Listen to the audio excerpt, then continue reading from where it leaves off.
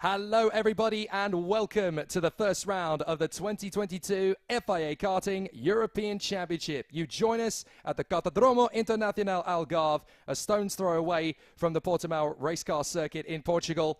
And what an amazing battle it is going to be ahead of us. Hello everyone, Jake Stanson here, calling the action and calling the shots for the drivers out there on the circuit. We are in for an absolutely sensational battle around the circuit here, and what a venue for this first round of the European Championship in 2022. There is definitely going to be some drama and some badinage out on the circuit.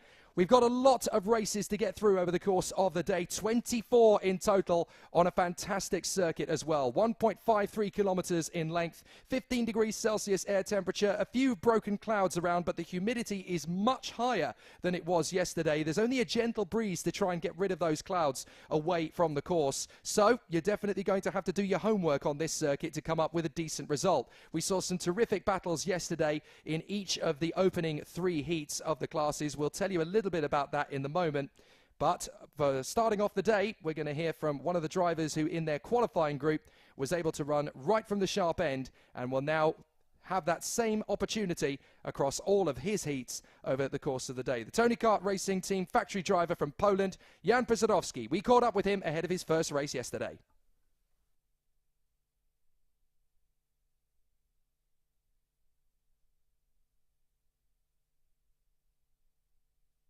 I have ahead, and obviously I'm not aiming for third position to the final, I'm just aiming in the final. There was a lot of things going on at once, but I got the right place at the end.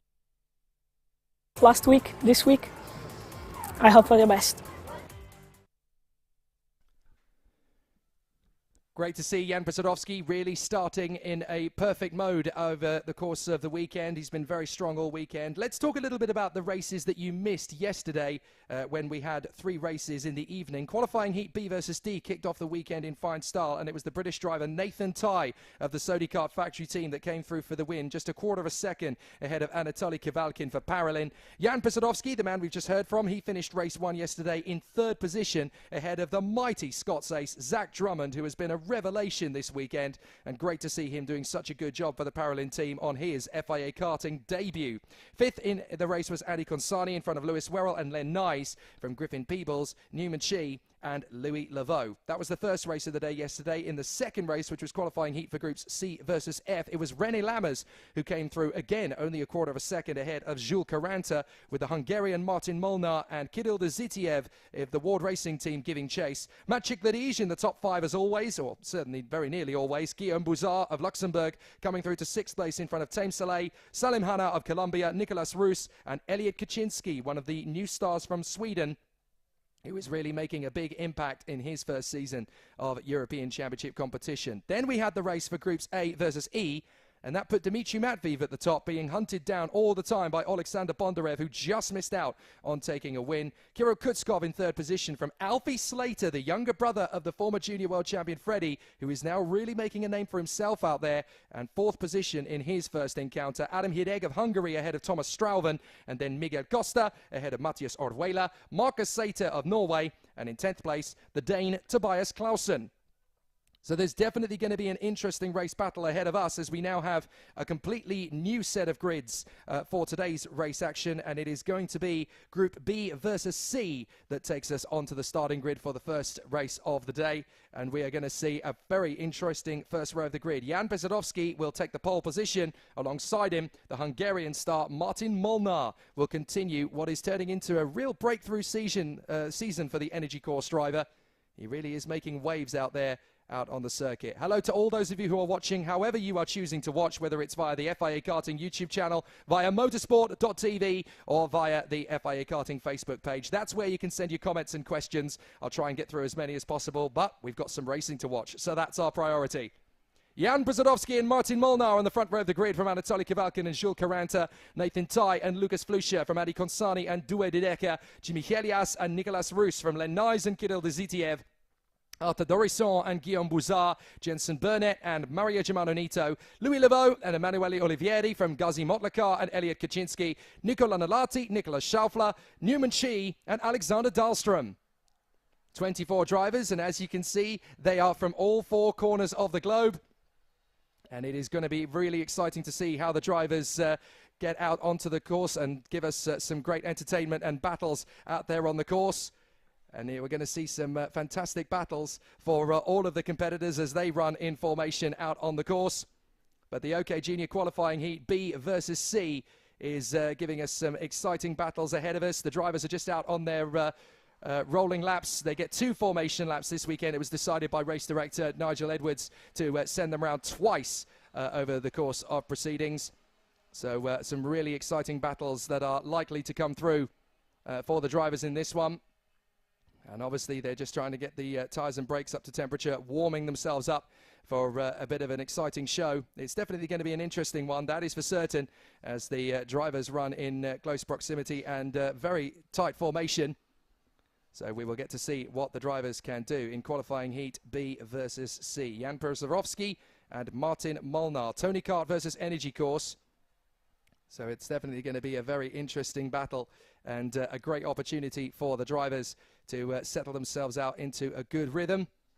Drivers just warming up the tyres and brakes, trying to get them to optimum temperature. Very easy to get that process wrong, but you need to have trust in the kart that when you get to turn 3, when you start to apply the brakes, that kart is going to slow down and turn in. So an awful lot of hard work that needs to happen from that point.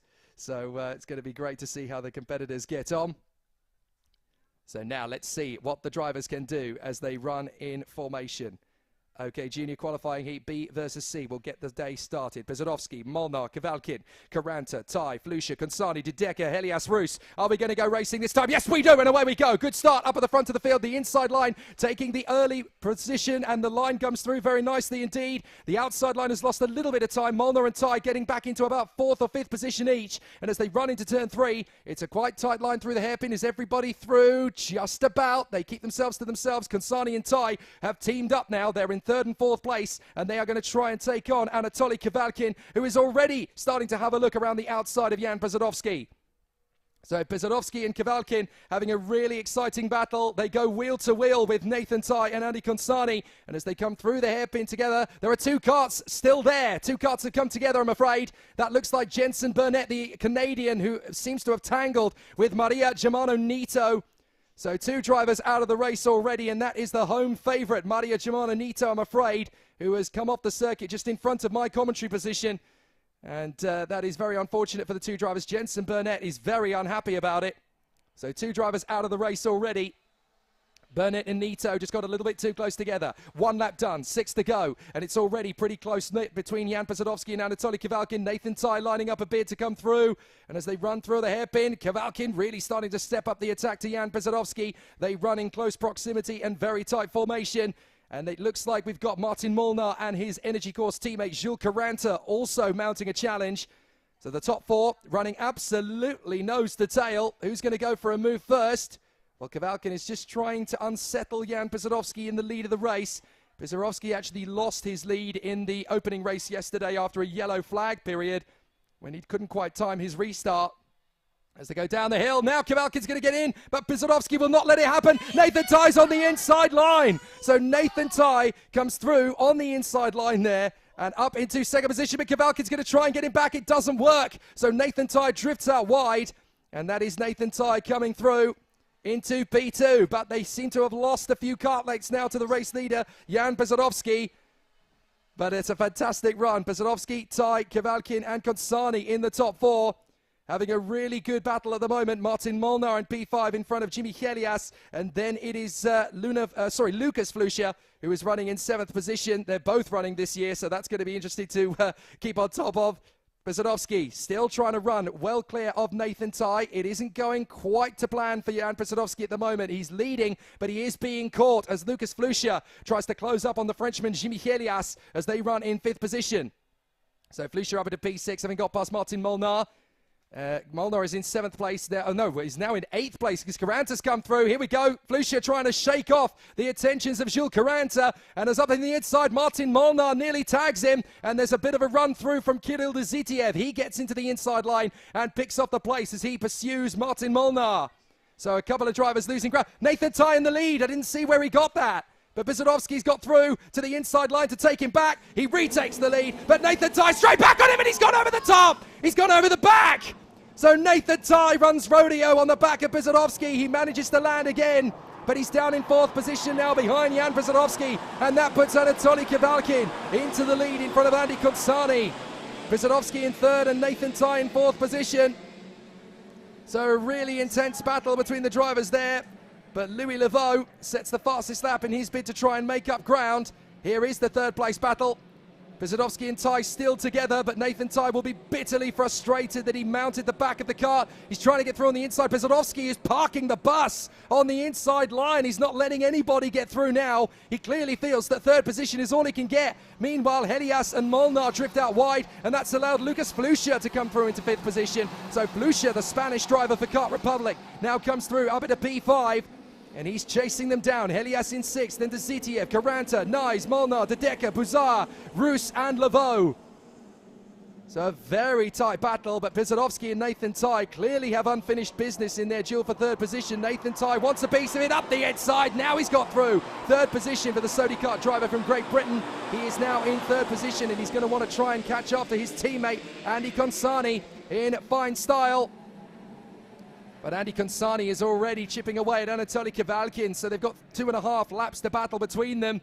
It's not going to be easy to judge who is going to get the best of this, but it really is a sensational battle so far. So Kavalkin leading the way, Consani in 2nd place, and Nathan Tye in 3rd position as we go in the first heat of the day here at Portimao.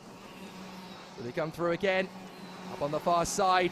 And running on the home straight, Kavalkin has got a little bit of a leg on Consani at the moment. He seems to have a little bit of straight line speed. Nathan Tye has got to make a 2.5 seconds in the last 2 laps. It looks insurmountable, but if the 2 guys up front start battling, if Kavalkin and Consani have a little bit of a duel, then there's going to be some interesting battles. As Gazi Motlakar, I'm afraid, has been given a warning flag for something that has happened out on the circuit. Not entirely sure why Gazi Motlakar has got that. I didn't see anything. But certainly that is the outcome. Down into the double apex left. The drivers treat this as a hairpin, essentially. As long as they stay fairly middle and present in the apexes, they can take a fairly decent trajectory. Nathan Tye has dropped Jan Bizodowski. The red mist has come down. And up the inside, lovely move there from Jules Caranta. He gets through on his countryman, Jimmy Helias. So the 2 Frenchmen battling away. But it's Jules Caranta who gets the best of it. Helias is doing a much better job this time than we saw in the 2021 season. He's made massive progress over the winter, but into the final lap goes Anatoly Kavalkin. Andy Consani is there, but he's not quite close enough to challenge. So it looks to me as though the Paralin driver should be able to hang on to this one after a pretty steady race yesterday. What this does mean is that Nathan Tye is not going to be unbeaten this weekend, because he obviously won the race yesterday, but he's not going to get the win today in this one at least. He certainly has time to get races won later. Andy Consani may get a chance to come in on Anatoly Kavalkin down the hill, but he's really going to have to gamble if he wants the win. He's going to have to leave his braking ridiculously late. I think the sensible thing to do here is just to settle for 2nd place. Kavalkin even feels the need to protect to Andy Consani. The Sodi karts are so much quicker in 2022 than they were last season, so they've made a step forward. But Anatoly Kavalkin, one of the pre-season favourites, opens his account on Saturday with a victory. Great race for Anatoly Kavalkin in front of Andy Consani and Nathan Tye. Great to see them in great stead at the front end of the field. Jan Bizodowski having a very tough race there in 4th position as well. Lucas Flucher fighting through to the top 5. The Spanish talent going great guns. But Jensen Burnett and Maria Germano Nito having a very intense scrap all the way through. A bit of frustration there, I'm sure, from Nathan Tye in 3rd position. There is Jensen Burnett walking over to the wreckage of his kart, as obviously the marshals are going to have to recover the energy course and the Tony kart of Jensen Burnett of Canada and the Portuguese driver Maria Germano Nito. Those 2 out of the race in the middle of the competition. But a very exciting battle, that is for sure. Well, a good start to the racing then in the juniors. Very tough indeed and quite relentless. But very fortunate for Jan Bizodowski and Nathan Tye that they were able to continue after their little up and over moment. So here is the provisional result for race 1. Anatoly Kavalkin on the victory dais for the moment from Adi Konsani and Nathan Tai, the Sodi Kart teammates. Jan Przodowski in fourth ahead of Lucas Flusha and Kirill Dezitiev. Jules Caranta and Jimmy Helias from Lennais and Guillaume Bouzard. Martin Molnar ahead of Louis Leveau and Doué de Decker. Elliot Kaczynski and Newman Chi from Emanuele Olivieri and Arthur Dorisson in 17th place. The Mozambique driver Ghazi Motlakar in 18th place for Parolin ahead of Nicolas Roos and Nico Lanalati. Then Nicolas Schaufler is in front of the new boy Alexander Dahlstrom. And after their incident on the opening lap, sadly, there is no result for Jensen Burnett or Maria Germano Nito. They'll be back in the later races, so it's a frustrating start for some, but a very confidence-boosting start for Anatoly Kivalkin and the Sodi Kart factory team. Their drivers Andy Konsani and Nathan Tai doing an excellent job so far, and I'm sure that Bertrand and the crew will be quietly happy with that. It's a good opening start to them for the season, and I'm sure Marco Parolin will have plenty to smile about for his boy Anatoly coming through for the first race of the day as well. More great race action to come. You can see on your screens there the OK Juniors are getting themselves ready for the action and the drama to unfold from the front of the starting grid around this Cartodromo Internacional Algarve circuit, which of course 18 months ago hosted the World Championships. And that was an all-British affair with Freddie Slater and Callum Bradshaw claiming the prizes in the two categories. Let's take a look around this circuit, guided around the track by Maria Germano Nito. Home driver doing a fantastic job so far this weekend. You're flat out down the home straight and through turn one, trying desperately to keep the kart nice and smooth as you head into turn two. A blip of the throttle, then you get on the brakes into turn three, the hairpin, just guiding it nicely to the painted white lines through the turn four flick. Carry a lot of curb, but you can still keep it pretty exciting on the way through. Then through five, very tight hairpin right. Then you're building up the speed. You carry it through six, in through the left. You keep the kart nice and stable through seven, although the light dab of the throttle is fair enough. Then into the double apex left-handers. You've got to keep it fairly central. You don't want to get too close to the curbs because they are quite high here at Portimao. Then you run through the first of the trio of right-handers, through the second, little bit of curb, dash of brakes, then hard brake into the third part of the course. And then you come up to this uphill camber climb through the double left shift, and then you come up into the final two corners. The penultimate one is quite tricky to place the kart, and then it's quite a tight apex, but because of the deceleration before that, you carry the speed up and over, and that's the lap of Portimao. A very exciting race circuit here. A lot of the drivers are very fond of the circuit here. It's very fast indeed out of the final turn all the way to turn three. You are riding the throttle the whole way. But there is a bit of a balancing act to find here between getting the engine sprocket set up correct and then also making sure that there's enough mechanical grip through the bends. If you're slow in the corners, then you're definitely going to be compromised, even if you're fast in a straight line. So you do have to do a little bit of analytical work back in the awning to make sure that the karts are well set up. So an absolutely fascinating battle for all of the competitors as they run through. Hello to everybody who is tuning in, whether you're tuning in via motorsport.tv, whether you're on the FIA Karting YouTube page, or whether you're on the Facebook page for FIA Karting as well. That is where you can send your comments and questions and your cheers of moral support. I'm sure there will be quite a few for the drivers who are out there on the circuit, and they do come from all four corners of the globe. It is a truly international discipline, this European Championship, with several drivers around the field, and we're going to have a fantastic day of the races, that is for sure, as the drivers will give us so much excitement and anticipation through the course of proceedings. And it's great to see everybody here enjoying the race action and the banter out on circuit. So do send in any questions that you may have as well. We'll try and get them answered as much as possible. I've encouraged a few of the drivers to pop in from time to time to the box if they're not too busy.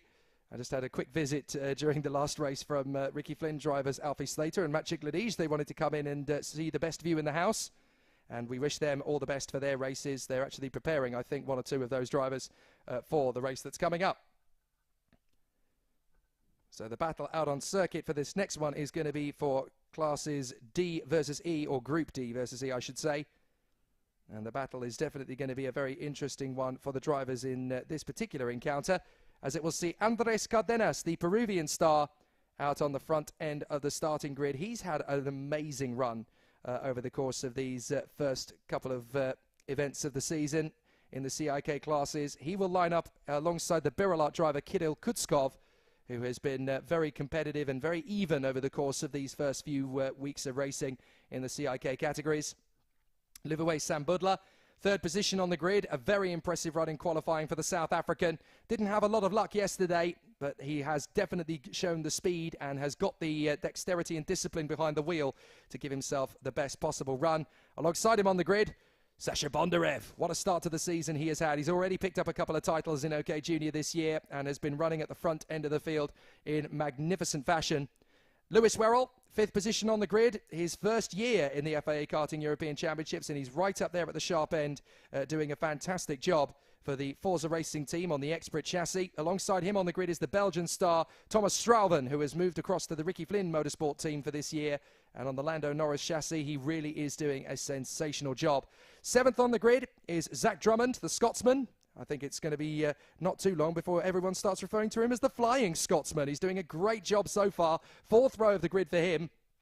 And the Paralin Motorsport team really have given him the tools to do an exceptional job. He's learnt the hard way going through the cut and muster of things in the first few weeks. But now he is at the front end of the grid. Matthias Orwela, his teammate from Colombia, is always towards the top 10 in time qualifying. He seems to have a real good rhythm for Friday afternoons.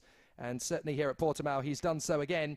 He now lines up on the fourth row of the grid for every single race this weekend, leading up to tomorrow, of course. Gerazim Skulinov will line up in ninth position on the starting grid in the Birilat chassis, although technically, of course, it is the Leclerc by Lennox racing team with the Birilat chassis after the name of Charles Leclerc. No spoilers about how he got on earlier today. And Marcus Sater in the Tony Kart for Norway, the Ward Racing driver, getting himself up in the top 10 of the grid. Always really satisfying. So an absolutely fantastic battle to come from the drivers in this one. And all of the competitors are going to be running for that first corner. The sixth row of the starting grid will see the Swiss driver, Kian Fardin. He will be there in 11th position on the starting grid. Good to see him making good progress as the season unfolds. Alongside him on the grid, one of the revelations of pre-season, Enzo Tanvanitschkul from Thailand, making his debut in FIA Karting in the European Championship this year. And what an impact he has made in the CIK categories already. Putting on an excellent show here 2 weeks ago, I should say. So he's definitely showcasing good speed and good ability. And there's a real threat that he could become the leading Tony Kart driver in the OK Junior category by the end of the season. He's making massive strides forward, and he is being looked after this weekend by Simo Puhaka. So he wouldn't really have a better tutor in that Tony Kart fold, could he? So excellent stuff. Aaron Garcia on the seventh row of the starting grid. We'll see what the Spanish talent can do aboard his Birilat. Alongside him on the grid, the Swedish talent Leo Nilsson for the Ward Racing team. Good to see what he has been able to produce over the first few weeks of his 2022 campaign. He's getting better all the time and really starting to make good strides. Dante Vinci was a complete new face in the 2022 season when he arrived in Europe at the beginning of the year, and now he is settling in very well to the Paralin Motorsport team, the latest Australian karting talent, clearly following in the footsteps of many of his contemporaries, and it'll be very interesting to see how he progresses. William Go, the Philippine star, racing for the Forza Racing team on the Expert chassis. He's definitely going to be one to watch. He's had plenty of success out in his native Asia. And now that he has come through to the European karting scene, it's not going to be long before he's knocking on the door of race victories. Francisco Macedo, the Portuguese driver, who is having a fantastic run so far, running in 17th place on home soil and looking to make good progress as the weekend continues. Ivo Besterda, one of the new drivers at Paralin, doing a fantastic job. The Polish driver continuing to make progress through the weekend. Then we have Griffin Peebles, who has shown flashes of pace and speed over the course of the weekends so far and is definitely on the back foot this weekend after a difficult qualifying, but he can make that time up for the Koski Motorsport team. Alongside him on the grid, Maxime Verbruge. He didn't really get the qualifying lap he deserved and certainly has the ability to be much higher up the grid. That just means, though, that Verbruge will do things the hard way, fighting his way through the field and picking off his rivals one by one. On the back row of the grid, it's a similar story for Luna Flusha, who did a great job earlier in the season, having made the transition to OK Junior for the first time. And alongside her on the grid is the new Indian talent, Abhay Mohan Kumar. So the drivers now make their way through on the formation lap. Here is the grid in full. Andres Cardenas and Kirill Kutskov from Livoe Sambudla and Alexander Bondarev, Lewis Werrell and Thomas Straven from Zach Drummond and Matthias Orduela. Then it is Gerasim Skulanov and Marcus Seita from Kian Fardin and Enzo Tarvanichkul. Aaron Garcia and Leo Nilsson from Dante Vinci and William Go. Francisco Macedo and Ivo Vesterda. Then Griffin Peebles, Maxon Verbruge, Luna Flusha and Abe Mohan Kumar. 22 drivers in the field for this one. And it's definitely going to be a fascinating battle for qualifying heat D versus E. Once again, 7 laps on the board, 2 formation laps, as our race director Nigel Edwards will send them around for an additional formation lap. That's at his discretion. He clearly feels that in the first round of the championship they can have a second formation lap around. I think it's sometimes taken depending on conditions. It's also taken depending on levels of experience, and certainly in the junior categories there are a few drivers that are still very, very new to this indeed, having come out of their regional, domestic and national championships to then step onto the playing field at OK Junior. And these karts are quick. They are not like any of the karts they will have raced up to this point. These are very fast machines indeed. So this is definitely the toughest test that a lot of these drivers will have faced. Some of the drivers, of course, are returning from last season, having had a very competitive run, particularly the drivers on the front end of the grid, Andres Cardenas and Kirill Kutskov, 2 very seasoned campaigners after making their debuts last year. Livoe Sambudla, the South African, really starting to make an impact now in his second campaign. And last year, Sasha Bondarev was a privateer, the young man from Ukraine, with his family team. And now he has stepped up to the Ricky Flynn Motorsport team, the squad that has a reputation for building superstar racing drivers and taking them onto the world stage. The likes of Lando Norris, Oscar Piastri and Zhou Guanyu, to name just a few. So now the drivers are getting ready in position once again, and we should be able to see an absolutely fascinating battle as the drivers will quest for glory. So we're going to see a fascinating run from the competitors. Are we going to see them on the start? Yes, we are. Good getaway. Andres Cardenas holds it. Kirill Kutskov on the even side of the grid have had some moments. Oh, there's a couple of karts going off the road. We've got a CRG spinning off the road, and there's a couple more karts going off on the exit of turn 3.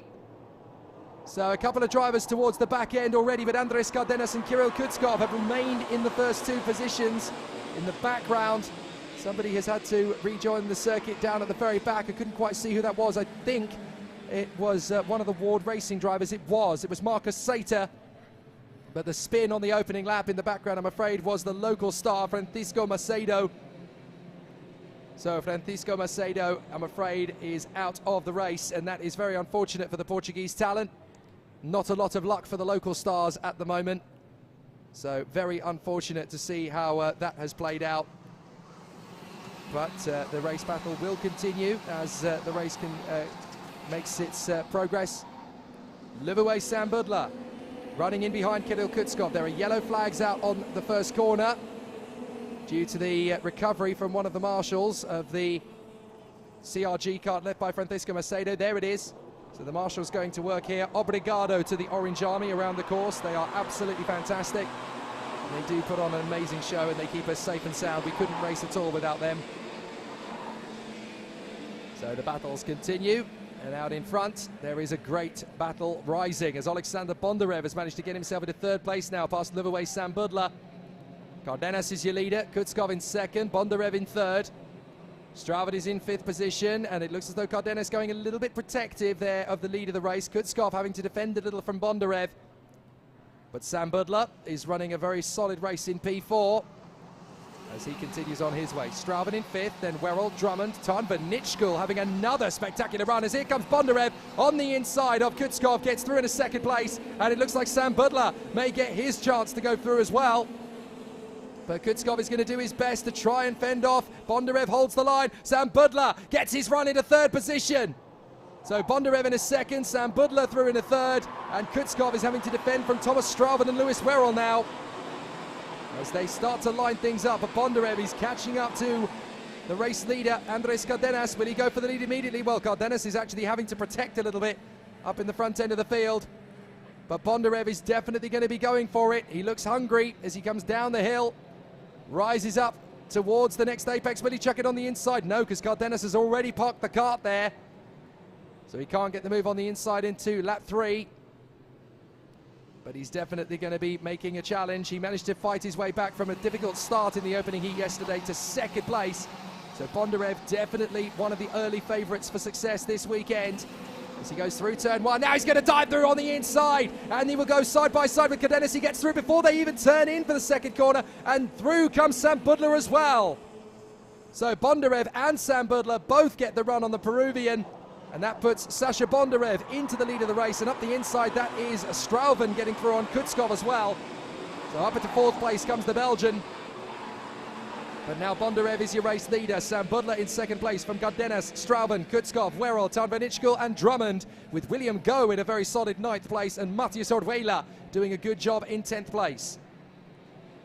So the drivers that really lost out at the start of the race essentially were Leo Nilsson, who lost a few positions. We also had Gerazim Skulinov going backwards, Marcus Sater likewise, and Kian Fardin unfortunately falling to the very back of the field, just in front of Abe Mohan Kumar now. He's actually managed to get through as he has also passed Marcus Sater.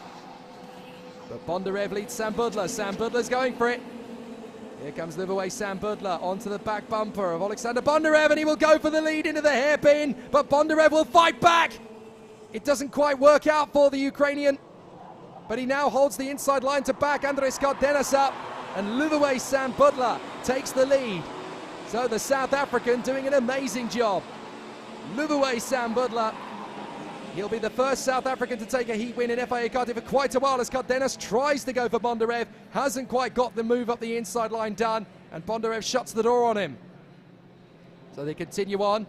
Sam Budler running a very solid race, Bondarev having a good run, but then Cardenas, Strauven, Kutskov, Werrell, Tanvanichkul and Drummond all having very solid races as well. William Go in 9th from Orduela, Garcia, Vinci, Verbruge, Blusha and Len Nyes. Oh, sorry, that is Leo Nilsson. So there is just 2 laps to go. Sam Budler leading. Bondarev is catching down towards turn 3. Will he throw it up the inside? Yes, he does. And Alexander Bondarev retakes the lead. Excellent run from the Ricky Flynn driver. So he gets himself into the lead, but Sam Budler's going to try and come back at him. He has a go on the exit of the hairpin. Bondarev's going to slam the door shut in his face, and he'll hope that Cardenas will have a go at Sam Budler. That could be just the ticket for the young man from Ukraine. He holds the middle of the road. Nobody can make the overtaking move. So Sam Budler's going to try again, and that really is backing up the field. Bondarev really wants this opening heat of the day. It'll put him in a good mindset for the rest of it. He now holds the inside line to hold cover. But Sam Budler and Cardenas are going to team up together here, surely. Bondarev still holds the line. Out through the final couple of corners. He just needs to be nice and controlled, nice and composed. Across the line. 1 to go, final lap. But what can Bondarev do to keep him at bay? He pulls to the middle of the circuit. Very sensible from the young man from Ukraine. Sam Budler tries. He can't get there. Bondarev holds it. Cardenas up the inside of Sam Budler. Opportunistic. And now he's not quite going to make it stick, as Strauven's going to drop back in. Strauven into 3rd position. Cardenas drifts out wide, and Strauven will hold 3rd position temporarily. Kutskov and Tanvanichkul are looking for their moments to come through. It's an absolute rout as they run through the double apex left. Now through the right. Tucking down the field, and it looks as though Bondarev has enough space over Liverway Sam Budler to be comfortable. They're going to come through together. Great discipline from Alexander Bondarev in this one. He placed the card exactly where he needed it to be. He didn't get flustered, he didn't get stressed, he just held on to his lines. And a very good opening race of the day for Alexander Bondarev. And the young man from Ukraine takes the win once again. Great job from Bondarev. Sam Budler in 2nd, Strauven in 3rd. And now we have 5 different race winners from the first 5 OK Junior races of the weekend. That shows you how competitive it is going to be so far. Bondarev victorious for the moment, and that will put a real smile on his face. That's a sigh of relief as far as he's concerned. A 1st and a 2nd, that'll do him the power of good. A great run though from Liverway Sam Budler, definitely the driver of the race for me. What a run from the South African. Absolutely extraordinary how much development and how much speed he has gathered in these few weeks. Sam Budler absolutely on it. Was wonderful to see him doing such a good job out there. And it looks like he's not just a new boy anymore. Now he's got the authority to run and command at the front. So nearly a heat win. That will give him so much confidence. So great performances so far then. Alexander Bondarev takes the win from the South African star Luvuwe Sambudla. Thomas Strauven in third from Andres Cardenas and Kirill Kutskov. Enzo Tarnvanichkul, what a drive to P6. Zach Drummond doing well in seventh ahead of Aaron Garcia. And then the Forzers, William Goh and Lewis Werrell. Matthias Orwela in 11th place ahead of Maxime Verbruge. Dante Vinci for Shamik Europe and Leo Nilsson for Ward Racing. Griffin Peebles ahead of Luna Flusha. And then Gerasim Skudanov managing to come home ahead of the new Polish talent Ivo Besterda. 19th position for Kian Fardin in front of Marcus Sater and the Indian talent Abe Mohan Kumar. The one retirement from the race was on the opening lap. The Portuguese driver for CRG, Francisco Macedo. I'm afraid his race was over a little too early for his liking. So, an interesting battle then is already playing out across the heats in OK Junior. So far, we have 5 different winners from the first 5 races. But the man who can continue to display his strength and his speed over the course of the weekend is the man who ended up topping the timesheets in time qualifying yesterday. After a brilliant weekend build-up, it is the Koski Motorsport driver, Dmitry Matviev. We caught up with him in the press conference yesterday. The point on the qualifying was to get a perfect lap and the position to catch someone in the front. And that was a problem for me, but I decided to stop in the middle of the track and made a perfect gap, basically what actually really helped me to get a perfect lap. Because in this track, you really need to catch someone.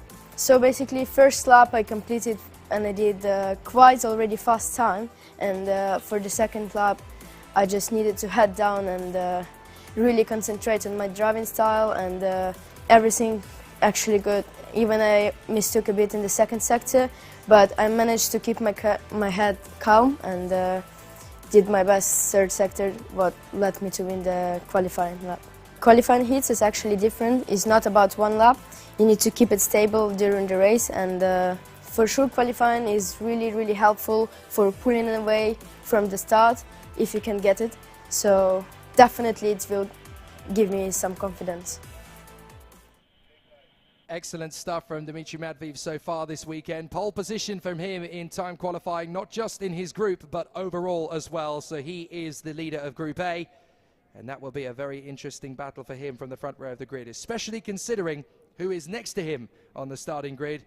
René Lammers, what a great performance he has been having over the course of these weeks. He was a new boy last year. Now he is definitely authoritative at the front end of the field for the Paralin Motorsport team, but very much unique in the sense that René Lammers is carrying the resplendent colours of the Racing Team Nederland Motorsport team.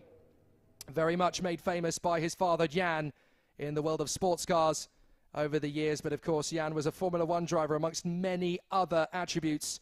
So René Lammers really does have motorsport flowing through his veins, and it's great to see him at the sharp end of the field here where he rightfully belongs after the hard work he's been putting in. So it's really good to see what he is creating at the moment. But there's a long way still to go, and he knows just how much hard work is ahead of him. So Dmitry Matviev and René Lammers starting off from the front end of the grid. That will definitely keep them busy over the course of this race.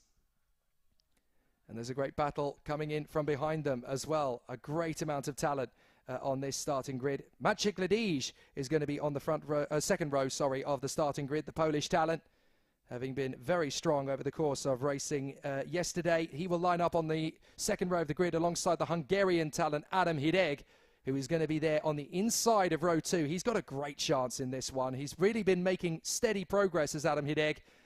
And certainly Hungary's best karting talent for a while has started to make his progress. But then along with him, there's also Martin Molnar. So the country is making massive strides forward with their 2 talented boys. So expect some great performances from them. On the third row of the grid behind Hideg and Ledij, on the inside line, Slater is back in town in OK Junior. It's Alfie Slater who is making a massive impact this weekend. He's done sensationally over the course of this first part of the weekend. A few weeks ago, he was still getting up to speed with his new mount. The OK Junior kart, very different to what he's been used to out in Italy in the Mini 60 category. But stepping up, he really has made a big impact in the CIK classes. And in OK Junior, He really is starting to find his feet. Alongside him on the grid, his Colombian teammate Salim Hanar, who is having a very impressive run over the course of the weekend. Solidly in the top 10 in time qualifying. That's where you need to be to make all of the big moments and the moves count. So Salim Hanar exactly where he deserves to be as well. The Brazilian talent is next up for the Sauber Academy. Miguel Costa lines up on the 4th row of the starting grid, carrying the rather Miguel Costa-esque Senna tribute on his helmet. His is almost exactly the same colours as Ayrton Senna, with a little bit of added Miggy, because what he's been able to create is the golden shining chrome of the helmet design, as opposed to the bright yellow. It looks very unique and it's very, very special. Jindra Pezel has stepped up to the front end of the field. He is going to be going off row 4 on the outside, the young man from the Czech Republic. And what an impact he's made in OK Junior. He's, again, one of those drivers that's had to learn about his first few weeks in OK Junior the hard way, really struggling to find the pace. But here, in time for the FIA Karting European Championships, oh my, has he found the speed. Great to see. And it's right up in the top 4 rows of the starting grid for him. The Swiss talent Anair Frey is making good progress. He is there for the Ricky Flynn Motorsport team as ever on the Lando Norris chassis this year, having made the switch across to the OTK group. And they are on the 5th row of the starting grid. Alongside him on the grid, it is the talented Spanish ace, Edu Robinson, who has been very strong indeed for the Forza Racing team on the Expert chassis. It finally looks as though, in terms of raw speed, they have unlocked the magic ingredients that you need on a Friday to be competitive. He had really bad luck yesterday. He was running as high as 5th in the first race before an incident saw him drop back through the field. So he certainly has the ability to come up to the front end of the field. There's no questioning or doubting that. It's whether or not he gets the opportunity to do his own race and lead by example. 6th row of the grid, the Turkish talent Alpak Soy. Good to see him rising up through the ranks as well. It's been a tough few weeks for him to get up to the sharp end of the field, but he is now starting to unlock the secrets to bring him towards the front end, which is excellent to see. Taim Saleh, the German talent for the Kart Republic team. Great to see him continuing his march forward up through the field as well. 13th on the grid, the Danish talent, Tobias Clausen. Watch out for the Falcons this weekend. They are slowly starting to knock on the door of steady progress. And certainly with Tobias Clausen behind the wheel, the last time they raced here in the CIK classes, he made some big waves out there. So providing he can turn that into some results, there's a lot of opportunity for the Danish talent. Alongside him on the grid, Sandro Perez, who has come through the very tough ranks of national motorsport in Spain and European competition in the world of X30. And now he is here doing a great job for the DPK Racing team, his national team, on the Alonso Kart chassis. A fabulous opportunity for Sandro Perez to really become a superstar in the making. Giacomo Pedrini, the Italian for Tony Kart, will be on the 8th row of the starting grid. Good to see him making progress as well. Alongside him on the grid, the Dutchman, Renaud Franco, who opened his 2021 account in the FIA Karting Academy Trophy with that brilliant victory at Wackersdorf. So he has the ability to keep making steady progress. And here he is in the Birolart on the 8th row of the starting grid. Marcel Kaplichki is in the Tony Kart behind him for the Ward Racing team on 17th position on the starting grid. Good to see another new face making his FIA Karting European Championship debut. Alongside him on the grid, Tiziano Monza didn't quite get the qualifying position he deserved, having been very strong in recent weeks. The Singaporean ended up spinning out of the race yesterday as well. So unfortunate for the young man from Singapore, but there's definitely opportunities for him to move up. And he's one of the drivers who can really make some good overtakes. So keep an eye on Tiziano Monza. Thomas Kinsey, the very talented privateer from France, will be there on the 10th row of the starting grid. And alongside him will be the young Philippine star Sebastian Kaupeng, having had amazing success out in Asia. Here he is in the European Championships, and it will not be long before he's knocking on the door of the top 10. And then on the back row of the grid, we have Jens Truer in the Falcon. Alongside him will be Dinan de Vos, the talented Dutchman. And then at the back of the grid, it is the Romanian lady Zoe Florescu, who was in the top 3 of her national competition so far last year. So she definitely has a great opportunity to make progress with the Birolart factory team here in 2022.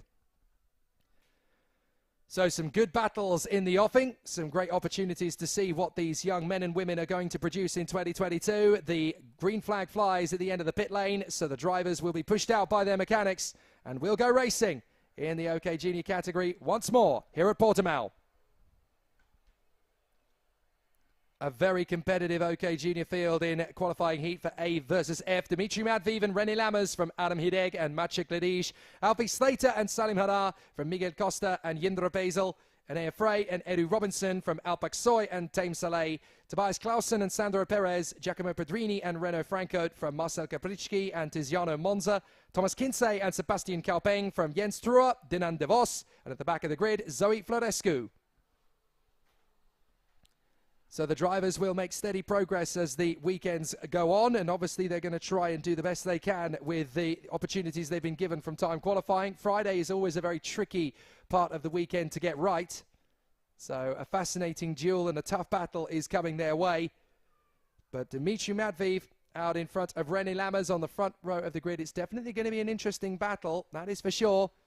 But how they're going to produce the great quality racing we've come to expect is always very intriguing to see out on the course. The drivers will definitely give us a lot of great battles to the first corner. There's already been a couple of drivers tripping up in the FIA Karting European Championship. The pressure increases in this series because obviously this is the pinnacle of world karting. And world karting, of course, is one of the toughest disciplines of motorsport on the planet, never mind in terms of karting. This is such a physical discipline. If you take into context and consideration the fact that these young men and women are aged 11 to 14, because you're allowed to compete in OK Junior on the international level in the year you turn 12. So some of these drivers are as young as 11 years old. They are just entering secondary school, essentially, in most parts of the world.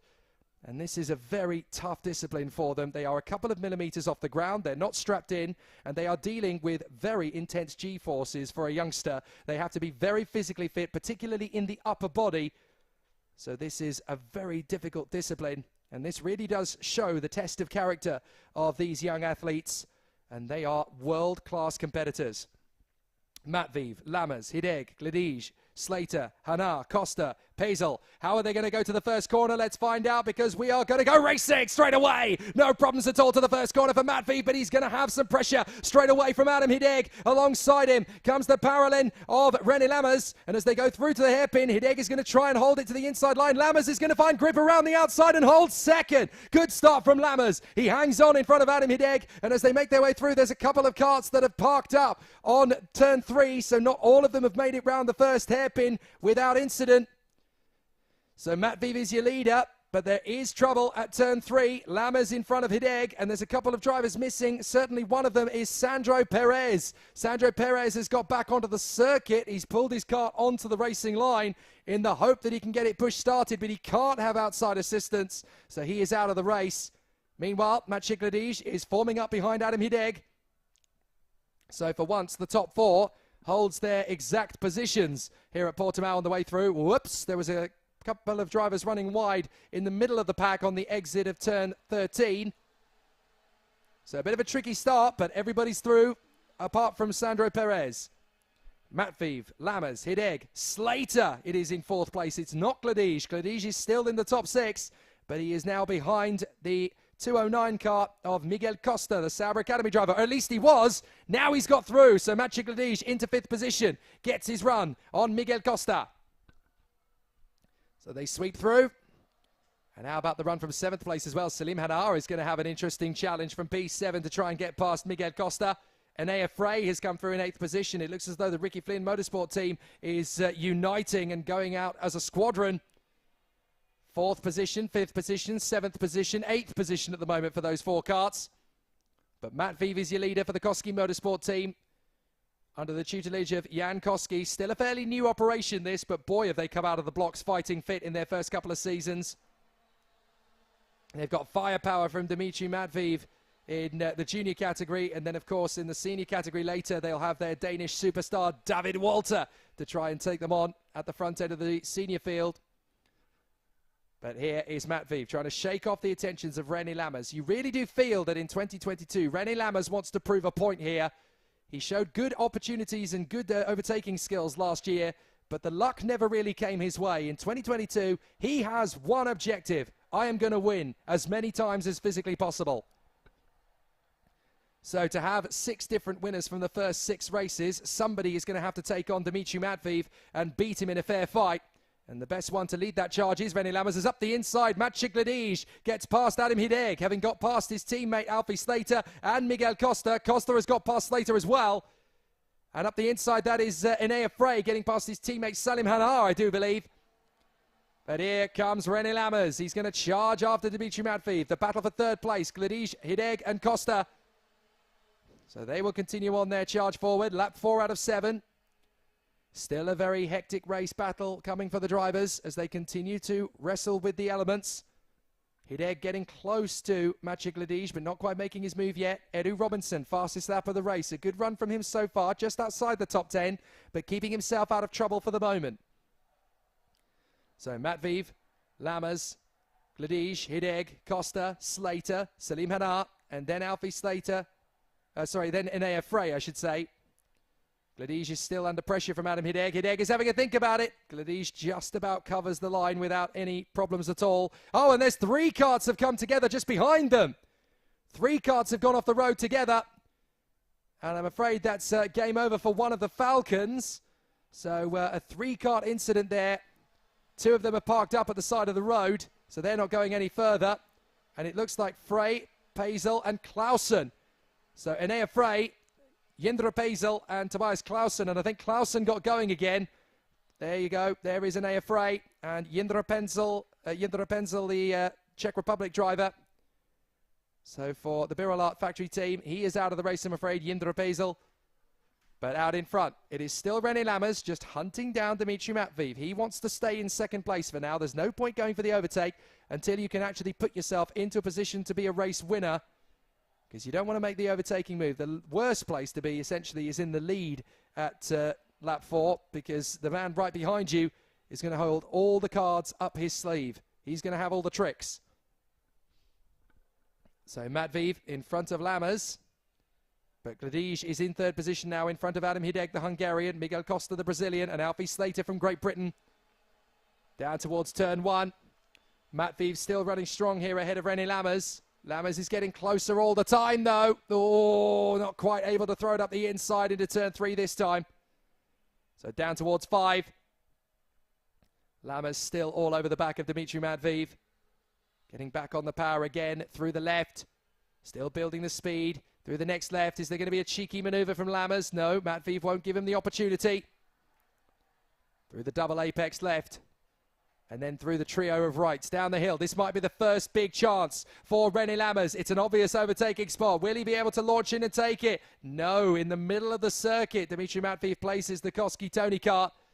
But that is going to hold him up a little bit. It is going to compromise his exit speed. So René Lammers may get a chance into turn 3, but it's all going to be down to what Dimitri Matviev can do to hold him at bay. Here we go, last lap. Is there going to be 6 different winners from 6 races, or can Matviev make it 2 out of 2 so far this weekend? It's up to René Lammers. What can he do? He's going to get close to Matviev into turn 3, but he can't make the switcheroo move.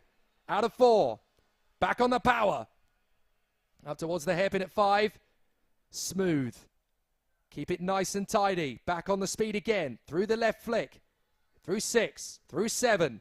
Up towards the double apex left-hander. There won't be a massive move here. Lammers is setting him up. He knows where the next overtaking move is going to come, and so does Matviev. They will come for the move down into the square right-hander at the bottom of the hill, but can he keep enough space to him? He holds and protects the inside line. Lammers is tightening up. There might just be one chance, and I think it's going to be into the penultimate corner. Matviev drifts out wide. Lammers is trying to get close enough. He can't quite do it. He's not quite close enough. So, try as he might, Matviev is going to be the winner again. Lammers will be second. He's so frustrated. But Matviev gets it done. 2 out of 2 for Dimitri Matviev. A great run for the Koski driver. Dimitri Matviev doing a great job. Really tough to hold on to that, but René Lammers threw everything he possibly could at him. But so far, so good for Dimitri Matviev as he runs in first position. Doing a very similar job to yesterday, only this time it was much harder to keep René Lammers at bay.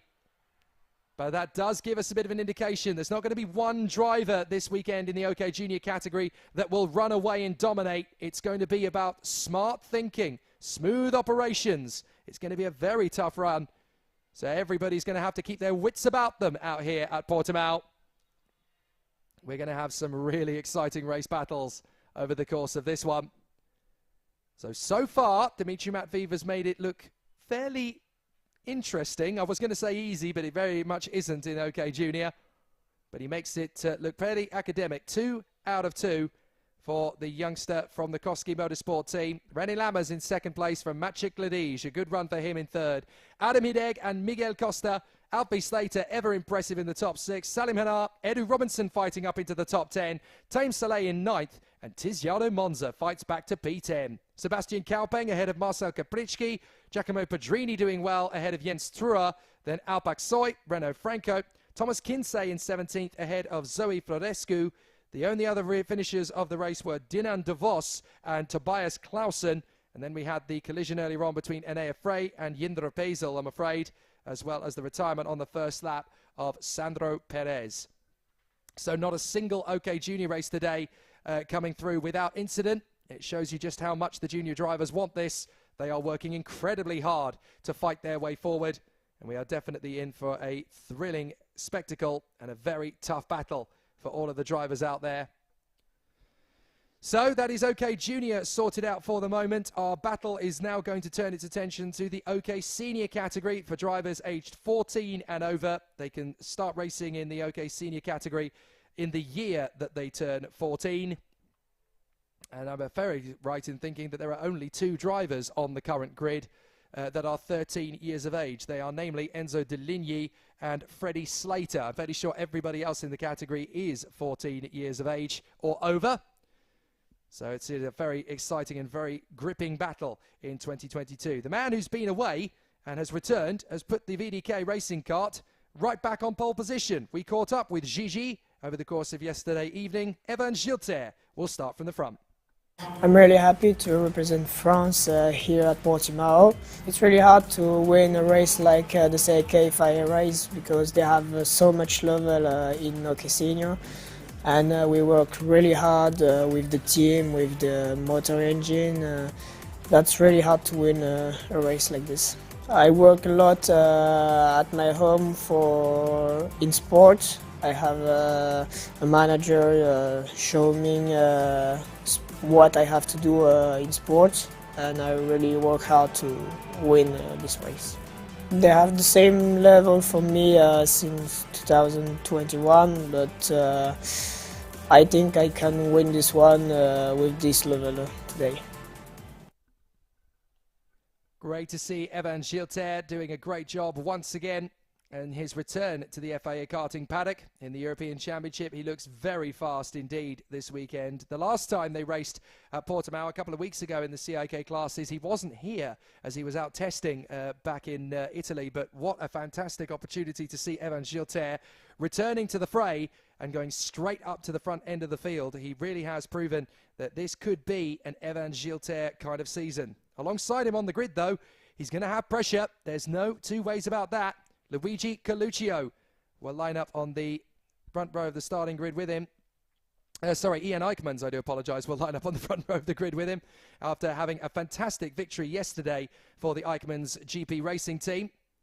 It's been an absolutely sensational battle for Ian Eichmanns so far. He did a good job 2 weeks ago, and he is keeping the Eichmanns name firmly at the front end of the FIA karting fraternity once again. He is the only representative for the legendary team, but he is keeping them at the sharp end of the field, and that is very exciting to see. He took a heat win yesterday, so we'll have to see what he can do today. As we are talking about the OK Senior category, for the first time this weekend, then let's go through what happened over the course of the 3 heats yesterday evening. The first of those races was won by Joe Turney, the man who starts from 3rd position on the starting grid for this one on the inside of the 2nd row.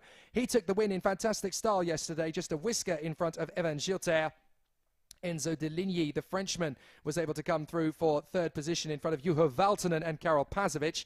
Tuka Tarpanen, the reigning world champion, was in the top 10 of that race. Zachary David in 7th ahead of Max Popov, Rashid Aldeheri and Freddie Slater. That was the top 10 in yesterday's qualifying heat for B versus D. In C versus F, it was James Zagotsi, the young man from Miami, who got the victory in front of Ian Eichmanns. After a great battle between the 2 of them. Alex Powell in 3rd position, and then Oscar Pedersen and Luigi Coluccio in the top 5. Maxim Rem in front of Keanu Alazzari, Matthias Morgato, Nacho Tunion and Matteo De Palo. A great battle in the top 10, and all of them covered by just a whisker over 6 seconds in the end. And then came A versus E yesterday. Artem Severukin picking up where he left off a couple of weeks ago with another win in front of Thomas Stolchemanis. Then the man flying the flag for Portugal this weekend, Adrian Malheiro, came through in 3rd position. He carries a Spanish license, but he is very much a Portuguese racer on home soil in his beloved Portimao, hoping to be at the sharp end of the OK category all weekend long. Kia Nakamura Berta, 4th position on the grid in front of the Japanese talent Hiyu Yamakoshi. What a debut he's making. Christian Bertucca, Matthias Ferreira, Akshay Bora, Harley Keeble and Victor Gustafsson, all brilliant talents and all in the top 10 of yesterday's qualifying heat for drivers in A versus E groups. But this one is all about qualifying heat B versus C. And that puts Evan Gilter and Ian Eichmans together on the front row of the grid. It won't be the first time that they've lined up on the same row of the grid together. They've had plenty of battles against each other in the past. Joe Turney will line up alongside James Agozzi, the man who got a brilliant victory in yesterday's first heat. And he really is finally starting to crack the case in OK Senior. It's been a tough few weeks for the American, but now he is getting up to speed alongside his teammate Joe Turney on the second row of the grid. Enzo Deligny, what a fantastic talent he is turning out to be. 5th position on the grid. He actually ended up crossing the line in the top 3 2 weeks ago, the last time the CIKs raced in Portimao. So he knows how to get to the front end of the field and knows how to do so by example in Marco Paralinzorning and under the tutelage of the 2-time world champion, Lorenzo Travasanuto. 6th on the grid, Luca Samalisto. After a very tricky opening race yesterday, he ended up losing the back end of the kart and skating off over the grass at turn 3. How he kept the kart in a straight line, I do not know. But what a recovery from Lucas Samalisto. He has lightning reflexes. Expect him to be going for the Monte Carlo Rally one day because he definitely has amazing kart control. 7th place on the grid is Karol Pazovic, the Polish driver who's made massive progress over the last few weeks for the Birolart factory team. And he is there in the 4th row of the grid on the inside line, and he thoroughly deserves to be there. So it is great to see him making the progress. 8th on the grid, Nacho Tunion, the Spanish talent on the Alonso kart chassis for the DPK racing team. Very, very passionate squad of racers who want to continue to keep the Alonso name and the Alonso colours in karting right up at the sharp end. On the 5th row of the grid, it is Zachary David, the young man representing Malta for the Sauber Academy. He continues with that team in his 2nd year with the squad. And in 10th position on the grid, it is Matteo De Palo, who's had a very trying first few weeks of the season. But again, good to see him getting himself into a position he deserves to be in the top 10 of the starting grid. So a great run so far from our drivers in the OK Senior category. There are more great talents to talk about, though. Maxim Orlov for the Paralin team on the inside of the 6th row of the starting grid. Still very present and making good progress through the field.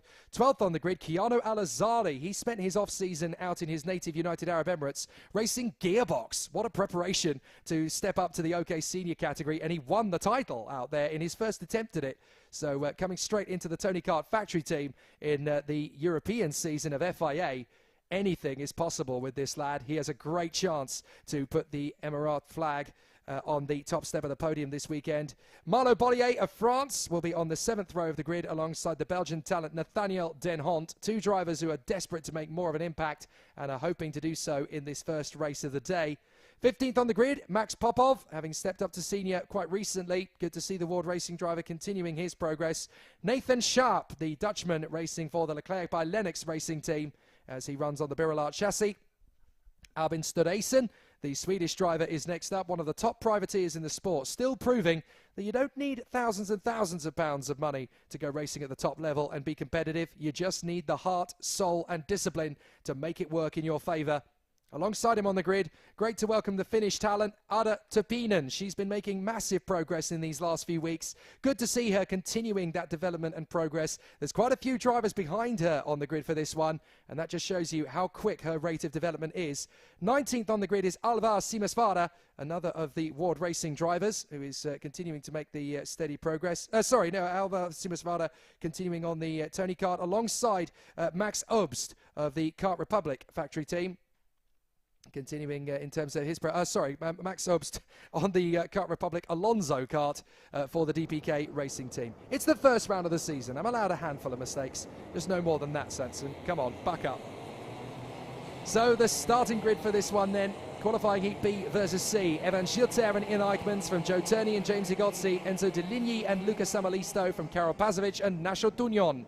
Then Zach David and Matteo De Palo, Max Orlov and Keanu Elazari. Malo Bollier and Nathaniel Den Hont from Max Popov and Nathan Schaap. Albin Stureysen and Arda Tepinen. Alva Simasvara and Max Obst from Gustav Wisniewski. Eric Genet, the Richard Mille Talent Academy driver Ella Stevens. And Caspian Hackman for the World Racing Team in P24.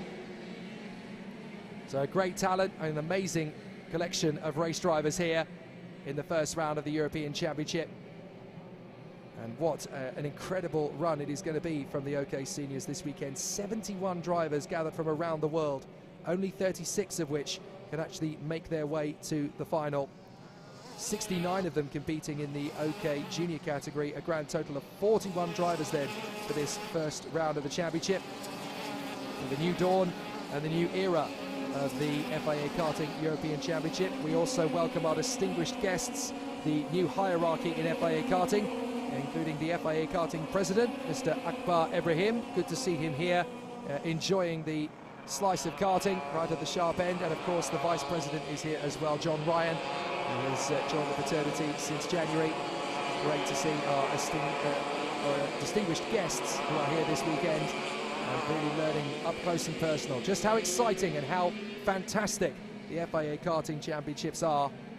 And this first round of the European Championship at senior level in the OK category, already providing some action yesterday. Joe Turney, James Igozzi and Artem Sevrukin giving us the race victories yesterday.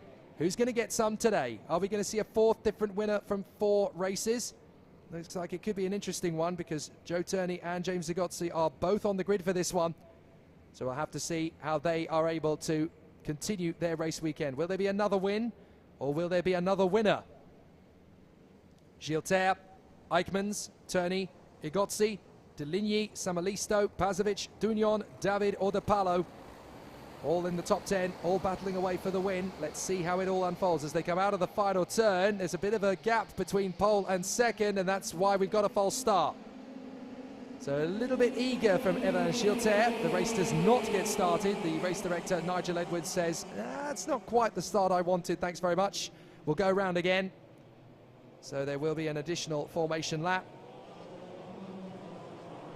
So the competitors continue. And you can see there, you can see in the last shot anyway, the racing in the shadow of the home straight of the Portimao International Circuit, Algarve, which has hosted everything from MotoGP to the World Endurance Championship, and of course quite recently to Formula One. It was the scene of where Lewis Hamilton won his 7th world title in 2020.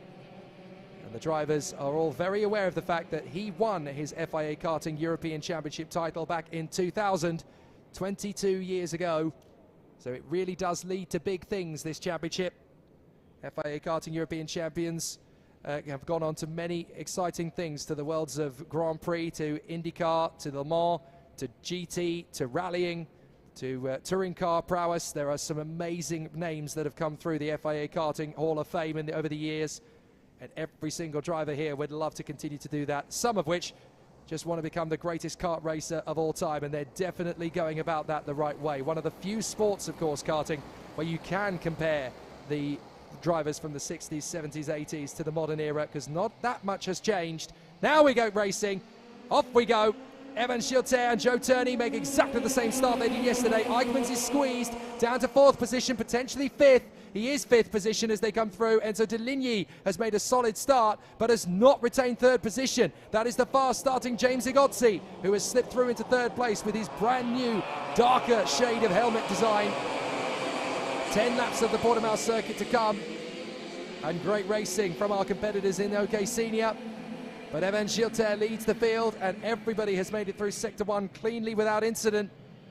So Schilter, Turney, De Ligny, back in behind Igozzi, and then in 5th place it is Ian Eichmans.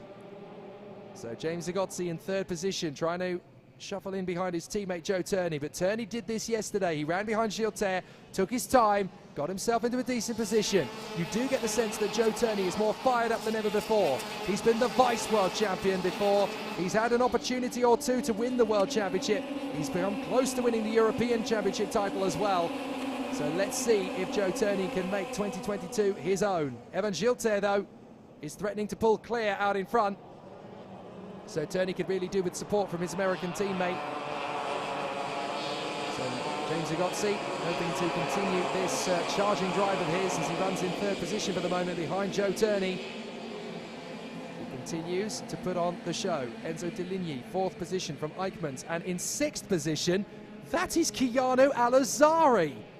My goodness, how has he made up 6 places in 1 lap? That is phenomenal from the young man from Dubai.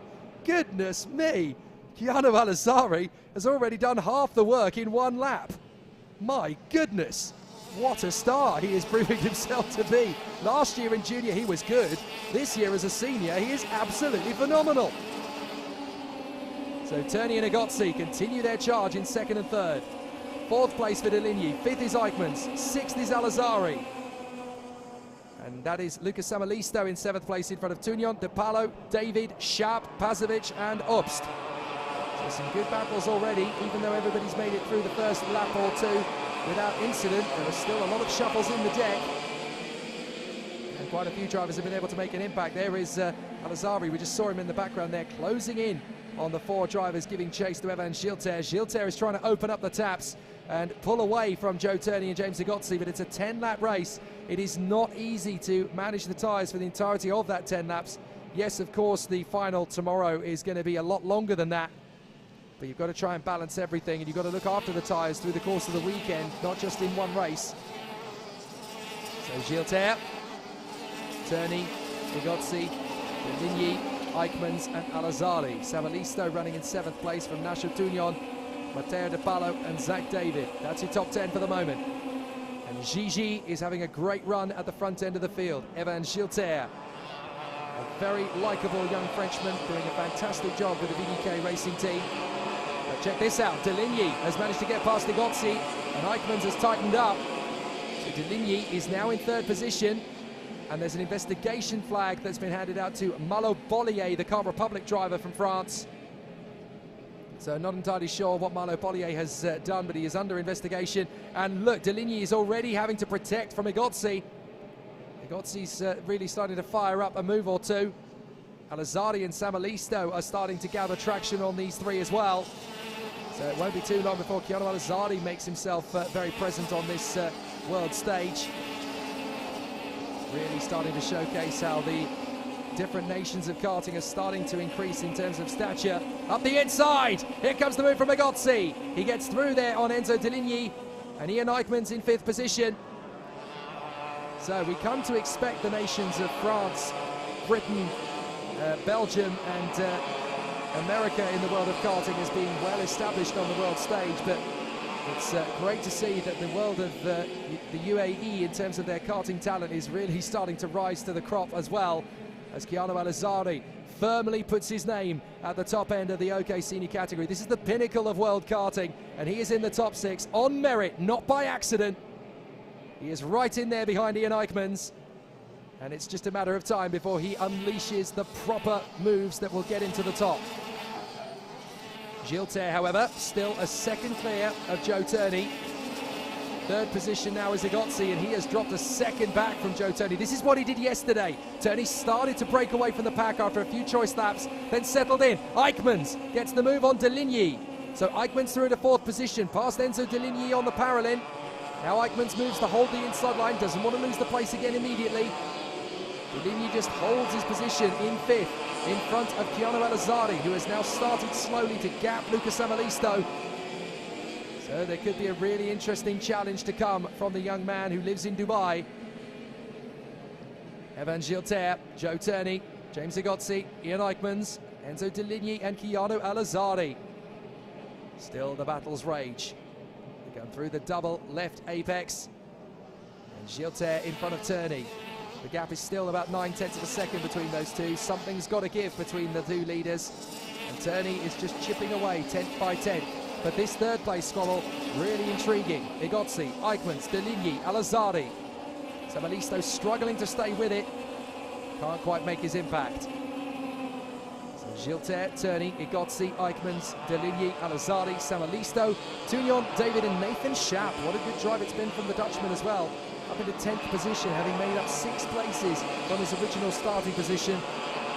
Another driver who's done exactly that, obviously other than Keanu Alazzari, is the Swedish talent, Caspian Hagman. He's come up from the back of the field and is now in 18th.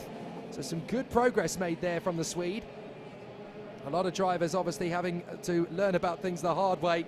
After a tricky qualifying session, they're having to make up a lot of time. Igozzi continues to lead the race for the moment. Joe Turney still tucking in behind Evan Gilter. Now if Gilter takes the win in this one, then we will have 4 different winners from the first 4 races of the OK weekend. So definitely very exciting to witness if Gilter can hold on in front of Joe Turney. Eichmann's getting closer to Igozzi. So the Eichmann's GP driver making his way through to come in behind James Igozzi. Is there going to be an opportunity? He keeps knocking on the door. Come on, get on with it. Well, I am going to have you. They are technically in the same awning, but obviously Ian Eichmann's running under the Eichmann's Grand Prix Racing banner, the legendary team with so much worldwide success over the years. So this is not a slouch of a drive from Ian Eichmann's. He's just going to wait for his moment of opportunity on Igozzi. It's still only lap 8, so the next lap is really when you want to start making the big moves. Turney is still doing everything he can to chip away at Evan Gilter's advantage. The gap is 0.6 of a second. He's going to hope that in the slipstream on this lap he makes enough of a gain to go for it in the last lap of the heat. So Igozzi, Eichmanns, Deligny and Keanu Alazzari in the top 6. A great battle so far. Gilter, Turney, Igozzi, Eichmanns, Deligny and Alazzari. They are battling in the top 6 on the penultimate lap of the heat here. Fantastic stuff so far. Really good racing so far from the drivers up front. Gilter holding half a second on Joe Turney, but these 4 very close together. Igozzi, Eichmanns, Deligny, Alazzari, and still they will battle. Looks as though Deligny is putting in a qualifying lap to try and get clear here of Alazzari. And it's the same move as he goes on the inside of Ian Eichmanns. He manages to make the move there on the inside. That's exactly how he was able to set that one up. But Igozzi has pulled a little bit of a gap between himself and 4th place, so Deligny just taking his moment there and getting himself into 4th position as he needed to. Turney has caught up a little to Evan Gilter. The gap is 0.4 of a second, but I think Turney's going to have to be incredibly bold if he wants to take the win away from Gilter. He's close, but I'm not sure if he's close enough. Certainly Eichmanns knows that Alazzari is going to be a big threat now, so he needs to get back on terms with Enzo Deligny. We're on the last lap, so they're running out of opportunities. There is Turney all over the back of Evan Gilter. He's only really going to have 2 main attacks to go for him. One is the obvious one down the hill, and one is if he can upset Gilter's frame of mind. He can have a try to the penultimate corner, but Gilter is not going to crumble under this pressure. He doesn't even need to move to cover the line in the turn 11 corner. He's holding it nice and easy. Turney has to concede defeat this time. He may have got him yesterday, but today Gilter makes himself the 4th different winner in 4 races so far this weekend in the OK category. Excellent run from Gigi. Evan Gilter doing a great job. Joe Turney in 2nd position. James Igozzi in a very solid 3rd. What a great start to the day in the OK category. Some great performances, particularly from Gigi. Lights to flag. No worries at all for the VDK racing driver on the Kart Republic chassis. A great run so far. Really good work, really exceptional stuff. And great to see just how much hard work went into that race as well, because Joe Turney there in 2nd position threw everything he could at Evan Gilter. It wasn't enough. Great to see as well, for the first time today, every single driver that started the race has come through to finish it. So the OK drivers, a little bit more discipline perhaps for them. There's a lot less to learn from a lot of the OK senior drivers, having already come through the junior ranks. So they obviously have learned a few more of the lessons that you can't win on Saturday, but you can definitely lose. So they all want to come through. Evan Gilter takes the win from Joe Turney, James Igozzi, Enzo Deligny, Ian Eichmanns and Keanu Alazzari. Lucas Samalisto in a fine 7th in front of Nasha Tunion and Max Orlov. Zachary David rounds out the top 10. Nathan Schaap in 11th place from Karol Pazovic. Then Malo Bollier ahead of Max Popov and Matteo De Palo. Albin Storeysen runs 16th in front of Ada Tepinen and Caspian Hagman, the Ward Racing teammates. Alva Siemesvada coming home in 19th place in front of Maximilian Obst. Nathaniel Den Hont in 21st place in front of Gustav Wisniewski, Eric Genet and Ella Stevens. Well, I'm delighted to say that before the next race, I'm actually joined in the commentary box by one of the Ricky Flynn motorsport drivers from the junior category. Alfie Slater has wandered into the commentary box. Alfie, good to see you. What a great start to the weekend you've had. Thank you very much. On my debut in this championship, it's been a great one and much better than last race here. So obviously you've made massive progress. This is a circuit that seems to do very well for the Slaters. You've made great progress, obviously, like your brother has. How quickly are things coming together? Are we going to see some wins from you over the course of the year, the way things are going? Yes, I think we'll get a couple, but definitely next year you'll be seeing loads of wins. I like the fighting talk there. Thanks, Alfie. Good to see you. And I know that there's going to be lots more great progress from you. Thank you very much indeed. So great stuff from the OK Seniors in the first race there. Evan Schilte taking the win in front of Joe Turney and James Agozzi. And that really does open up the playing field a little bit more, because that's 4 different winners from the first 4 races. And we could be in for a 5th one. For those who have been waiting, this is the moment you've been waiting for. Pole position is the reigning world champion, Tukka Tarpanen, coming to prominence. It's always nice to be here in FIA Karting, because our country is small, so it's always nice to drive with the under Finnish flag. You need to work a lot, it's not easy at all. All the weekends have to go perfectly, otherwise it's really difficult to win the championship, but I will do my best. I think it's into the second corner, because you can get really good slipstream in the main straight and in the second straight, which is after first corner, so it's quite easy to pass in the second corner. 2 weeks ago we had one race here, and we get really good setup, and yeah, this weekend I do my best and we see how it ends. Always when I'm not racing, I'm going to make some physical training, because it helps in the future. You have to be in good condition when it's getting hot. The last season was more hard for me, because it was my first year. So I think the level of the drivers are quite same, but I have just more experience, which helps me this year. Great to hear from Tukka Tarpanen, who of course became world champion at the end of last year at Campillos in Spain. And a fantastic result that was for him, the Finnish driver, continuing on in OK Senior in 2022. And he has made it very clear he wants to add the European Championship title to the senior campaign. And here he is in the Tony Kart Racing team as he starts from the front of the grid. But the man alongside him is definitely starting to give everybody food for thought, because he is really making everybody pay attention. He is sitting up and taking names out there on the circuit. David Walter doing a fantastic job. There is Christian Bertucca, the Italian star for the Birolart factory team, and what a great performance he has been making over the course of the weekend so far. Great to have our battles and the drivers shown up front here as they all get ready for the action. This is what a lot of people don't appreciate about FIA karting at this level. Obviously everybody talks on and on and on about the finals on the Sunday, and that's obviously the race that everybody wants to win, but it's the hard work you do on Friday and Saturday that sets you up for that opportunity.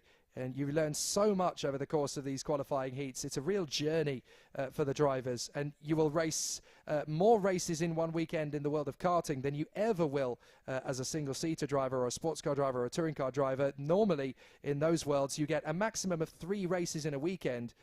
In the world of karting you can have a maximum of 7 in FIA karting to go through over the course of a weekend, because obviously they have the 5 qualifying heats leading up to the superheat race, and then that sets the grid for the finals. So the drivers in OK Junior and OK Senior are tested more than perhaps they are in the entirety of the rest of their career.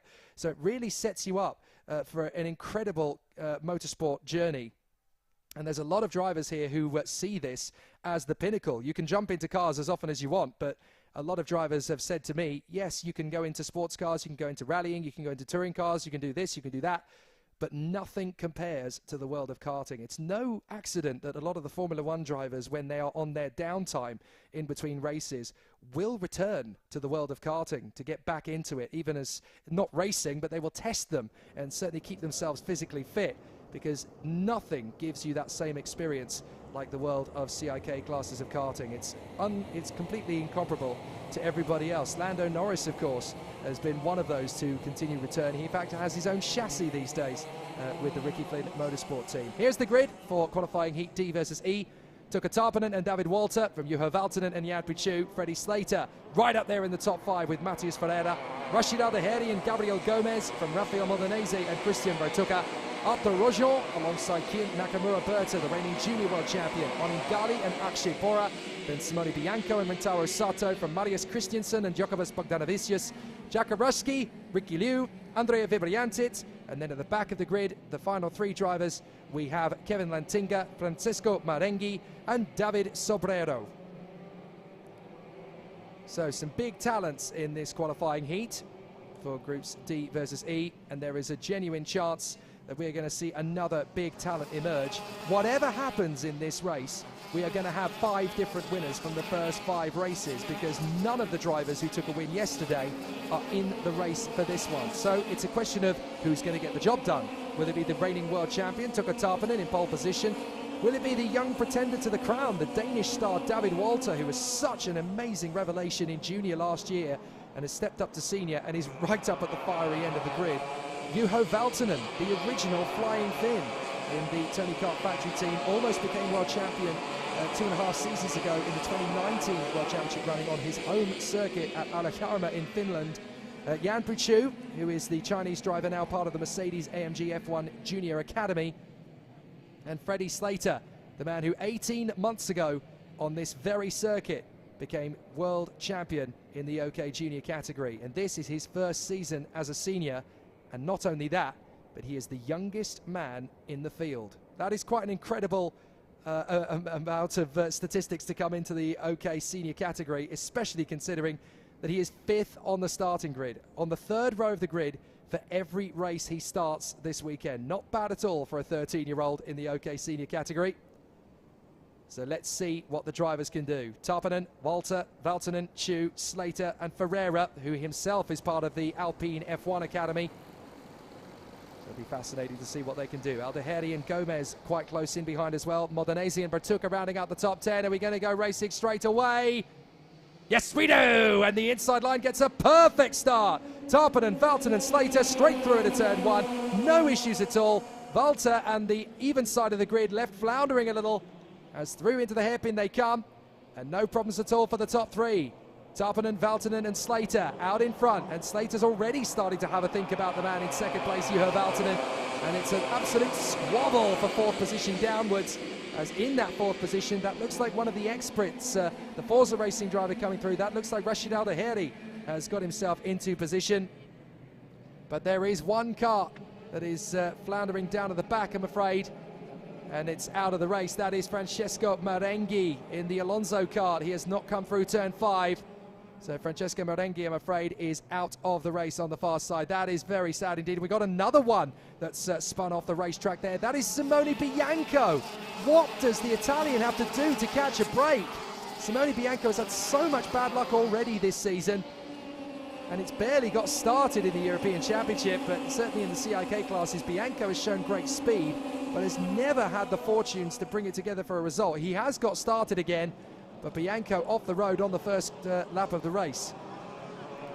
So Tarpanen, Valtonen, Slater, Al-Daheri, Chu and David Walter, who has recovered from a difficult start, but he's down in 6th position now in front of the Peruvian Rafael Modenese. Gabriel Gomez for CRG, making his move on the inside. Gabriel Gomez up on the curbs trying to get through. What a superstar, Gabriel Gomez. He made his debut in the FIA Karting Fraternity last year when he raced in the World Championships at Campillos. Here he goes, side by side, and he gets through on Modenese. But let's not doubt how good a talent Gabriel Gomez is. Multiple winner of the Ayrton Senna Trophy in his native Brazil. Whoops! That almost went very badly wrong for his countryman and teammate Onin Gali, who is making an amazing start. So Olin Galli going well. He's managed to come through in front of Christian Bertucca and the reigning junior world champion Kian Nakamura Berta at the Rojon with a warning flag. Not sure what for, but Nakamura Berta going side by side with Galli. Has he been able to get through? Tough to see. Over the top, he's still side by side with him as they go into the hairpin. So Nakamura Berta still squabbling away. And this is roughhouse racing as you like it. And whoa, Matthias Ferreira is the one that got squeezed out of the back of that cavalcade.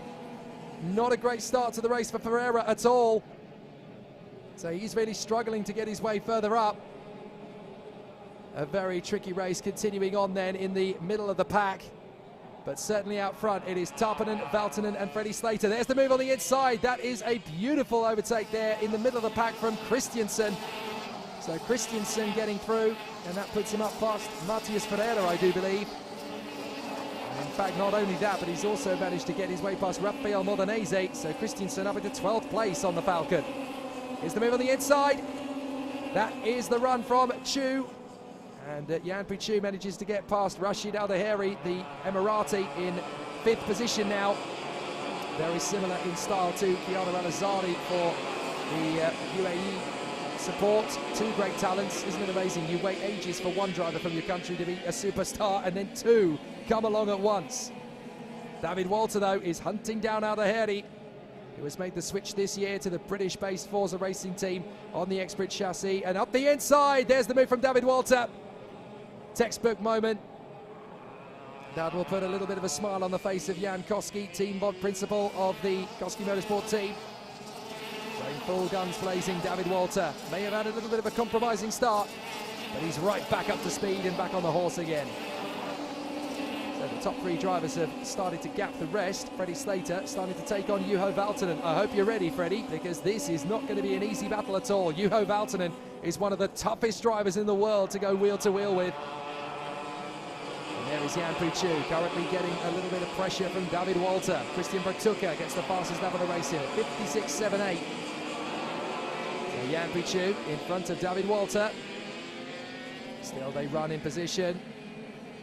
This is not going to be easy for Jan Puchu to hold on to either. David Walter has shown amazing flashes of speed of late. He's going to make his bid on the inside line, but he's not close enough. He just doesn't want to throw that too ugly on the inside line there. So Tarpanen, Valtonen, Slater, and then Chu, Walter and Al-Daheri still battling over 4th place. Gabriel Gomez is getting close to them. Arthur Rojon is going well, but he has a warning flag, so we don't know what's going to become of that. 9th place for Bertucca and 10th place for Kian Nakamura Berta of Japan. And Tarpanen and Valtonen, quite a bit of distance between them now actually. Tarpanen is 7/10 of a second ahead of his countryman. But Freddie Slater is staying very patient. He doesn't need to do anything untoward here, just following the wheel tracks of the Tony Kart in front. He manages to catch a massive snap of oversteer there. Freddie Slater, very well controlled. Didn't even lose an ounce of time either. He came through the left-hander and the back end started to snap away under brakes. But Freddie Slater knew exactly what the kart was doing and managed to catch it without even really losing a 100th. Just shows you the lightning reflexes of these young drivers. It's a name that's been talked about for many years now already. Freddie Slater came through the British racing ranks as a cadet, rose through the ranks, then came to the mini categories in X30 in Europe, won the title there, came to Europe in the FIA Karting Championship. Here he goes on the inside of Valtonen, he made it look easy. My goodness, what a move. Set him up nicely, and Valtonen now decides to slot in behind Freddie Slater. And without a doubt, this is going to be Freddie Slater's best result as a senior in the CIK category in the FIA European Championship. His first weekend as a senior, of course, but he certainly came out of the blocks fighting yesterday in the top 5. Now he is going to unlock a 2nd place finish if he can keep this together. I asked him about this on Thursday afternoon. I said, are you fazed by this? This is high pressure. He said, no. Just in another race. That's Freddie all over. He never gets fazed by anything. Valtonen hunting him down once again, though. Slater has managed to put a little bit of daylight between the two of them, though. It's been quite a while since a senior driver in Ricky Flynn Motorsport has been able to take the title in the World Championship. You've got to go back to a very famous guy, Lando Norris, 2014. course, that is the chassis name that they carry, part of the OTK group. The deal done with Ricky Flynn Motorsport to run the Lando Norris chassis in Great Britain. To run on the European stage, I should say, sorry. There are plenty of other teams worldwide that carry the chassis as well. But certainly on the international stage, this is where the affiliation starts, and boy, would they love to open their campaign with a victory. And I think by the time that Lando is done in Melbourne tomorrow, he'll be in his hotel room, sat watching to see how the progress goes. But Tuukka Tarpanen, the man out front, is not a world champion by accident. He still has the pace, and he is running dominantly out in front. A lot of people suggesting that after winning the World Championship at Campillos last year, this could be a season where Tuukka Tarpanen claims everything before him. He didn't win yesterday's heat, but he kept himself in the hunt, and that's the main thing. So let's see if Tuukka Tarpanen can use this platform, running out in front, 1.2 seconds ahead of Slater and Valtonen. He can mount a title attack for this season with this. Walter in fourth place, still in front of Alderheri. So Rashid Alderheri has kept himself in the top 5 in front of Jan Puchu. Gomez, Bertucca, Nakamura Berta and Arthur Rojon still there solidly in the top 10. Valtonen's going to have another crack at Freddie Slater. He lets him go. That was a very sensible decision. But Valtonen takes second place, and Slater's just going to come and have another go at him. Into the final turn, setting up a move, a little bit too much curb, manages to correct the slide. So now he's going to give chase on the last lap, but Valtonen will want to run away and hide. And David Walter is catching them both rapidly.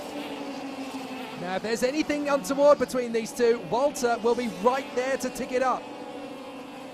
So Valtonen still second, Slater in third. The third position finish would not be a bad return for his work so far for Freddie Slater. He doesn't want to gamble too high. But if he sees an opportunity to go for Valtonen, he is going to take it.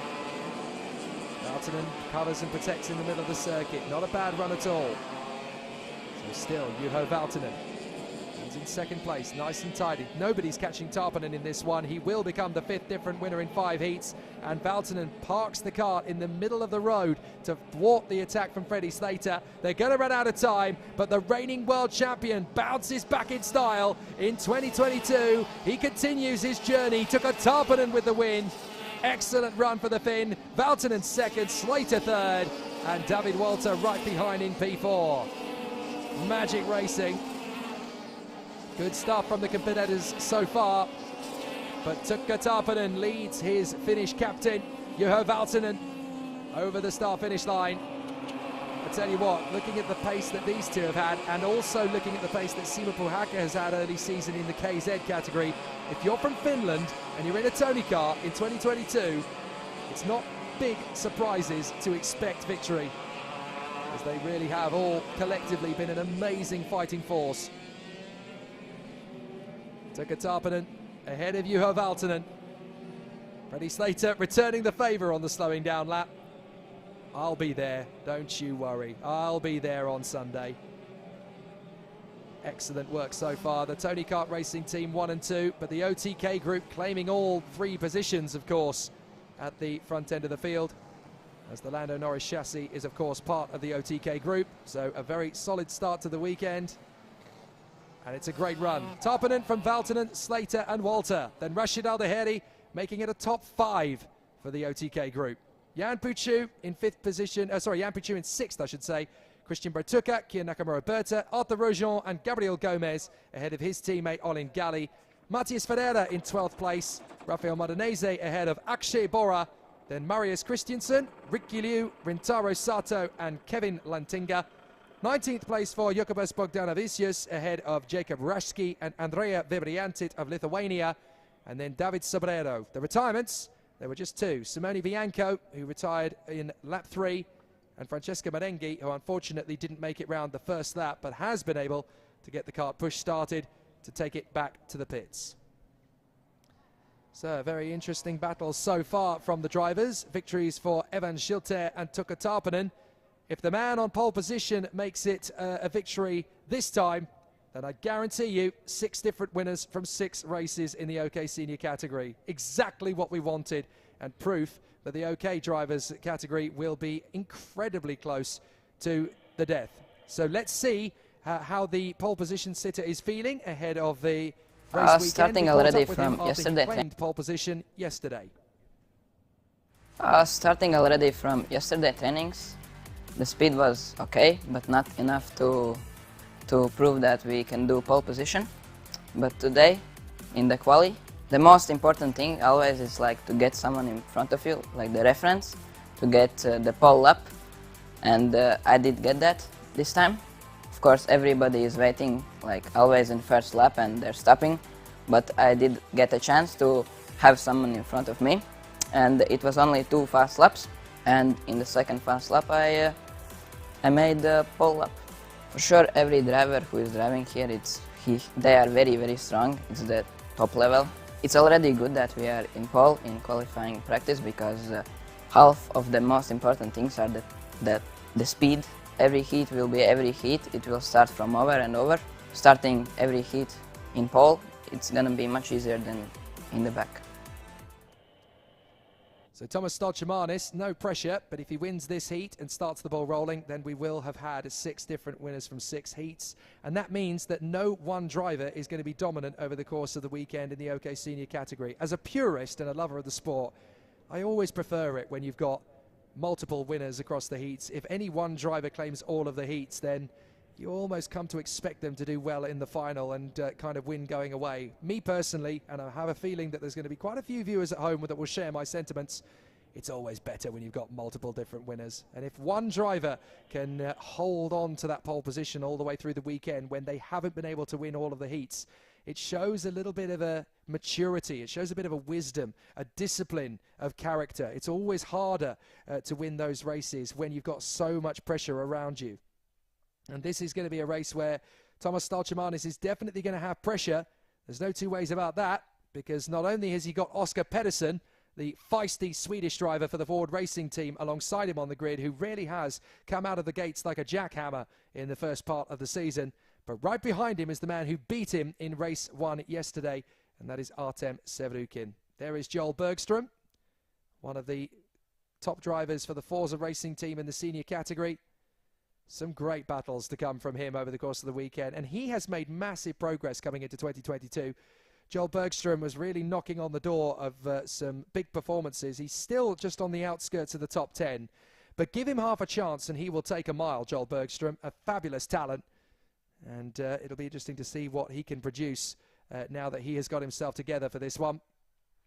Artem Sevrukin is 3rd position on the grid, and as I mentioned, he is the man who managed to beat Thomas Stolchemanis to the win yesterday. So if Stolchemanis can stay ahead this time, then we are going to have a very open competition for the remainder of this weekend. 4th position on the starting grid is the man that Ian Silvestrian has coined as the Jamaican sensation, Alex Powell, for the Kart Republic factory operation, and of course one of the members of the Mercedes AMG F1 Academy. He was there present at the launch of this year's car, along with similar FIA Karting alumni, Lewis Hamilton, who won the European Championship back in 2000, and George Russell, who became the first back-to-back European champion from Great Britain in 2013 and 14. Amazing stuff. Apologies, no, it was 2011 and 12. I do apologise. My memory is slowly coming back to me. But great drivers in this particular gaggle of competitors. On the 3rd row of the grid, I have to say, take a bow, Yamakoshi-san. What a debut for the Praga driver from Japan. 5th position on the starting grid. He was mighty 2 weeks ago, and here he is, flying the flag for Praga and, of course, his home nation of Japan, in unbelievable circumstances. I cannot stress how tough it is for a new driver with no FIA karting experience to come into senior at the first time of asking and be in the top 5. It's hard enough in junior, but to do it in senior is even harder. And Yamakoshi, what an amazing debut it's been from him so far. 3rd row of the grid for every race. The sky is the limit with this guy. He might just be the underdog that shows everybody else the way home if he gets things right. Alongside him, though, is the vice champion of the world, Luigi Coluccio. And for the last few seasons now, you get the impression that Luigi Coluccio is just slowly falling into the mantle left behind by Marco Ardigo. He wants to captain the Tony Kart factory team as the superstar Italian that leads them on their path to future success. He finally got his chance with the Tony Kart factory team after the Cosmic Racing department folded its racing operation. They still build karts, of course, but now it's for the domestic and retail market and for the national and regional races around the world. But now it's going to be interesting to see what Luigi Coluccio can do in 2022 as he steps up to the plate as a Tony Kart factory driver. Cometh the hour, cometh the man. And I'm sure that he and his entire Italian nation expects big things from him. And he is ready to deliver. He is on the opportunity. Fourth row of the grid, Victor Gustafsson, the former KZ2 European champion for the CRG factory team. And alongside him on the grid will be the Singaporean Dion Gauda for the Ricky Flynn Motorsport team, again on the Lando Norris chassis. So as the drivers head out, here is the grid in full. It is Thomas Stolchemanis and Oscar Pedersen from Artem Sevrukin and Alex Powell. Hiyu Yamakoshi and Luigi Coluccio from Victor Gustafsson and Dion Gauda.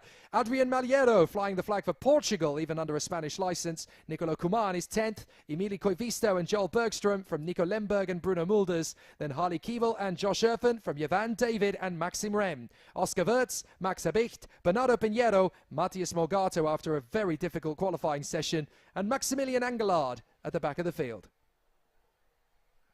So 23 drivers, again, getting themselves up to speed once again. There is the pair of drivers who will be on the inside line at the back of the grid. Bernardo Pinheiro, the local star, and Maximilian Angelard. So a very interesting situation for the competitors as they run in formation. But Matthias Morgato of Brazil, a couple of weeks ago, he was on the pole position in the CIK category for OK Senior. So to have him at the back of the grid for this one, there he is. He had an absolute nightmare in time qualifying, didn't get the lap in at all. And so now Matthias Morgato is having to fight the hard way, charging his way back through the field. So OK qualifying heat A versus F. This is the chance for Thomas Stolchemanis to bounce back. And we know in pre-season that he has been mighty in the CIK categories. He's already had plenty of success in the OK class. But this is going to be the toughest test he's had yet, because Artem Sevrukin got one off him yesterday. So let's see if he can return the favour. It's definitely going to be interesting to see how it goes. But this is all going to be about Stolchemanis and how he deals with the pressure from Artem Sevrukin. It was tight yesterday. It was very close. So now we're going to see just how big a pressure cooker is going to brew between them in this one. Stolchemanis and Pedersen, front row of the grid. Sevrukin and Powell on the second. Yamakoshi and Coluccio, Gustafsson and Gauda, Maliero and Kuman from Koivisto, Bergström, Lemberg and Mulders. There's a lot of big talent still to make their way forward. Let's see how it goes for our pole sitter, Thomas Stolchemanis. Can he lead by example as they come through the final turn and onto the tram lines on the straight? Is this going to be a good start? It is, and away we go. Great start from Stolchemanis. A good one as well from Pedersen. He's going to get alongside his teammate, but there's a little bit of jockey for position. Alex Powell sorts himself out to get on the inside for fourth position. A big run round the outside for Coluccio. What a start from the Italian. He gets up into fourth place as Alex Powell gets squeezed out wide there by one of the CRGs. I think that's Victor Gustafsson charging his way forward. So a terrific start. But for Thomas Stolchemanis, it's particularly pliant. He needed to get himself up there, and he has managed to do so. The 105 of Artem Sevrukin raking through in a second position in front of his teammate Oscar Pedersen. Now the two of them will go at Stolchemanis in unison. Surely not on the opening lap. Well, Stolchemanis thought there might have been a challenge from Sevrukin on the opening lap as well. So he held the middle of the road to cover him off. Pedersen right in behind his teammate, and they run 1, 2 and 3. Everybody has made it through the first lap cleanly. So Stolchemanis, Sevrukin and Pedersen getting clear. Coluccio in a brilliant fourth place ahead of Gustafsson and Powell, then Yamakoshi, then Gauda, and then Adrian Maliero flying the flag for Portugal in P9.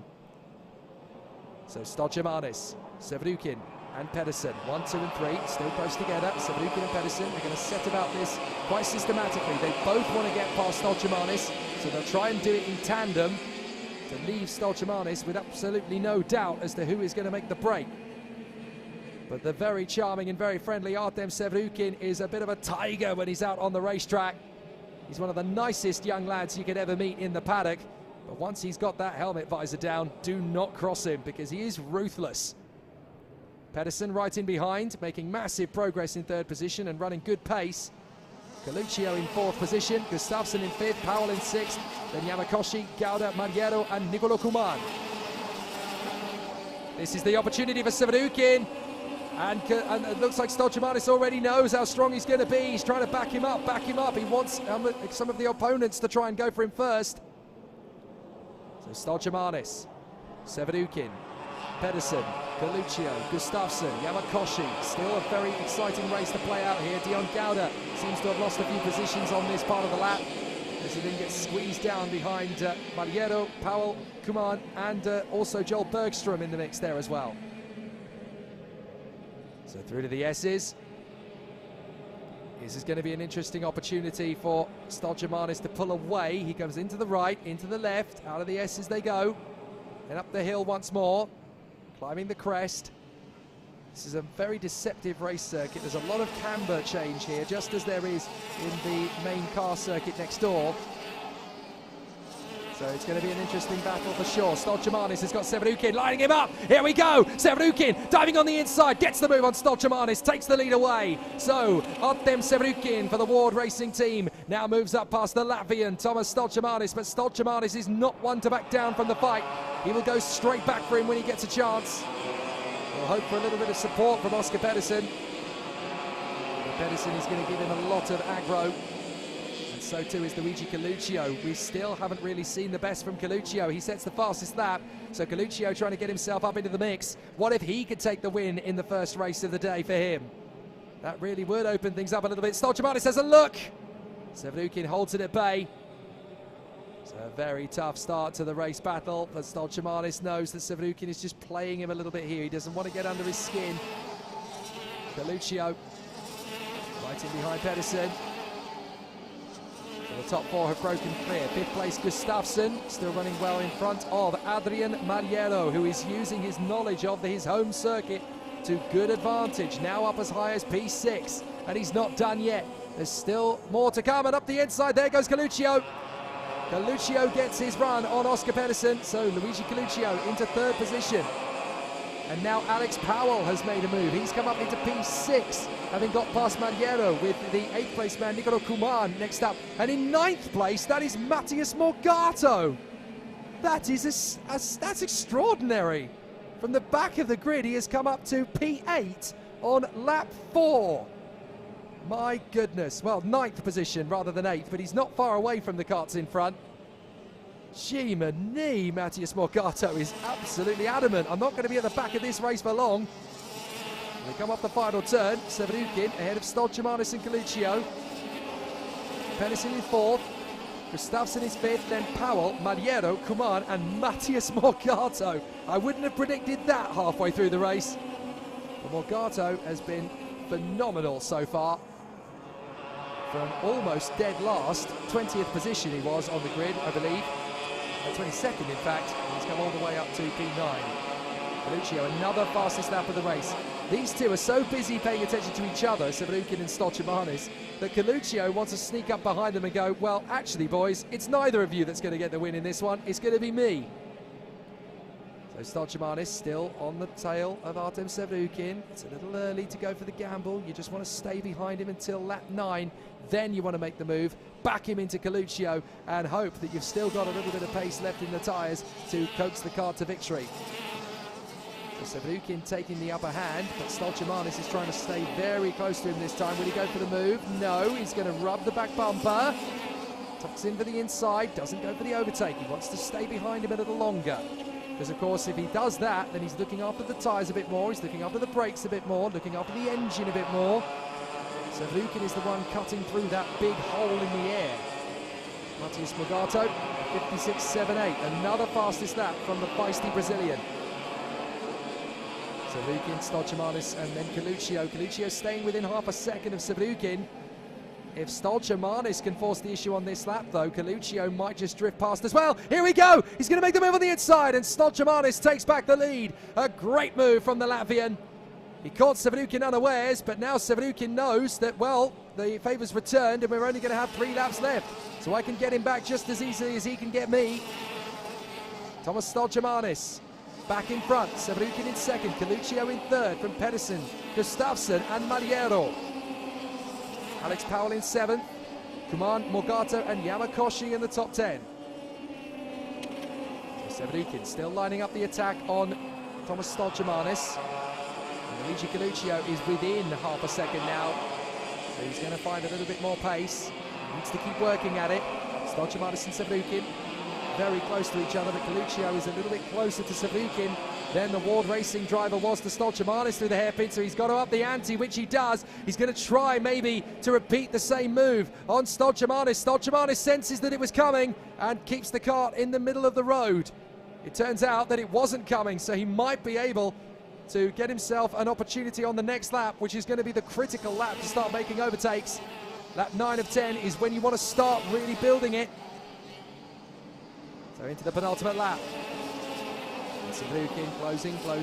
Stolchamanis trying to keep the kart in the middle of the road, and Stolchamanis is going to get through! Nice run from the Ward Racing driver.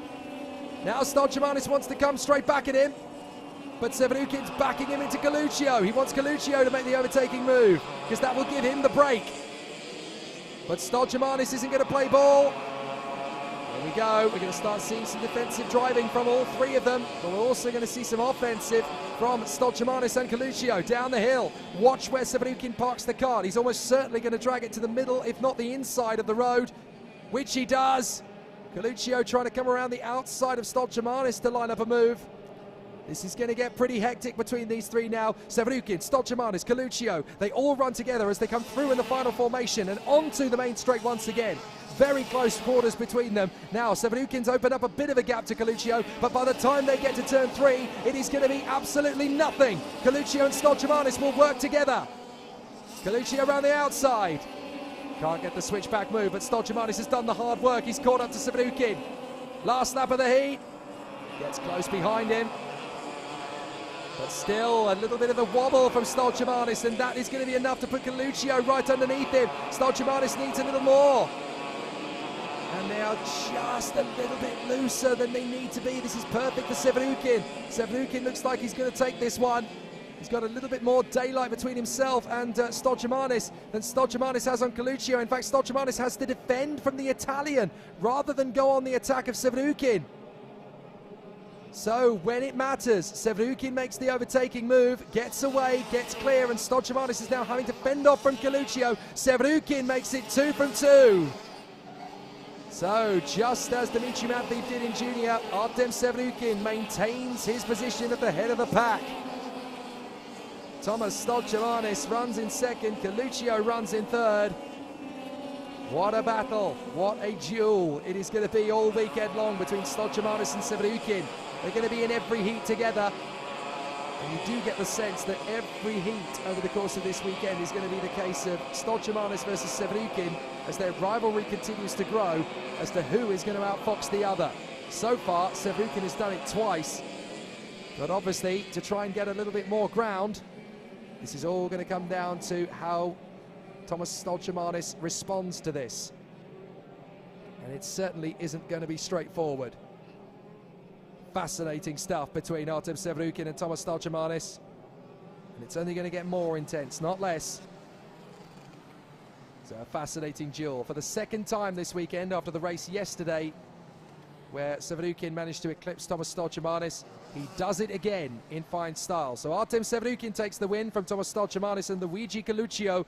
Oscar Pedersen ahead of Victor Gustafsson and Alex Powell. Nicolo Kuman ahead of Matthias Morgado, Adrian Maliero and Hugh Yamakoshi. Emilio Koivisto is ahead of Joel Bergström, Josh Erfen running in front of Dion Gauda, Maxim Rem ahead of Yvan David, Harley Keeble finishes 17th place ahead of Maximilian Angelard, and then in 19th position behind them it is Nico Lemberg in front of the Austrian Oscar Wirtz. Bruno Mulders is ahead of Bernardo Pinheiro, and the last man home is the DPK racing driver Max Herbicht. Well, now you've seen all 140 racing drivers here this weekend in action after their first heats of Saturday. Very exciting, thrilling stuff and some good battles so far, and already some good rivalries starting to build. We'll turn our attention back to the world of the OK Junior category and a man who really has been making massive leaps forward for the Energy Course factory team. Great to see that Martin Molnar of Hungary has really been making a massive impact on the sport in 2022 as a junior. We caught up with him yesterday ahead of his race preparation for the first round of the European Championship. The qualifying was good, and we are waiting for the races. We are in front of the first race, and I'm excited, so we'll see after the races. Yeah, I also have to overtake, so it was a bit risky to stay close like that, but in the end it was a good lap. I'm gonna work on to stay like this. I will do my best, so we'll see. A great run so far then from Martin Molnar, and he will start pole position for this one. You can see him there at the middle of your screen, the Hungarian in the Energy Course machine. Alongside, on that front row of the starting grid, it is the Birol art of Kirill Kutskov, who has been incredibly exciting from the first part of the course, and certainly the first part of the day. We have had some very intriguing and exciting battles from the drivers in the junior categories. So Molnar versus Kutskov will be an interesting little duel at the start of the next junior race for qualifying groups C versus E. Then on the second row of the grid, it'll be Jules Caranta, the Frenchman, who has been rapid over the course of this weekend, again for the Energy Course squad. So that is going to be the main duo to head for turn one. Fourth on the grid, though, Sasha Bondarev, doing a fantastic job so far. The young man from Ukraine in fourth position on the grid for the Ricky Flynn Motorsport team with the Lando Norris chassis. A win and a second so far this weekend for him. So definitely going about things the right way and looking very motivated for the race meeting ahead. Lucas Flusha will line up fifth position on the starting grid. The Spanish talent, everyone affectionately referring to him as Sardinetta. And he will be there in fifth place on the starting grid on the inside of the third row. So it'll be interesting to see what he can do from there. Thomas Strauven, the Belgian, will be lining up in sixth on the starting grid on the outside of the third row. A good opportunity for the Belgian talent to really square up and go for his own battles out there. The Belgian star is next up, Douwe de Decker. So we'll have to see what he can do, having made the switch, of course, only recently to the Ricky Flynn Motorsport team. This is actually his first competitive race meeting with the team. So he really is stepping out there in fine style, having made the switch from the last time they raced in CIK classes a couple of weeks ago. There is Douwe de Decker, and you can still see the BWT colours resplendent on his helmet. Very much backed by the water company that has affiliations with Formula One, of course, with the Alpine F1 team. Eighth on the grid, Matias Orjuela, the Colombian, who will line up in the Paralin Motorsport team as he lines up on row 4 of the grid on the outside line. And then rounding out the top 10, it is Nicolas Roos of the CRG team, and he will line up with Marcus Sater, the Norwegian, as they round out the top 10. The ZTF and Tanva Nitschkel will be on the 7th row of the grid, the 6th row of the grid, I should say. There is Nicolas Roos, the South African, for the CRG team. Great progress to see what he has been doing. He's been making big strides forward himself. So the 6th row of the grid, as I mentioned, is Dzitiev and Tanva Nitschkel. The 7th row of the grid is Buzar and Nilsson. So the junior drivers still giving us plenty of excitement and drama out there on the course.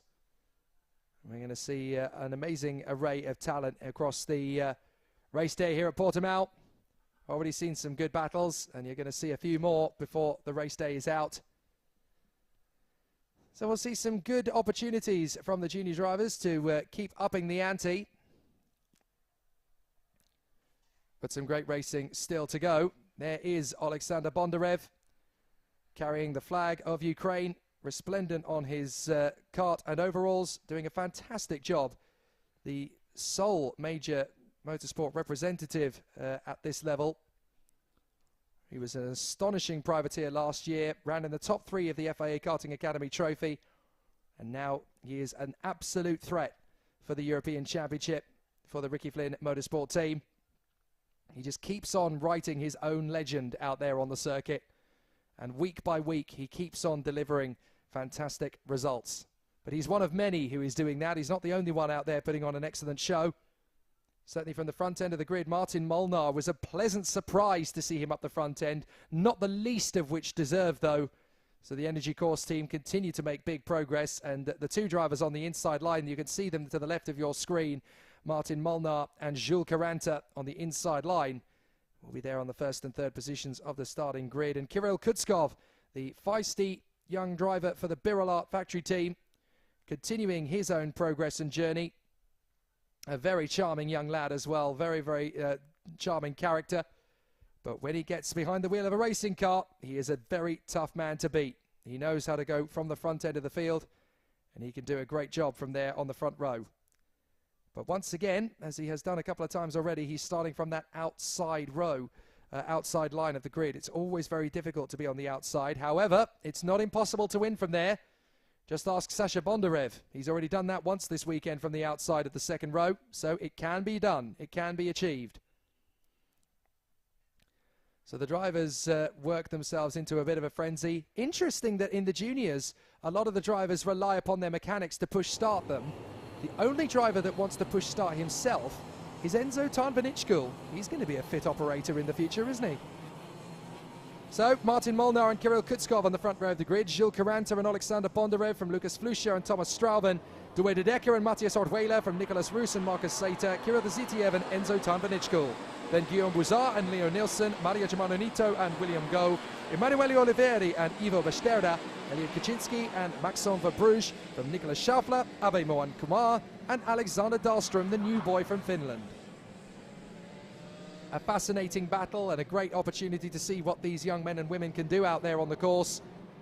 Still an exciting battle to come. But this is all going to be about patience as far as the Energy Course twins are concerned. On the inside of that starting line, we're going to see some good battles from them. Martin Molnar and Jules Caranta will be up close and personal right from the start. But then you've got some big firepower just in around them. You've got Kutskov, you've got Bondarev, you've got Flusha, you've got Strauben, De Decker, Ortweiler, Roos and Sater. All drivers that are giving massive value out there on the circuit in terms of the entertainment. So they'll all want to be very present up at the sharp end as they continue to grow in stature. So Martin Molnar and Kirill Kutskov will run from the front end of the grid. Jules Caranta, though, is definitely going to be wanting to stay as close to his teammate as he can. And Alexander Bondarev will just want to keep the bandwagon rolling. A win in a second so far. If he wins this one, then he certainly becomes a bit of a favourite for the battles in front. So we'll have to see how it all plays out. But Martin Molnar and Kirill Kutskov will go from the front end of the grid. Martin Molnar, one of the two star Hungarians in this OK Junior field. The other one, of course, being Adam Hideg. So a fascinating battle to see how they will get on. Kirill Kutskov lining up alongside him on the front row of the grid in that Birolart. He knows where to place his kart to stay out of trouble when he needs to, this Kirill Kutskov. So even being on the outside of that front row of the grid is not going to be a massive problem. But watch in particular for Bondarev and Strauben. This could be a fascinating race for them. Let's see how it all plays out. Are we ready to go racing? We are! Let's do it!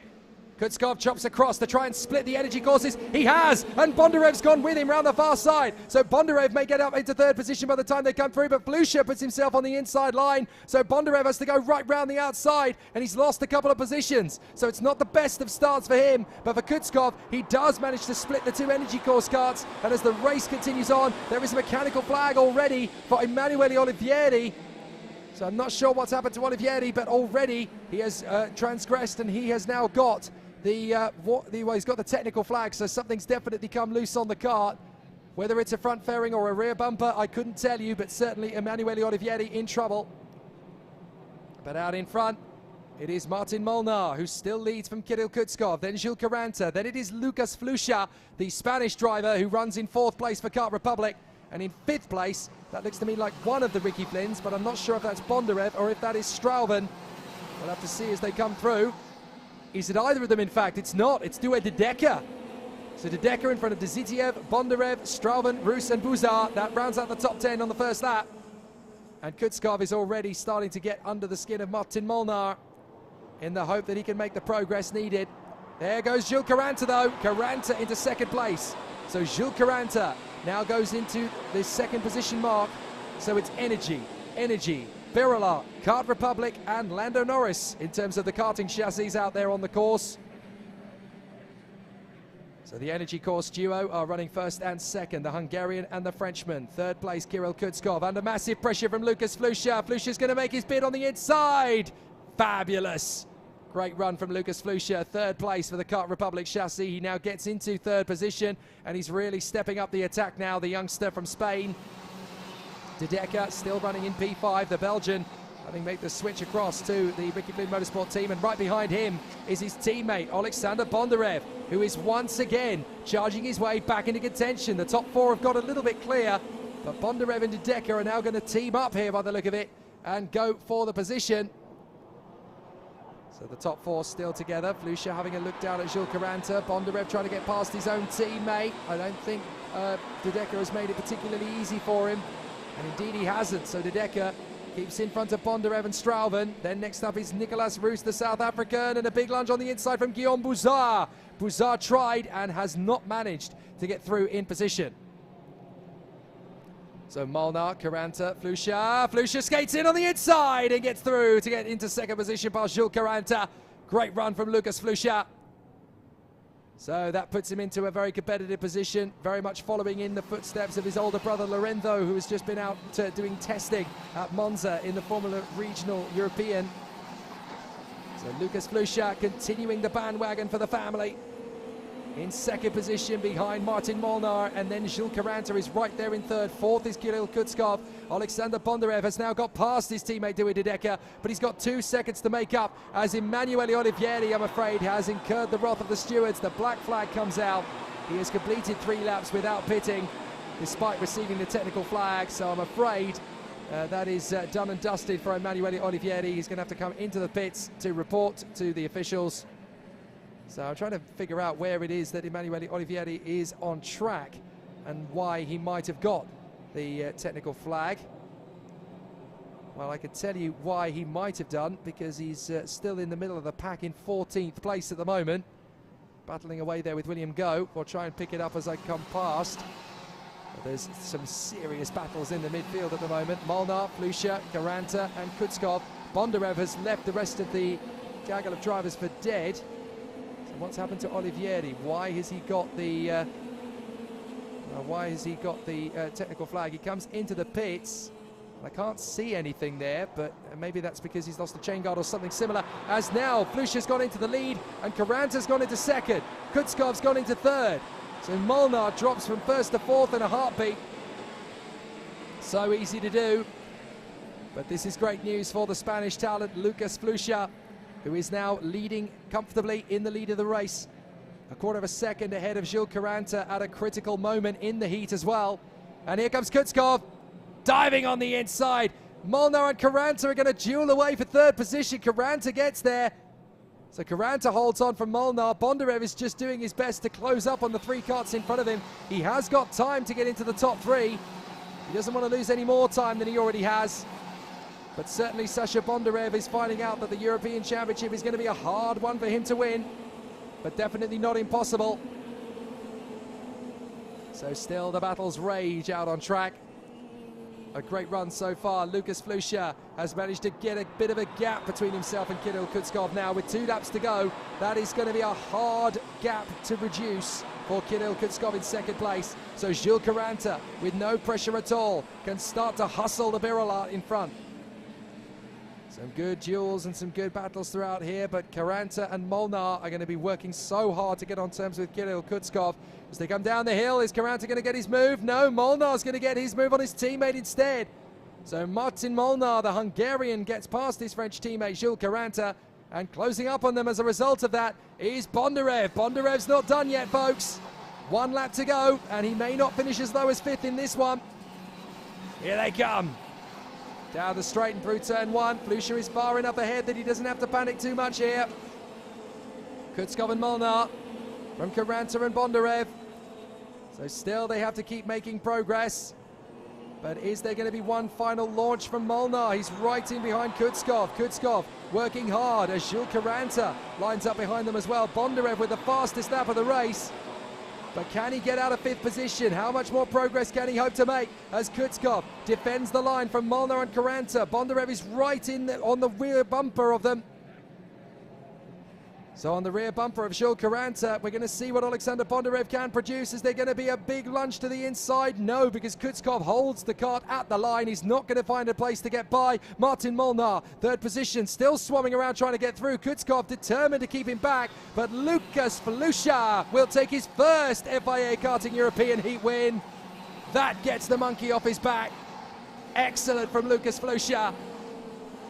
What a great run, and he's happy about it. Normally you don't show a lot of emotion for a heat win because a heat win means very little in the grand scheme of things. But I think Flusha is allowed a little bit of celebration. It's been a long road for the Spanish talent. He represented his country in the Karting Academy Trophy, and he has got his first win in OK Junior in the European Championship. It's a heat win, but it's a great win. Excellent job from Lukas Flusha. So Kirill Kutskov and Martin Molnar, second and third position as they charge their way through. Jules Caranta and Alexander Bondarev in the top 5. So not a bad race for those boys, but they would have wanted a little bit more from it. But certainly the hero of the moment is the Spanish talent, Lukas Flusha, for the Kart Republic factory squad. And that will give him such a toothy grin. He will be absolutely buzzing from that race. Absolutely terrific. And as they come in at the end of what has been a very tough encounter, it is Lukas Flusha who takes the win from Kirill Kutskov, Martin Molnar and Jules Caranta ahead of Alexander Bondarev. Kirill Dzitiev ahead of Guillaume Bouzard and Douwe de Decker, Nicolas Roos and Thomas Strauven finishing off a brilliant top 10. Matthias Orwela ahead of Marcus Seiter from Maxon Verbruge and William Go. Elliot Kaczynski is ahead of Enzo Tarnvanitschkul. Alexander Dahlström and Ivo Besterda. 19th place for Leo Nilsson ahead of Nicolas Schaufler. Maria Germanonito of Portugal is ahead of the Indian talent Abe Mohan Kumar. The one retirement from the race, sadly, Emanuele Olivieri, after receiving first the technical flag and then the black flag afterwards.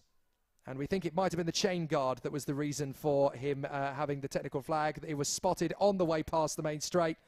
So unfortunate for Emanuele Olivieri. I couldn't see anything cosmetic, but it was the chain guard, unfortunately, that came loose on his kart, and that was why he received the technical flag. Very unfortunate for the Praga driver, but there is certainly a lot more to come. He's actually on the Formula K branded chassis, which is part of the IPK group, of course. So now we come into the next race, and it's going to be about the youngster who puts it on pole position for this one. A fabulous performance so far from the Dutchman, or on the front row of the grid, I should say. He's not quite pole position. That one goes the way of the number 204 kart next to him on the starting grid after what has already been a very exciting battle for Jan Pizadowski. He takes his position on the front row of the grid. But the man alongside him, René Lammers, continues the family dynasty in motor racing in spectacular fashion. We caught up with him prior to racing yesterday. Well, obviously I'm trying to be as fast as I can at every single moment. Doesn't matter who's standing around me. I'm just trying to get as much as I can out of it. And yeah, this weekend he's also coaching me, so yeah, you never know your speed coming up on the mountain track. Maybe you're very fast, maybe you're very slow. And it's basically always going to be one underdog that's always fast on a particular track. You have to really be able to change it a bit because all the tracks are very, very different, obviously. Well, I've already doing this since like 2020 and 2019, so it's basically your circus, like traveling around, like almost every weekend of the year you're gone driving go-karts, so it's a nice feeling. But you can always almost overtake, well, you cannot overtake everywhere, but there are some good points. For example, second corner, the double left in the middle of the track, the hairpin in the end, and the last corner. You can basically, if you find a good spot where you're close enough, you can overtake. I don't go to the gym very often, but yeah, you obviously have to eat well. You have to stay fit because it can take some condition. Last year the level of junior was insanely high. Like there were some very good drivers there. They're also winning now, and some of them are winning now in OK, and it was a high level. And now I think it's dropped a bit, but yeah, still a lot of drivers are very fast, and it's always hard to compete. So the racing team Nederland colours resplendent on the Paralin Motorsports chassis of René Lammers on the front row of the starting grid. And he is there up alongside Jan Pizadowski, the very talented Polish star on the front row of the starting grid, who is really back to his best after a couple of wobbles pre-season. But there is Jan Pizadowski getting himself ready for the start here, the Tony Kart factory driver. Very quiet and very calm and collected, but he has a real turn of speed when he gets out onto the course. And the man just behind him as well is obviously one to watch out for, Anatoly Kievalkin on the Parolin chassis. A great opportunity for some exciting race action to come from him after having already had a great battle in one of the earlier heats. How about this boy, though? René Lammers continuing the family dynasty. And how quick has he been out of the blocks? He's a pretty handy football player as well, actually. We found that out on Friday night. He really can sprint down the field as he needs to. He would say no, but no, fair enough, René. Very, very impressive. Good speed over the course of the kart and on your feet. So if you ever need to go and win an Olympic medal in the athletics, then you'll definitely be in for a shout at the 100-meter dash, I'll tell you that. So very impressive stuff from the Dutchman. Of course, the drivers can actually hear what's being said over the tannoy as well, so they can react to it. Anatoly Kievalkin, the Parolin Motorsport driver, third position on the grid on that second row. And he will line up alongside Maciej Gledij, the Polish talent for the Ricky Flynn Motorsport team on the Lando Norris chassis. There is Anatoly Kievalkin, focused, determined, ready for the squabble in front. And leading the Parolin Challenge in the junior category, Marco Parolin and the team hoping for more success after they triumphed in last year's KZ2 International Super Cup with Lorenzo Travasanuto, who helps to coach the boys in the Parolin Motorsport squad. So it's definitely going to be very exciting to see what they can produce again in this one. Some great races to come and some exceptional battles on the horizon for the drivers. The Lando Norris chassis and their Polish star, Maciej Gledij, the reigning winner of the FIA Karting Academy trophy. He has used that to great advantage. He has gained in confidence and stature, and now he is right up at the sharp end of the field, one of the favourites within the team to go for European Championship success this year. He's already taken a couple of accolades in the first part of the season. So his OK Junior journey really has continued in fine style so far this season. But the man starting in 5th position has opened his account this weekend in phenomenal fashion as well. For the Sodi Kart team, Nathan Tai has been very quick indeed. And this is a season where we're seeing the famous French brand really start to rise in prominence, as they've had a little bit of a lull in previous years, despite the fact that they had some exceptional talent in the team. I was being told a fascinating story, a backstory. One of the drivers was joking with Nathan Tai once upon a time that last year after his performance, you're in a Sodi kart, it's not really been great for you. And he beat him recently, and as he came across the line, he couldn't resist a cheeky tap of the Sodi kart brand on the back overalls of the car. We're back, don't you dare count us out. We have this, we have the speed, we have the motivation and the determination. We're back and we're going to stay. Love the fighting spirit within the Sodi Kart team. There is the very talented racer for the Ricky Flynn Motorsport team. That is Salim Hanna of Colombia. Great performance from him so far over the course of the weekend. He has great speed and he has the guidance of the very talented superstar racing driver Juan Pablo Montoya, the double winner of the Indy 500, winner of the Monaco Grand Prix, and I'm sure future winner overall at the Le Mans 24 Hours. He has a class win at Le Mans, so as far as he's concerned, he's already won the Triple Crown, and he would dearly love to see his young protege, Salim Hanna, do exactly the same thing in the future. What a place to start then with the Ricky Flynn Motorsport team on the Lando Norris kart chassis. A great chance to continue that journey to prominence and greatness. 4th row of the starting grid, we'll see the other Frenchman for the Sodi Kart team, Andy Consani, who has done a fabulous job over the past. There is the very highly rated Jindra Pezel, the Czech youngster for the Birolart factory team. He's come straight into the squad, fresh out of Mini 60 in Italy, and has done an absolutely fantastic job to come straight up to the sharp end with one of the top teams from the nation of Italy. And that, of course, is the Birolart factory team. Jimmy Elias, 9th position on the starting grid. The Frenchman is on the 5th row, on the inside row, alongside Edu Robinson, the Spanish driver for the Forza Racing team. And he is there on the Expert chassis, which again is part of the OTK group. But Edu Robinson really has come out of the blocks fighting fit this weekend. He's shown a lot of calibre and a lot of moral fibre out on the course. So we're going to see a lot of speed from him the way things are currently progressing. He's pulled off some very decent overtaking moves so far through the weekend as well. So there's a lot more to come from Edu Robinson.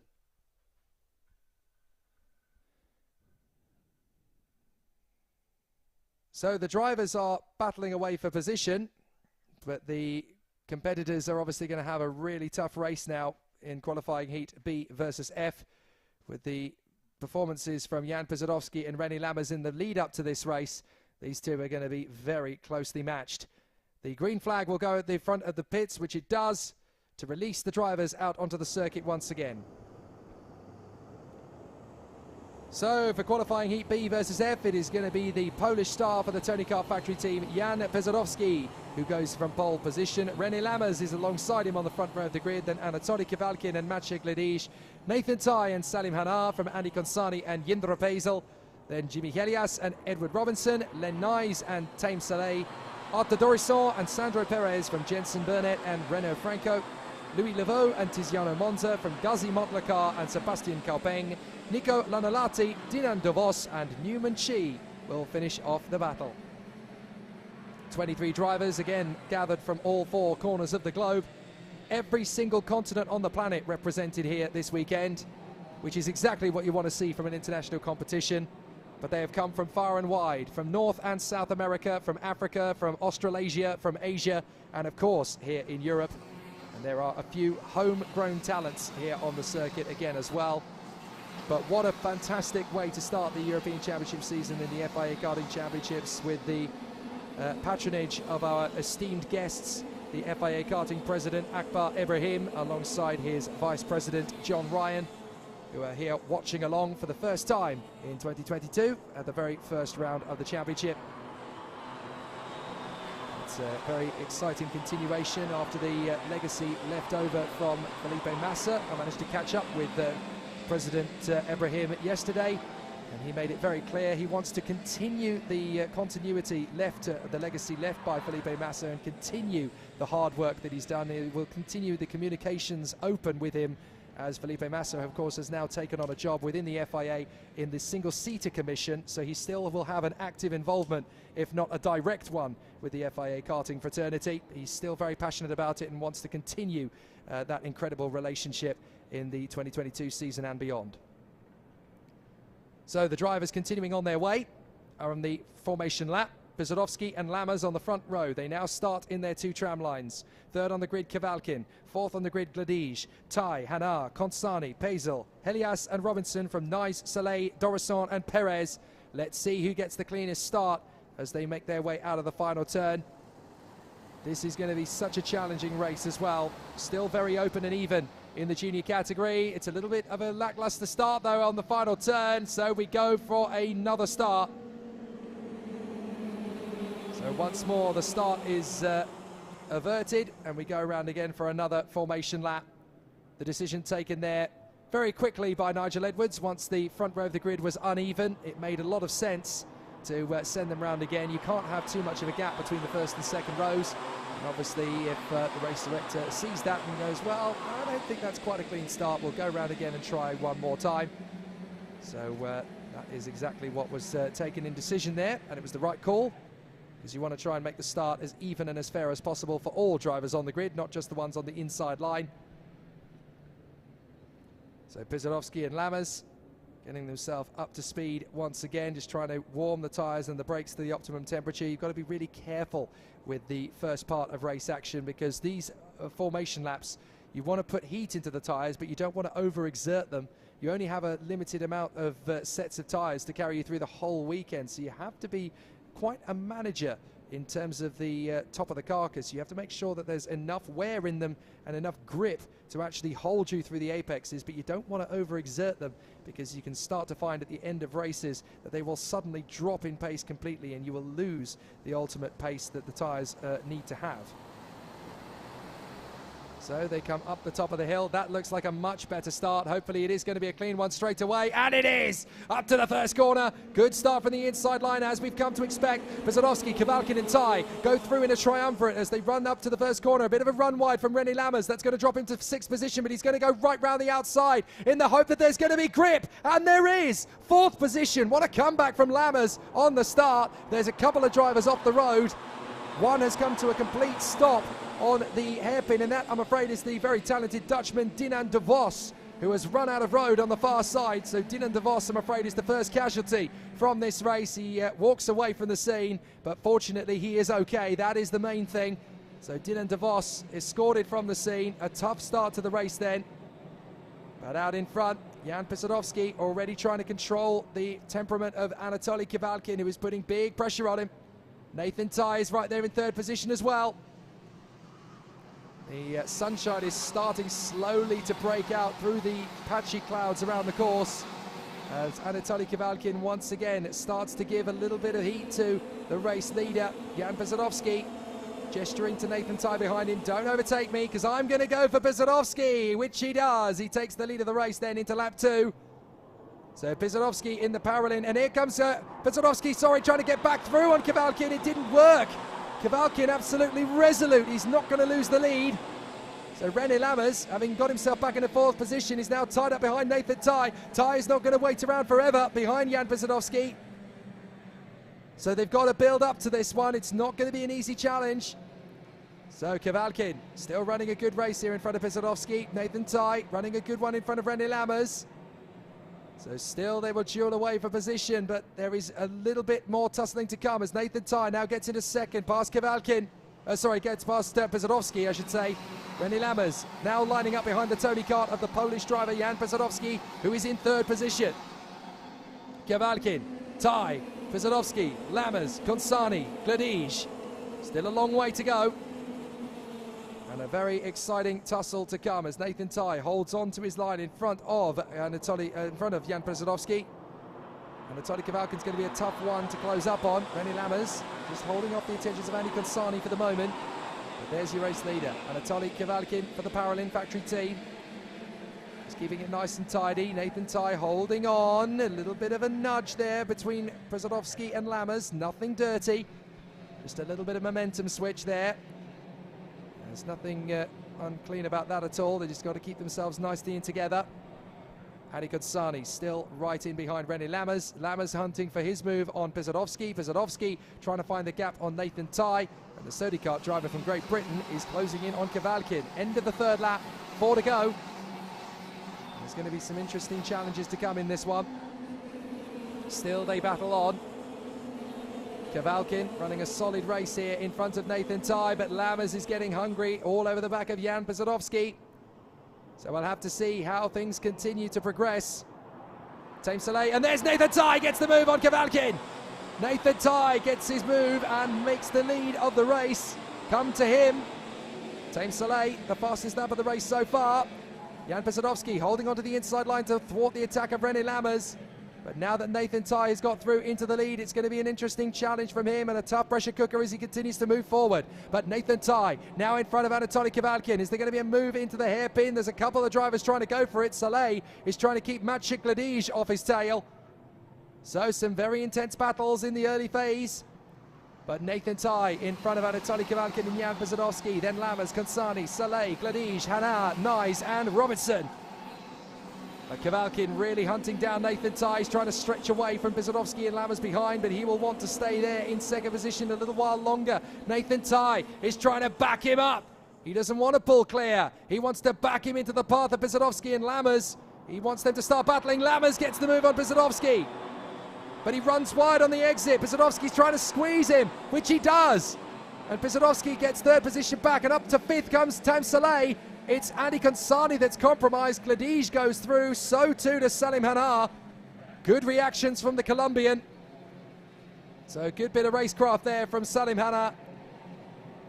But now we're going to get to see what Tame Soleil can do now that he's got in behind René Lammers. Jan Brzezowski has managed to hold on to 3rd position, but there's a bit of a gap back. Jan Brzezowski is not far away from Nathan Tye and Anatoly Kavalkin, and there's going to be 2 laps to go. So these will be the critical 2 laps for Anatoly Kavalkin. He'll have an opportunity to close in on Nathan Tye in the slipstream, which he's already done. Nathan Tye needs to be careful where he places the Sony kart now, because here comes the move on the inside from Kavalkin. There's not a lot that Tye can do about that. He has to let him go, but now Nathan Tye will up the ante again. Kavalkin is going to keep that kart incredibly wide. Tiziano Monza sets the fastest lap of the race on the Alonso kart chassis for DPK Racing. But now, where's Nathan Tye going to make the bid to come back through? Anatoly Kavalkin drifts the kart to the middle of the road. It's going to be difficult to go the overtake from there. I'm fairly sure Kavalkin will know that Nathan Tye is going to be a threat down the hill, so he'll probably try and hold the middle of the road, which he does. Nathan Tye can't make the overtake there. He's going to have one crack at this, I think, and that's going to come down the main straight and into turn 3. So let's see what Nathan Tye can do. He steps up the attack. He's right in behind Kavalkin. He gets a good run off the turn. Good straight line speed from the Sony kart. Here they come into turn 1, last lap. What can Nathan Tye do? Is he going to go left? Is he going to go right? He's going to be forced to the edge of the road. He will try and swing on the slingshot maneuver. Can't make it stick yet. Kavalkin is still holding him at the line. Nathan Tye's got to be bold. Kavalkin still holding the line exactly as he needs to. But Nathan Tye in second position, cannot afford to make too big of a gamble. What will he do? Kavalkin protects. Tye is still going for every inch of a gap he can find. Not easy to find around this circuit. There are some good overtaking points, but you compromise if you make too big a gamble. Nathan Tye's going to try. Kavalkin will hold him at the line. Przodowski's trying to snap through on the inside of Nathan Tye as well. Could there be a little bit of a cheeky maneuver from the British driver in the final bend? Kavalkin trying to hold him back. Nathan Tye still pushing, still trying to get a good exit. He might just find something at the line, but it is going to be Kavalkin. Anatoly Kavalkin gets the job done in front of Nathan Tye and Jan Przodowski, sorry. My goodness me, Anatoly Kavalkin pushed all the way to the edge of the apex at every point. But Anatoly Kavalkin manages to clinch the victory. Nathan Tye and Jan Przodowski right in there. A much cleaner race in some cases from the juniors. I don't think Sandro Perez is going to feel the same way about it, because he ended up off down at the back end of the field after all of the musical chairs stopped moving, and also a retirement, of course, for Dylan de Vos, the Dutchman. So there aren't going to be every driver in the field who will feel too happy about it, but there are going to be some who will come out of that smiling quite widely. Kavalkin in particular, that's an important win to take off Nathan Tye, who's been looking very strong all weekend. So a good run so far. Jan Przodowski third, Time Soleil in fourth, and René Lammers once again in the top 5, having a very comfortable race despite the difficulty.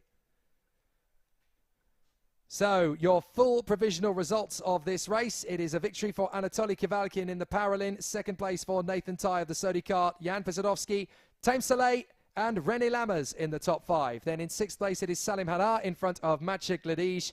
8th position is Edu Robinson from Tiziano Monza and Andy Consani. Len Nye in 11th place in front of Jimmy Helias. Louis Leveau is ahead of Renaud Francote. Newman Chi ahead of Jensen Burnett. Then Arthur Dorisson in 17th ahead of the rather unfortunate Jindro Pezel, who didn't really get the result he wanted.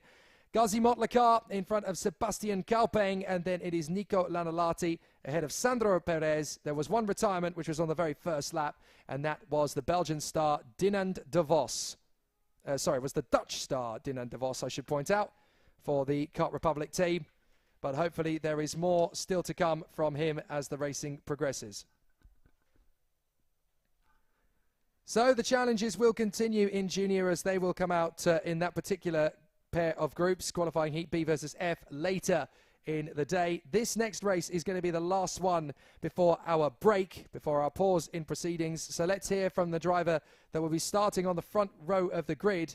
Obviously, Dmitry Matviev we heard from earlier on as the pole sitter, but the man who starts alongside him is the Peruvian talent for Energy Course, Andres Cardenas. It feels amazing because, well, I feel like a lot of passion for my nation, if we can say. I've always wanted to be like the first Formula 1 driver from this country, and I just can say it feels like very great to be representing them.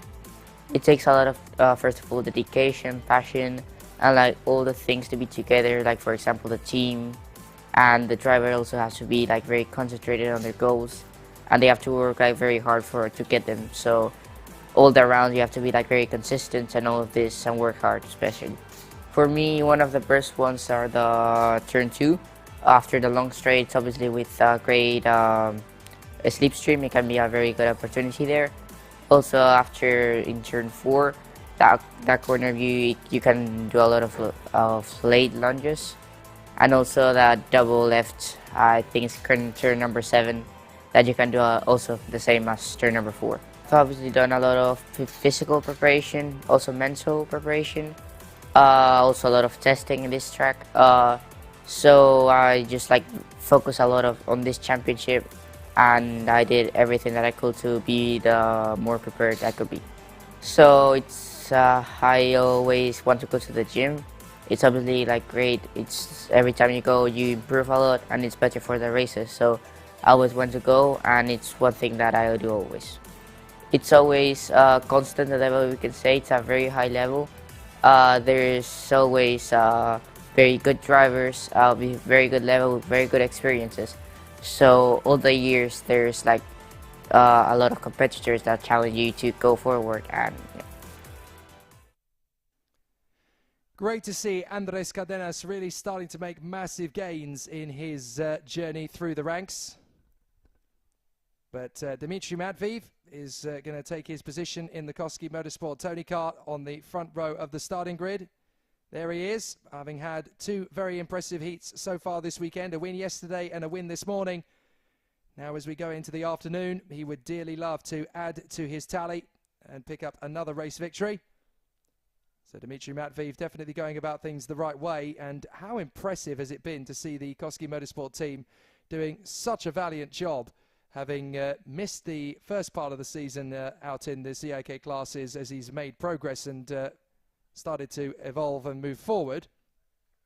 But the team have managed to bounce back in fine style coming to the CIK classes for this weekend at Portimao, and they are right at the front.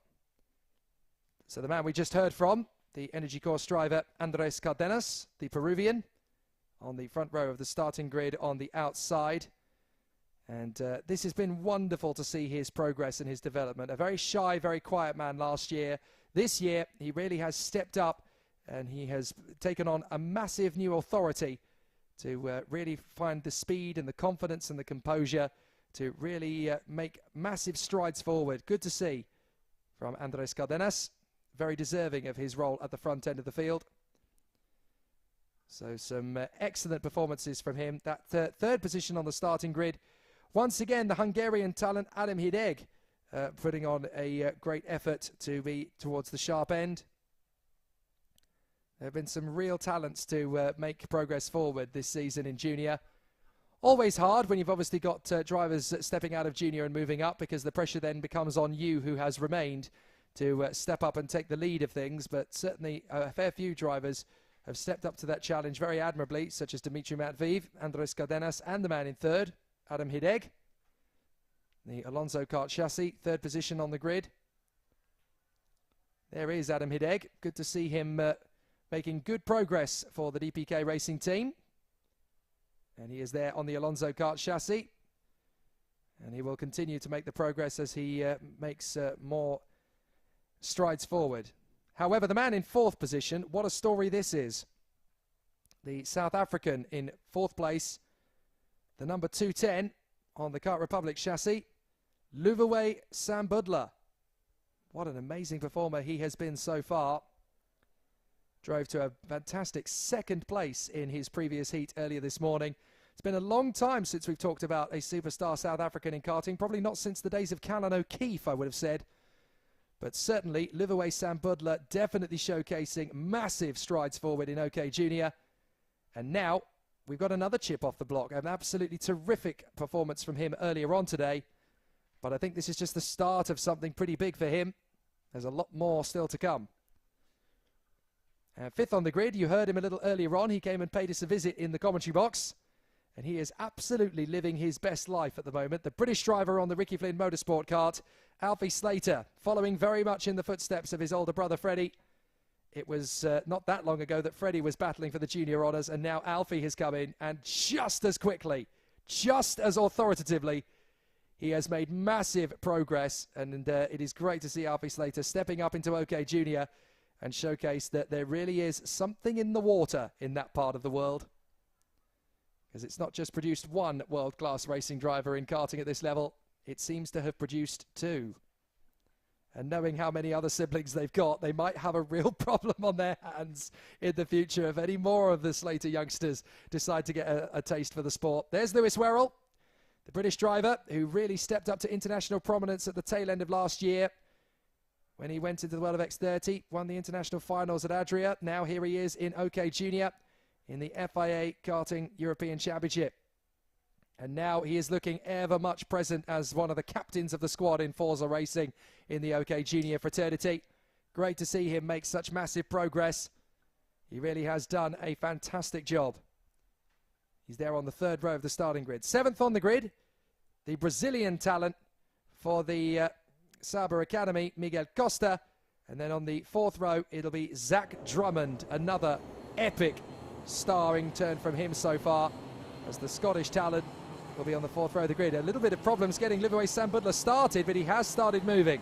Dimitri Matviev from Andres Cardenas, Adam Hideg and Livois Sambudla, Alfie Slater and Lewis Werrell from Miguel Costa and Zach Drummond, Enea Frey and Gerasim Skudanov, Albak Soy and Kian Fardin. There is Tobias Clausen from Aaron Garcia, Giacomo Pedrini and Dante Vinci, Marcel Kaspritsky and Francisco Macedo, then Thomas Kinsey, Griffin Peebles, Jens Trua, Luna Flusha and Zoe Florescu, but there are problems for Tobias Clausen. He has not got away out there in the starting grid now. If he can get the kart started and join the field at the second formation lap, then he should be able to get himself out there onto the circuit again. But they're going to have to push start him and he'll have to join the field, having only completed one formation lap. Then he will have until the red line, which is just before the penultimate corner, to get himself out onto the circuit again. So let's see, is he actually going to be able to get started again on this formation lap? They're going to send him out. So can Tobias Clausen get going? Yes, thank goodness for that. So well done to the crew at Falcon and well done to Tobias Clausen. Determination, never give up. You never know what's going to happen, so never ever give up. And Tobias Clausen, hopefully, if the field starts to form into their two tram lines fairly quickly, Tobias Clausen may even be able to get back into his original grid position in time. If not, then he will just take up his position at the back of the field, but at least he will be in the gaggle of karts, so he won't have a massive amount of time to make up. So that is very good news indeed. So still the battles continue around the course as the drivers are now forming up in their rows. But for Dimitri Matviev in pole position, this is his chance to make it a hat-trick. A win yesterday, a win this morning. Can he make it 3 from 3? He's definitely going to have to work very hard indeed to make it happen. But this is not going to be easy at all for Dimitri Matviev to continue his progress. He's got so much talent around him. Cardenas, Hideg, Sambudla, Slater, Werrell, Costa, Drummond. Are we going to go racing? No, not this time. False start. So a false start then for our racers as they come through. And that was obviously well spotted there. So the drivers will go around one more time with feeling here on the Cartódromo Internacional Algarve circuit here in Portugal. Just a stone's throw away from the venue that has hosted Formula One, the World Endurance Championship and MotoGP over the years.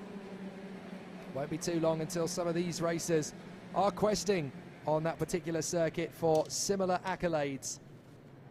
Great to see such an incredible spread of talent here in the OK Junior fraternity. Some great performances from some amazing drivers, and they will just continue to deliver extraordinary performances out there on the course. There is Luna Flusha, just getting herself up to speed after what has been a very difficult weekend for her so far. This is her first year in FIA Karting for the European Championship, of course. And as far as she's concerned, this is a year of progression, of development. It's 2023 that's really going to be her season. when she starts to hopefully match the similar performances of her older brother Lucas, who we saw take a win earlier on.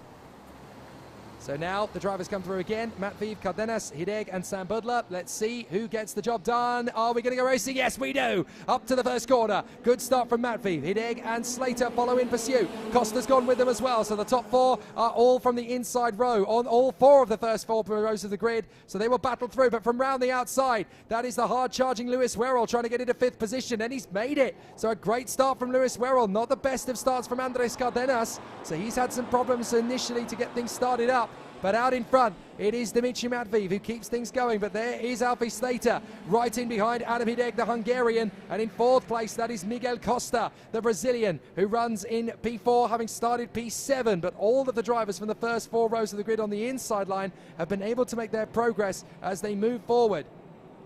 So Adam Hideg and Alfie Slater already starting an interesting battle. But Dimitri Matviev is trying to run away and hide out in front.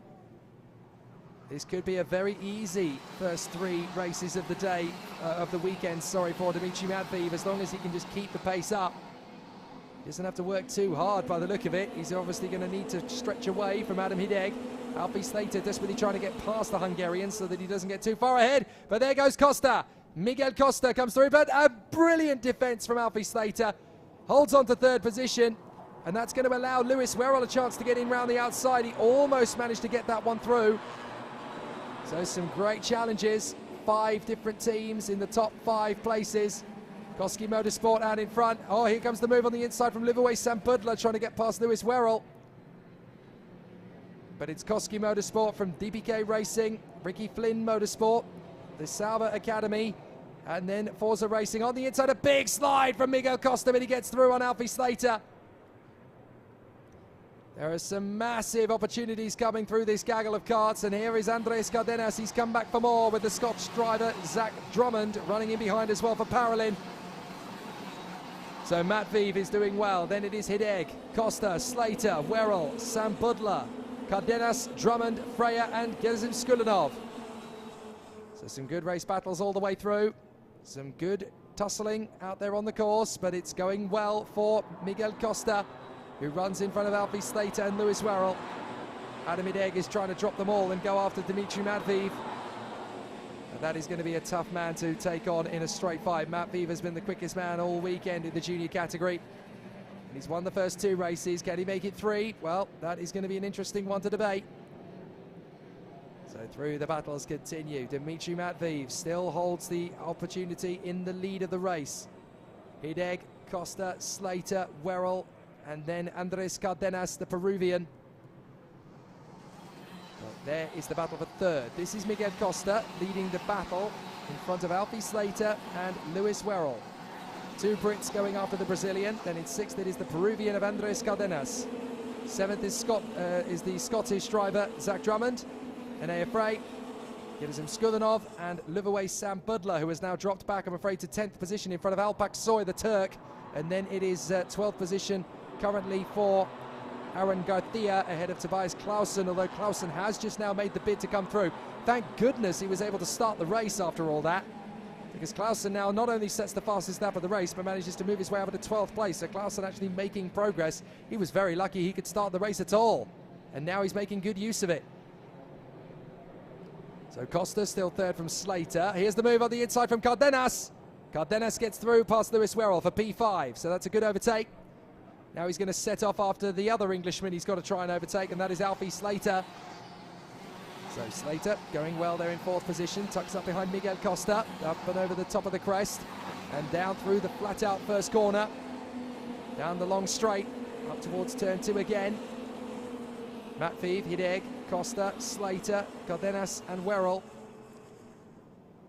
I tell you what, Alfie Slater definitely having a much better run as a junior than he ever had as a Mini 60, and there is the move on the inside from Cardenas, though, to take it away from him. So the Peruvian making good strides, and so the Energy Course team definitely full of incredible talent in the junior category. Andres Cardenas, the Peruvian, gets himself back into 3rd position.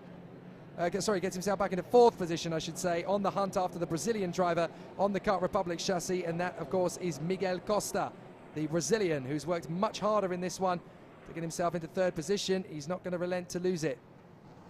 But Dimitri Matviev is still your race leader for the Koski Motorsport team, and he's a long way in front of Adam Hideg in karting terms. That's a second, 1.1 seconds now, in fact, with 2 laps to go. So he's definitely looking strong. There goes Lewis Werrell on the inside of Alfie Slater. So Werrell takes the position away, but Slater straight back on the undercut. Fantastic from Slater. Terrific from Werrell, but Slater with the return. Excellent stuff. So Dimitri Matviev has opened the gap up to 1.2. Costa in third, Cardenas in fourth, then Slater, Werrell, Drummond and Anea Frey from Gerasim Skulinov and Tobias Clausen. Luvue Sambudla ahead of the 12th position driver. That, of course, is Marcel Kaspricki, who has moved into the team at Tony Kart in the Ward Racing team. But there is Dimitri Matviev, 1.3 clear of Adam Hideg. We don't see this too often. A driver getting into the lead and disappearing. But certainly for Dimitri Matviev, it's looking very comfortable indeed. He has the raw pace, he has the raw speed, and as he goes into the last lap, he has a 1.4 second advantage over Adam Hideg. Costa is third, fourth is Cardenas, and fifth is Alfie Slater. There's still some good battles over the course of the day to follow on, but definitely a really solid battle. So Dimitri Matviev is going to just take this line to take this run to the flag. Lugaway Sambudla with the fastest lap though at 58.17. So that just shows you the difference between qualifying pace and race pace. Still a few tenths of a second away from their raw speed in qualifying. But what a great job this has been for Dimitri Matviev as he continues to hold the line in front of Adam Hideg. The gap has been opened up to 1.5 seconds in the end. Costa a further second back from Cardenas and Slater. So it's a great opening account for the first 3 races for Dimitri Matviev. He gets the job done and he is delighted with it. He won't show the emotion, but 3 from 3 in this field. That is quite the achievement. And Dimitri Matviev, very much unbeaten in the junior category so far for the Koski Motorsport team. There's a lot to do still, but he's definitely going about things the right way. So a very exciting start to the weekend for Koski Motorsport and for Dimitri Matviev in particular. So far, so good. Lots of great race battles to come, lots of great racecraft on the horizon. But we're going to have a really interesting and frenetic battle as the drivers continue to make progress. So the headline in the junior category then is this man is unbeatable at the moment. Dimitri Matviev, fastest in time qualifying. The race winner yesterday, the race winner this morning, the race winner this afternoon. So far, so good. 0 points on the board. And you can be very happy with the progress made. But there is still, as I mentioned, quite a long way to go. The juniors all still have 2 heats to run this afternoon. The seniors have 3. So there's a lot that could still happen. Dimitri Matviev takes the win, though, from Adam Hideg and Miguel Costa. Andres Cardenas ahead of Alfie Slater, Lewis Werrell and Zach Drummond, the trio of Brits. Then Enea Frey ahead of Gerasim Skulinov and Tobias Clausen. Luvue Sambudla, unfortunate to slip out of the top 10, but still with good speed. Marcel Kaspricki in front of Kian Fardin and Aaron Garcia.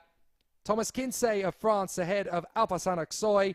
Griffin Peebles in 17th place ahead of Giacomo Pedrini. And then we have Jens Trua ahead of Francisco Macedo, Dante Vinci, Luna Flucia and Zoe Florescu. Every driver that started finished.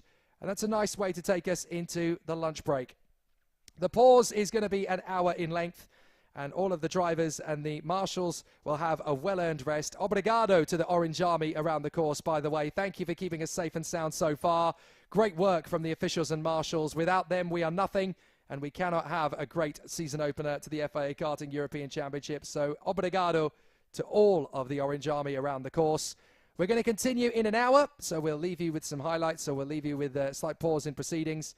And we're going to continue with the race action this afternoon. We will return at 13:20 with the action from the OK category as we continue here with the European Championship season opener at Portimao.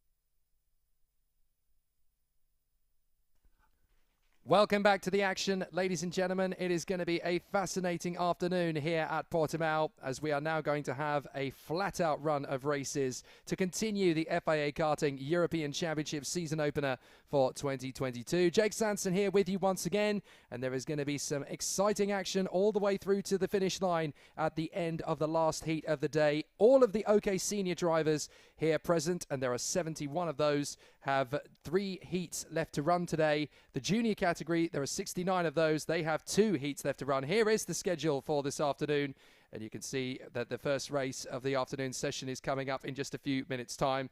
It's the OK heat rotation that will come up first for qualifying heats in groups C versus E, B versus F, and A versus D to start us off with. Then we will return to the juniors, who will go out for their 4th race of the weekend. It'll be groups B versus E first of all. That'll be at 2:25 local time. A versus F will take place at 2:45 local time, and then A versus C will be at 15:05. Then we will go to the qualifying heats for the OK category for their 4th rotation, 15:25, 15:45, and 16:05 for groups B versus E, D versus F, and A versus C in all of the competition. And then will come the final heats of the day. That's when we'll probably get a big increase in ferocity, as drivers and teams will want to get that last opportunity to go through. It'll be 16:25 for E versus F, C versus D at 16:45, A versus B at 17:05 in the junior. Then we'll do exactly the same groups going up against it in the battles for the senior races for OK. E versus F at 17:25, C versus D at 17:45, and we'll finish off at 18:05. A long day of racing for groups A versus B. That's what you can look forward to over the course of the day in the Saturday running of the FIA Karting European Championship here at the Cartódromo Internacional do Algarve here in Portugal, just a stone's throw away from the Formula 1, MotoGP and World Endurance Championship venue next door. 70 degrees Celsius. The humidity has dropped since the start of the day when it was about 84%. It's now at about 65, but the wind has picked up a bit, so there are a few more clouds in the area. Hopefully they will not break at any point, and we'll be able to continue for a relatively clean run over the course of the day. But it's definitely going to be interesting all the way through. So let's see if we can catch up with our drivers for the next race. They are about to go underway, and starting from the front of the grid, it is going to be the Belgian star, Ian Eijkmans of the Eijkmans Grand Prix Racing Team, who will lead us off. We caught up with him very briefly yesterday evening. I managed to find the gap so we could put one lap together, but I think when we get another lap we would have been pole, but yeah, third in overall is good. It's just getting started because every race will be difficult, but yeah, we have to see race by race. It's quite good now, but yeah, we have to see because the tires will get older and stuff, so yeah, we have to see tomorrow.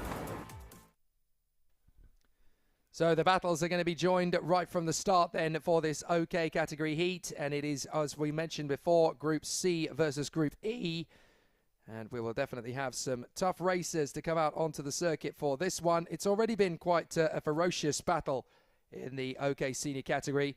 6 different winners across the first 6 races. So it is very even and very, very close quarters over the course of racing so far.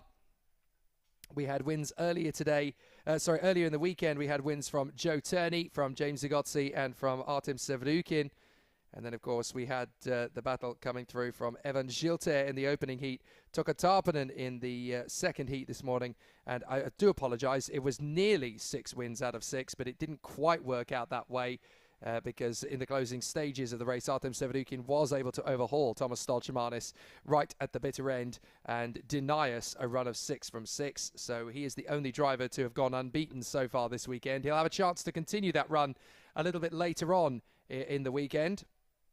Certainly the only driver to have gone unbeaten across the qualifying and race sessions so far is in the junior category. That is Dmitry Matviev of the Koski Motorsport team. He'll come out for his race a little bit later on in the day, but certainly for today, it is going to be very interesting to see how things go from the front. Ian Eijkmans will be on pole position for this one, the Belgian, alongside David Walter of the Koski Motorsport team in the senior category. The yellow light has come on at the end of the pit lane, which means it's not long now until the drivers will be sent out. David Walter and James Zagotsi will be on the second row of the grid. It's definitely going to be very interesting. James Zagotsi will be on the inside line and Jan Puchu will be on the outside line. Lucas Samalisto will be 5th on the grid, and then Matias Ferreira, the Brazilian, will be in P6. And then row 4 will have Nacho Tunion and Gabriel Gomez, the top 10 rounded out by Matteo De Palo and Christian Bertucca. A lot of great battles to come in this one.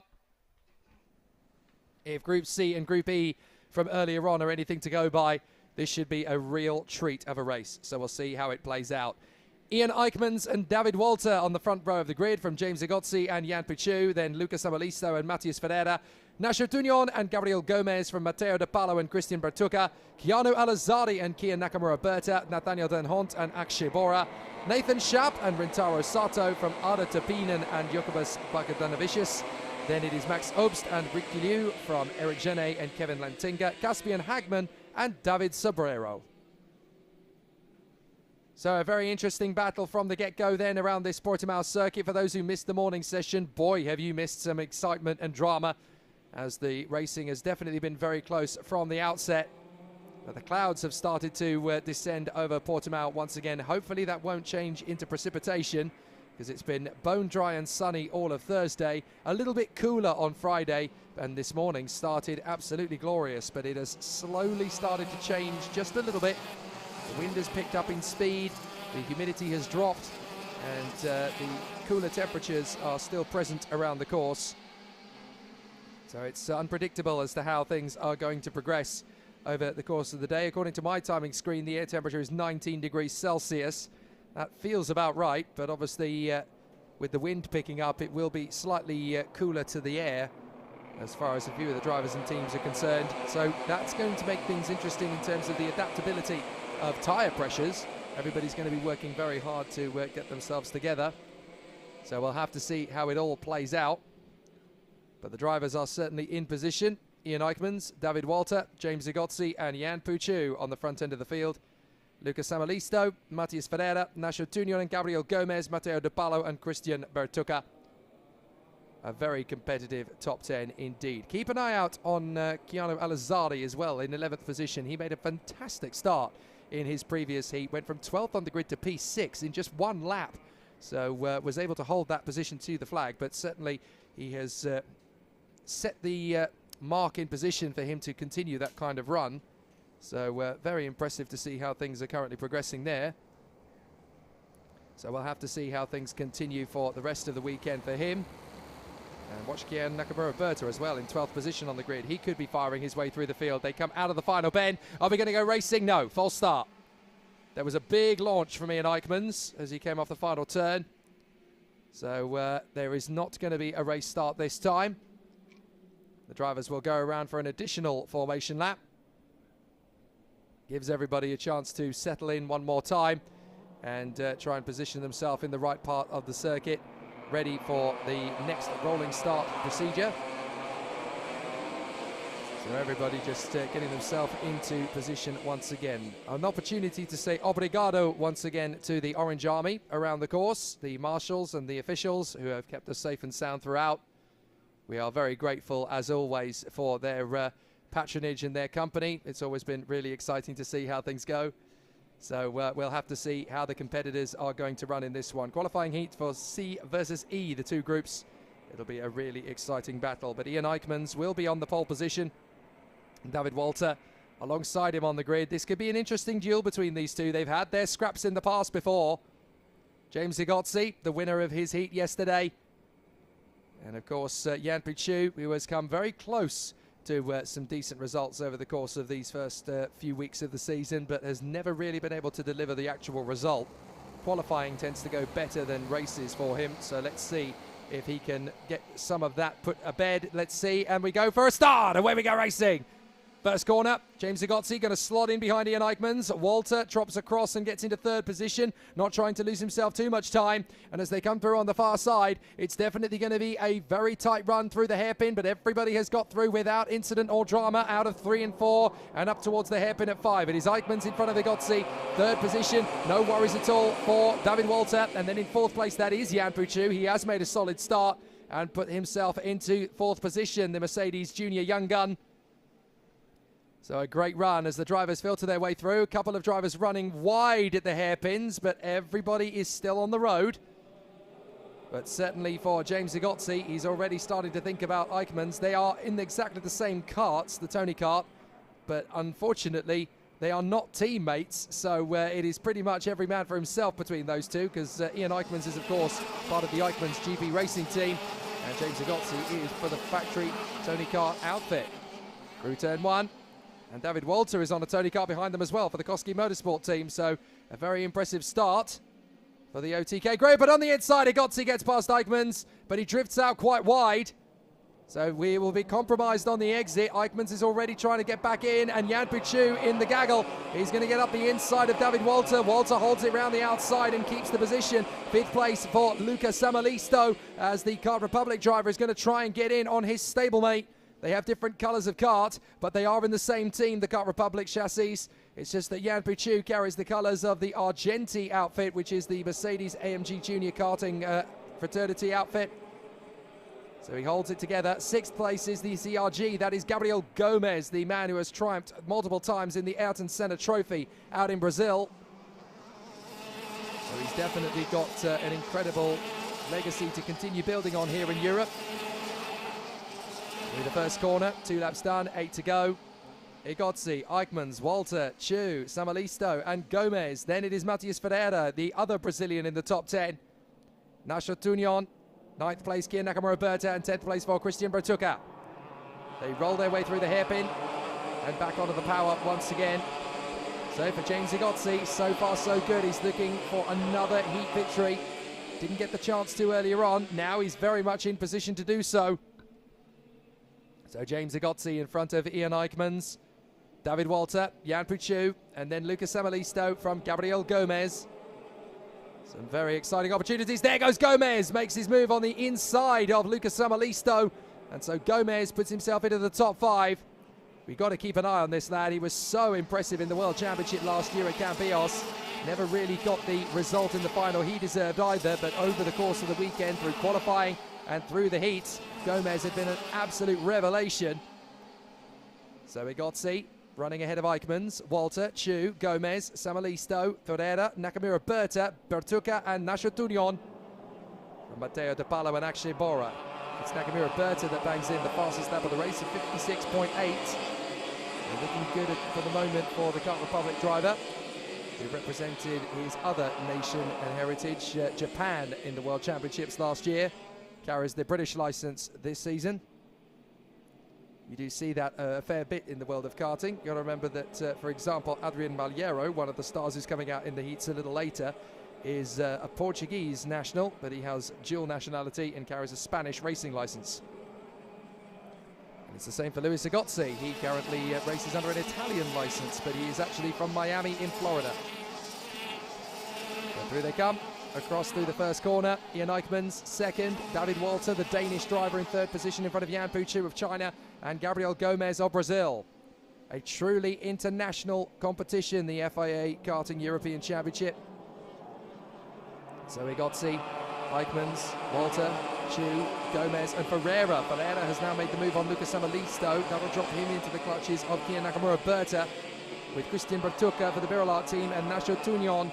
There he is in the DPK kart for the Onzo chassis, running in 10th position. Akshay Bora is just in behind him. So some good battles all the way through the course at the moment. But Igotzi and Eichmann's having a very solid afternoon's work at the moment out in front. David Walter just staying with them. No major tensions in this race. With the drop in humidity and the increase in wind speed, it's actually tamed the racing a little bit. 5 laps done, 5 to go. Might just be at that stage of the weekend where drivers are doing their best they can to haul as few points haul as possible. Of course, in the qualifying heats for the FIA Karting European Championship, it's 0 points to collect for a win, 2 for second, 3 for third, 4 for fourth, 5 for fifth, and so on. It's essentially like the world of golf. It's the fewest points that get you to the top of the table. So they are trying to drop as many points as humanly possible. Igotzi, Eichmann's, Walter, Chu, Gomez and Ferreira. That's your top 6 still. Not a lot has changed. Eichmann's, though, is just doing what he needs to do to sit behind Igotzi and let him do all the hard work. Walter will be there in 3rd place.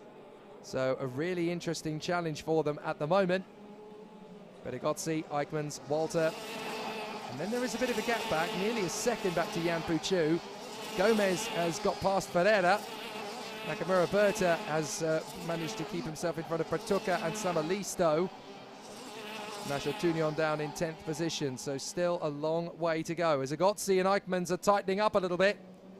Eichmanns closer than ever, and on the inside line, there he goes. And Ian Eichmanns takes the lead away from James Agozzi in turn 5. David Walter now sensing an opportunity to repeat the move. So can the Koski Motorsport driver make his lunge? No, he thinks better of it into the double apex left-hander. A couple of other drivers are going for a cheeky move on the inside a little further back, and nobody has been able to gain their positions just yet in the midfield. So down the hill, what will Agozzi do? He's not quite been able to get back on terms with Eichmanns there. So the Eichmanns GP racing team, one of the most prolific in the sport, multiple title winners and World Cup successes over the years. Great to see them in the FIA Karting Championship still, even if they only have one representative here. So Ian Eichmanns, James Agozzi, David Walter and Jan Puchu. That's your top 4. Ferreira is up to 5th. Nakamura Berta is now 6th ahead of Gomez. Then Bertuca, Samalista and Akshay Bora has come up into the top 10. A good run from the young man from Singapore. Although he currently carries a British racing license, he's also got an Indian flag on his overalls. He is one of the most Mr. Multicultural racers out there, but doing a fantastic job and putting himself firmly back into the top 10 again. Akshay Bora, just in front of Maxi Obst and Matteo De Palo. Agozzi trying to get as close to Ian Eichmanns as possible, but it's not really going to be to the next lap until he really makes the move for it. You don't really want to make the overtaking move at the front end of the field until the penultimate lap, because you want to get ahead, back the driver that you've overtaken into the cart behind, and scamper away with only a lap and a half to have to worry about defending. Here comes the move from Agozzi. It's not going to happen. Eichmanns is right in the middle of the road. So he's keeping it fairly pleasant, not really worrying too much about where he needs to place the cart. They come through the hairpin once again.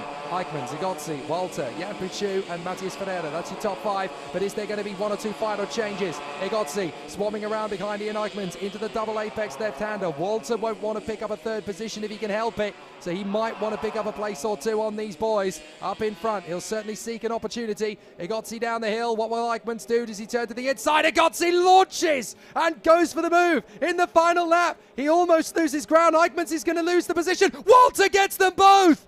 David Walter sneaks past both of them and snatches the victory from what looked like 3rd position. David Walter takes the win from Agozzi and Eichmanns. Brilliant from David Walter. Absolutely fantastic. He takes the lead, I should say. And now Eichmanns back on the inside of Agozzi. I thought that was the last lap. I do apologize. There is one more to go. So Walter getting past both of them and scampering away. Now he's going to take the lead. There's a yellow flag in front of them because we've got a couple of carts off the road. Or is that just the one? I think it might just be Kevin Lantinga. Keanu Alazardi appears to be out of the race already, and so too does Jokubus Bogdanovicius. So they've had incidents earlier on. We didn't see that, but they have come a cropper. And so too have Den Hont and Lantinga. Jan Puchu has skated off the road, so that's why there were yellow flags there. But that sneaky little maneuver from David Walter, absolutely textbook from David Walter, really nicely handled, and he takes the victory. What a drive! Snatched it away on the penultimate lap. Eichmanns and Nakamura Berta come through in 2nd and 3rd places because Nakamura Berta is able to skate through. What happened to Agozzi at the end then? Agozzi seemed to disappear. I didn't even see what happened to him. Oh, down to 5th position. So James Agozzi in P5. Nakamura Berta 3rd from Bertuca, who managed to come through in 4th position. So that last lap shuffle really costing James Agozzi big time. A real difficulty there for David Walter, but not in the closing lap and a half. He was able to get the move and just race away. 0.8 of a second clear of Eichmanns. But Eichmanns and Agozzi had a lot of defending to do, and Nakamura Berta and Bertuca were able to split them in the end. Gomez in P6, Jan Puchu, rather sadly, out of the race after an incident on the penultimate lap. Lantinga and Den Hont having a similar incident elsewhere. That was down at turn 11. So sneaky move from David Walter. He gets the overtaking opportunity of a lifetime, gets through on Ian Eichmann's. Kian Nakamura-Berta comes home in third in front of Christian Bertucca and James Zigotzi. Then Gabriel Gomez and Matias Ferreira, Lucas Samalisto and Matteo De Palo from Max Obst and Nasha Tunion, Akshay Bora and Caspian Hagman from Rintaro Sato and Nathan Schaap. Ada Tapinen came home in 16th position in front of Ricky Liu and Eric Genet. The last driver home across the line was David Sobrero. Quite a few problems for drivers elsewhere. There were 5 retirements in all. Jan Puchu, Kevin Lantinga, Nathaniel Denhont, and then Jokubus Bogdanovicius and Keanu Alazari. Problems all the way through the race, unfortunately. So a fascinating battle and a crazy last couple of laps there for David Walter. But he was able to get himself through at exactly the right moment. So, a great battle. For those of you who have just joined us or are just wanting to know a little bit more about the ins and outs of this fantastic circuit, who better to take us around the course than one of our local stars? We're going to ride on board this fantastic Portimao circuit. Let's go with David Sobrero, having a fantastic battle so far around the circuit.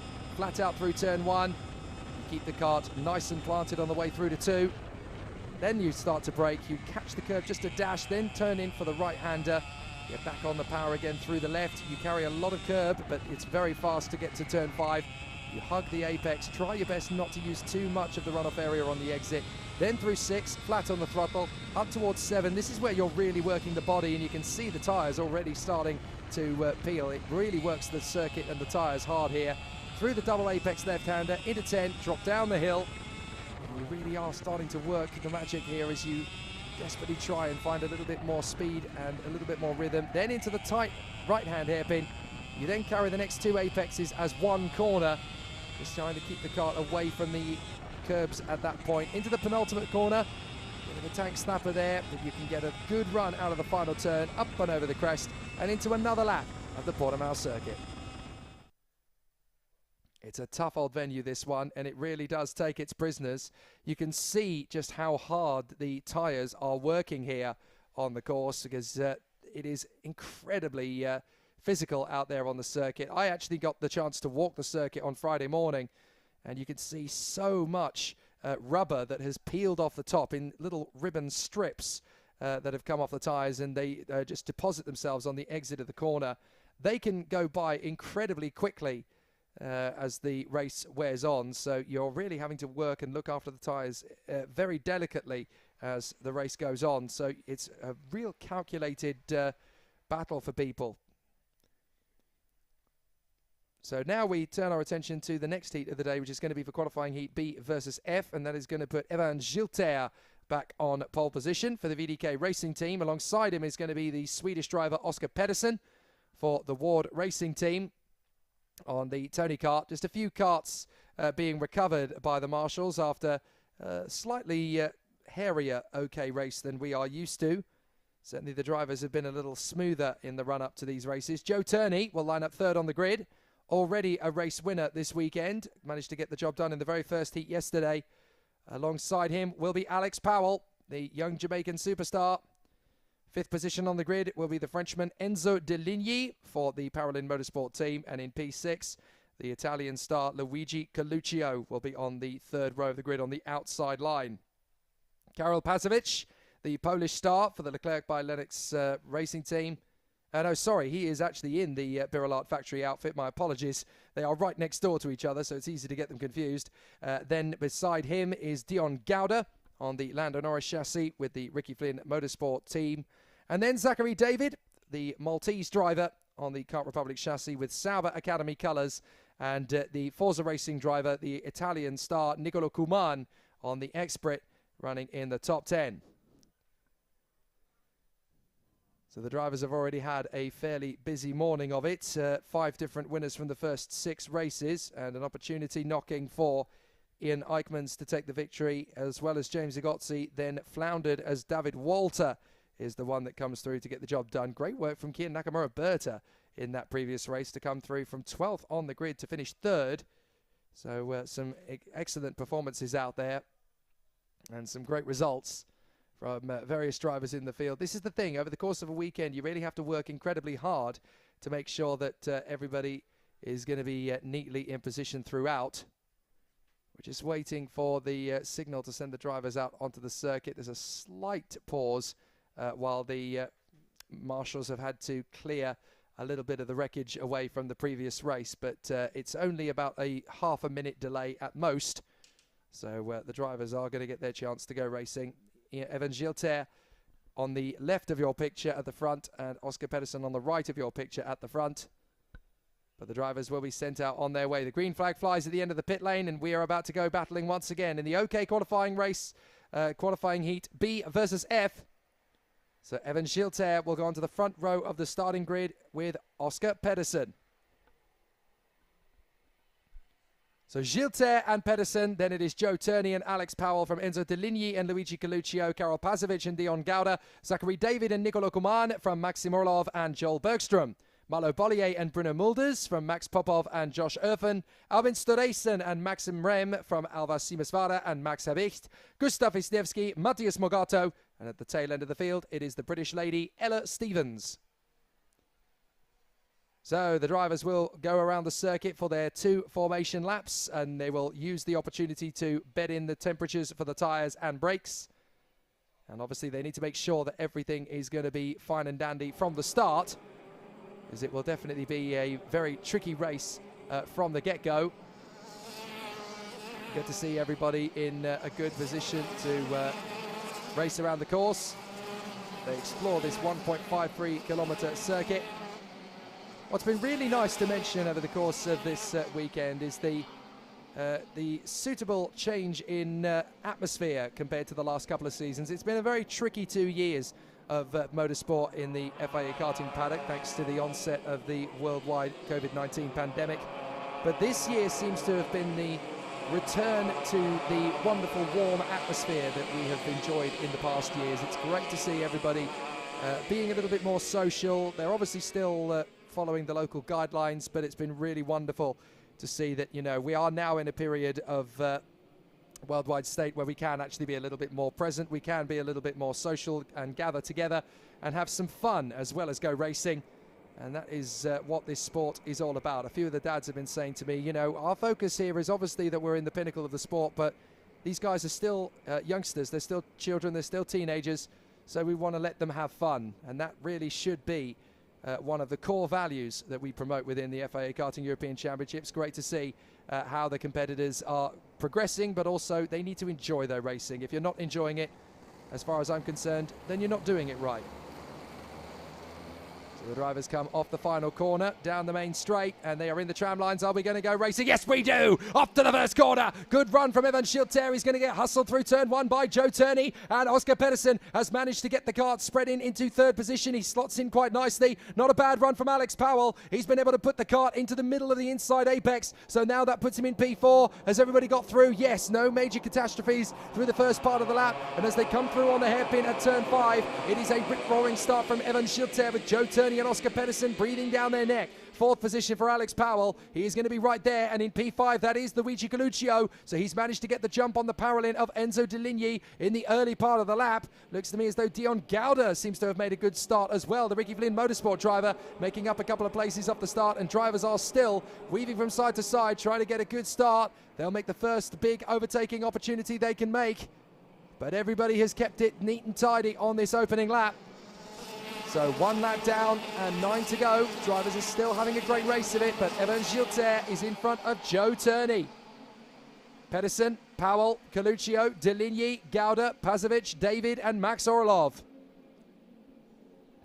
So some good battles all the way around the course, but there is still a lot of toing and froing as drivers are battling for supremacy in the middle of the field. In particular, we've got quite a few moves going on, but Oscar Pedersen just trying to shape away from Alex Powell.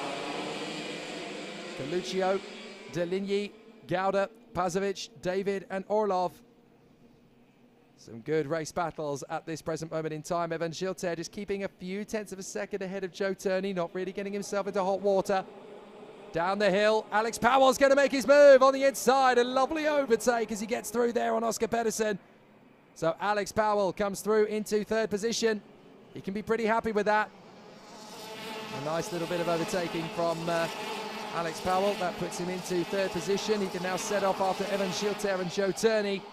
But how much time will he have lost? How much momentum as well, and how much of a toe will he have lost to the two karts in front by making that move at that moment? But up the inside, Luigi Coluccio wrestles for the inside gap, makes it open up, and Oscar Pedersen is on the back foot, and now he's going to lose out to Deligny as well. So Deligny also gets past, and that puts him into fifth position. You've got to feel for Oscar Pedersen. Ever since that move from Alex Powell, he has suddenly gone from third position down to P6. And now, side by side, that is Gauda wrestling away with Pazovic. And they are having a terrific little tussle. So they drop down the hill once again. Gilter, Turney, Powell, Coluccio, Deligny, Pedersen. So an interesting squabble. Gilter, Turney and Powell have got a decent gap ahead of everybody else in the gaggle. But Powell in third place, Coluccio, Deligny, Pedersen, Pazovic, Gauda, David and Orlov. And then Joel Bergström. Joel Bergström finds himself in 11th position. So as they continue to come through, that is Alex Powell just trying to get away from Luigi Coluccio, but Coluccio definitely seems to have good pace here at Portimao. He was strong in the heat earlier on today, so now he's got another great run on the toe. And Alex Powell running in third position. Not only is he Jamaica's best hope for a Formula One driver in the future, being part of the Mercedes-AMG Petronas F1 Academy, but he is also under the tutelage of one of the top kart racing drivers, if not the top kart racing drivers of all time, Mike Wilson. Absolutely phenomenal battle from him over the course of these last couple of seasons, and now that he has stepped up to the world of seniors, Alex Powell is definitely going to be a character for the ages. So let's see what he can produce. Coluccio is close to him, close enough for a move. Oh, only just!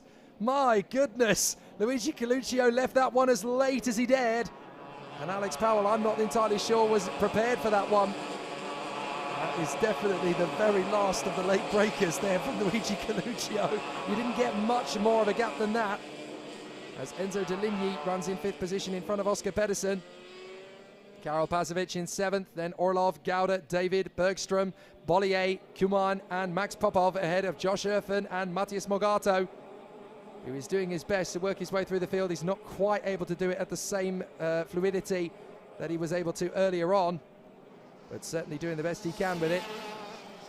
But here we go again, just as before. Joe Turney just knocking on the door of Evan Gilter, just taking it lap by lap by lap. This is how he did it in race one yesterday. And Joe Turney just staying as close to Evan Gilter as he can. In the slightly cooler conditions, Joe Turney does seem to have a little bit of an upper hand here, with the OTK kart going a little bit stronger in the cooler conditions than the Kart Republic chassis overall. So Joe Turney able to make some headway, and Coluccio able to do the same thing as well in relation to Alex Powell. Look how close Joe Turney is getting, and no wonder, he's just at the fastest lap at 56.825. So when is Joe Turney going to make the move? You don't want to make it too early, but at the same time you don't want to lose too much time, as Gilter goes a little wider than he might have wanted to. So Joe Turney almost able to get one over on him there. Thought for a very scary moment he was going to go for a move in the penultimate turn, but he decided against it. Now he's going to get in the draft though. So it does seem that in hotter temperatures the Kart Republic chassis is pretty handy, but in the cooler temperatures it's an OTK chassis that seems to be of preference. Joe Turney still hunting down Evan Gilter. Down to the braking zone for the hairpin, and another new fastest lap from Joe Turney at 56.65 this time. So it does seem to be a case of when Joe Turney is going to make the move rather than if, because he's all over the back bumper of the VDK kart. Mind you, having said that about how much stronger the OTK group karts seem to be compared to the Kart Republics, Alex Powell is not letting Luigi Coluccio go. There's the move from Joe Turney. He's been building up to it, and now he gets the lead on lap 7. 3 to go at the end of this one. So Joe Turney running a rip-roaring race, and a very exciting battle so far across the line. As they drop down the hill, so much change in elevation and camber around this circuit. It is very deceiving. Joe Turney Running up tight and close to Evan Gilter. Excellent work so far. Coluccio, Powell, Deligny and Oscar Pedersen. That's your top 6 from Orlov Pazovic, Zach David and Joel Bergstrom. Josh Erfin is just outside the top 10 in his new mount at Ward Racing. He's only made the switch in recent weeks. But this battle is still very tight indeed. Look at Alex Powell all over the back of Luigi Coluccio. He really senses he can get him back for 3rd position. He's just been hunting him down all the way through these last couple of laps. And now Alex Powell is going to make the move. 3rd position. Deligny thought he could get past Coluccio as well. Powell is trying to back Coluccio up a little bit in the hope that Deligny will make his bid. Oh, a little bit of a jockey for position, but that'll do for Alex Powell. 3rd position, then Coluccio, then Deligny. Deligny's getting very hungry in behind the Italian. But is there going to be a move? Well, there certainly looks like there could be a bit of a fight back from Evan Gilter. Right in behind Joe Turney. And these two have had a great rivalry in the first 2 races. In yesterday's race, it was Turney that got the win. In today's race, it was Gilter that got it. And now that is Deligny through past Alex Powell. So are we going to get to see Coluccio and Deligny get away from Alex Powell? Powell down to 5th position. Here we go. Coluccio buries the kart in the middle of the road. Hugs the apex for the double left. Will get a good run out of the turn as he drops down the hill. But is Deligny or Powell going to be in a position to strike? Oh, that's a big defensive move from Coluccio. Holds the inside line. But it will be about Turney and Gilter to the line for the victory. It'll be about these 3 to the line for the victory. Oh, Coluccio running out a bit wide. So Deligny and Powell really on the charge. Here we go. Gilter's going to go for this. Turney's going to be right there. But he holds the card in the middle of the road. Well placed by Joe Turney.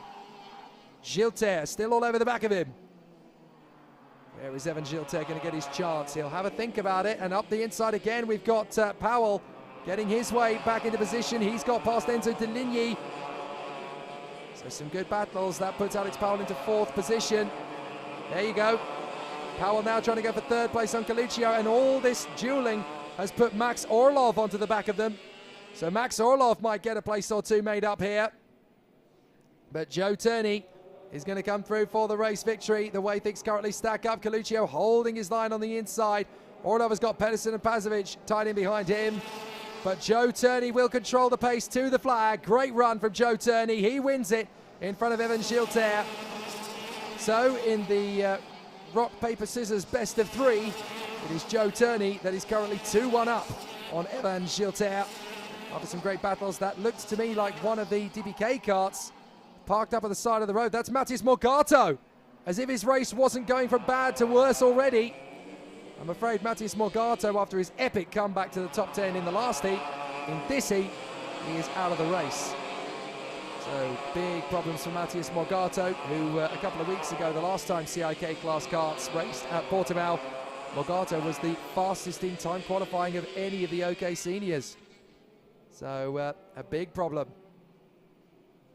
But Joe Turney manages to hold off Evan Gilter, made the overtaking move at the right moment, checked out enough that he didn't have to push the kart too hard, but still kept the gap back to Evan Gilter to 0.3 of a second. All that squabbling behind them, they cost themselves 6 seconds of race time, losing out to the likes of Turney and Gilter. So that just shows you how much time you waste when you battle. Joe Turney and Evan Gilter in the top 2. Then Luigi Coluccio just ahead of Alex Powell and Enzo Deligny. Max Orlov ahead of Oscar Pedersen and Karel Pazovic. The top 10 completed by Zach David and Josh Erfin. Then Joel Bergstrom ahead of Max Popov. Nicolo Kuman is 13th in the end in front of Malo Bollier. Maxim Rem fights his way back to 15th place. Then Alvin Storesen. Dion Gouda, very difficult in 17th place for him. Gustav Wisniewski is in 18th position. Then it is Bruno Mulders who comes home ahead of Max Hebicht, Alva Simasvara and Ella Stevens. The one retirement from the race, the Brazilian driver Matthias Morgato at the very last lap. So some great battles once again in that one, and it will be a fascinating challenge to see how the drivers continue. But Joe Turney, the British driver for Tony Kart Racing, has made it 2-1 in his little rivalry with Evan Gilter. But now we come into the next battle on the track, which is going to be qualifying heat for drivers in groups A versus D. And that's going to put quite a few star drivers in the lineup. Pole position will once again go to Thomas Stolchamanis. in his epic rivalry with Artem Severukin, who starts directly behind him on the second row of the grid. On the other side of the grid is the Finn Tukka Tarpanen, the reigning world champion. And he will want to continue adding some good results to his tally. He's already taken a win over the course of the day earlier this morning. Fourth on the grid right behind him, though, is his teammate Juho Valtonen. So the Tony Karts from the factory team in second and fourth are obviously going to be very strong in this one. On the third row of the starting grid, it will be Hyu Yamakoshi, the Japanese driver on the Praga, that will line up in fifth position. But the man alongside him on the grid in P6 is the man who won the Junior World Championship on this very circuit 18 months ago. And this is a very happy hunting ground for him for many reasons. We caught up with him in the build-up to the race weekend. It is, of course, Ricky Flynn Motorsports star pilot, Freddie Slater. Yeah, it's great to be supporting the UK. Yeah, just going to go out there and do them proud and, yeah, just win for my country, I guess. So, yeah, it's nice to be in the UK. And obviously, I grew up racing there a lot, so it's nice to represent them in a different country. Yeah, it definitely takes a lot, but like last year there was a lot of different weather. So like Genk was cold and wet, and then like slippery track. Zwera was very hot, and then where I can't remember where SA was nice because it's quite a small track. And then I forgot where else we went, but it's quite hard to like prepare because each track is different. So you can't just go like from one track, take the setup and put it at the other track because you don't think it's going to work because it's completely different tracks. So yes, you just have to fight for your hardest and be taking all the info you can get and make sure you're working hard with the team to get the best setup as possible. I'd say like going into turn 1 and then the left into turn 2 is a very good manoeuvre for like last lap opportunities. The next hairpin is good, I think that's turn 3. And then in the middle hairpin, that one's a good one because it really messes up the other driver, but you do lose time to the people in front unless you're in the lead. And then the right, if you can get up the inside, and the next right is you can get up the inside. And then the next right after that, that's late, but it messes up and then you get a gap. The next hairpin, you can do it from a long way back, so it's a good corner to do a big overtake. Then the left, you can kind of get the inside, but it doesn't always work. And then the last corner, you can try, but I don't know. You can get up the inside if you get a good run. We've been testing here before the FIA. And yeah, we've done a lot of preparation, but also at home I've been training, going in the gym and everything like that, so I need some well. So all the preparation I can do makes me even better chances to win. The physical challenge is getting hotter now, so to be as fit as possible will make it a lot easier when it gets a bit hotter. So yeah, just training as hard as I can each day. So yeah, just training as hard as I can for each weekend. Most of the drivers that I'm racing with now are like the same that I was with in 2021. So, but then there's a few drivers that are still in junior because they're a bit younger. But I don't know. It's just I think senior in junior is a bit more of a fight. Like, but then in senior it's more about pure speed. Like you got to have good speed, and then you do 5 overtakes a race maybe. But then junior you can make 20 overtakes in a race because how much fighting there is. But in senior there's just a bit more about speed and who's the fastest on track. Freddie Slater getting himself ready for the challenge. And it really is going to be an interesting one for him from the third row of the starting grid. He's already been able to make a couple of decent starts from that third row of the starting grid. A couple of times where he's been at the inside line, and now a couple of times when he's been on the outside line. Never easy to make good progress from the outside of the grid unless you can make a good switch to the inside line and hope that the driver alongside you is going to leave a little bit of space, which is very hard to predict in this category. Victor Gustafsson lining up on the fourth row of the starting grid on the inside row, and he will be there in 7th place. Rashid Al-Daheri, the Emirati for the Forza Racing team, having moved to the British team run by Jamie Croxford, and the ex-Brit chassis that is there. He is settling into that British team very quickly, actually, is Rashid Al-Daheri, and looks very comfortable. He'll be there on the 4th row of the starting grid, and he's definitely making good progress. 9th on the grid, it is the homegrown hero, Adrian Malheiro, 9th position on the grid, racing under the Portuguese flag. Obviously, he has a Spanish license, so it says on the timing screen that he runs under the Spanish flag. However, Portuguese blood runs valiantly through his veins. He has dual Portuguese and Spanish nationality. He's won 5 Portuguese national titles and 3 Spanish titles over his years, and he's participated 3 out of 4 times in the World Finals here in Portimao. So he knows exactly how to make a good move around the circuit. He managed to finish third in his heat yesterday. So there is plenty still to come from Adrian Maliero, and he will carry the pride of Portugal with him all the way through the weekend on home soil. 10th on the grid. It is a very talented Peruvian, Rafael Modenese, formerly for the Praga team, but he joined the Leclerc Lennox by Racing team midway through last season. And now he is very excited and very focused about his objectives to continue making progress in the Birolart chassis on the Leclerc by Lennox team. So it is Thomas Stoltjemanis and Tuukka Tarpanen from Artem Sevrukin and Juho Valtonen, Hio Yamakoshi and Freddie Slater, Victor Gustafsson and Rashid Aldeheri, Adrian Maliero and Rafael Modenese from Emilio Koivisto and Arthur Rojon, Nico Lemberg and Olin Galli, then Harley Keeble and Simone Bianco from Jevan David and Marius Christiansen, Oscar Wirtz and Jacob Rashki, Bernardo Pinheiro, Andrea Vibriantit, Max Angelard and Francesco Marenghi. So with all the drivers now getting around the circuit, once again, it is 2 formation laps, because normally the regulation is that there will be just the 1 formation lap, but on this occasion they have decided to revert to the out lap followed by 2 formation laps. System that is allowed to be used at the discretion of the race director, of course. Nigel Edwards, who has obviously seen, well, on this first round of the championship, we may as well give them 2 laps to bed in around the course. By the time we get to the second round of the championship at Duera in Spain next month, later this month I should say, then there could well be a little bit of a change of policy on that one. But certainly it'll be a fascinating battle for everybody as they run together in close proximity. So as the drivers get themselves ready for the outset, it's definitely going to be a very exciting run for them all. The qualifying heat A versus D. Some good battles and some good racecraft from the competitors on the march. So they will continue in position. There at the back of the field is the 198. That is Bernardo Pinheiro, the Portuguese talent, and one of the wild cards here this weekend. Only 2 wild cards in the whole event, actually, because they're only coming from the category of the OK Seniors. So just the 2 wild cards, Bernardo Pinheiro and the other compatriot Portuguese driver in the mix, the 199 kart.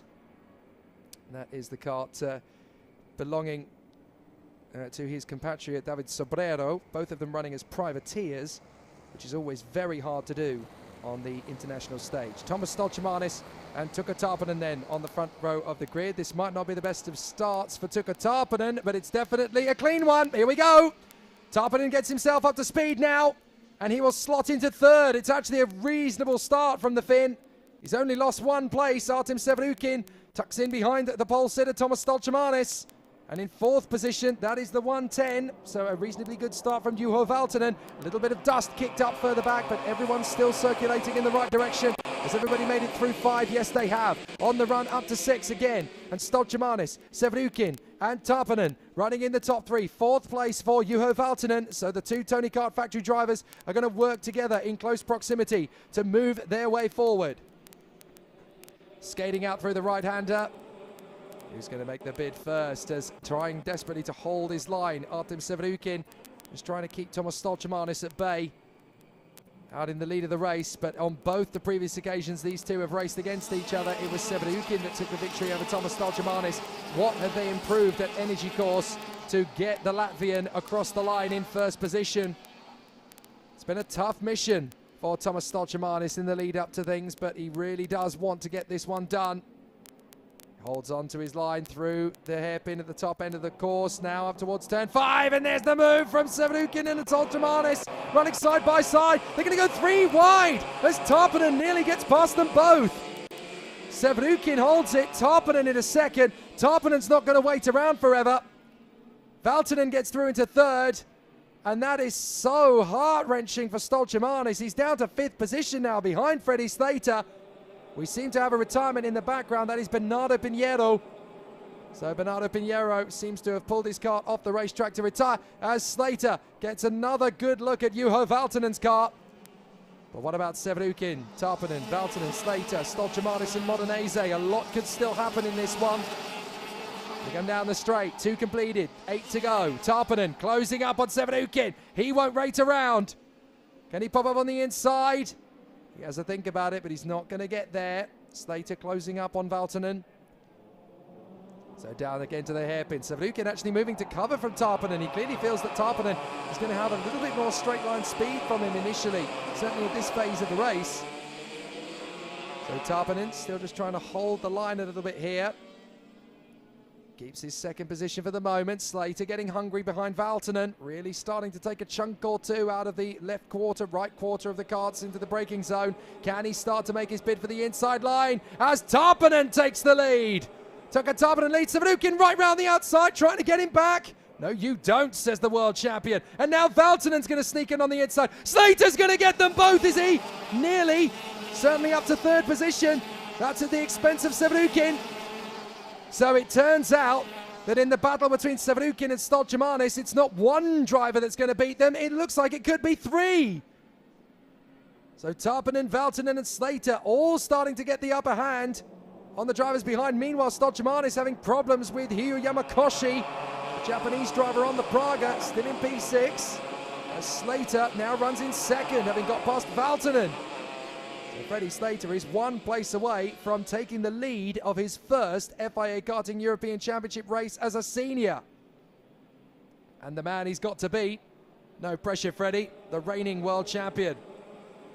Down to the breakers over the hairpin. Slater all over the back of Tuukka Tarpanen. Tarpanen in good mode. He won his race earlier on today. So definitely Tarpanen in a good frame of mind. Slater running in a good second place. Valtonen third. Savrukhin fourth. Stoltjemanis fifth. Could be very interesting if Savrukhin is beaten by three drivers, never mind one. But Tarpanen wants a little piece of this one now as the battle continues between them. So let's see how the drivers continue in fine style. Tarpanen, Slater, Valtonen and Savrukhin. It's Stoltjemanis, Yamakoshi and Adrian Maliero, the home favourite. 57 flat for him to get the fastest lap of the race ahead of Gustafsson, Koivisto, Gali, Rojon, Keeble, Aldeheri, Modenese and Rashki. Ivan David creeping up to 16th place now as well. So the Sri Lankan making good progress as he runs in position. But Tarpanen, a quarter of a second in front of Freddie Slater. Valtonen, third from Savrukhin and Stoltjemanis.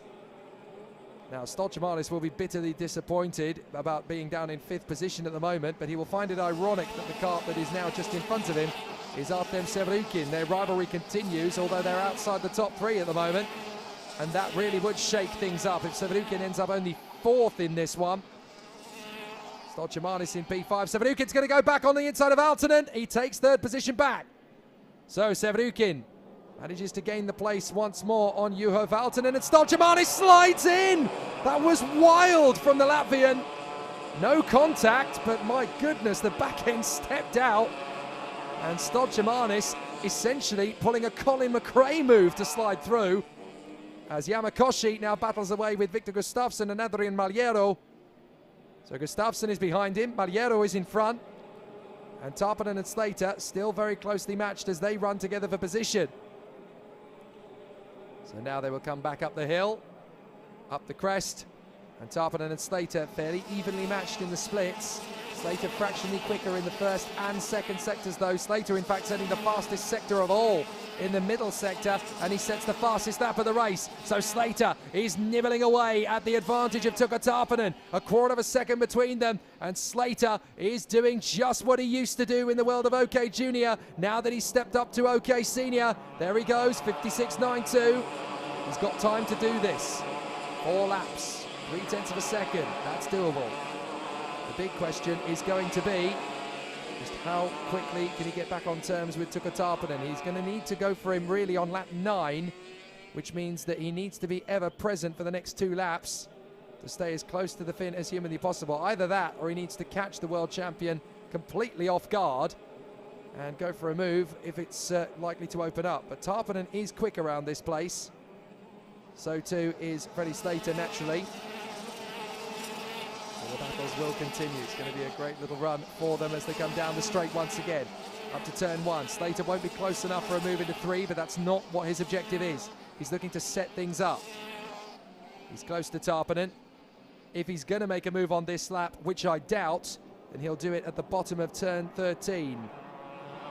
There's some good battles so far. Tarpanen, Slater, Sevrukin, Stolchamanis, who sets the fastest lap of the race now, the Latvian. So Valtonen is there in P5, Mariano, Yamakoshi, Gustafsson, Koivisto and Olingali from Arthur Rojon and Rashid Aldeheri. Harley Keeble has worked his way up to 13th in front of Rafael Modanese. And then Jakub Rashki in front of Francesco Marengi. So Marengi's made some good progress in this one. And it is Jevan David, Nico Lemberg, Oscar Wirtz and Max Angelard.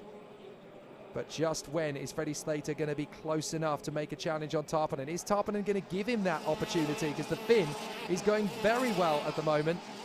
Tarpanen from Slater and Sevrukin across the line. 0.3 of a second still in it. He's got a good speed in the draft. But Tarpanen is able to place the card exactly where he needs to go at exactly the right moment. That's the tricky thing for Freddie Slater. He can't quite overhaul Tuukka Tarpanen yet. He's got to hope in a certain extent that Tarpanen feels so threatened by Freddie Slater hustling him down that he starts to over-defend. At the moment, Tarpanen doesn't need to defend because Slater is close, but not close enough to just launch it on the inside. And Freddie Slater is not the kind of driver to make a brash mistake. He doesn't really do big gambles unless he knows he can pull off the overtake. So he will settle for second place if it means he'll get a good position on the grid for Sunday. That's when he'll save his best for last. So just being in second position could well be enough for Freddie Slater for the moment. He knows he's got a tougher mission in the European Championship in OK than he ever did as a junior. Last lap, and Tuukka Tarpanen versus Freddie Slater. This is the rivalry I've been wanting to see for quite a while, really. Freddie Slater, junior champion of the world in 2020 here at Portimao. Tuukka Tarpanen, champion of the world in OK last year at Campios. These are two world-class superstars, and this is the first time they have met on the same bit of racetrack since 2020. So this is really exciting to see what these two are going to give us through the course of the season. But Tuukka Tarpanen definitely showcasing some great skill. The Finn, who has come out of the Kotala Sports race team based out in Finland. He actually raced for them in the 2019 season, remembering that dominant victory in OK Junior at Angeville back in 2019. But Tuukka Tarpanen just continues to tick them off one by one. It's a great victory for the Finn. Tuukka Tarpanen in front of Freddie Slater and Artem Sevrukin. So Sevrukin is beaten at last. So there is no dominant force in OK Senior anymore, as Tuukka Tarpanen and Freddie Slater are the only two drivers all weekend to have beaten Artem Sevrukin in a straight fight. That's a feather in the cap for the world champion, but also for the former junior world champion, Freddie Slater. Great racing so far in the OK Senior category, and that now means that every driver of the 140 drivers that have entered this weekend have now completed 3 heats. So every driver in the race has now just got 2 chances to book themselves a decent position on the grid for the super heats on Sunday. They've got to make sure it works to their advantage. But Tuukka Tarpanen in front of Freddie Slater and Artem Sevrukin. What a battle. What a great run it has been so far. I didn't expect either of the drivers to beat Artem Sevrukin in a straight fight, to beat Tarpanen or Slater, but I'm very glad they did, because now we've got a fight on our hands. Tarpanen ahead of Slater, Sevrukin in third from Thomas Stolchamanis and Adrian Mariero. What a fight for the Portuguese driver.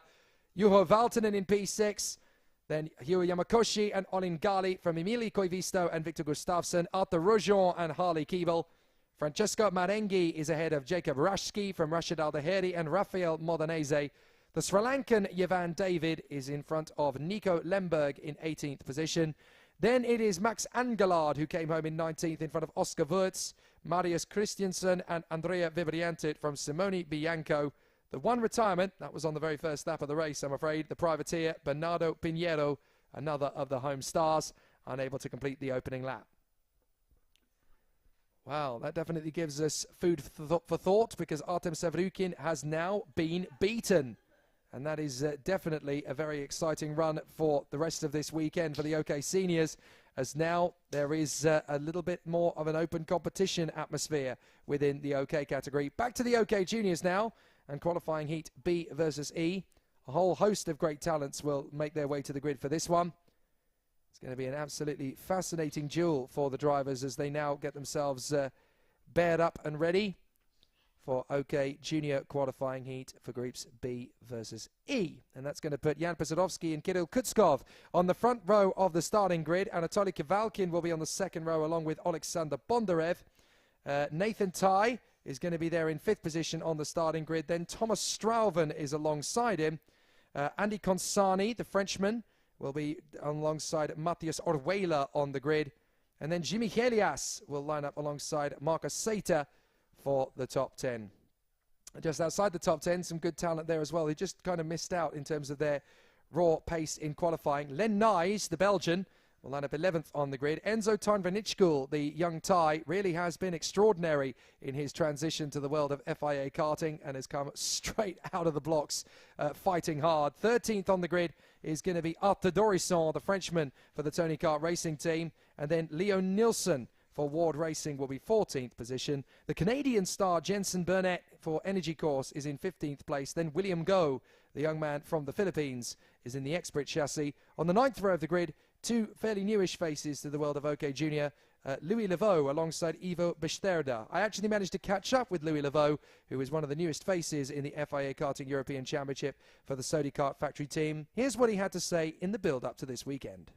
Well, it's nice to represent my country, especially I've been driving a lot in Spain. The speed for me this weekend is very good, and the Sodi car, I like it a lot.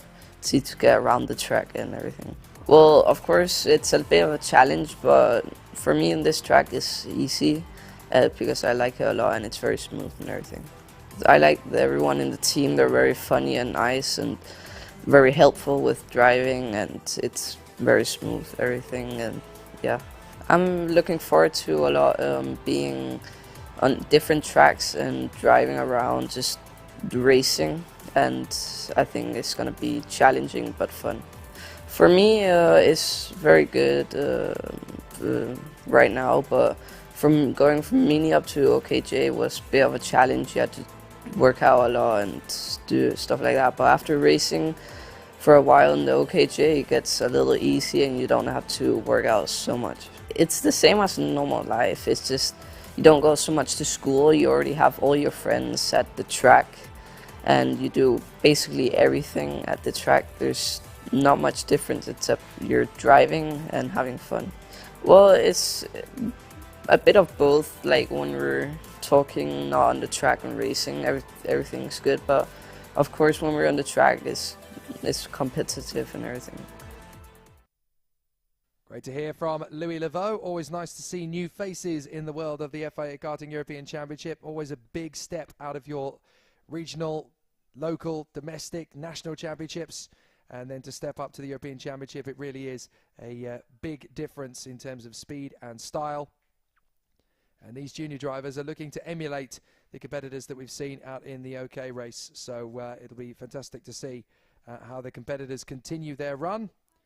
But certainly some big drivers to fight their way through as the competitors are now hotly contesting qualifying heat for groups B versus E once again. It'll be about 2 minutes to the start of the next race. I say the start, that's when they'll be sent out, but obviously that won't really happen until the drivers continue to battle away.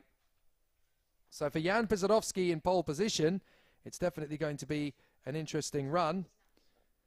Kirill Kutskov will be second on the starting grid on the front row, and then Anatoly Kavalkin for the Paralin Motorsport team, third position on the grid. Sasha Bondarev, fourth position on the grid, the young man from Ukraine for the Ricky Flynn Motorsport team. What a great chance he has got to continue the bandwagon rolling. Nathan Tai, feisty and furious as ever on the Sodi kart, looking very strong through the course of the weekend. Definitely has pure one-lap pace to go for the victory, and what a coup that would be for Sodi kart to come straight in at the 2022 season opener and put Sodi kart back on the top spot. But Thomas Strauven looking ever more confident, the Belgian, for the Ricky Flynn team. Good to see him mixing it at the sharp end of the dais.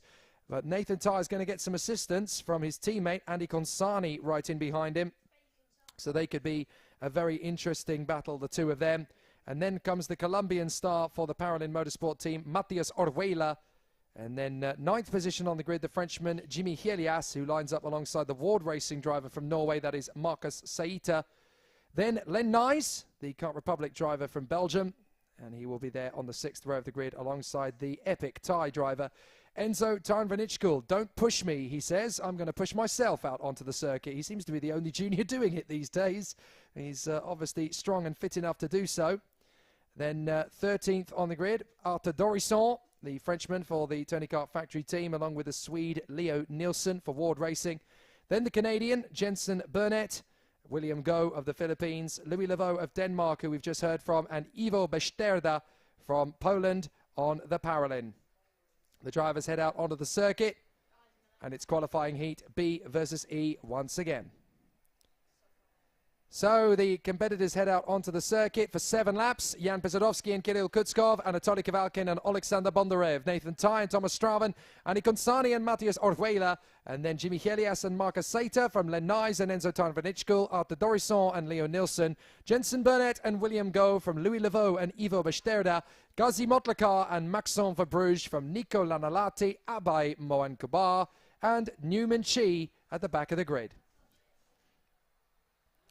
So with all 23 drivers in position, what has happened to Kirill Kutskov? Kirill Kutskov is not moving. He's pushed out of the pits, but he's not actually going anywhere.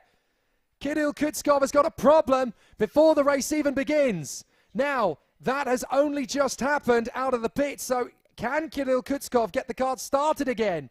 I'm not sure he can in time for the cars to come around. No, he can't, because they're coming around on the formation lap for the 2nd time. So this is big drama. Kirill Kutskov, who is due to start on the front row of the starting... There you can see it in the background. Kirill Kutskov's kart is being maneuvered back to the pits in the vain hope that he can start the race from the pit lane. He certainly can't rejoin and gain his position, because there's no way he'll be able to catch up to them in the gaggle. So for Kirill Kutskov, it is an absolute disaster for the Birolart driver. So now, essentially, I don't know whether he's out of the race or not. Can they push start him from the exit of the pit lane? It might be the only option he's got. But Kirill Kutskov is walking away from his kart. So I think because he's already left the pits, his race is over. Yes, his race is over. He came to a stop outside of the pit lane. So technically, that is a non-finish. Now, if he'd have broken down and not moved in the pits, they could get him push started again. But I'm afraid it's game over for Kirill Kutskov. Wow, that means that Jan Pisodowski is going to be on his own on the front row of the grid, which makes life a heck of a lot easier for the drivers on the outside row. The likes of Bondarev and Strauven effectively become at the front end of the outside row now. So let's see how this affects the start of things. Kutskov is out of the way. Oh, it's going to be a very quick start for the inside line. It's a false start, false start. Well, you've got a feel for Kirill Kutskov. Very unfortunate. And he's now walking away from his kart, walking out of Parc Ferme. I think he just double-checked with his mechanic there. That was a false start. Can I join in? Sorry, mate. I'm afraid you can't. What a shame. What a shame for Kirill Kutskov. And it's mechanical problems that keeps him out of the running. That is going to completely destroy his European Championship run so far. He was in the top 5 all weekend, and now that is going to be a DNS, and that is going to give him a whopping 23 points in his tally. So very unfortunate for Kirill Kutskov. You really have to feel for him there. Nothing he did wrong at all. But a very disappointing scene for him. So now Jan Pesodowski alone on the front row of the grid. Kavalkin and Bondarev, Tai and Strauven, Consani and Orjuela, Helias, Sater, Nyes and Tarnvanitschkul from Dorisson, Nilsson, Burnett and Go. So now we'll see how the race gets underway without Kirill Kutskov on the front row of the grid. He walks straight back to the Birolart garage. He doesn't even want to know how the race goes. And I don't really blame him. What a shame. So on to the start-finish straight. Are we going to go racing? Yes, we do! And it's a perfect start from the pole setter, Jan Pesodowski. He gets no worries at all from Kavalkin, Tai and Consani going with him. On the far side, how big a problem is it for Bondarev? No, not too bad at all. He has only lost about 3 or 4 places in terms of the run out of the second row. So not a bad start at all from the outside line. There he is, running in with his teammate Thomas Strauven just in behind him. So Pisarovsky already under some pressure from Anatoly Kavalkin. Kavalkin's going to go with the pole. And as they run through, the two Sodis have got into 3rd and 4th place. Bondarev in P5, so that's very competitive. He can run from there. So Pisarovsky leads the way. Kavalkin in 2nd. Nathan Ty already started to have a think about the Paralin in front. Nathan Ty can sense an opportunity here by the look of it. If I get past these two quickly, I might just have enough distance to disappear and skate away before Bondarev shows up. Because that is definitely going to be a big threat from his point of view. Down the straight and over the top of the crest. So it's Pisarovsky in front of Kavalkin, Ty, Konsani, Bondarev, Strauven, Helias and Orjuela.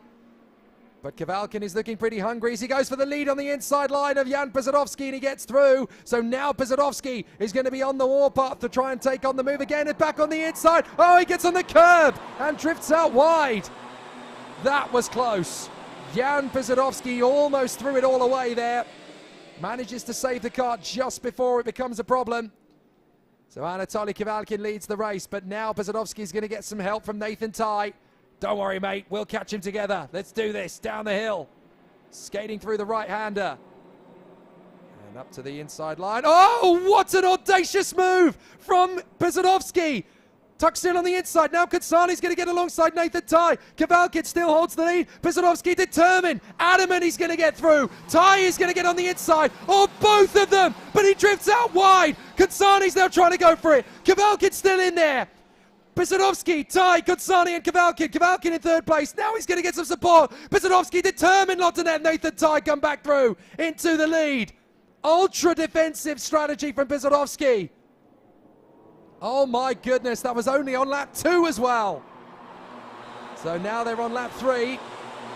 Very audacious from Pisarovsky, absolutely resolute. I am leading this race and there is nothing you can do about it. Not that Nathan Ty and Kavalkin are going to comply for long. There's Bondarev running in P4. That really helped out the young man from Ukraine, because that got him into the heat of the battle now. So Bondarev is still there, looking for his objectives. Here we go. Nathan Ty tucking in behind Pisarovsky. Pisarovsky working hard. Looking very strong in the first lap. Nathan Ty tucking in behind Bondarev. Oh, sorry, that's Konsani behind Bondarev.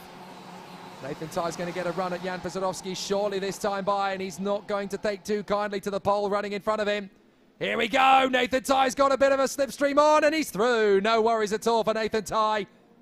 And now Kavalkin will be feeling quite irate sat behind Jan Pisarovsky. He'll want to get straight back through on him. And that, I'm afraid, looks like Matthias Orjuela. In the 251. No, sorry, yes, it is Matthias Orjuela. He joins Kirill Kutskov on the sidelines. What a shame for the Colombian. It's ended in tears for him as he's come off the circuit. Oh, Nathan Ty into the lead, and Pisarovsky still trying to keep Kavalkin back, and that's enough for Bondarev to get through into 3rd position. Fends off from Kavalkin. Kavalkin is desperate. He launches in on the inside of Bondarev again. Bondarev has to now move to cover with Konsani. Strauven trying to cut through, nearly takes out his teammate, and through comes Markus Sater, the Norwegian.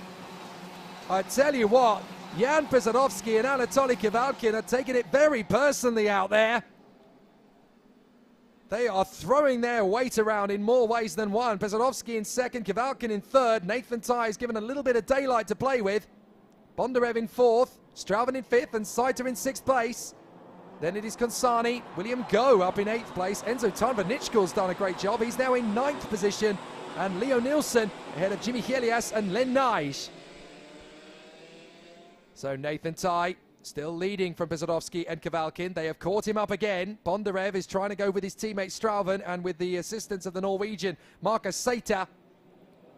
So let's see what happens as they drop down the hill again. Strauven's going to go for his teammate. No, he protects the line from Markus Sater instead of overtaking. Then Andy Konsani, the Frenchman, lining up in 7th place. I think Kavalkin is absolutely fierce behind the wheel now, trying to close in on Jan Pisarovsky. They continue down the straight. Kavalkin's going to catch Pisarovsky before Pisarovsky catches up to Nathan Ty. Can Kavalkin storm in on the inside? He already knows how to be very unkind to Anatoly Kavalkin, does Jan Pisarovsky. But these two have given as good as each other's got. Here we go, back on the inside, and Anatoly Kavalkin back into 2nd place, having just set the fastest lap. So now Jan Przodowski wants to have a go at Anatoly Kivalkin once more. These two developing a little bit of a rivalry. Przodowski and Kivalkin very close to each other. Nathan Tye's been given license to run away and hide up front. There is a little bit of daylight, but Jan Przodowski is going to try again here on Kivalkin. Kivalkin actually places the parallel in the middle of the road to avert the opportunity, but Nathan Tye is 0.4 of a second ahead of Kivalkin with the last lap about to begin. Przodowski won't want to settle for third. Kivalkin won't want to concede for second. Here we go, last lap. And Nathan Tye ahead of Anatoly Kivalkin. Kivalkin is going to come from a long way back here to try and take on Nathan Tye again. Nathan Tye holds the cart in the middle of the road. That'll do nicely for now. What can Kivalkin do? Storm up to the hairpin? No, he's not going to quite get close enough. But Jan Przodowski will not want to fend off the position for long either. Nathan Tye, middle of the road. Can't go left, can't go right. Anatoly Kivalkin getting close. Now, he is not going to hesitate. We've already seen that a couple of times in this race. So Nathan Tye has got to be so careful on the approach to the corner. In the middle of the road. Excellent from Nathan Tye, but can Kivalkin get an undercut maneuver? Not yet. Nathan Tye trying to keep it as fast as possible in the final couple of corners. That'll do. Nathan Tye surely has this one now. Well protected, well covered, and the Sodi kart gets the job done again. Nathan Tye in front of Anatoly Kivalkin and Jan Przodowski with Alexander Bondarev in P4. Wow. I tell you what, Jan Przodowski and Anatoly Kivalkin were wearing boxing gloves in that race rather than driving gloves. They absolutely had their elbows out. But Nathan Tye was the smarter of the three. Saw his opportunity, took it wisely, managed to back them into each other. And that was enough to scamper away. Good run from Nathan Tye. A very wise drive from the man behind them as well. Alexander Bondarev in 4th place. Saw the writing on the wall. Saw that things were getting kind of physical and said, you know what? I'll consolidate. If anything does happen to the guys in front, I'm still in a sensible position. Great to see the wisdom and maturity of these guys. They're only 11 to 14 years old, would you believe? And they are still thinking in terms of long-term gain and short-term loss. Great work from these amazing intellects behind the wheel. They really are learning about racecraft in fantastic fashion. So Nathan Tye takes the win in front of Anatoly Kivalkin and Jan Przodowski. Alexander Bondarev and Thomas Strauven in the top 5 from Marcus Sater and William Go. What a drive in 7th place ahead of Enzo Tarnvanitschkel. Leo Nielsen and Len Nige in the top 10 from Maxime Verbruge and Arthur Dorisson. Unfortunate for Andy Consani as he slipped to 13th. Newman Chi, though, what a comeback for him. 14th place.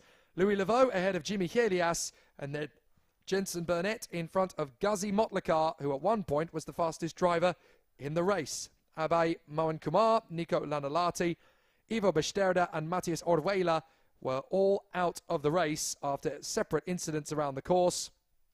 And rather sadly for Kirill Kutskov, he was unable to take up the start after mechanical maladies. So very unfortunate indeed for Kirill Kutskov. What a battle though up front, and Nathan Tye takes his 2nd heat win of the weekend. So it's obviously going to continue in very intense fashion for him as well as his rivals around him. But that really does showcase how intense the competition is going to get in the junior category. We have only just got started. Andres Cardenas will take up his position on the front row of the grid once again. This time he'll be alongside René Lammers, the Dutchman, on the Racing Team Nederland liveried Paralin Motorsport kart. Great to see that on a kart, I have to say. It looks absolutely awesome. 2nd row of the starting grid, Luvuwe Sam Budler. What an impact this young South African has been making this weekend. Epic racing from him, and very much looking to fly the flag in the final from South Africa up at the sharp end. Looking really strong and looking really composed as well. But the man alongside him has already tasted some OK junior success in the past. Last year he won the FIA Karting Academy trophy. Now he is here for Ricky Flynn Motorsport on the 2nd row of the grid. It is the young star from Poland, Maciek Gledicz. It's of course amazing because I'm representing Poland, so it's very nice. You have to be of course calm and have of course good stuff and like the track, and if you are not calm, it's not good after. If you are calm, you can win. I think this first and third sector you can overtake, like second corner or third corner, and in the last sector you can overtake in the right corner, like breaking point, because there you can overtake the most. So we tested here like 2 weeks ago, 2 days. We work hard with the chassis and with the engine. First day we test more with the engine, and for the second day more with the chassis. Of course we test with the new tires to see how it's going, and yeah, these 2 days was really hard, and now we'll see. From the last year I'm training a bit more harder to have a little bit more muscle and like be more stronger. A lot of drivers from OKJ went to OK Senior, so now these drivers which were in the middle or like in top 10, now they are in the front. So I think this year for me is harder than last year, because I think it's more fight in the front, and yeah, for me this year is harder than last year, when was my first year in OKJ. Excellent stuff then from Maciej Gladij over the course of the weekend. He has been right up at the sharp end and continues to produce classic drives every time he comes out onto the circuit for the Ricky Flynn Motorsport team on the Lando Norris chassis, which is new for the 2022 season, of course. But what a battle for the top four this is going to be. Andrés Cardenas, the Peruvian, on the Energy Course chassis. René Lammers in second position on the grid for the Paralin Motorsport team. Both drivers using the TM Racing engines. Liverway Sam Budler on the Kart Republic with its IAME unit, and then Maciej Gladij on the Vortex engine with Lando Norris chassis. All three engines there represented in the category in the top 4 places on the grid. Shows you just how even and competitive it is at this level. It's about driver skill, about good teamwork and good strategy. So some great performances so far through the course of the field. Some great racing, and it's only just going to keep going for the remainder of today. Lots of excitement still to come as we are in the midst of the 4th rotation of heats in the junior category. And Andrés Cardenas, René Lammers, Liverway Sam Budler and Maciej Gladij are the runners in the top 4. Then Lewis Werrell, the British driver, who lines up in 5th place of the starting grid. The British driver doing a great job for the Forza Racing team on the X-Sprit. And he is there on the inside of the 3rd row this time, so this could be a much easier race for him to battle for. 6th position on the grid. It is the very impressive Salim Hanar, the Colombian, who is definitely getting quicker and quicker with every race he does. 4th row of the grid, on the inside line is Zach Drummond, the very impressive Scotsman, as he runs there for the Paralin Motorsport team on the inside of row 4. On the outside of row 4 in P8, it is Jindra Pezel for the Birolart Racing Factory team. And then on row 5 of the grid, it is Gerasim Skudanov, who runs in 9th position. And then Edu Robinson for the Forza Racing team on his X-Sprit chassis that runs together in formation. A very competitive field so far in the OK Junior category here at the Cartódromo Internacional Algarve, the scene of the World Championship title fight 18 months ago. But still, the battles rage around the circuit here in Portimao. It's a very popular venue, this one. Just a stone's throw away from the circuit that has given us action from the worlds of MotoGP, the World Endurance Championship, and of course, Formula One. But here it is the FIA Karting Championships in the European discipline that holds centre stage. And it has been a very exciting battle so far. The racing continues to be absolutely sensational. And the drivers really are giving us the best of their ability out on the course. So as the drivers get themselves ready to launch away from the starting grid once again, there is just a minute or so to go before they are released.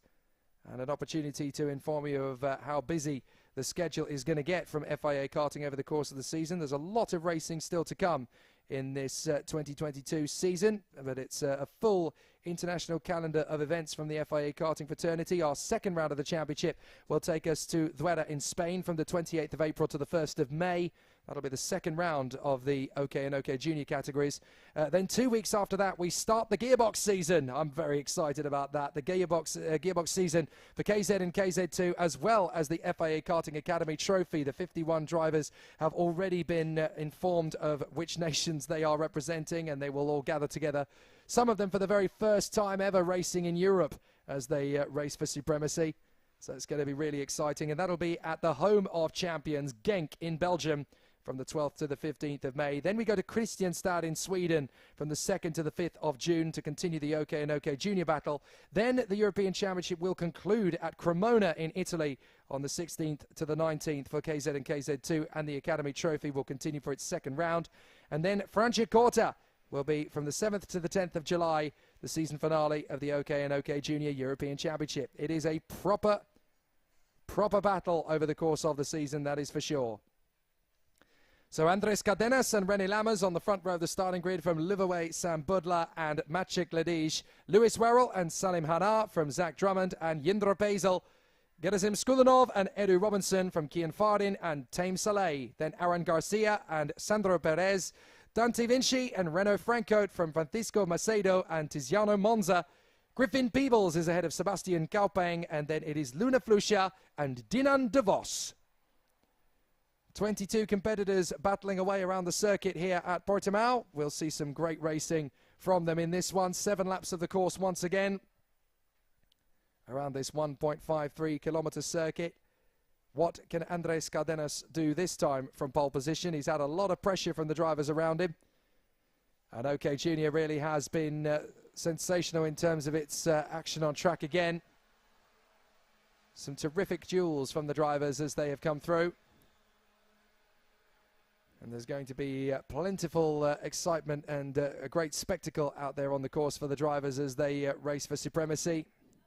But we will see some terrific duels out there on the course. Cardenas, Lammers, Sam Budla and Gladij in the top 4 positions of the grid and on the front 2 rows is definitely going to make things particularly entertaining from the get-go. So we'll have to see what the drivers can produce as they run together in formation. It's a great battle for them. And so the battles will be very intense and very exciting right from the start. So the drivers run together, 7 laps of the course. Andres Cardenas and René Lammers on the front row.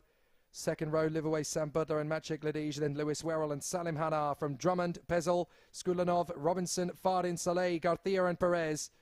They are now in the 2 tramline rows. They'll come out of the final turn and they will stay in the tram lines. They'll have to, and then they cannot move from them until the lights go out. So the drivers come through and out of the final corner. Let's see how it all gets underway. And it is a false start straight away. It was called quite early by race director Nigel Edwards. I think half the field was settled and the other half was not quite in position. So that one is sent around for another time. So obviously some pretty exciting driving to come and some good battles on the horizon. But the drivers have obviously got to be very careful about how they warm up the tyres and brakes. They obviously need to make sure that everything is up to temperature, but they don't want to push themselves too far over the line. So the drivers are obviously gearing themselves up for another good run up at the sharp end of the dais. And we'll see what the drivers can do with this, their 4th heat of competition. After this race, the drivers will only get one more chance to get themselves a decent starting point for the superheats tomorrow. Every driver will compete in a superheat tomorrow. It's worth pointing that out. So their weekend will definitely not be over. If anything, it'll just get started. And that race is definitely going to be the one that they'll all want to finish strong in to do as best as they possibly can with the qualifying points they'll have accumulated. So out of the final turn they will come, and now we're going to go racing down to the first corner. Who's going to get the jump? Will it be Cardenas or Lammers? Let's find out, and we go racing to the first corner. Good start by Lammers. He'll tuck into about 3rd or 4th by the time they go through the inside apex. Cardenas runs well. Sam Budler's gone with him. Lewis Werrell is there or thereabouts as well, but there is a squabble for 3rd position. Is everybody going to get through turn 4? No, 2 or 3 karts have come together at the back of the field, I'm afraid. And there's definitely an off on the spot. That's one of the DPK karts. I'm afraid that is Tiziano Monza, as Macedo and Peebles were also caught up in it, but they have both managed to get started again. I'm afraid Tiziano Monza is off the circuit for the second time this weekend. He had the same problem in the first heat. So Tiziano Monza is desperately trying to get started again. And I think he has just managed to do so. So well done to the young Singaporean. But out in front, no problems at all for Andres Cardenas as he runs in front of Sam Budler and Lewis Werrell. René Lammers in P4. Now, where's Maciej Gladys? I think he's just slipped out of the top 5. But he is still there and present in P6 behind Zach Drummond. Then Salim Hanna, Tame Saleh.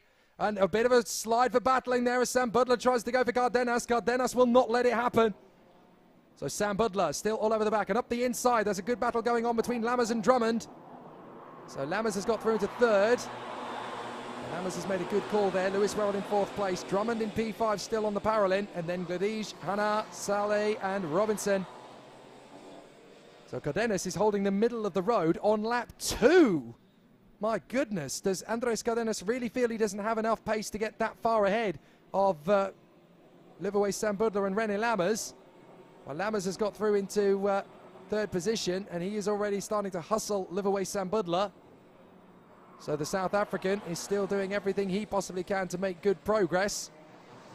But this is not going to be an easy call for him as they come off the final turn, down the main straight once again, charging up towards the first corner, flat on the throttle. And they go through on the far side. Is there going to be a run through from Sam Budler? He certainly had to think about it as Luna Flusha has been given a warning. Not entirely sure what the warning flag there is for, but certainly that is the outcome. As up the inside, Cardenas is going to lose out here. Sam Budler's going to take the lead, and that looks to me like Cardenas will slot into 2nd ahead of Werrell and Lammers. So Lewis Werrell getting on with this now as he's up into 3rd position. A big defensive move from Sam Budler as Werrell gets up alongside both of them. Cardenas is not going to leave him a lot of room. Werrell's got to commit to the outside line now, and he'll drop behind Maciej Gladys. So unfortunate for Werrell. He almost took the lead of the race there. And now Sam Budler runs in front of Cardenas. Oh, and a spin. Oh, that is Edu Robinson.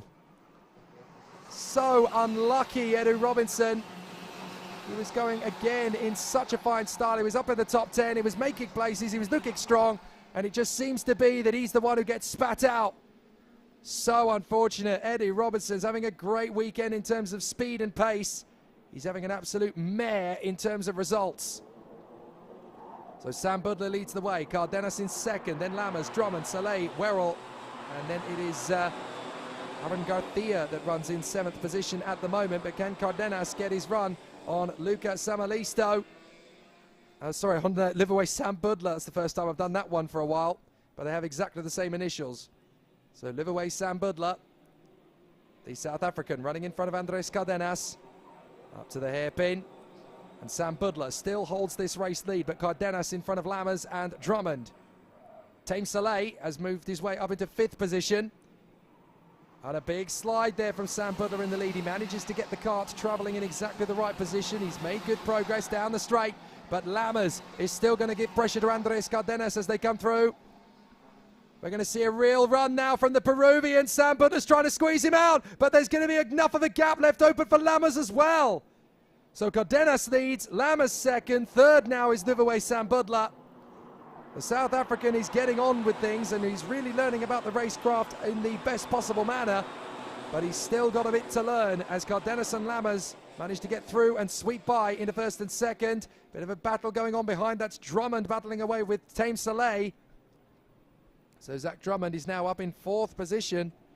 A great run from him so far as the battles continue out on the course. And a big slide from Gustav.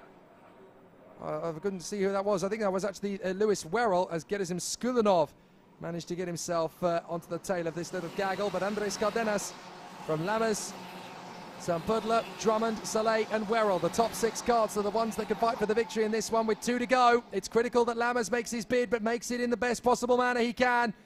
He comes from on the outside, tries to tuck in for the inside. No thanks, says Andres Cardenas. I want to win this. I'm not going to give you the lead now, especially now we're on the penultimate lap. So Cardenas would rather back Lammers up into Sam Budler in the hope that something kicks off behind them. This is going to be a really tough race battle for them as they continue on their march forward, continuing to park the kart in the middle of the road. Lammers, Sam Budler, Drummond, Tame Soleil and Lewis Werrell. Then it is Skulinov from Garcia, Pezel and Maciej Ledij. It's been a tough race for a lot of the big names in this one.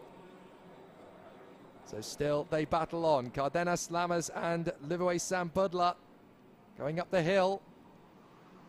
So is there going to be a furious final lap charge from René Lammers? He's certainly started to think about it and he's close enough in the slipstream. Here we go, final lap. René Lammers is going to be all over the back of Andrés Cardenas. Cardenas is trying to keep the cart very nimble and up the inside, a big slide. Can Lammers get there over the curbs? No, he can't. And that's enough for Livoet Sam Budler to get through. Andrés Cardenas may have made enough of a break to be comfortable on the last lap.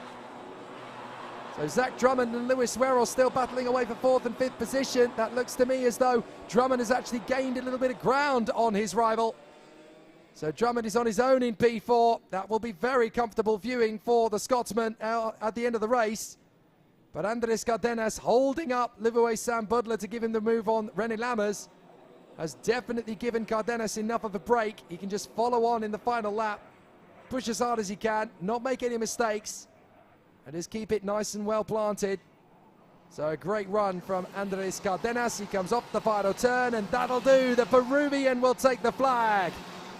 Excellent from Andrés Cardenas.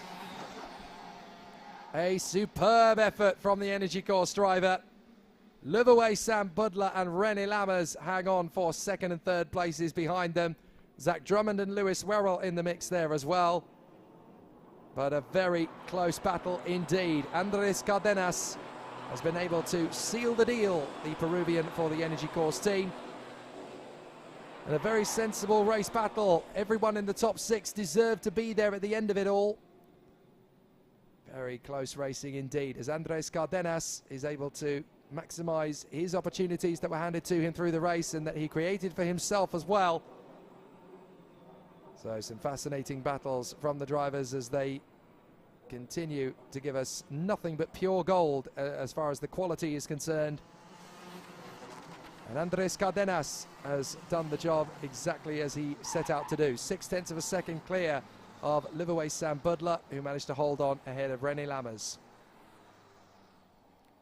So a victory for Andrés Cardenas, the Peruvian, in the Energy Course. Livoet Sam Budler in 2nd. The Paralympic teammates, René Lammers and Zach Drummond, are 3rd and 4th.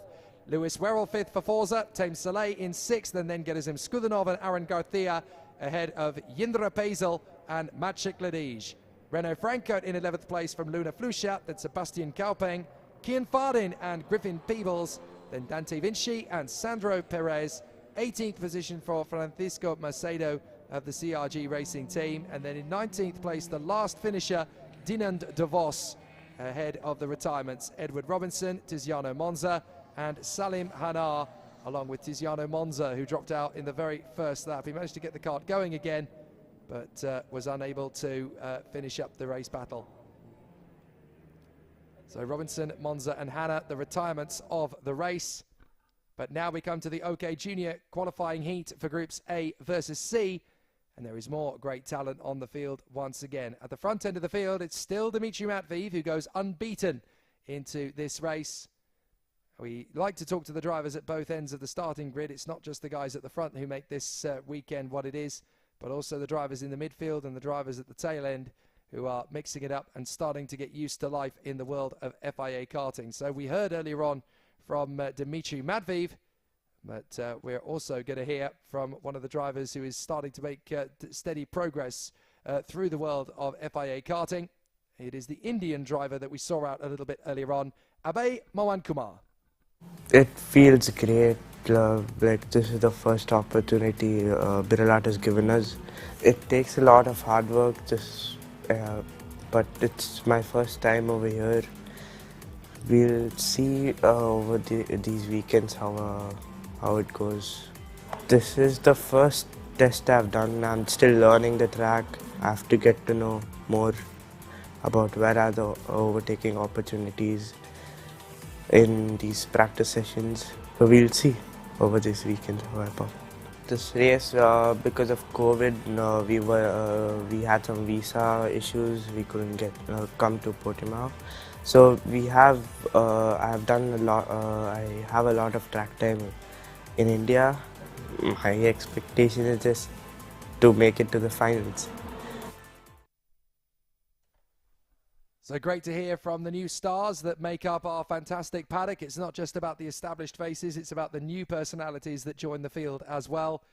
And speaking of which, it is great to welcome here this weekend our esteemed guests from the FIA Karting CIK Commission.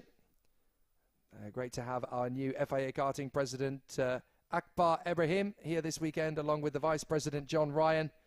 And very exciting to see how they are adapting to the world of karting at this level. They've both been around the sport very many years, of course, and this isn't the first time they've been to an FIA karting event by any stretch of the imagination, but they've certainly given us plenty of excitement and drama out there.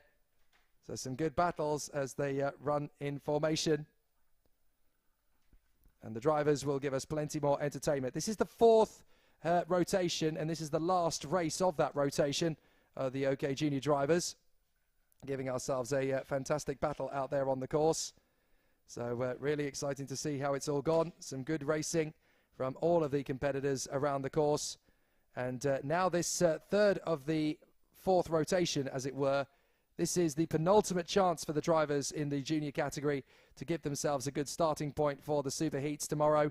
So important to make good use of it. Dmitry Matviev and Martin Molnar along the first row of the starting grid. They will go off the front row. Third position on the grid, it'll be the other Hungarians. So we've got one in second and one in third.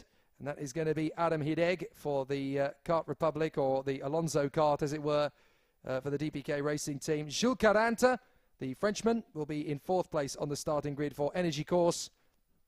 So it's obviously going to be a very exciting run from the outside row for the Energy Course boys, Molnar and Caranta. Fifth on the grid, it is the British driver Alfie Slater, doing a fantastic job over the course of the weekend for the Ricky Flynn Motorsport team, and definitely treading in the same path as his older brother did a couple of seasons ago when he made his transition to FIA karting in the 2020 season as a junior. And now it is Alfie's turn, and doing a fantastic job of it in his first season. Lucas Flusha lining up alongside him in the third row of the starting grid, a very established name in the world of junior racing now. This is his third season as a junior competitor, Lucas Flusha, and this is the one that's really going to showcase his skills as he moves forward. But Lucas Flusha definitely adapting to the challenge as well. Fourth row of the starting grid, seventh on the grid is Miguel Costa, the Brazilian, who lines up on the Sauber Academy kart in the Kart Republic awning. On the inside of the fourth row, then Douwe de Decker, the Belgian, who has made the switch to the Ricky Flynn Motorsport team in the last couple of weeks. So he is still very much settling into his new team as he runs around the course at the moment. It's all still very new for him. So he's having to work quite hard out there, but he's definitely doing it the right way. And then Enea Frey, who lines up ninth on the starting grid on the fifth row, and bringing up the rest of the top 10 on the outside of that fifth row. It is Nicolas Roos, the South African, on the CRG chassis. Sixth row of the grid, it is the Turkish talent Alp Hasan Aksoy for the Tony Kart factory team. Alongside him on the grid, it is the Ward Racing driver Kirill Dezitiev. And then in 13th on the starting grid, it is Tobias Clausen for the Falcon Racing team. Great progress being made from him over the course of the early part of the season. Hopefully we'll see even more. Alongside him on the grid, it is Guillaume Bouzard, who had a fantastic weekend in terms of raw pace 2 weeks ago, the last time the CIK drivers came to battle at Portimao. He's just kind of hoping he can return to the top as the weekend progresses. But he's certainly going about it in the best possible frame of mind. On the 8th row of the starting grid, in 15th place, it is Giacomo Pedrini for the Tony Kart factory team, and he's done a fair job to continue his climb up the ranks.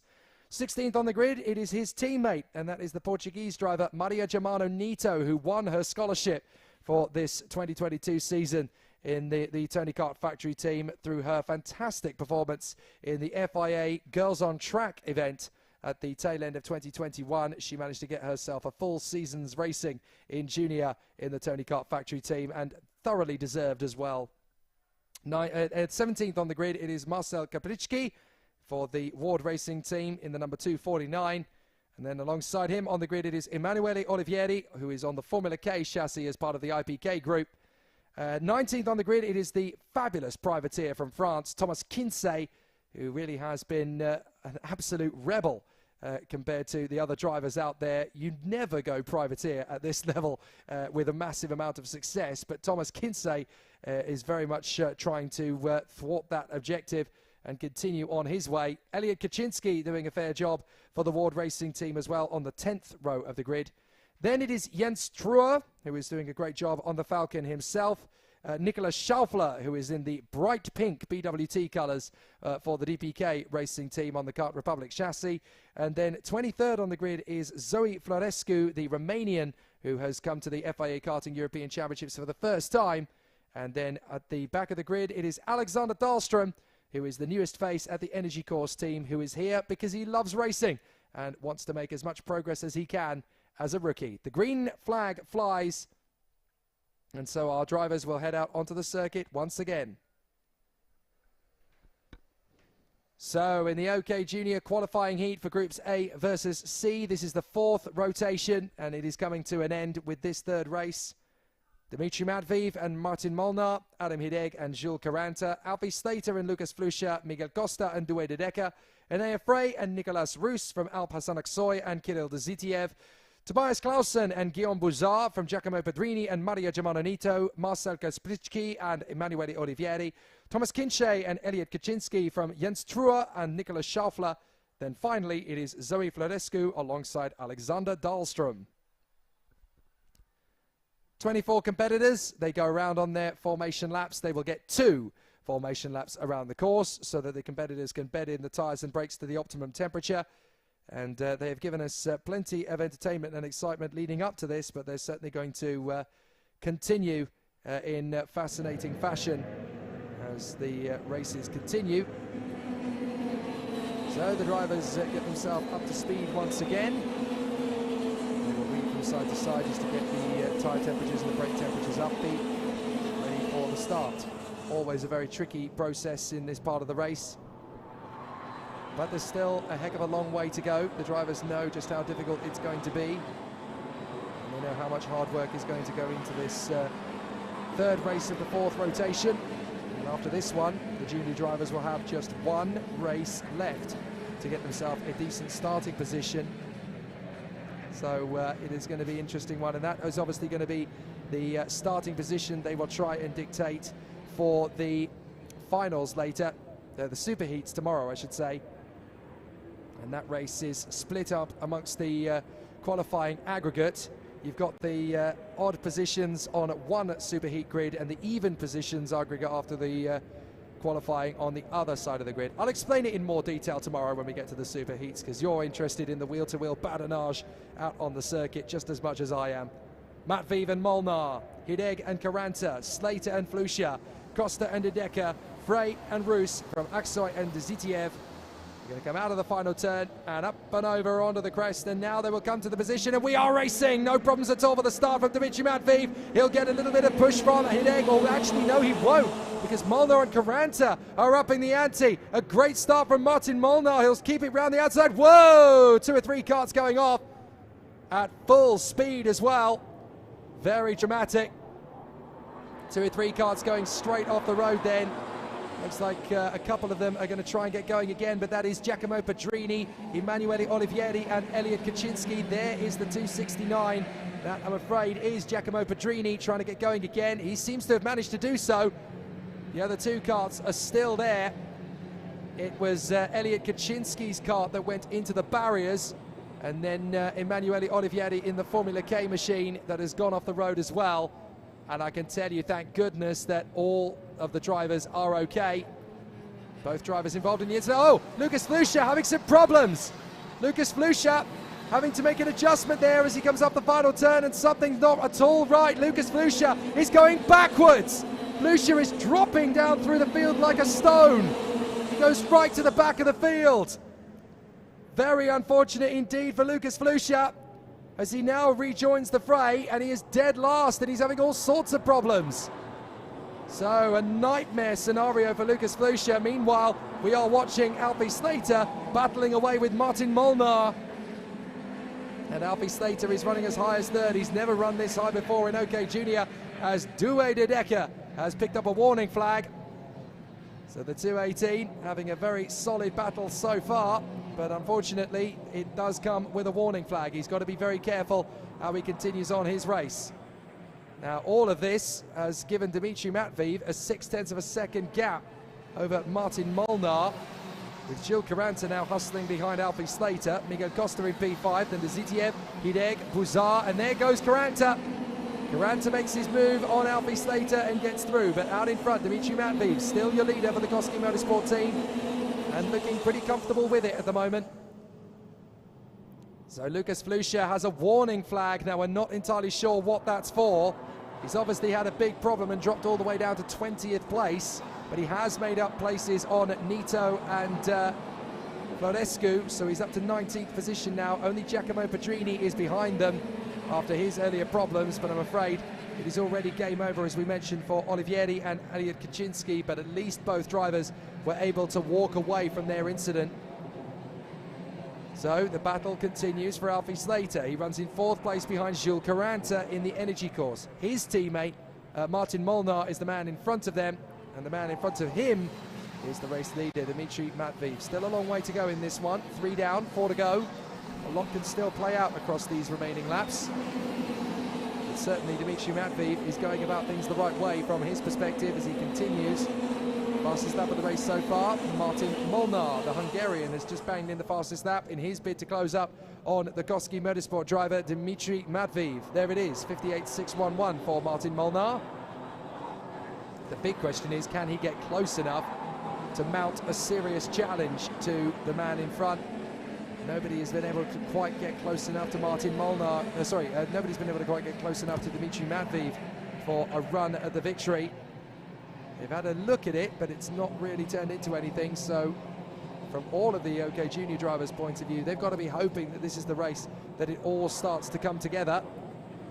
Matviev, Molnar, Caranta, Slater, Zitiev and Costa. That's your top 6 at the moment. So along the straight they come once again. Into the first corner, sweeping through, flat on the throttle. Matviev still hanging on in front of Martin Molnar. Molnar is keeping him very honest at the moment. 0.2 of a second is the gap between the two karts. And still they run in close proximity. Into the braking zone in the hairpin. Zitiev is the fastest man on track now. Back on the power. Through the left flick, flat on the throttle. Still on the power as they go through the next left, and then they go for the braking zone. This double pair of apexes. But Matviev running in front of Molnar, Caranta and Slater, then Zitiev and Costa. This couldn't be more different in terms of the weather conditions from the last time the FIA Karting Paddock raced here in 2020 for the World Championships, when it was an absolute monsoon. Now it is glorious Portuguese sunshine, exactly as it should be for the opener of the European season. And now Martin Molnar is running out of time. 2 laps to go to take on Dmitry Matviev. If Matviev can be beaten at this stage of the race, then it's definitely going to give a little bit more hope to the drivers around them. But so far, so good for Dmitry Matviev. He has not really been matched or rivaled, so he really wants to keep this bandwagon rolling. Up the turn they come, back on the power. Molnar is doing everything he can to catch Dmitry Matviev. He might just get his opportunity as they run into the apexes once again. Some tough battles still out on track, but it's not easy to know who is going to get the best of it. Matviev, Molnar, Caranta, Slater, Zitiev and Miguel Costa. Still they race close together. Still they have a very tight-knit running as they continue down the hill. And try as he might, Martin Molnar just can't get close enough to Dmitry Matviev either. So many drivers have tried their best. Now he's going to have his chance. He ducks down in the seat. This is where we're going to see how much power the Energy Course card has got.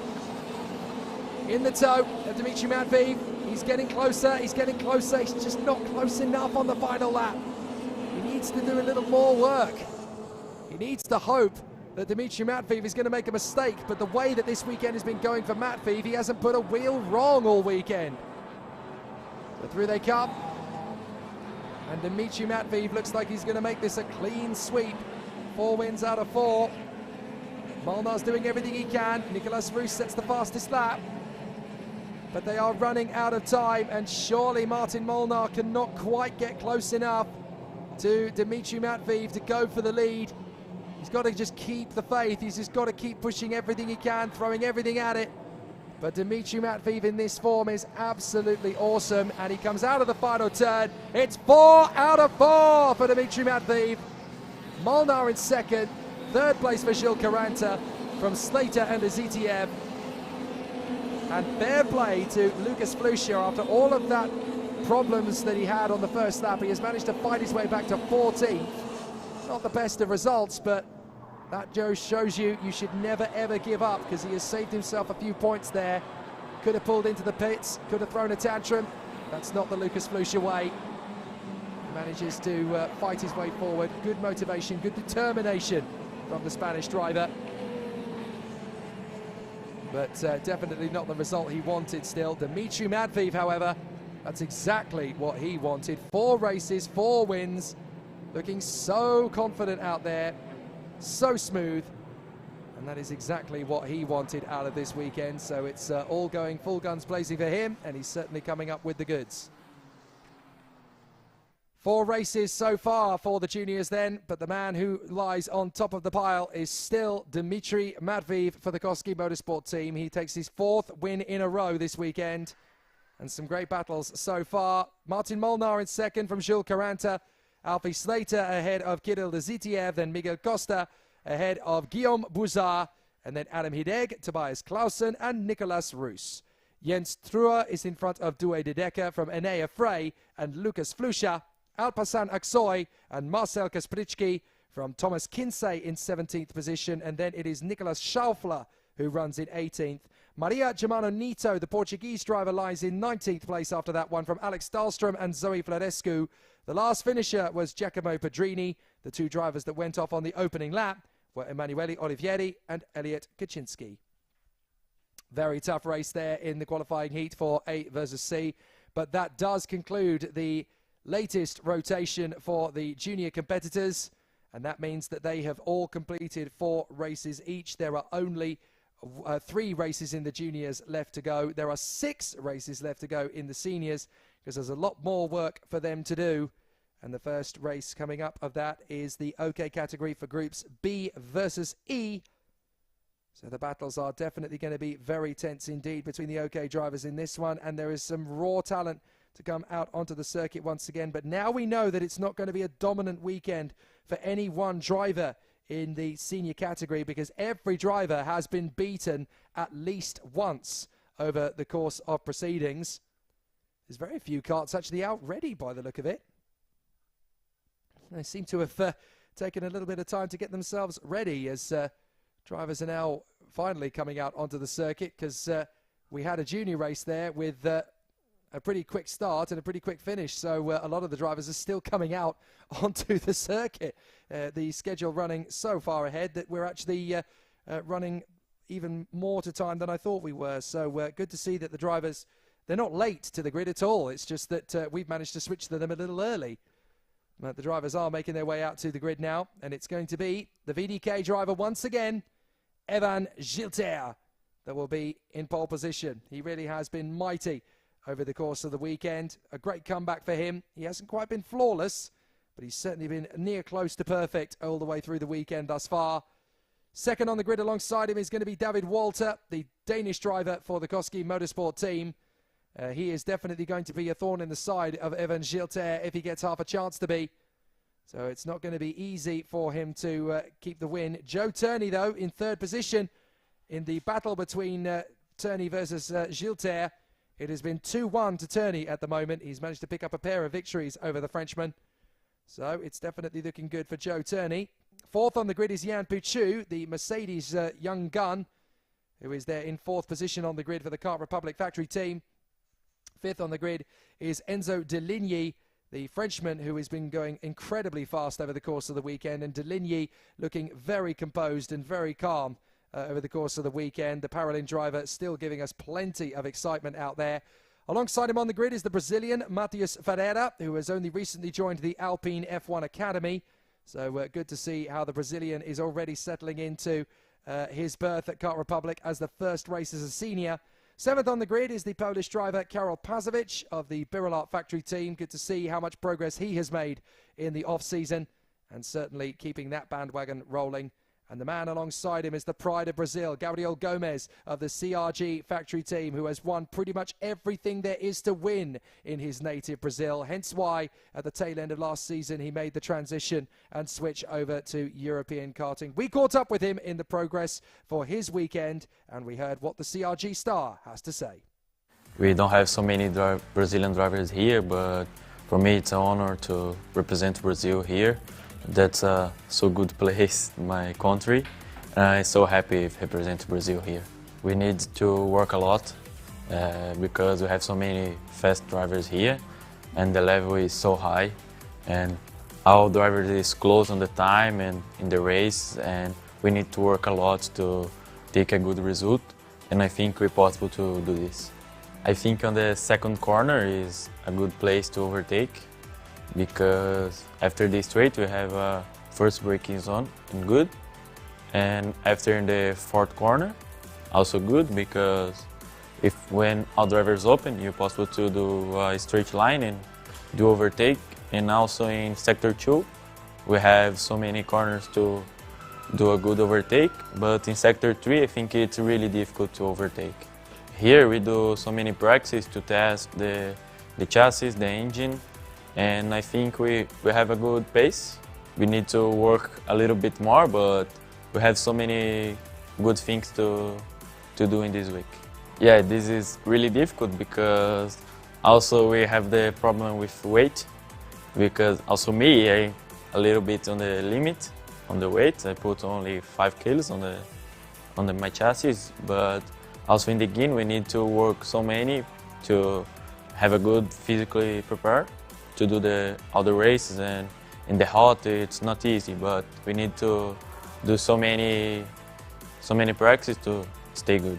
Oh, I think in this year we have so many drivers from the last year go to the Formula cars, and now we have so many good drivers from the junior last year, and always so fast. And I think it changed a little bit because the other driver is more older, and now is our youngest guy is so fast. Great to hear from Gabriel Gomes. He has genuinely won pretty much everything there is to win in the world of Brazilian karting, and he is an absolute superstar over there. He continues his ascendancy in the world of international motorsport by racing in the European Championship. It's actually his first event in the European Championship. He's done the Worlds a couple of times before, but this is his first real campaign in the FIA Karting European Championship, and it's great to hear what the CRG driver is looking forward to over the course of the season, and certainly here this weekend he has been able to put himself right up at the sharp end of the field. On the 5th row of the starting grid behind him, the young driver from Malta is Zachary David, who puts himself on the inside of the 5th row of the grid. And then in P10 it is Christian Bertucca, the Italian star for the Birolart racing team, and that puts him there into position. Then it is Maxim Orlov, the Paralin driver, running in 11th position, from the Japanese star Kian Nakamura-Berta, who won the Junior World Championship last year at Campios at the end of the season. And he has stepped up to the senior category and is already running towards the front end of the field. 13th on the starting grid, it is Malo Bollier, the Frenchman for the Kart Republic factory squad. He lines up in 13th position alongside Akshay Bora, who has had a fantastic transition from the world of Asian karting, where he had a massive amount of success in everything from the IAMI Asia Cup, moving his way forward into the Asia Series, and then has come to FIA following on from that, and has had plenty of success initially as a junior and now of course stepping up as a senior. Max Popov, 15th position on the starting grid. He will go there from the inside of the 8th row, and alongside him on the grid the Japanese driver Rintaro Sato, who races under a British license, but the Japanese driver is very, very well respected now, having established himself over the course of last year.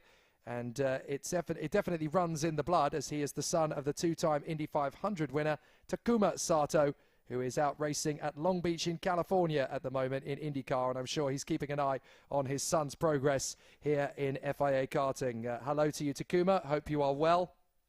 In 17th position, Albin Studesen is running on the 9th row of the starting grid. He'll be there on the inside of the row for the expert chassis as an independent runner. 18th on the grid is Jokubas Bogdanavicius, the Lithuanian driver who runs in position on the outside of the 9th row. And then in 19th position on the grid is the Finn Alva Simasvaara, who will line up in 19th position. And in 20th alongside on the outside row, it is Ricky Liu, the Chinese driver, who is still making steady progress as he runs for the Tony Kart Factory team. Gustav Wisniewski lines up 21st on the grid for the Forza Racing team on the expert chassis. Kevin Lantinga is on the Falcon. He was there in 22nd on the starting grid. Then comes Ella Stevens, who has worked her way forward from the Birolart Racing series based in the United Kingdom through to British competition, has won almost everything there is to win there before stepping up to her place in the Richard Mill Talent Academy, which she took last season as part of the Birolart factory operation. Great to see her back for a European Championship campaign full time. And then on the 24th position on the grid, it is the Portuguese talent David Sobreiro. So the drivers head out onto the grid for their 4th race of the weekend in qualifying heat for Groups B versus E. Great performances from the drivers so far, but now it gets pretty serious. Evan Gilter and David Walter from Joe Turney and Jan Puchu, Enzo Deligny and Matthias Ferreira from Karol Pazovic and Gabriel Gomez, Zachary David and Christian Bertuka from Maxim Orlov and Kier Nakamura Berta, Malo Bollier and Akshay Bora from Max Popov and Rintaro Sato, Albin Storeysen and Jokubas Bogdanavicius, Alva Simasvaara and Ricky Liu from Gustav Wisniewski, Kevin Lantinga, Ella Stevens and David Sobreiro. So the 24 drivers getting themselves warmed up in terms of tyres and brake temperature. They want to make sure that when they get to the first corner, which essentially around this circuit is turn 3 rather than turn 1, they've really got to be very focused and dedicated as they get their way through on the course, as they run in the shadow of the bikes that are currently out on the circuit next door to us. It's a circuit that's pretty much hosted everything from World Endurance Championship to the MotoGP to various forms of Superbike and of course Formula 1. Now they are there in position having a strong race battle. And here on the Kartdromo, this is where the absolute legends of the sport for the next 2 to 3 decades are being written. Whether they will conquer all in the worlds of Grand Prix, Le Mans, Indianapolis, touring cars, rallying, or even in the world of karting. They could break all of the records laid down in the sport's history. There's a lot still to do and a lot still to write. So we will see how the competitors manage to maneuver themselves around the course. But Freddie Slater is just making his way to the holding area now, I notice, as he prepares for the action, and he'll be one of the many drivers on the sidelines watching this race very closely, because his fate could well be decided and determined to a certain degree by the drivers playing out on the course. But for Evan Gilter versus David Walter, that's going to be one heck of a run to the first corner. And in the Turney versus Gilter battle, will they even the score? Because it's very closely matched between Evan Gilter and Joe Turney. This one is definitely going to be the race that determines which of the two is going to be the stronger over the course of the weekend. If Turney beats Gilter, that puts it to bed. If Gilter beats Turney, it's game on. So let's find out how it plays out to the first corner. Gilter, Turney and Deligny, no more is there. Walter in 4th position as they run through again. Up to the hairpin. Is everybody going to get through? Just about. They get a very fast run through the hairpin. And everybody is able to keep it on the island. So a little bit of banter and badinage a little further back in the field. But they are all still pointing in the right direction by the look of it, as Joe Turney gets very close and up the inside of Gilter. Gilter got wide, and that was enough for Deligny to get through into 2nd place. Now Gilter trying to carry it around the outside. Walter gets through into 3rd position. That's the first major mistake we have seen from Evan Gilter all weekend long. But it was quite a costly one. He is now in 4th position as Walter goes for 2nd place. And now so too Gilter gets through on Enzo Deligny. Jan Puchu trying to come around the outside. Matthias Ferreira looking pretty confident, but he has to bail out, and he's now in front of his compatriot Gabriel Gomez.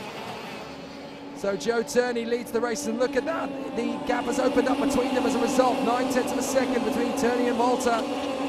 But this is magic for Joe Turney. Christmas has come early as far as he's concerned in this heat. So David Walter, 2nd place, Evan Gilter in 3rd, then Deligny, Chu, Ferreira, Gomez, Bertuka, Pazovic and Zach David. big battle on the inside. That looked like Pazovic was having a look on the inside there. Portugal was having a look at Gabriel Gomez, I should say. Oh, that's got very close to too close for comfort.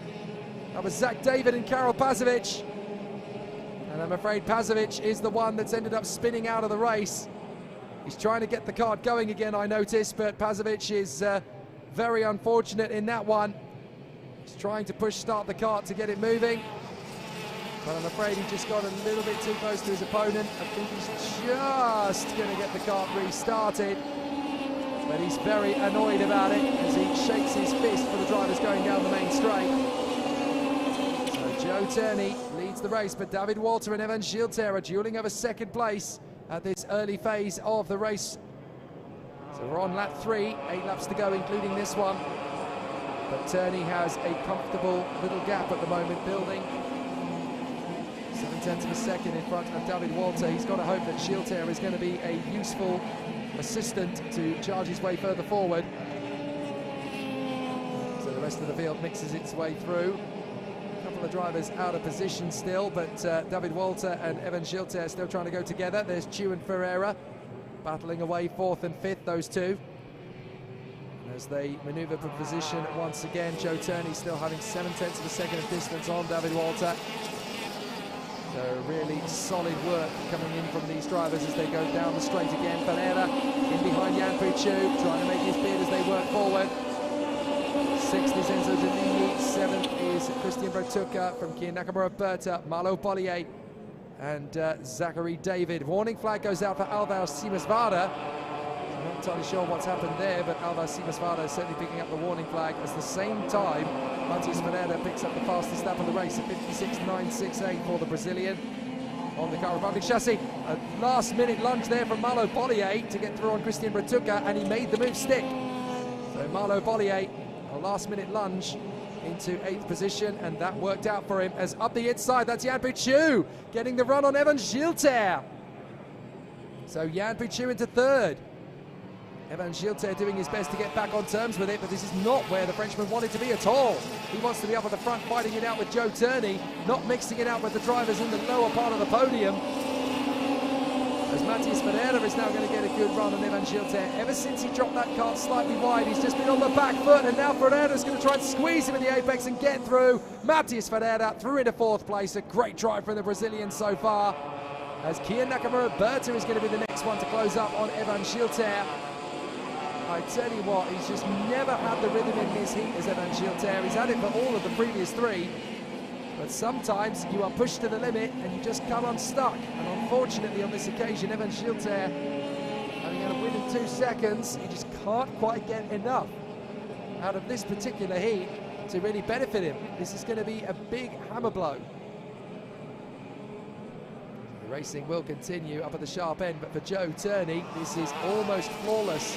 As far as he's concerned, he will cross the line. 5 laps done, 5 to go. David Walter is still trying his best to stay with the British driver up front. Joe Turney, one of the elder statesmen in the world of karting now at this level. And certainly Signor Robazzi's most trusted weapon in the fight for OK supremacy. Been on the podium of many an event over the last 3 seasons with the Tony Kart factory team, and this is his 4th campaign with the factory squad in senior level. Here we go. Kia Nakamura Berta dives through. A nice overtake there as he gets the move done then on Evan Gilter. So that puts the Frenchman down into 6th position. And Malo Bollier is looking to make exactly the same overtaking move. Did he make that one stick? He did. Evan Gilter really struggling. And so Malo Bollier is now in P6. There they are, and Evan Gilter struggling down to P7. So Turney, Walter, Ferreira, Chu, Nakamura Berta and Bollier in the top 6. Then it is Evan Gilter with Bertucca, Zach David and Max Popov. They say there is no such thing as the perfect weekend, but certainly there have been some fascinating battles all the way throughout, and Turney, Walter and Ferreira are giving us plenty of action-packed, suspenseful moments at the moment as they continue to run in close proximity. Chu, Nakamura Berta, Bollier, and they're all trying to stretch away now from Evan Gilter. Christian Bertucca is in the mix there with Zach David and Max Popov. They continue to run in close proximity in very, very tight formation. Is there going to be a challenge from Walter and Ferreira? They are working together now to chip away at Joe Turney. That gap is only going to decrease. So now Walter and Ferreira are getting very, very close in behind. They're just going to chip away, chip away, chip away. Work in unison. Use each other's draft to come through as they battle in formation. Joe Turney still putting all of the right sectors together, but Walter and Ferreira really starting to eat at it now. You can see how close they're getting, and with 3 laps to go, this is now game on as far as Walter and Ferreira are concerned. So for some reason, the 142 car is showing up in the middle of the, or is showing up at the front end of the field. That's Gabriel Gomez. He's come through in about 14th place, not having the best of heats this time. So a slight issue with the transponders there, but Joe Turney is still leading the race from Walter and Ferreira. Chu and Nakamura Berta are next up in position, I can assure you that. But now this is real pressure. As up the inside, Ferreira gets the move on David Walter. Beautiful from the Brazilian. So Matias Ferreira is now going to try and be the one to take the initiative after Joe Turney. The only problem is that that overtaking move has compromised them. They're now a little bit further down the border behind Joe Turney than they deserve to be. They should be right on the back bumper, but that move has held them up a little bit more, and that gives Joe Turney another lap of breathing space. So ultimately, Ferreira could have been a little bit longer in terms of his foresight there to be able to hold off the positions and just gain a little bit more advantage back. Joe Turney, still the race leader, but Ferreira and Walter are now going to have to work very hard indeed to catch up to Turney. Mind you, Turney is not as fast as he was earlier in the day, so Ferreira is chipping away at it. The Brazilian isn't done yet. There's a lap and a half still to go. So there might still be a little bit more time to play with. And Kian Nakamura Berta is pretty close, actually, in 4th place. So if anything kicks off in the top 3, he is right there for the taking. But Joe Turney is going to need a qualifying lap now. 1 lap to go. And Ferreira is going to be close, but not close enough by the look of it. 1 lap to go, and 0.488 is the gap. Surely Joe Turney isn't going to allow himself to lose that much time in 1 lap. Ferreira is close in 2nd place. He is chipping away at it. In the slipstream, he has gained a little bit of momentum. There's not a lot left in this. Joe Turney, Ferreira, Walter and Nakamura Berta. Malo Bollier has had a terrific race. He's up in 5th position, the Frenchman. Just hustling in behind the quartet up front. And then Yanpu Chu from Gilter, Bertucca, David and Popov. But I think Joe Turney is just about going to hold on to this. The gap is 0.28 of a second in deficit. Walter and Nakamura Berta going as quickly as they can. This is going to be tight, but I think Joe Turney is just going to have as little racetrack as possible to have to defend. In the final couple of corners, he will go for it, but he's not going to get there. Nakamura Berta has snatched 3rd on the last lap. Turney's going to get the win. Ferreira 2nd. Nakamura Berta snatches 3rd place off David Walter on the final lap ahead of Marlo Bollier. Wowee. I tell you what, that was a race that Kart Republic suddenly threw their spanners into the works of Tony Kart. This isn't going to be your dominant weekend, boys. We're coming back, and we are pushing. 3 of their big firepowers in the top 5 places there. Ferreira, Nakamura Berta and Bollier all gave the Kart Republic squad, Dino Chiesa, Ricard Kyle and all the rest of them, just a little bit more hope, because it was definitely going strong there for the team. They had good speed, and with 3 of their men in the top 5 in that one, throwing everything they could at Joe Turney, there's only a little bit more speed left to find before they topple him off the top. But Joe Turney still doing exactly what he needed to do to keep the bandwagon rolling. That's 3 wins out of 4 for the British driver, and with a 2nd place, that pretty much puts him at the top of the table for the moment. So he can be very happy indeed with that. And that gives him a great opportunity. Joe Turney, the victory once again from Matias Ferreira and Kian Nakamura Berta. David Walter and Marlo Bollier from Jan Puchu and Evan Gilter. Christian Bertucca from Max Popov and Zachary David. 11th place for Enzo Deligny in front of Gabriel Gomez. Then Alba Simasvara. And in 14th place, Akshay Bora. Albin Stureysen runs in front of Ricky Liu, Rintaro Sato and Maxim Orlov. In 19th position, it is Kevin Lantinga, the Dutchman on the Falcon. Jacobus Bogdanovicius is ahead of Gustav Wisniewski. Then David Sobrero and Ella Stevens. The one retirement from the race, Karol Pazovic, after his initial spin, he tried to get the kart going again, but sadly he retired at half distance. So fascinating stuff once again then from qualifying heat B versus E. The attention will now turn to D versus F, and it's been a very exciting battle for these two particular groups. These are not the slowest drivers in the field by any means of the imagination, but certainly the rotation is going to give us a very interesting battle, as we're going to have Tukka Tarpanen from Finland and Oscar Pedersen from Sweden on the front row of the starting grid. Tukka Tarpanen, of course, the reigning world champion, and Oscar Pedersen very much making massive strides forward for the World Racing team on that front row of the starting grid. The second row is going to see Juho Valtonen alongside Alex Powell, two drivers who can definitely claim a victory here. Third row of the grid, Freddie Slater, back at Portimao, where he was so victorious 18 months ago and managed to get the job done. Luigi Coluccio alongside him, the reigning vice champion of the world for the Tony Kart Factory team. And on that fourth row of the starting grid, on the inside line, it is the young man from the United Arab Emirates, Rashid Al-Daheri. We managed to catch up with him in the lead-up to this weekend. Well, of course, there's every track has a different characteristics, and you have to get used to it as quickly as possible. And yeah, like 4 races in 4 different tracks, it's very complicated. Of course, most of the tracks, most of us don't really know well. Of course, for me, it's everything new, so yeah, excited to see all the new tracks and how we can go. It's very different between the other teams. This one's English, the other ones were mostly Italian, and yeah, it's interesting the different ways the team works, and of course there's a different chassis. There's the OTK chassis, and back with the TM chassis, the engines. So yeah, it's very different, and of course, so far we're doing well to get used to it.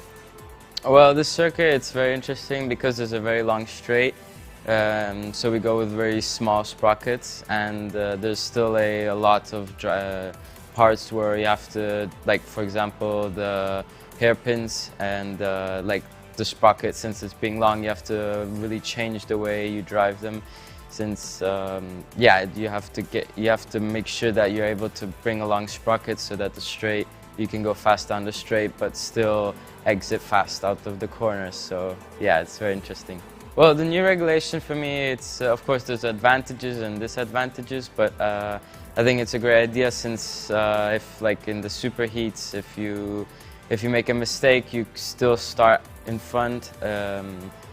Although, like last year, there was one pre-final, which was very important to get as front as possible. Well, physically, there's a slight difference, not huge, but still, it's important to be always at least tired as possible during the race. It's a bit different. The speed, of course, you need a lot of more concentration. The races are a bit longer. It's a bit important to get used to in the first races, but hasn't been as much as a problem. Well, of course, you always work as hard as possible. You work hard to improve in every aspect in the races. And the racecraft, the new drivers to compete with, so I always try to learn from them, try to learn their characteristics and their style of driving, to try to see every point where I can overtake them or defend. So some excellent battles to come from Rashid Al-Daheri, having made his switch over to the Forza Racing team in recent weeks. He now goes off of 7th position on the grid for this one, and he really has settled into the Jamie Croxford Racing team very well and very quickly. They seem to have found a real superstar in the making with this man now in seniors, and obviously with some great expertise around him, the likes of Gustav Wisniewski and Nicolo Kuman, and various other teammates within the fold. They seem to have really started to build something quite special at the Forza Racing team. Jamie Croxford and the crew, certainly with good intentions to battle for the titles over the course of this 2022 season. Alongside Rashid Al-Daheri on the starting grid for this one is going to be the young man from Singapore, Dion Gowda, who races under a British licence with the Ricky Flynn Motorsport team. And he is going to be there in 8th position on the grid. The Peruvian Rafael Modenese is there in 9th position on the starting grid after what has been a really exciting career to move his way forward over the course of races in the past. And in 10th position on the grid, it is going to be Nicolo Kuman, the man we've just mentioned for the Expert Chassis and the Forza Racing team. He'll be there on the 10th position of the grid. Arthur Rojon in P11 on the starting grid, along with Joel Bergstrom, another of the feisty competitors with the Forza Racing team. Then Olin Gali of Brazil, lining up for the CRG factory team in 13th on the starting grid, with Bruno Mulders, the Dutchman, who lines up in 14th place on the starting grid. Simone Bianco, the Italian, on the Tony Kart for the Koski Motorsport squad. Then it is in 16th place, Josh Erfen, who has made the switch for the rest of this season to the Ward Racing team, the Scandinavian squad. And great to see Josh Erfen settling into that team incredibly quickly. 17th on the grid, it is Marius Christiansen, the Danish driver, who will line up 17th on the starting grid. Then Maxim Rem in 18th place on the grid. Jacob Rashki, the Pole, is in 19th position on the starting grid from Poland. Max Abicht, the Austrian talent, in 20th position as he runs there. Andrea Vivriantit, the talented lady from Lithuania for the Birolart team. And then Matias Morgato of Brazil, way down in 22nd, as he is going to be for all of the races, of course, after difficult qualifying sessions for him. And then Francesco Marenghi at the back of the grid.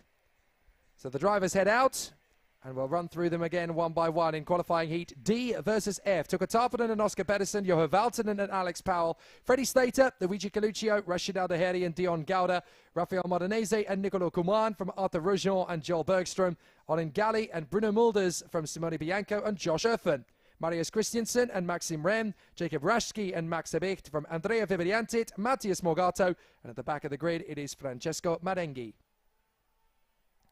So the 23 drivers get themselves up to speed as they warm up tyres and brakes again to try and get them to the optimum temperature. This is always a very tricky part of the race, just trying to get themselves dialed in.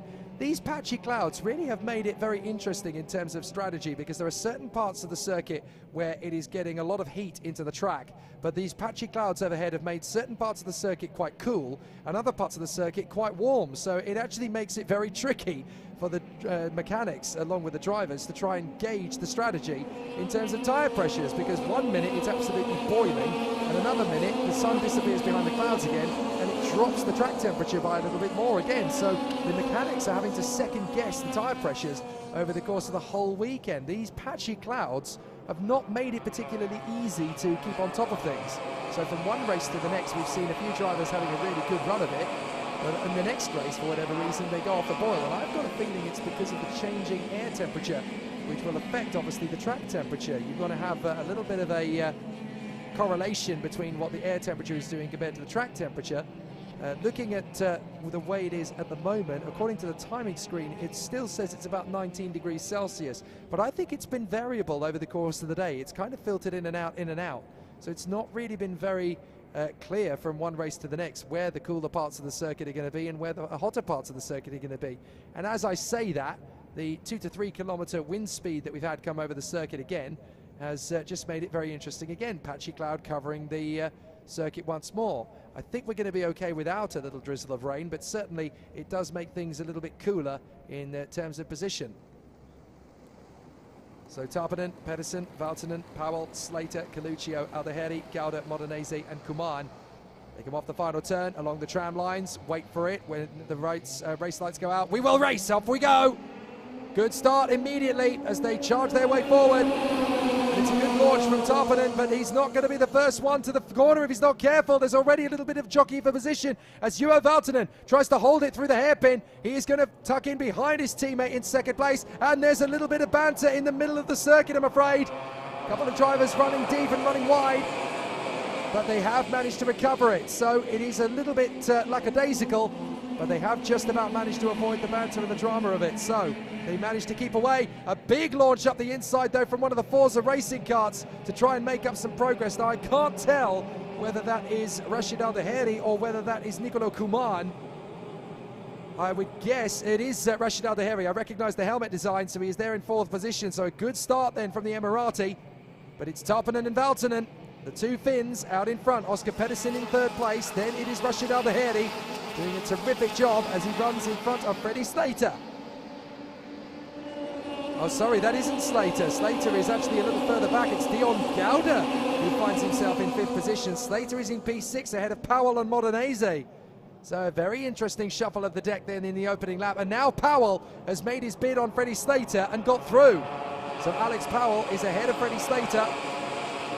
So Tarpanen and Valtonen, the two Tony Karts, having a great run at the moment. And a fantastic battle from all of the drivers as they run through. Oscar Pedersen, 3rd position. Rashid Al-Daheri, P4. 5th position now is Dion Gauda.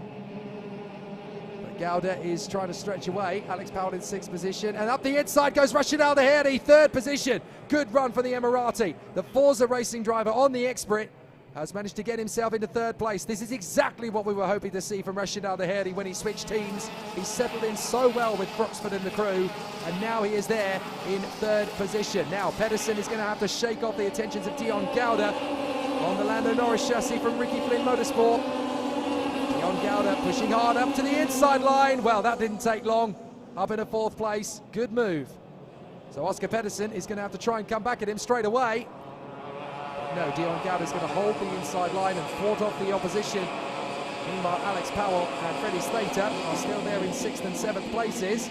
Powell is actually dropping Slater a little bit. Slater is still there. In 8th place, that is the Peruvian. That's Rafael Modenese of the Leclerc by Lennox team. And then we have Coluccio running in front of Bergstrom, Simone Bianco, Bruno Mulders, and Matthias Morgato has done it again as Powell now gets the move on Pedersen. So a good move there. But I tell you what, Matthias Morgato for the DPK Racing team, he has done it again as he charges his way through from 22nd on the grid. He's currently in 13th. That is monstrous after only 3 laps. So Matthias Morgato really starting to make a good impression on things. He does lose out the place on that lap to Maxime Ren. He's still giving it everything he's got. And on the inside, that is Rashid Al-Daheri getting past Valtonen. So Rashid Al-Daheri now gets himself in a 2nd position. He has yet to win a race in OK Senior in the FIA, is Rashid Al-Daheri. But I tell you what, the young man from the UAE is definitely going for it. In 2nd position, just trying to take it 1 lap at a time. He's throwing everything at it, having got through past Valtonen. Now he's going to go after Tuukka Tarpanen. This will definitely help out his point score if he can get a 0 mark from this. Gauda slides in and gets the move on Valtonen. Lovely from Dion Gauda. 3rd position for the Singaporean. And Alex Powell is stepping up the attack on Valtonen now as well. All these whippersnapper drivers thinks Juho Valtonen. There were none of them around earlier on in the season. Last year, there were none of these youngsters. I was the one that was the hot shot. And now all these young boys have managed to charge their way up into the OK Senior category. And so now Juho Valtonen's going to have an interesting challenge here to try and fend off from Alex Powell. But always fascinating that you've got these young 14, 15, 16-year-olds battling away with some of the established guards of senior karting at this level. Very hard to stay at the front end of the OK category. But Juho Valtonen has been there for several seasons now. You've got to go all the way back to 2018 when his run at this level really started consistently. He has been ever present. Alex Powell on the inside, gets the run though on the flying fin. So Alex Powell now manages to get himself into a decent position, and that will put him in P4. Now trying to chase after the top 3 drivers. 5 laps completed, 5 to go. Tarpanen, Al-Daheri, Gauda, Powell, Valtonen and Slater is the top 6. Then Pedersen, Coluccio, Modenese and Bergstrom. But how much more time can Tarpanen gain on Rashid Al-Daheri? Al-Daheri's really pushing it. Tony Kart versus Forza. You can see how quickly Rashid Al-Daheri is catching up. Here they are, Tarpanen and Al-Daheri. The reigning world champion is being caught rapidly by Rashid Al-Daheri, the young man from the United Arab Emirates, running a fantastic race. And this switch to the Expert chassis gives him an equal playing field to battle with the OTK group. As of course it does for Dion Gauda in 3rd position, also in the OTK group, the Lando Norris chassis. Very much part of that operation. So the man who leads the charge after them is Alex Powell, the Jamaican, 4th position. Tucking up behind Dion Gauda. Think we're going to see something on this lap. He really has gained a lot of momentum. Go down the main straight. Here we go. Alex Powell is going to unlock the moment. Into third place. Lovely move. And Alex Powell didn't even need to break a sweat out of that one. He had the momentum through turn one. Kept the kart running in full chat. And now he goes into third position. Watch out for Juho Valtonen behind, though. He's starting to get a little bit hungry for Dion Gouda. So let's see if there is another hot move coming on the way. Tarpanen, Aldeheri, Powell, Gouda, Valtonen, Slater, Coluccio. We seem to have a car parked up on the sidelines. That is Josh Erfen, I'm afraid. The Ward Racing driver has retired from this one. That is unfortunate. That would have happened a couple of laps ago. Indeed it did. It happened on lap 4. There is Josh Erfen watching out on the sidelines. That's so unfortunate. But as they come up the hill, there's going to be 3 laps to go. Tarpanen, Aldeheri, Powell, Gouda, Valtonen. And a little way back is Freddie Slater ahead of Luigi Coluccio. So can Rashid Aldeheri get any closer to the reigning world champion? Tuukka Tarpanen, one of the most exciting talents to come out of Finland for a long, long time. Well, since Juho Valtonen. Now we're going to see if there is going to be a bit of a charge forward from Alex Powell. He's gaining ground on the man in second place. Rashid Aldeheri still holding that mark in the Forza Racing kart, but I tell you what, Alex Powell really is starting to get closer. Down the hill. You drop down, you hold on because you use a lot of G-force in this particular part of the course. Then you tighten up into the right-hander, tightening up again into the left. So it's fantastic, all fun in terms of the position, so it's all good. Very close indeed for the drivers there. Tarpanen, Aldeheri and Alex Powell, the top 3 still unchanged. Gouda, Valtonen, Slater, Coluccio, Pedersen, Bergstrom and Modenese in the top 10. Not a lot has changed, just the positions to a certain extent, but there's still the same top 10 drivers in the mix. So we're going to see a move from Alex Powell. He's really starting to think about this now. So again, Alex Powell starting the attack on Rashid Aldeheri. He's close enough, but Aldeheri is keeping the kart nice and planted in the middle of the road.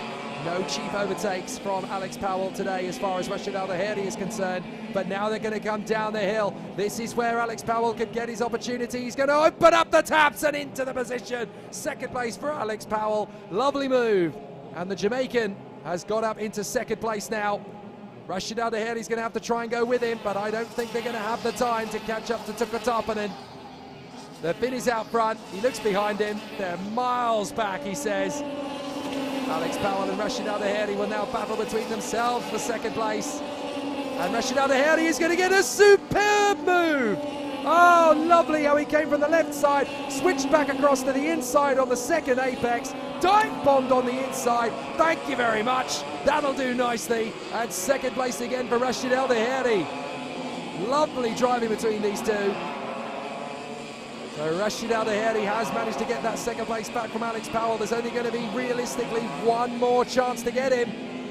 He almost tried to set up exactly the same move. Aldeheri now moving the kart all over the road to try and keep Alex Powell at bay. Powell is going to try and squeeze in. No chance. Dion Gouda, Juho Valtonen and Luigi Coluccio are tightening up. Slater down to 7th behind the Italian. And Rashid Aldeheri is trying to move to cover as Alex Powell tries again. And oh, they get very close to each other. Somehow they avoid a big incident. But it's Tarpanen that gets the win across the line. It's Aldeheri, Powell, Valtonen and Gouda. Thousandths of a second between them at the flag.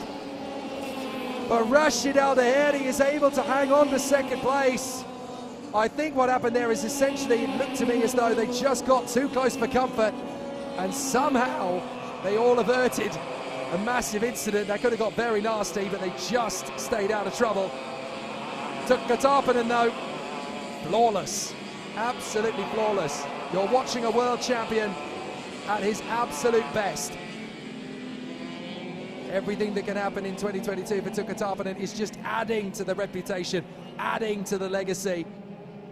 And he is doing an amazing job. Rashid Aldeheri second, Alex Powell just about hanging on to third position after what has already been a stunning display from the drivers in the OK category. But how close was that at the end of the race with about 5 karts coming across the line in close proximity. Certainly for Tuukka Tarpanen, that's the win he wanted, and he carries on. Rashid Aldeheri second from Alex Powell, Juho Valtonen Dion Gauda, Luigi Coluccio and Freddie Slater, you could have thrown a blanket over all 6 of them. Oscar Pedersen ahead of Joel Bergström, Maxim Rem, Matthias Morgato and Rafael Modenese from Francesco Barenghi and Olin Gali, from Bruno Mulders and Simone Bianco. Jacob Rashki comes home in 17th place ahead of Arthur Rojon of France. 19th is Max Hebicht, who came home in front of a very disappointed Nicolo Kuman. Then Marius Christiansen in front of Andrea Veveriantet. The one retirement from the race was the Ward Racing driver Josh Erfen. Well, great racing like that should always be celebrated. Very close quarters stuff to the very end there, and some stupendous battles.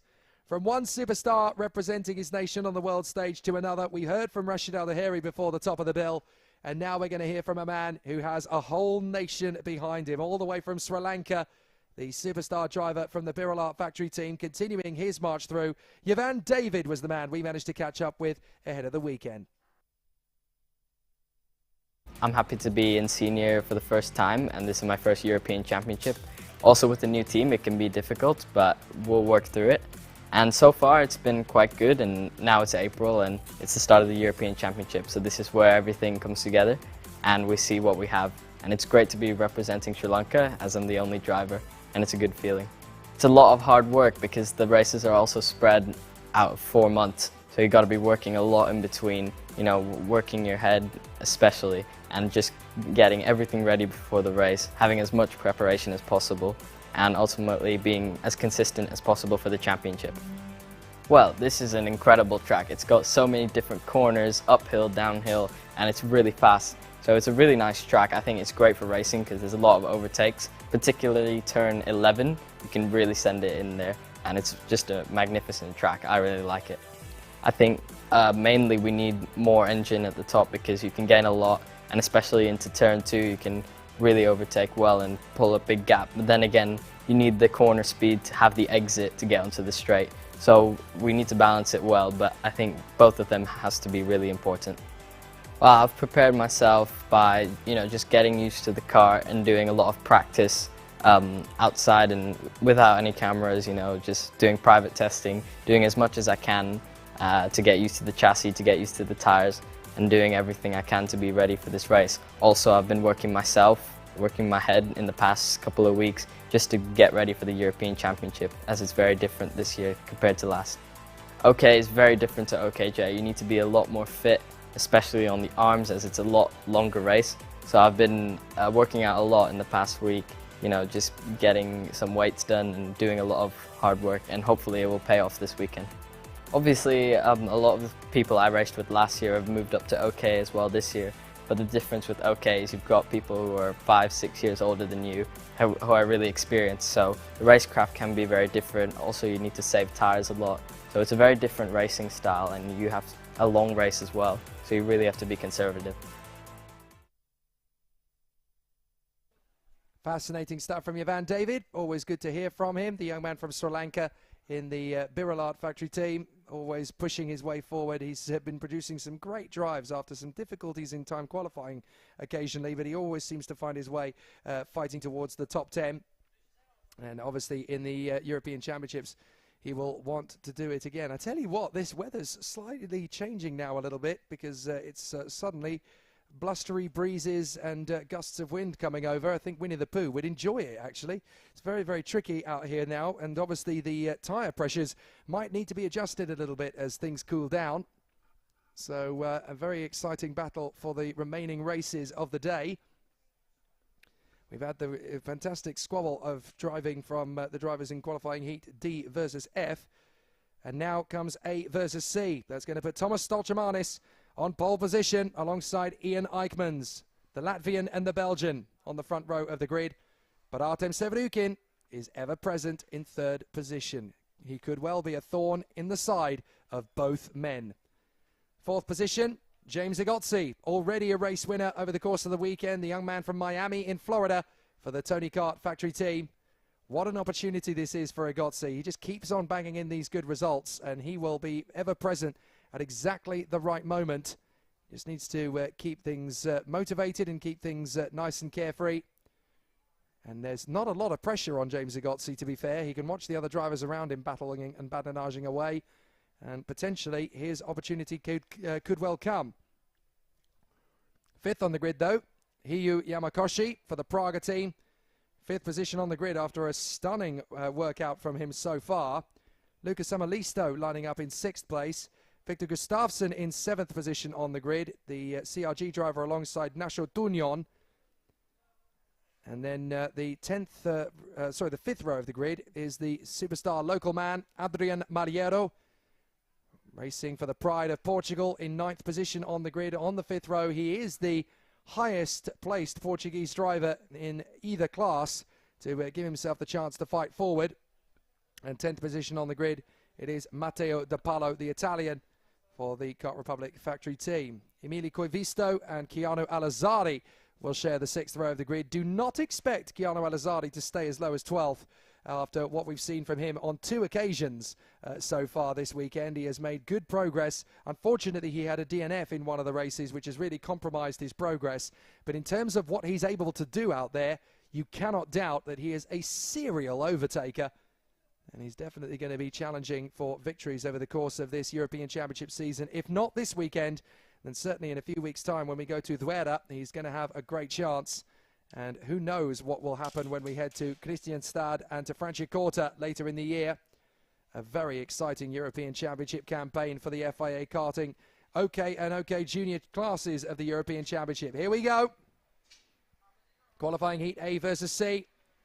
The drivers are going to get themselves up to speed around the course as usual.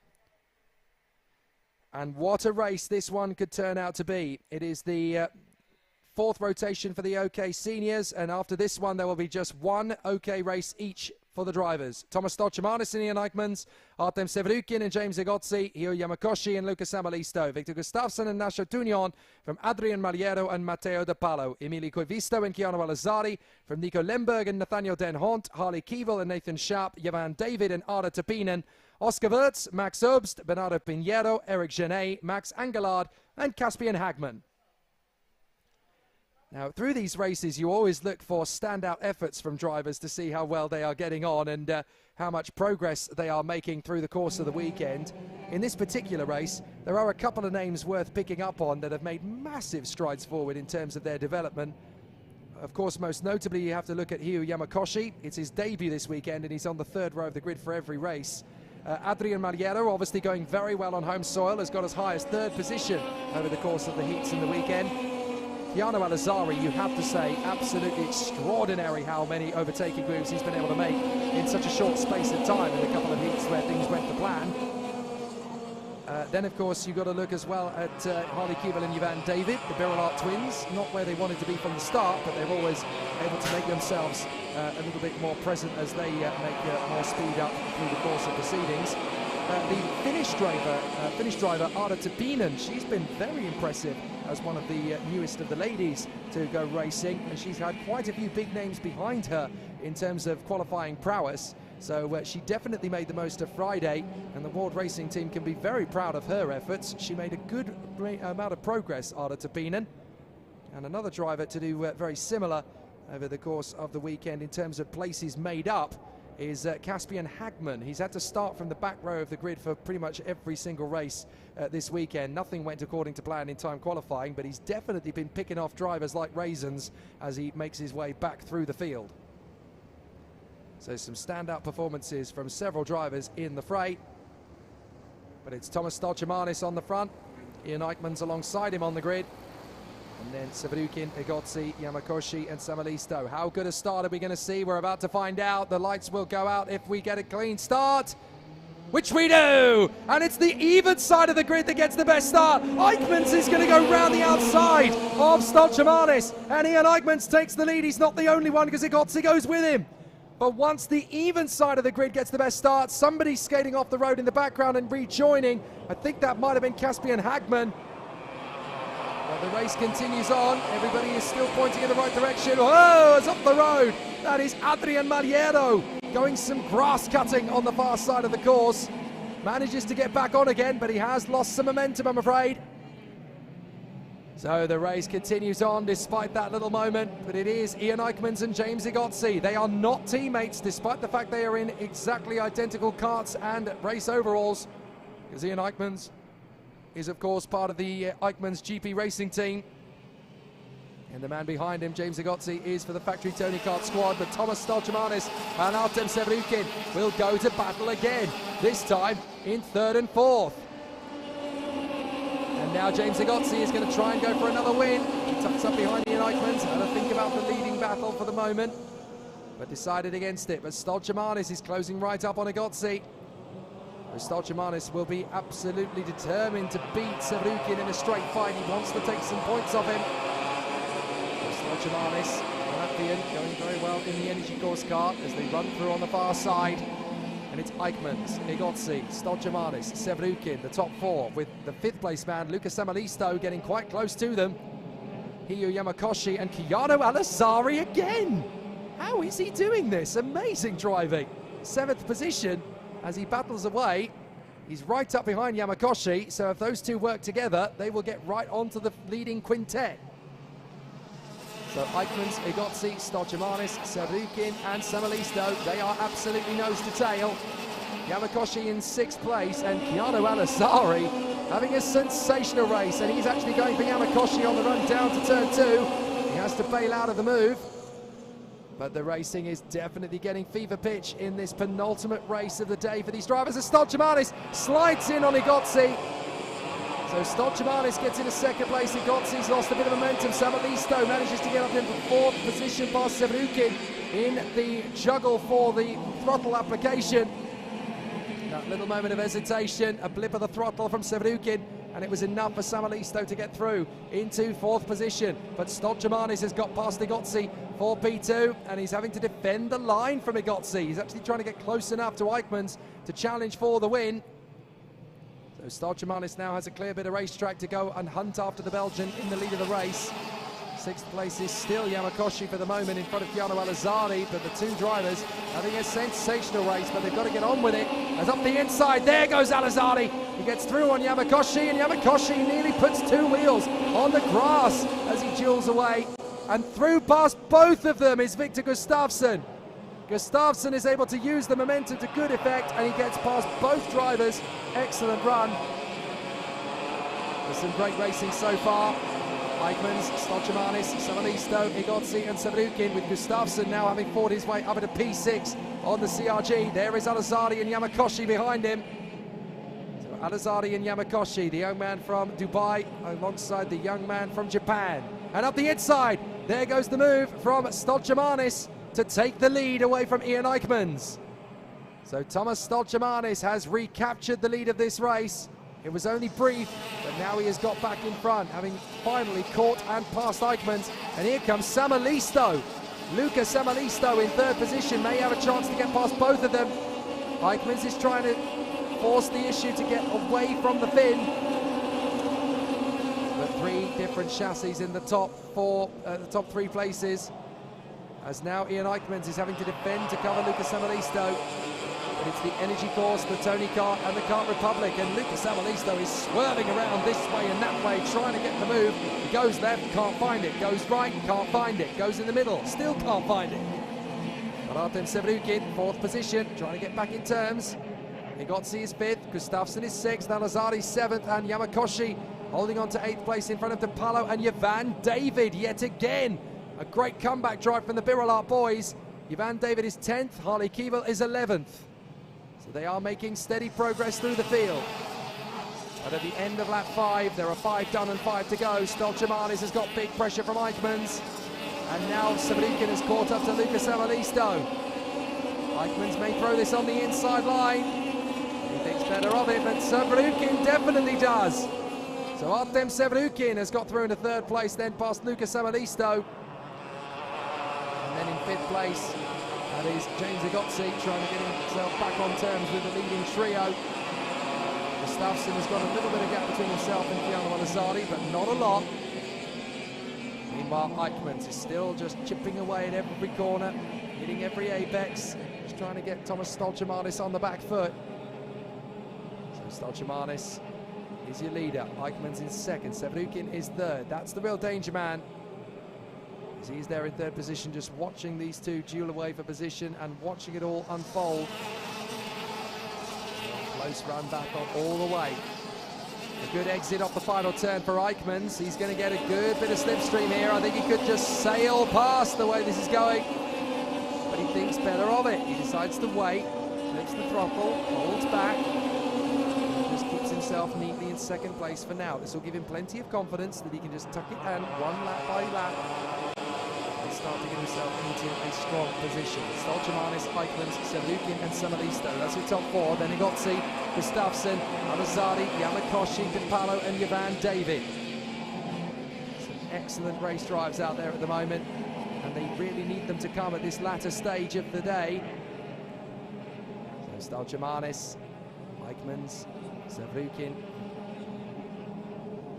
Top three trying to get well clear of Luca Samalisto, who is falling slowly into the clutches of James Igotzi. As they come through to complete lap 7, there are 3 to go. And Stolchemanis has a decent run ahead of Eichmann's and Severukin. And this is a good run from Eichmann's. He may decide to catch out the leader unawares. He's not quite close enough to send it. So the Latvian, Thomas Stolchemanis, the Belgian, Ian Eichmann's, and the Ward Racing youngster, that is Artem Severukin. Come off the turn. A couple of weeks ago when the CIK Classes last race at Portimao, it was Severukin that came through as the ultimate winner of the final. So he's finding it much harder to repeat the feat here at Portimao 2 weeks after. So Stolchemanis, Eichmann's and Severukin.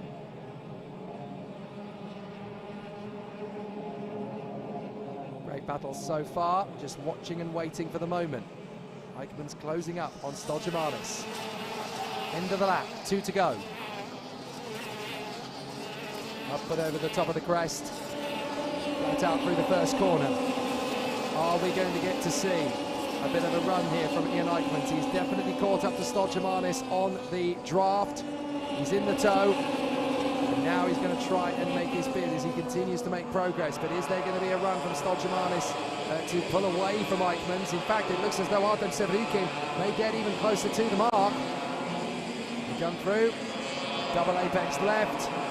Eichmann's is close to Stolchemanis, but he's not really in the zone to go for the move, unless he makes a magnificent late braking ditch into the corner at the bottom of the hill.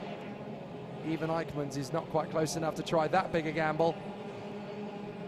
So they come through the hairpin and up towards the final 2 corners on the lap.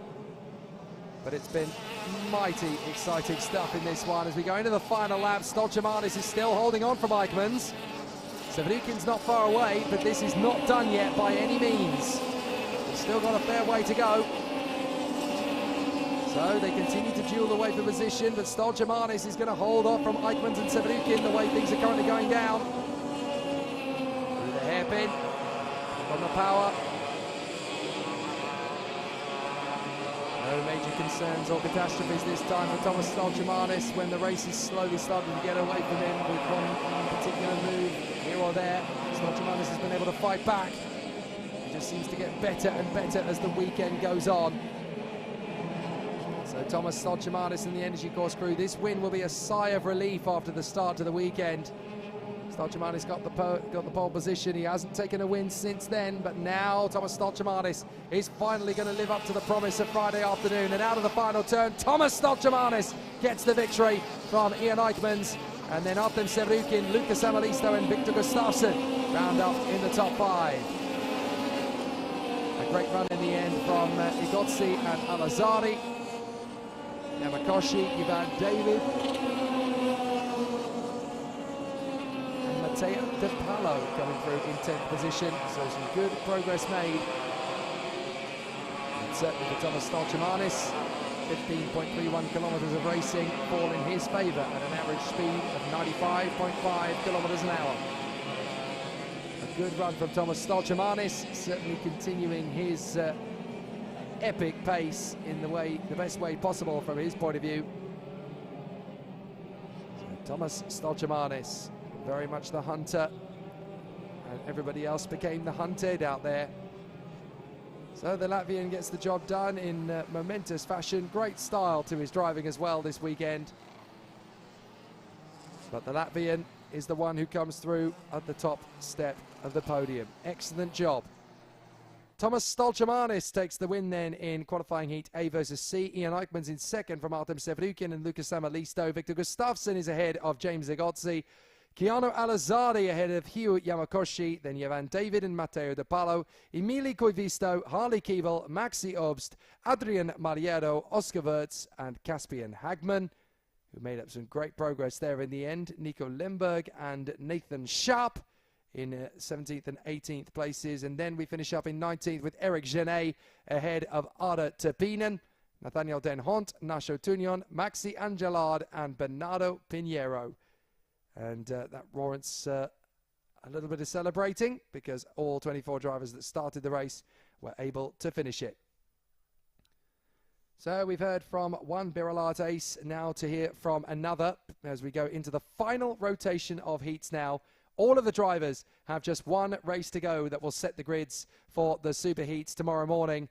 And the first driver we will hear from in the closing sessions of the day from the junior category is the new boy from the Czech Republic for the Birolata Racing Factory team. I caught up with him over the course of the weekend. Jindra Pezel.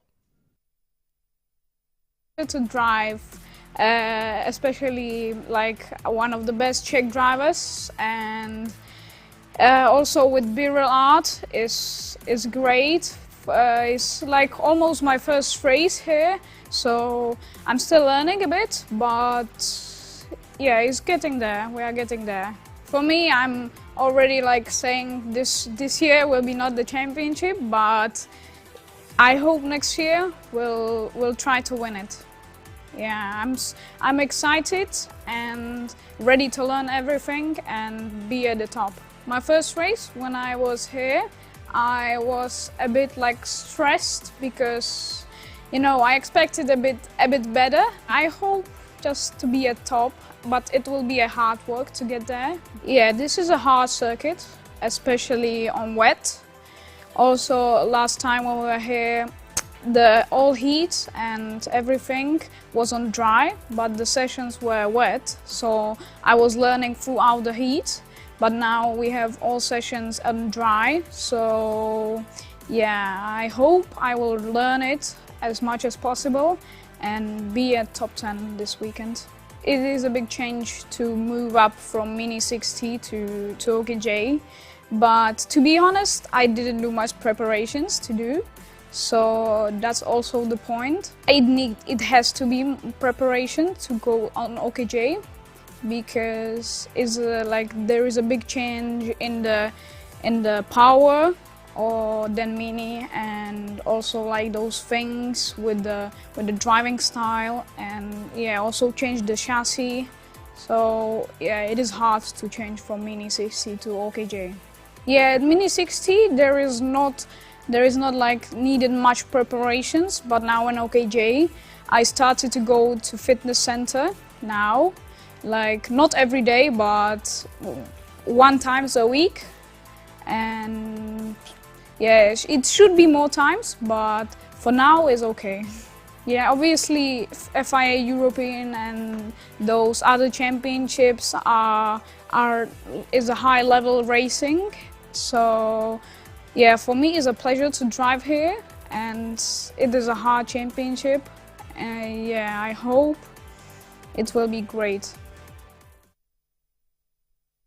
Great to hear from Jindra Pezel, one of the newest faces in the FIA Karting European Championship order, and he has obviously been able to put himself in the top 10 for his very first weekend in FIA Karting's European Championship. A very positive aspect for him over the course of the weekend. The clouds have finally been pushed clear now by the rising wind, which means that now we have a gorgeous Saturday afternoon here at Portimao. Absolutely glorious out on the circuit, and that is how we're going to finish the final heats of the day. There are 6 races left on our Saturday of great race action here in the FIA Karting European Championship season opener. If you've just joined us, you're definitely going to need a rewind button, because you're going to go back and watch some fantastic races that have played out since the beginning of the day when we went live at 9:20. It is now coming close to the latter part of 20 to past 4. So we're having some very exciting races all the way through. And it's going to be Kirill Kutskov on pole position now. Hopefully the luck goes his way this time, because he didn't get the chance to race last time after a mechanical problem put him out. So Kirill Kutskov is rather hoping that that is ancient history now. He will run off the front row of the grid alongside René Lammers, who has been very strong over the course of the weekend, and he's been threatening to take a heat win from the start. So maybe this is his opportunity as he runs there in second on the grid. In third place, though, it is Sasha Bondarev, who has stayed very consistent. He has never been outside the top 5 all weekend long. So the young man from Ukraine doing a fantastic job over the course of the weekend. He gets to run alongside his teammate off the grid, Maciek Ledij, who will run in 4th position off the starting grid. That could be really useful for the two of them to team up. In fact, they're going to have some teammates behind them as well, because Thomas Strauven will be directly behind Alexander Bondarev, and Salim Hanar will be directly behind Maciek Ledij. So the Ricky Flynn quartet can actually put a lot of pressure on Kutskov and Lammers in the early stages. 7th on the grid is Matias Orjuela, the Paralin driver from Colombia, who lines up on the inside of the line. And then it is Jindro Vezel, the Czech Republic driver, who has had to start from 8th position on the grid for every single race this weekend. 9th on the grid is Markus Seiter, the Norwegian driver, who finds himself placed up in 9th position on the grid. And then Edu Robinson will be in 10th place off the grid in his first weekend of the 2022 season. He's already put in some good moves, but he's not had the luck to match it. Enzo Tarnvanitschkel will line up in 11th position on the starting grid, and he's clearly thinking about his OK Senior career as he is push-starting himself to get going again. And in 12th place on the grid, it is Taim Saleh, the German, for the Kart Republic team.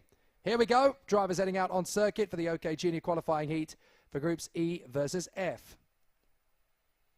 So as they get themselves up to speed, it is Kirill Kutskov in pole position from René Lammers, then Alexander Bondarev and Maciek Ledij, Thomas Strauven and Salim Hanar from Matias Orjuela and Jindro Vezel, Markus Seiter and Edward Robinson from Enzo Tarnvanitschkel and Taim Saleh.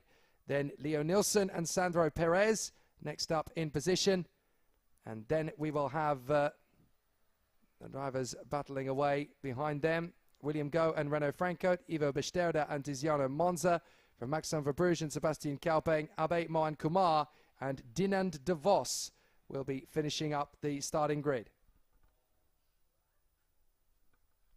So now we're getting into the fairly tight stages where we get to the intermediate classification and we figure out where the drivers are likely to be at the end of the dais with these final 3 races. As it stands at the moment, Dmitry Matviev has a 0-point score because he has won all 4 of his heats leading up to this. All he needs to do is finish in the top 5 in the last race, and he is guaranteed to start the superheat from pole position. Nathan Tye is the next best driver in terms of points scored. He's only accumulated 5 points. So if he finishes in the top 5 of his race, then he will remain in the top 2. But for every other position, it's absolutely open. René Lammers and Alexander Bondarev both have 10 points apiece. Jan Pesadowski has 12. Gilles Caranta has 14. Martin Molnar has 17. Kavalkin has 18. And Hideg and Slater, that's Adam Hideg and Alfie Slater, they have 19 points apiece. So it really is open season for 3rd position downwards in the qualifying heats rankings. But it's looking pretty neat and tidy for Dmitry Matviev and Nathan Tye. All they have to do is finish in the top 5 in their heats, and they will be on the front end of the grid. And they will be pole position for each of their super heats, so they'll be in the best possible position to make big progress going into the finals. So let's see what Kutskov and Lammers will do as they battle away for position. Oh, a little bit of jockeying and weaving for position there between Bondarev and Strauven on the inside line. Are we going to go racing though? Yes, we do! Great start from Lammers. Can't quite get up alongside Bondarev, and that is Strauven going with him. So Bondarev leads the way to go after Kirill Kutskov, and up the inside, that's one of the Paralins thwarted. That's René Lammers, overtaken by Thomas Strauven. So Bondarev is now right in there behind Kirill Kutskov. And a little bit of a puff of dust was left from one of the drivers on that opening lap, but every single driver appears to still be circulating as Kutskov and Bondarev have managed to pull a little bit of a gap between themselves and Thomas Strauven. Drivers still battling for position in the hope that they can pick up a move or two on this opening tour of 7. But Kutskov doing a grand job in front of Bondarev. And then in 3rd position, that is Thomas Strauven, trying to fight his way further forward. 5th position is Maciej Gladij, their teammate, as he tucks in behind René Lammers. So there's a lot still to do in this one. A lot of drivers will be fighting for the supremacy. Bondarev is gaining a lot of ground on Kirill Kutskov, and he's going to go for the move immediately. Bondarev feels he's got the cart underneath him to go for it. He gets Kutskov completely caught out. So Alexander Bondarev takes the lead at a critical moment. Nicely handled there by the young man from Ukraine, and René Lammers gets through on Thomas Strauven as well. So René Lammers going for the position. Bondarev is your leader though, and this could well secure his place in the top 3 if he stays where he is. Oh, Maciej Gladij having a battle and a spin. Oh, and there's karts going all over the place. 6 karts off. One of them is Maciej Gladij. So that's a big scalp. Maciej Gladij is off, so too is the 220. That is Tame Saleh. So Gladij, Saleh, Orjuela, Tanvanitschkul, Monza and Saiter all involved in that one. Well, Enzo Tanvanitschkul, who is used to push starting himself, has managed to get the kart going again. But everybody else, I'm afraid, is out of it. So Tanvanitschkul, by the look of it, may well pull himself back to the pits, but there are 5 karts stranded out on the course. Gladij, Monza, Saleh, Orjuela, and Tanvanitschkul initially, but now he has got going again.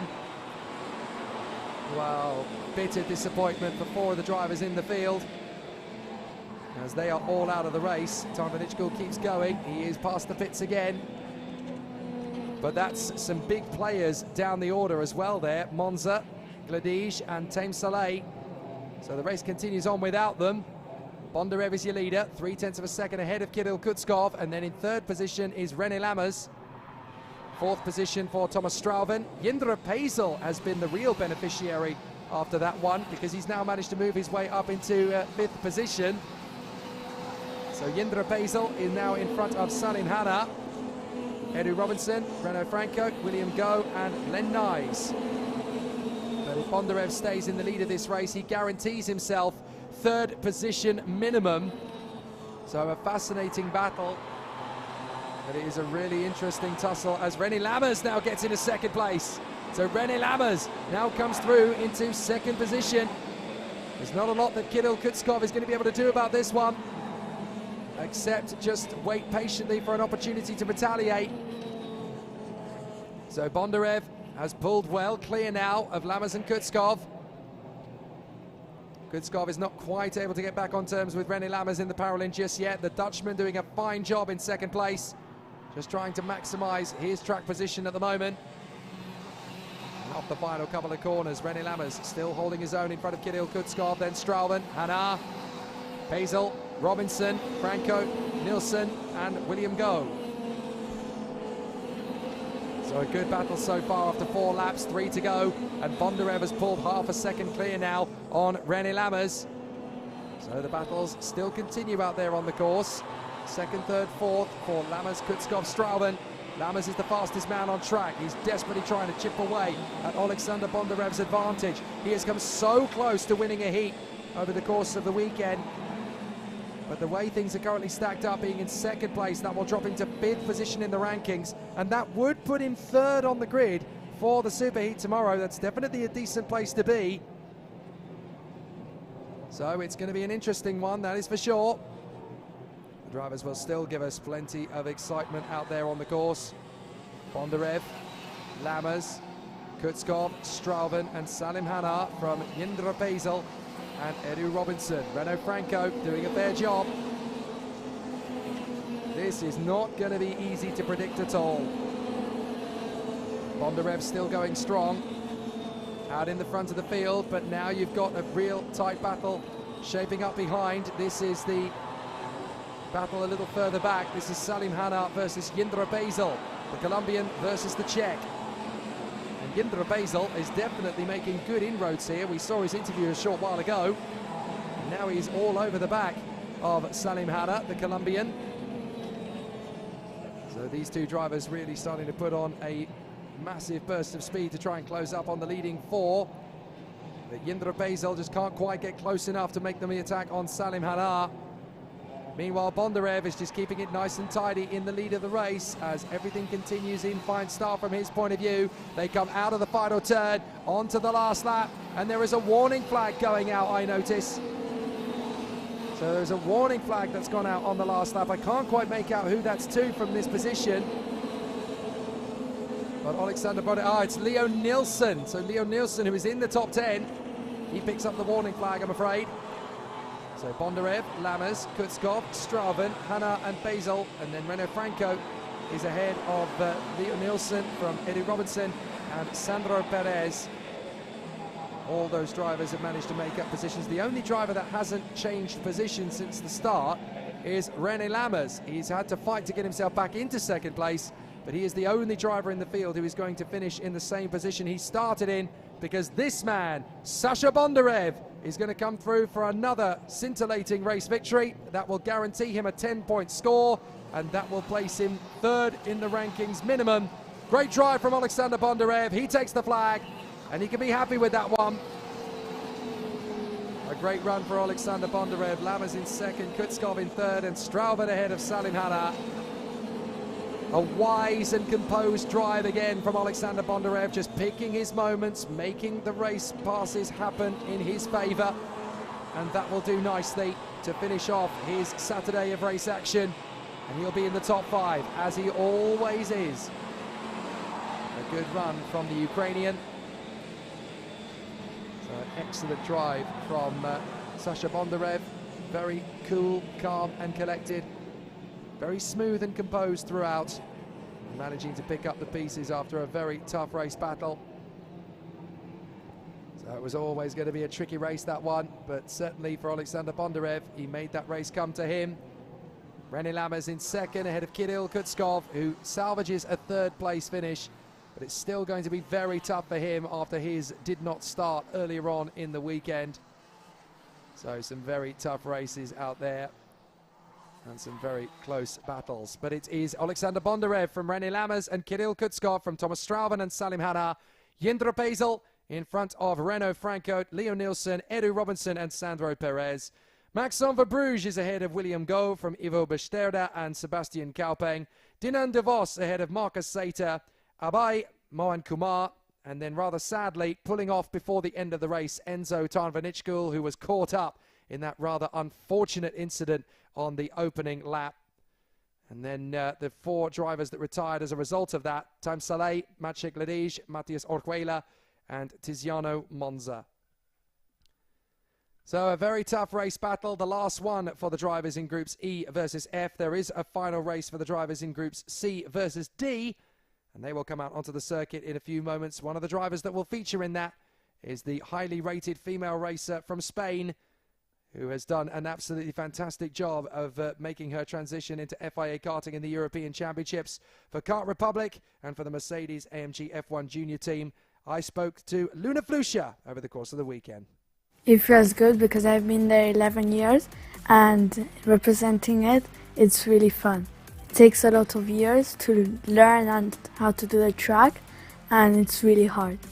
The best overtaking spaces in Portimao are the first corner, the second one and the last one. Well, the preparation was talking to my mechanic how to do the circuit better and to everyone in the team, so I can learn as much as possible.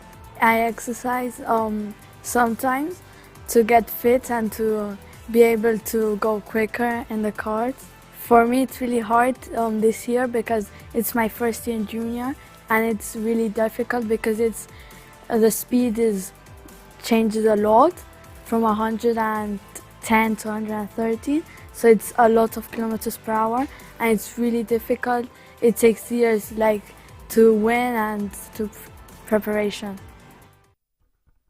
The sky is the limit for young Luna Flusha. She really has been making waves in the world of European karting. She's done a fair job in her first weekend in the FIA Karting European Championship. It is never easy to break into this paddock. And for the first time this weekend, she'll get to race against her brother. Lucas Flusha will be on the third row of the grid further up the ranks. So it'll be interesting to see what they can do. But from the front row of the starting grid, it is going to be Martin Molnar, the Hungarian, who will take back his position on the front end of the field alongside the Peruvian Andres Cardenas. And it's been a really exciting battle for those two drivers. What can they finish off with at the end of a truly sensational run? The second row of the grid will see Jules Caranta of France go to battle alongside the South African talent Luvue Sambudla, who really has been magnificent to watch over the course of the weekend at times. He has made some great battles come his way. Lucas Flusha, as we've mentioned, will be in 5th position on the grid on the inside of the third row. On the outside of that third row, it will be the British driver Lewis Werrell for the Forza Racing team on the Expert chassis. Then on the 4th row of the grid, it is the Belgian talent Douwe de Decker, who has still had a very challenging transition across to the Ricky Flynn Motorsport team with the Lando Norris chassis. Hasn't gone perfectly, but he's certainly made a very impressive transition to the squad, and a very late one as well, because he only made the decision to switch teams in the last couple of weeks. So it's been interesting to settle in and be on the pace fairly quickly. Then on the 5th row of the starting grid, sorry, I completely missed out the next row of the grid. Alongside Douwe de Decker is the Scottish driver Zach Drummond, who I have to say has been one of the revelations of the junior field this weekend. An absolutely amazing performance from him so far, as he finds himself on the 4th row of the starting grid for every race this weekend. And I tell you what, he's been quiet, he's been calm, he has been very, very mature, and he has held his own out there. He's not been pushed around, he's not been taking the blows, he's just been getting on with the job. And it's been really great to see that from a lot of success in his native Great Britain, he has been able to come straight into the European Championship with a lot of people not really expecting too much, including himself, and he's been absolutely spectacular. The 5th row of the starting grid, we'll see Nicolas Roos, the South African who's making great gains. The CRG driver finds himself on the inside of the 5th row. This is his best chance yet for a strong result. And then on the 10th position on the grid, Gerazim Skulanov, the Leclerc by Lennox driver. Great to see him put on a good show over the course of the weekend. And he has been really impressive to compete with out on the circuit. He really has given himself some good performances out there. The 6th row of the starting grid, Kirill Dzitiev, as he races for position. The Ward Racing driver will be on the 6th row of the grid on the inside line. The Swiss ace, Kian Fardin, is next up. He'll be there in the 12th position spot of the grid. On the 7th row on the inside line, 13th on the grid is the Luxembourger Guillaume Bouzard. So Guillaume Bouzard running a very solid race in 13th position. Alongside him on the grid in P14 is Aaron Garcia. And they will continue their duel for position. Maria Germano Nito of Portugal will run in 15th position on the starting grid. And she is going to have an interesting tussle on the inside row alongside Dante Vinci, the Australian talent who is still making his first appearances in the European Championship, as he runs on the 8th row of the starting grid for the Shamik Europe wing of Parolin Motorsport. And then, of course, it is Emanuele Olivieri, who runs on the Formula K chassis, part of the IPK group, the manufacturer that managed to take a fabulous victory in the World Karting Championship back in 2020 at Lonato with their man at the time, Jeremy Iglesias, giving them their win in KZ. But in the OK categories, they are still trying to make some good progress. And then 18th position on the grid, it is Francisco Macedo, the Portuguese driver for CRG. I note, however, that his position on the grid appears to have been left empty. Now, I'm not entirely sure what's happened with Francisco Macedo, but there is definitely a missing cart on the grid, and it is the 18th place one of Francisco Macedo. So I don't actually know what the situation is. I wonder if he might have had damage to his cart that's put him out of the race for this one. So we'll have to listen out for an update on that one. 19th on the grid is the Swedish driver Elliot Kaczynski, one of the newest faces to Ward Racing. But he is making steady progress. A couple of weeks ago, he was fighting up in the top 10. So it's not going to be too long before he is there regularly. Alongside him on the starting grid, it is Griffin Peebles, a very talented individual, having put in a lot of great effort for the Koski Motorsport team. And he is really looking pretty sharp in terms of his progress making up through the field. Lots of overtakes from him so far this weekend. He just keeps on making progress. And if he keeps staying out of trouble, he'll have a fairly decent starting position for the Superheat. 21st on the grid for the Austrian talent Nicolas Schaufler, who is there bedecked in BWT racing colours. Not a massive surprise that he was able to draw that attention. The BWT company, of course, coming from Austria as he does. And the DPK kart is bedecked in the colours. Looks very, very cool. Alongside him on the grid, Luna Flusha, who we heard from some minutes ago, the Spanish lady who became the first to win a major European IAME title last season. And she's done a fantastic job at making the transition to FIA Karting. She's already had some good battles. A few weeks ago in one of the CIK races at Franciacorta, she was absolutely storming through the field. So she can make good overtakes when things go her way. But in the FIA, she's still learning on the job. And in 23rd position, the very talented young Finn Alexander Dahlström, getting himself up to speed for the Energy Course team under the tutelage of none other than Davide Forde. So expect big things from Dahlström by the end of the season. And he is a fast learner. He's putting in some good performances. His sector times look very consistent and solid. So all he needs is the confidence and belief that he is going to be at the front end of the field before long. And history will play itself out nicely for him.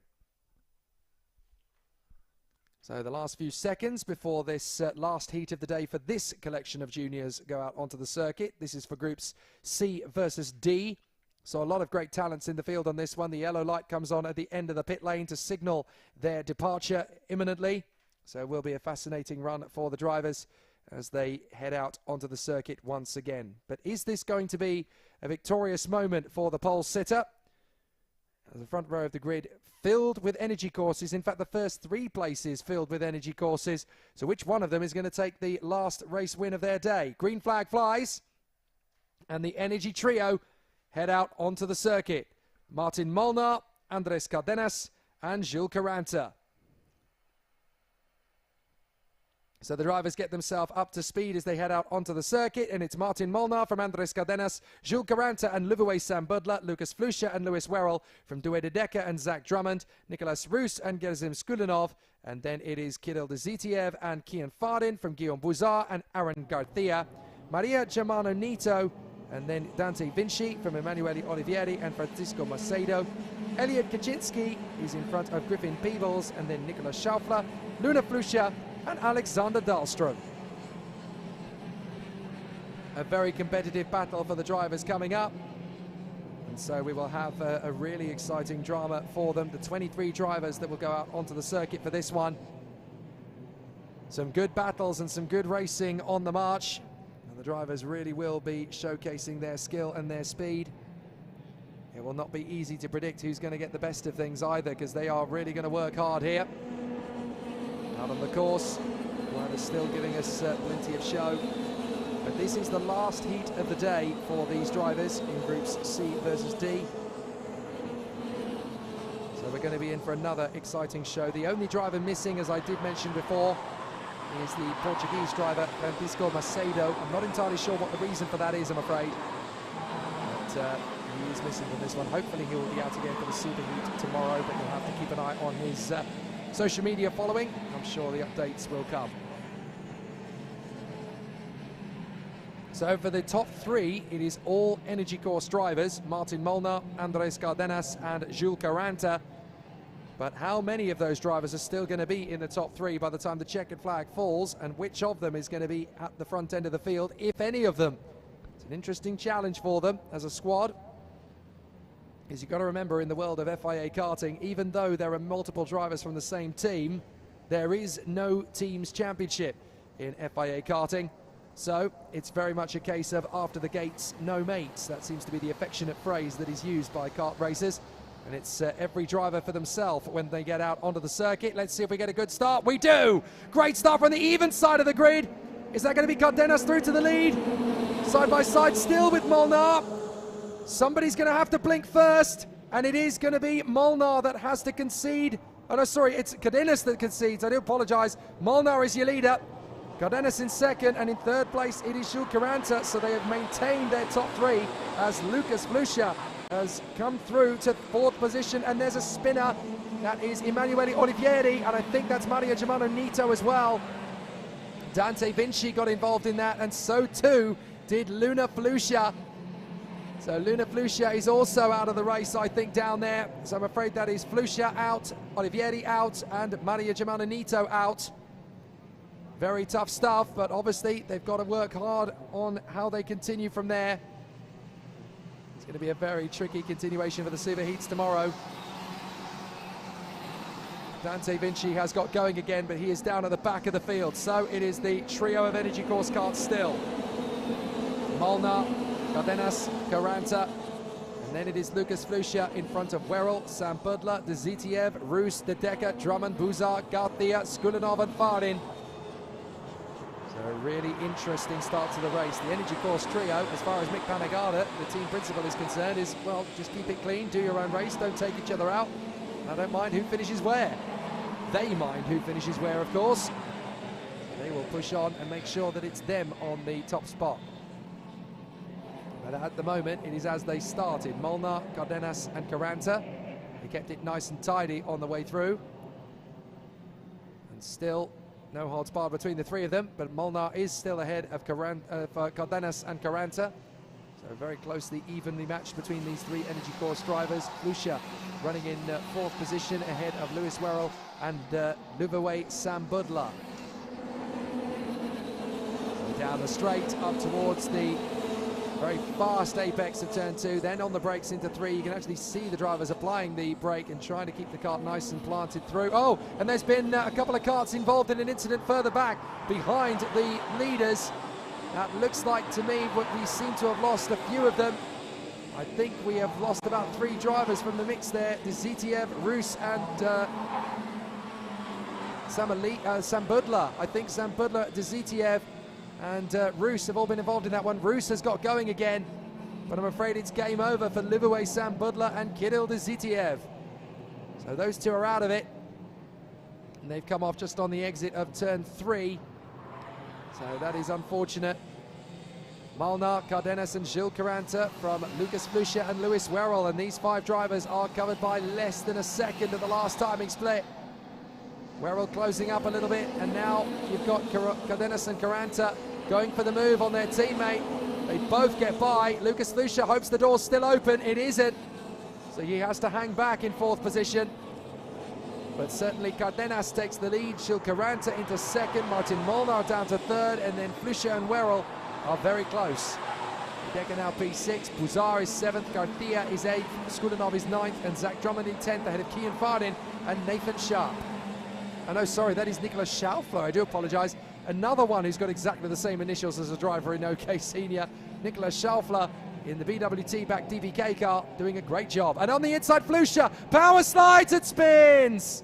Oh, Flusha, I thought he was going to hold that all the way through, but the back end got around. And I'm afraid Lucas Flusha joins his sister on the sidelines. Now that is very unfortunate indeed for Lucas Flusha. He'll try and push start it, I'm sure. But having watched his sister come off the road, now it's his turn for a bit of a disappointment. That's so unfortunate for Lucas Flusha.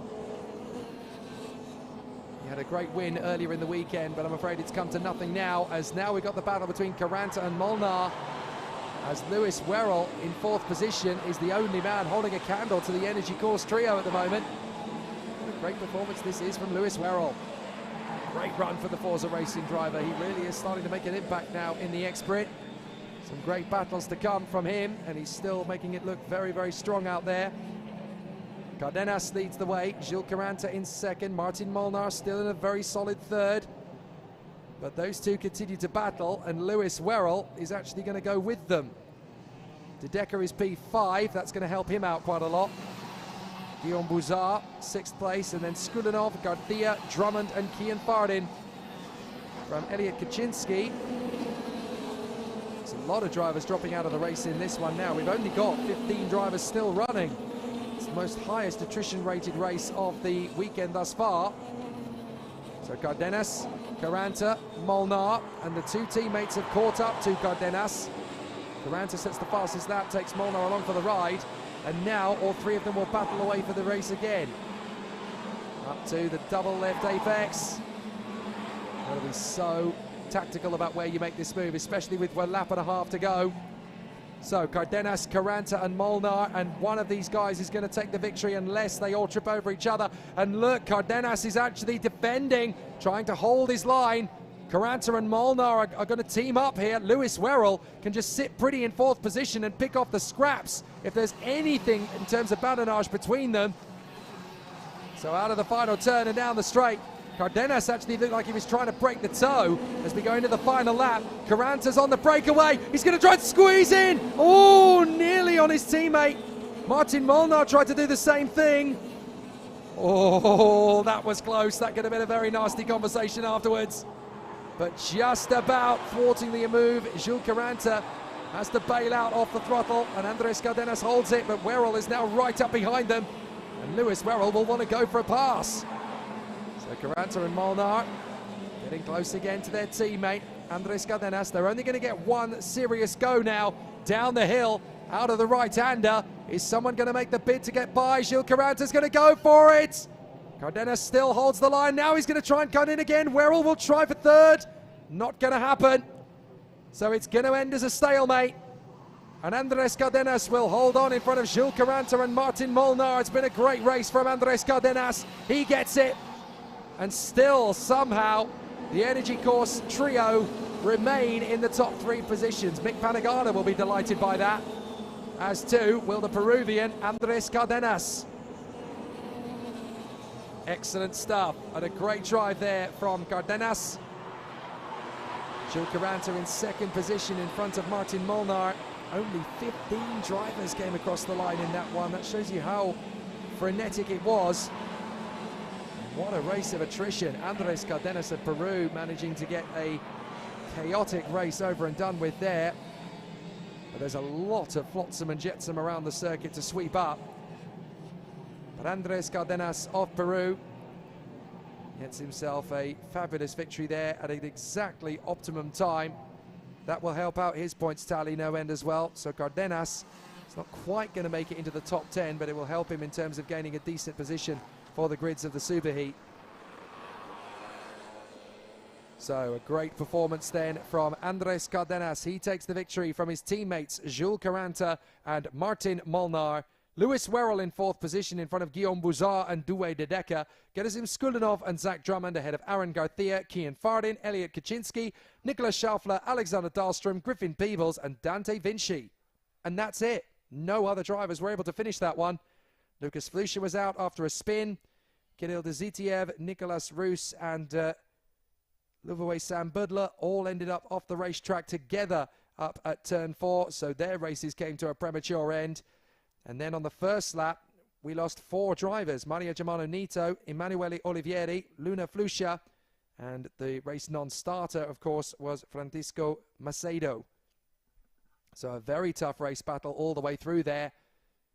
But now attention will turn to the A versus B race, and that will put Dmitry Matviev back on pole position one last time. And all he has to do is finish in the top 5, and he will get himself first position for the Superheats. All Nathan Ty has to do is finish in the top 5, and he will end up on pole position for the other Superheat. So it's definitely going to be very exciting all the way. And the drivers know exactly what they can achieve in this one. So it's going to be very, very tough indeed.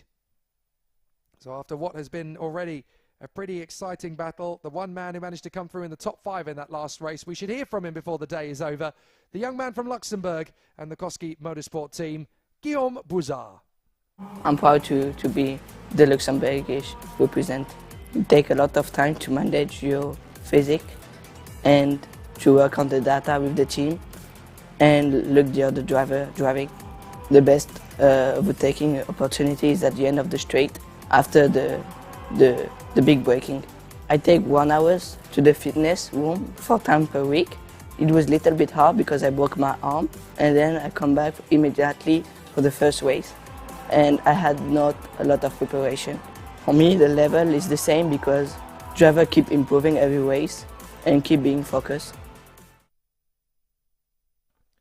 And he did a fairly good job over the course of the weekend as well. Has always kept himself up towards the sharp end of the dais. Great to see some excellent performances from everyone. And from Guillaume Bouzard in particular, He really has showcased some excellent skill out there on the course. So there is just one junior race remaining, and that is for the groups A versus B. And we really have had some fantastic performances from the competitors here in the FIA Karting European Championship in the gorgeous Portuguese sunshine.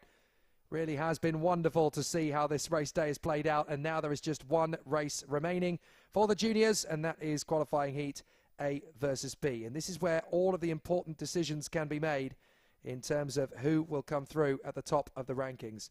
Dimitri Matviev has won all 4 of the first races from pole position. All he has to do is finish in the top 5, and he will secure pole position for the first superheat. All Nathan Ty has to do is the same thing, a top 5 finish, and he will clinch pole position for the other superheat. But that is easier said than done. Dimitri Matviev will start, as always, from first position. Nathan Ty has it an awful lot harder. He's going to start from P6 on the grid. So those two know their objectives. And for Dimitri Matviev, for the first time this weekend, he's going to have to go head-to-head with Jan Pesarovsky, the second fastest driver from time qualifying. So this is almost certainly going to be Matviev's toughest task yet. But he knows that. And he obviously knows that he doesn't have to stress too much here. A win would be wonderful, but he doesn't have to get one. A top 5 finish will do. And Dimitri Matviev will go into the superheats tomorrow in pole position. Nathan Ty can do exactly the same thing, a top 5 finish, and he will get pole position for his superheat. So, even though there's a lot at stake for the 2 drivers at the top end of the field, there isn't actually as much pressure as they might think there is. They don't have to do an awful lot of hard work in this final junior race of the day. Just keep themselves relatively towards the front end. But Dimitri Matviev and Jan Pesarovsky will be there on the front row of the starting grid. Adam Hideg will be in 3rd place, the Hungarian. A fabulous run so far from the DPK kart racer on the Alonso kart chassis. And there's a bit of a wait now for this race to get underway, because they're not going to be due out for another 5 minutes or so.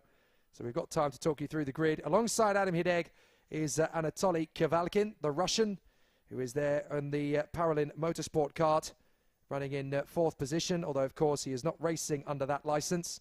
5th position, Alfie Slater from Great Britain for the Ricky Flynn Motorsport kart, the Lando Norris chassis. Alongside him on the starting grid, it is his fellow countryman, Nathan Ty. It'll be interesting to see how those two go together on the 3rd row of the grid. Miguel Costa of Brazil will line up in 7th position on the grid after what has already been a fabulous battle for the Sauber Academy driver for the Kart Republic team. Andy Consani, 8th position on the grid. The Frenchman will be there on the Sodi kart in 8th position on the grid. And then Enea Frey will be 9th position on the starting grid on row 5, along with Jimmy Hedias in 10th position for the Tony Kart factory team. Then it will be Alp Hassan Aksoy, the Turkish driver, lining up 11th position on the starting grid as he goes alongside the Belgian for Kart Republic Motorsport, and that is Len Nys, who will be there on the outside of row 6.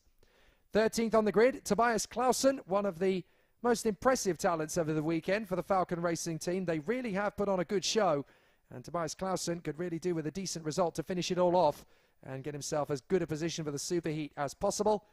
Arthur Dorisson, a great performance from the Frenchman as he runs on the 7th row of the starting grid.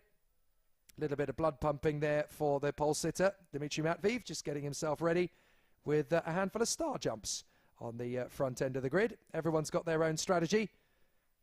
And for Dimitri Matviev, that'll get the blood pumping and get the adrenaline flowing. 15th on the starting grid, on the 8th row of the grid, is Giacomo Pedrini, the Italian for Tony Kart. And alongside him on the grid is the Canadian star, and that is Jensen Burnett for the Energy Course team. Going very well indeed, as he is from the 8th row of the grid. 17th on the grid is the Polish driver Marcel Kaczynski. That is Marcel Kasprzycki, I should say. And he is there for the Ward Racing team. So Marcel Kasprzycki will be on the 17th on the starting grid alongside the Danish talent for Sodi Kart. That is Louis Leveau, who will be there on the 9th row on the outside line. And then for France, it is Thomas Kinsey, who will be there on the 19th position of the starting grid alongside the very talented young man from Mozambique in the Paralin Motorsport team. That is Ghazi Motlakar, who has been making great progress over the course of the early part of the season. Then it is Jens Truer, who runs in 21st on the grid. The Dutchman for the Falcon team will line up on the 11th row of the grid on the inside line beside Nico Lanolati, the Finnish driver for the Sodikart factory team. And on the final row of the grid, it is the Romanian talent Zoe Florescu, who puts herself on the Birolart in the final row of the grid, alongside Newman Chi, the Chinese driver for the Kart Republic factory squad. And what a busy season it is going to be for the competitors in the OK and OK Junior category. We obviously have the races here, the finals tomorrow at Portimao, but the season will continue after this weekend in the European Championship. In 3 weeks' time, the championship will move on to the gorgeous Circuito Internacional Duera in Spain on the 1st of May. And then it is going to be a fabulous battle in Kristianstad in Sweden in the next month, a circuit that we all love travelling to. And then the season finale for the European Championship will take place in July on the gorgeous Franciacorta circuit in Italy. We really will have gone all across the globe to battle away all across the continent of Europe. And then, of course, the drivers will recover after that fabulous fight for the title in Europe. And they will go for the World Championship in September on the Sarno circuit in the shadow of Mount Vesuvius herself. And my goodness me, is that going to be a fantastic end to the season for the OK and OK Junior drivers to fight for the World Championship. But there's a long route to go and another 5 months of hard work before the World Championships kick off in the FIA Karting paddock. And the drivers have got a lot of work to do before we reach that stage. But what a year it is going to be. This weekend has already given us quite the indication that in the junior competition, it is going to be very, very close quarters racing all the way.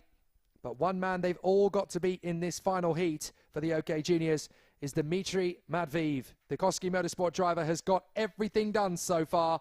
Pole position in time qualifying and the win in all 4 heats. All he's got to do is finish in the top 5 and he'll be pole for the first superheat.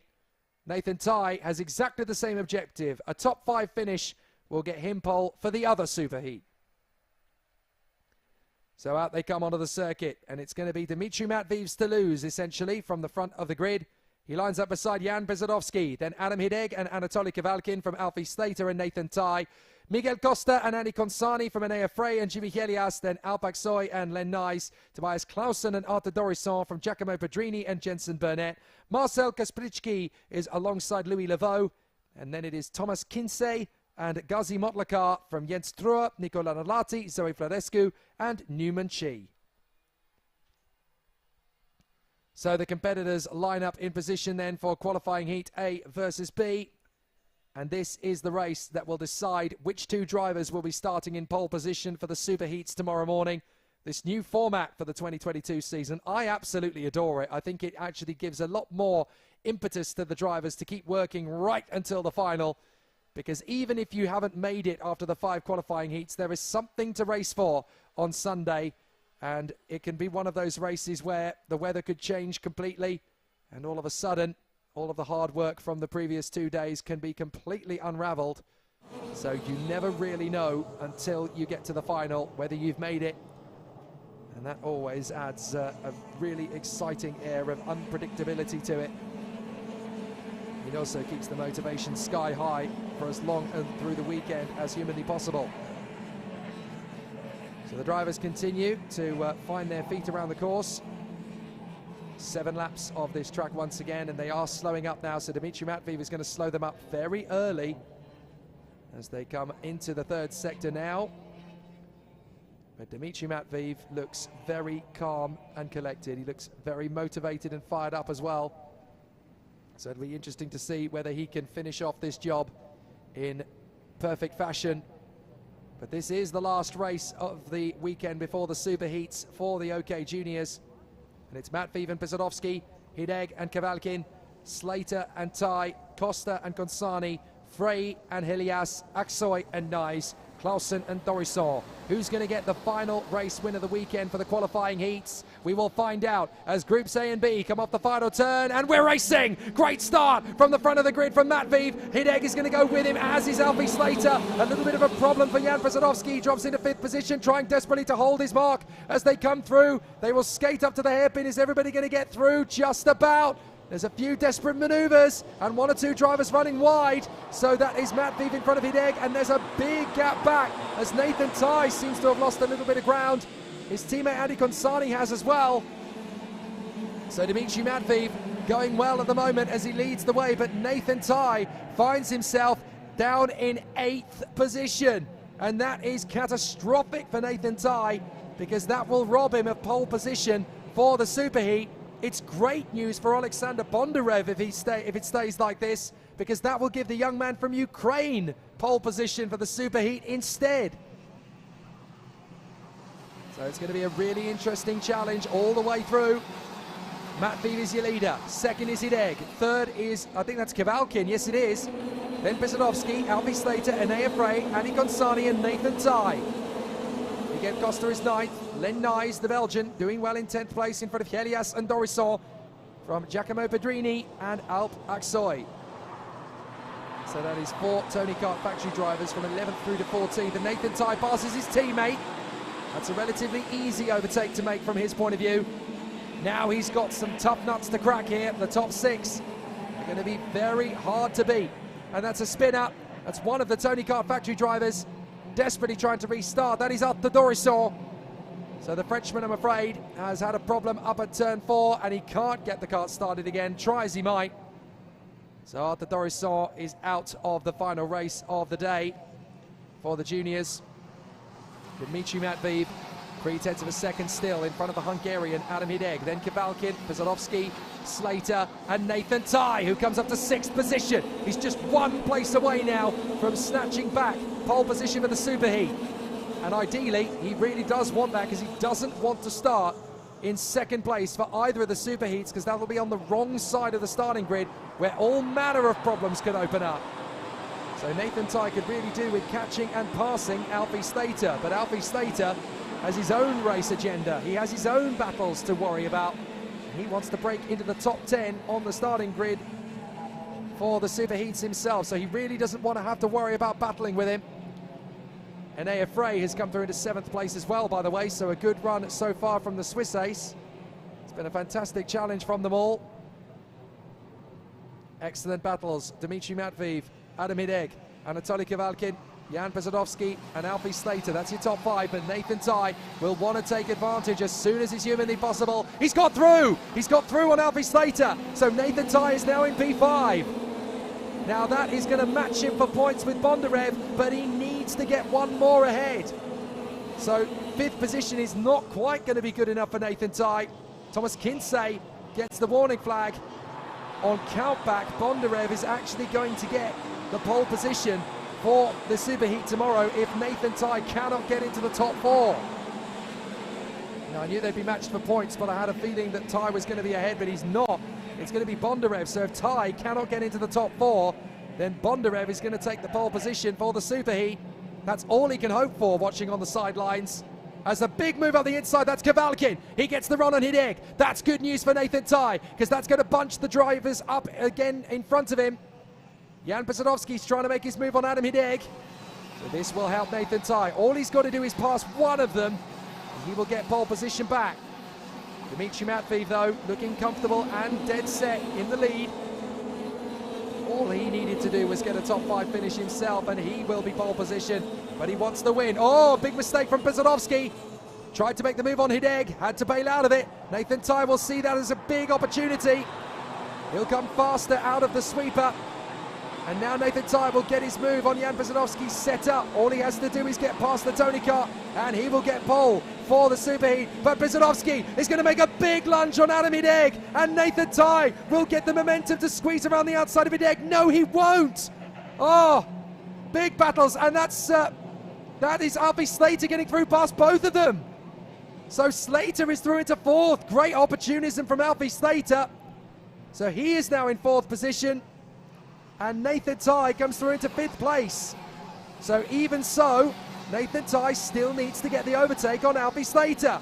He's already done it once, but he's got to do it again. Matviev, by the way, is being caught by Kavalkin. Kavalkin really wants a piece of his rival. And up the inside, Nathan Ty gets Alfie Slater. That will secure pole position for the superheat tomorrow. That will be enough. 4th position will do it. So now Nathan Tye just needs to hold on to the top 4. He cannot afford to lose another place. For Alexander Bondarev, it is going to be so near and yet so far, but he will still be on the front row of the grid for at least one of the superheats. So a fascinating battle from Nathan Tye. He cannot afford to lose another move. So excellent performances and great display from the drivers. Dmitry Matviev still in front of Anatoly Kavalkin. Kavalkin would really like to take the win off Matviev if he can. As they go into the final lap, Anatoly Kavalkin hasn't given up on beating Matviev. Here they come. The Paralin is fast in a straight line, but so is Matviev. Can Anatoly Kavalkin get the run on Dmitry Matviev? It's going to be fascinating to see which of these drivers can take the win in the final lap. Kavalkin will not rest until he gets his move. He needs a win. He definitely needs to get himself higher up the order. He's currently in 7th in the rankings, 8th in the rankings, but this win will move him quite a couple of positions further forward, so he needs to make the win happen if he can. Nathan Tye sets the fastest lap of the race to close up on Jan Pesarovsky and to continue to seal the deal. Kavalkin trying to make his bid. Can he get through? No. Matviev holds him at the end. Now he's going for it in the last moment. Oh, beautiful from Kavalkin. He gets past Matviev. Matviev has to concede. He has to back down. And that is going to be a win for Kavalkin. He becomes the only man all weekend to defeat Dmitry Matviev. Tye races Pesarovsky to the line, but it doesn't matter. Nathan Tye will be pole position for his superheat, as Matviev will still be pole for his. Oh, wow, Kavalkin took the gamble knowing that Dmitry Matviev wasn't going to risk too much. So he thought, right, well, you're going to bail out because you want pole. I'm going to steal the win. Well done from Kavalkin. And that puts him 7th on its rankings. So 7th in the rankings for Anatoly Kavalkin.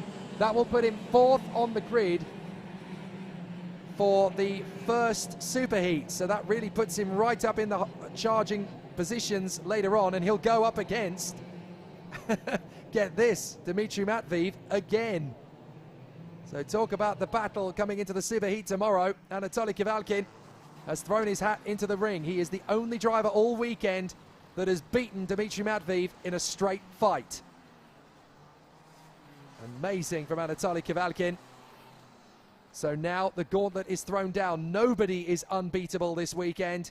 Kavalkin gets the win from Matviev and Pesarovsky. Nathan Tye is ahead of Alfie Slater, Adam Hideg and Adi Consani, Enea Frey, Jimmy Helias and Giacomo Pedrini, Louis Leveau, and then it is Alp Azan Aksoy, Tobias Clausen ahead of Marcel Kaspritsky, Thomas Kinsey ahead of Jensen Burnett, Jens Truer is ahead of Nico Lanalati. 19th place goes the way of Newman Chi in front of Ghazi Motlakar. And then finishing up, it is Zoe Florescu. There was a collision on the final lap, I'm afraid. It was Miguel Costa and Len Nyes that ended up off the road in the penultimate corner. And the retirement earlier on in the race was Arthur Dorisson on the 2nd lap. So big drama and excitement then from the OK Junior competitors. That is the end of their qualifying heats.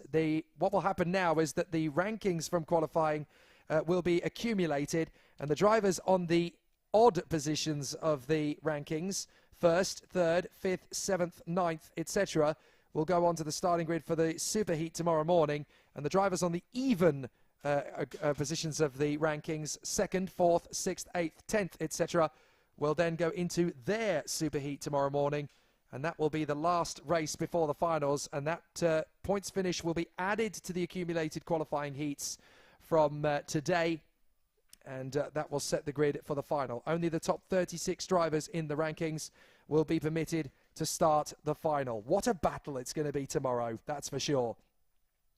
So, great racing from the juniors. I think you'll all agree that they've given us 15 races of absolute drama throughout. Really has been sensational from the juniors, but now we get to do the same thing again for the last race of the weekend for the OK senior category drivers.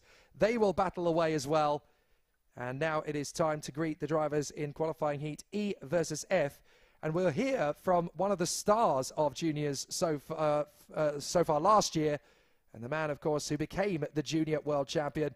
who has recently signed up with the Alpine Academy for his progression up into OK Senior. Let's hear from Kian Nakamura-Berta. Well, it's great. Just I'll try to make the country proud. I'll do as well as I can, and yeah. I'm really excited for this year. Last year I couldn't complete the whole European Championship as I broke my arm, but hopefully this year I'll do my best and I'll see what I can achieve. Here in the European Championship, every heat you can't make a mistake. You have to do minimal damage and you have to try to stay in that top 5 all weekend, every weekend. It's a lot of hard work put in by the team and everyone.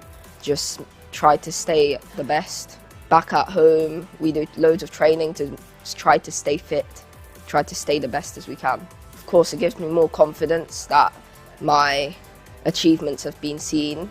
I'll just try to make them proud, do the best I can. I've been training at the facility as well, so that's obviously given me a boost in my fitness side. There's loads of places. This track is quite wide, but some places are narrow.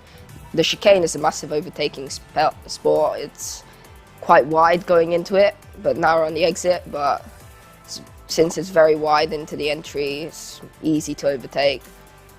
Turn 1 is also a very good overtaking spot, but like you said, there's loads of places to overtake on this circuit, so it will be good racing. This track is very fast, so it has a toll on your neck, your arms, so trained hard, yeah. Just tried my best at home and at the facilities to just train and train to keep me fit. Obviously, I moved up from junior last year to seniors. Quite a big difference, much more physical. The senior has more speed, more mid-range, so you have to train a lot more on your neck. Especially the corner speed is also much higher, but I think I'm quite fit now. It's increased, obviously. I've moved up to the senior category where there's more older people as well, but some of my old competitors who was in junior have also moved up, so it's a little bit more of a mix. It's a mix of the front runners I raced last year and also the more advanced drivers who are senior. I'll just put in the most effort I can, but try my best. Yeah, stay consistently in the top 5, top 3 hopefully. And yeah, we'll see what result I can get. Well, an absolutely fantastic battle so far from Kian Nakamura-Berta. He really has been one of the stars of the weekend as he continues to make progress through the field. He managed to get it up to 3rd position in one of the previous races, but obviously now we are getting close to the finale for the OK Seniors in terms of the qualifying heats. We've had some great battles from them throughout. But in qualifying heat E versus F, it's going to put the Danish driver David Walter on pole position for the first time this weekend. And he is going to battle away on the front row of the grid with Oscar Pedersen. So an interesting combo on the front row of the starting grid for this one. Then it'll be the 2 Mercedes young guns together on the 2nd row of the grid. Yan Puchu of China on the inside line, Alex Powell of Jamaica on the outside line. So it'll be fascinating to see what they can do for the Kart Republic factory team. Matias Ferreira of Brazil will be starting from 5th position on the grid, this being his first weekend in FIA Karting since he signed the deal to be an Alpine Academy driver. Alongside him on the grid, Luigi Coluccio, the Italian, who is the vice champion of the world, of course, still. And he'll be there on the 3rd row of the starting grid, trying to make up his progress, as we note that there is about 3 minutes to go before the start of the qualifying heat, which is, of course, for groups E versus F. Behind Coluccio, it is the Brazilian star Gabriel Gomes of the CRG racing team. And what a great performance he has put in so far this weekend. Dion Gauda, the Singaporean, will be 8th on the starting grid in the Ricky Flynn Motorsport kart for the Lando Norris chassis. And then rounding out the top 10, it'll be Christian Bertucca, the Birolart racer, in 9th position on the grid. Alongside him on the grid for Forza Racing, it will be Nicolo Kuman, the Italian, on the Expert chassis, doing another fantastic job in qualifying. He hasn't had any luck at all, really, so far. Let's hope he can round it out with a solid effort. 11th on the grid, it is the man we've just heard from, and another man who has signed up to the Alpine Academy. That is Kian Nakamura-Berta, who became junior world champion at Campillos at the end of last year. Alongside him on the grid, it is Joel Bergström, the Swedish talent, for the Forza Racing team on the Expert chassis. Akshay Bora will line up 13th position on the starting grid, having had an amazing journey through to the world of OK Senior in FIA Karting, and he is continuing to have some great battles out there. Bruno Mulders, one of the new faces in European karting at this level. He's raced almost exclusively in the domestic and regional categories leading up to this, but he has made a great step up to the Kart Republic team. And his attitude is, well, if I'm going to spend an awful lot of money on a fantastic sport that I adore, I may as well do it on the big roulette table and really make a gamble of it. And he is here in 14th position on the grid and doing a fantastic job so far. Rintaro Sato lines up 15th on the grid in the very different and very striking colour scheme that he runs in, which is more closer to the TB racing colours of Germany, but it's not quite the same. 15th position on the grid for him. Josh Erfen lines up alongside him on the Ward Racing Tony Kart, hoping that he has better fortunes than he did in the previous heat. 17th on the grid, the Lithuanian Jokubas Bogdanavicius, and that is going to be an interesting one for him as he lines up on the same row of the grid as the German talent Maxim Rem, who has had absolutely no luck at all this weekend. It really hasn't gone to plan. He has got a lot more speed than this, and Maxim Rem will be very disappointed with the way it's played out so far. However, he can still turn this around. He is not far away from qualifying for the final, so all he has to do is just dig deep, find that self-belief, and go back to where he belongs, up in the top 10 for this race and the Superheat, and he'll be back in contention. 19th on the grid is Ricky Liu, having had a very topsy-turvy weekend so far, the Tony Kart factory driver from China. And then the Austrian is next up, Max Habicht, for the DPK racing team on the Alonso Kart chassis. And then it is the 21st place driver for Falcon, that is Kevin Lantinga, the Dutchman, who will be there in the number 167 kart, alongside the Brazilian Matias Morgato, who has had even more of a nightmare than any of the other drivers around him.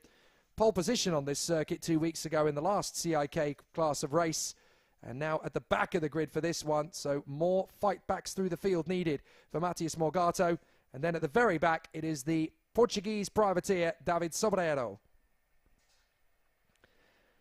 So the drivers head out onto the circuit then for the first of the final 3 qualifying heats for the OK Senior category. Qualifying heat E versus F. And it's David Walter and Oscar Pedersen on the front row from Jan Pichu and Alex Powell. Matias Ferreira and Luigi Coluccio from Gabriel Gomez and Dion Gauda. Christian Bertuca and Nicolo Kuman from Kian Nakamura Berta and Joel Bergström. Akshay Bora and Bruno Mulders from Rintaro Sato and Josh Erfen. Behind them, it is Jokubas Bogdanavicius and Maxim Rem. Then Ricky Liu and Max Habicht, Kevin Lantinga, Matias Morgato, and David Sobreiro. So as the drivers battle away for position, it's definitely going to be an intense squabble right from the get-go. But these drivers know exactly what's at stake. They're going to have a lot of pressure and a lot of tension as they go through this race. But of course, in just as much of a battle as there has been in the junior category, there is also one in the senior category. Going into these final 3 races, we are about to see 2 drivers take the pole position for their superheats, but it is even closer than it was in junior. Joe Turney currently has 2 points. Tarpanen and Severukin both have 6 points apiece. Stochamanis has 8, Gilter has 10, and Eichmans has 11. So there's quite a few drivers in that mix who could end up on a pole position. And it's all going to come down to how sensible they are over the course of these final 3 races. I can tell you that absolutely none of the drivers currently in the top 6 of the rankings are on the grid for this race. So this one is a nice warm-up for those latter 2 races that will assess the starting grid and the 2 pole position sitters for the super heats tomorrow morning. Well, one thing is for definite, Luigi Coluccio will want to come up and remain as the highest ranking driver in the current rankings. Of the drivers in this race, only 2 of them are actually in the top 10 of the rankings so far. Luigi Coluccio, who has 15 points accumulated, and Kian Nakamura Berta, who has 17. So there could be an interesting challenge from those 2. They'll want to try and remain up at the top spot, but also there could be a handful of drivers who will want to get themselves into that top 10. So Walter and Pedersen, Chu and Powell, Ferreira and Coluccio, Gomez and Gauda, Bertuca and Kuman. Are we going to go racing this time? Yes, we are! Up to the first corner. Good start from Walter. Chu goes with him. Ferreira's going to tuck in alongside Pedersen as they come through, and they dive down for turn 2. Everybody's going to get through into 3. Is everybody going to get through cleanly? That's the main thing. They just about get through without incident. And so Walter is the leader from Yan Chu, the Chinese driver in his second place, and Matthias Ferreira has come through in third. There's a spinner. Someone's gone off the road further back. A spin out of turn 5, I'm afraid. As up the inside, that is a battle for the position from Oscar Pedersen, who takes back the place from Yan Chu. But we have had a spinner. It's Max Abicht. The Austrian has, I'm afraid, spun off the road. So Max Abicht is out of the race, and that is very unfortunate for him. So game over there. And Joel Bergström has come off the racetrack as well, I notice. So Joel Bergström has also gone off the road. So Max Abicht, I think he's actually gone off on the way to turn 5. Can't really see where Max Abicht has parked the kart, but he's definitely not come through this time. Joel Bergström has managed to get the kart going again, but certainly Max Abicht, I'm afraid, is out of this race. So big disaster for the Austrian. David Walter leads Pedersen, Chu, and then Gabriel Gomez in front of Bertucca and Alex Powell from Coluccio, Nakamura, Berta and Ferreira, and that's a move on the inside line there from Akshay Bora, trying to get his move on the inside of Matthias Ferreira, and it works out beautifully for the young man from Singapore. So a good run initially then for a couple of the drivers in the field. I'm afraid True Drivers very much compromised. Max Abicht is out of it, he's not going any further. And battles further back though, as there's problems too for the other drivers in the mix. So some great battles for the drivers. David Walter in front of Oscar Pedersen, and Gabriel Gomez now in third position, and he's going to take the Birolart of Christian Bertucca with him for the ride. So Yan Chu and Alex Powell are now going to try and battle their way forward. Luigi Coluccio has got pressure from Kia Nakamura Berta. As they come off the turn, Walter and Pedersen have got clear by 1.7, and then it's Gomez, Bertucca, Chu, Powell, Coluccio and Nakamura Berta. Akshay Bora's not far away. Alex Powell tucking in behind his teammate Yan Chu. So David Walter running well in front of Oscar Pedersen. Gabriel Gomez, sorry, on the inside line. There goes the move from Christian Bertucca. Gabriel Gomez gestures to Bertucca. Come on, stop racing. Let's go after the guys in front. We're already 2 seconds back. So Christian Bertucca clearly feeling, well, third position is a good result. I'm going to have that. But Gabriel Gomez has a bigger stomach than that. He wants to have a much bigger meal to go after the guys in front. Christian Bertucca in third place, Gabriel Gomez now in fourth, and then it is Chu Yanpu and Alex Powell. Nakamura Berta diving on the inside line as Alex Powell gets his move on his teammate Chu Yanpu.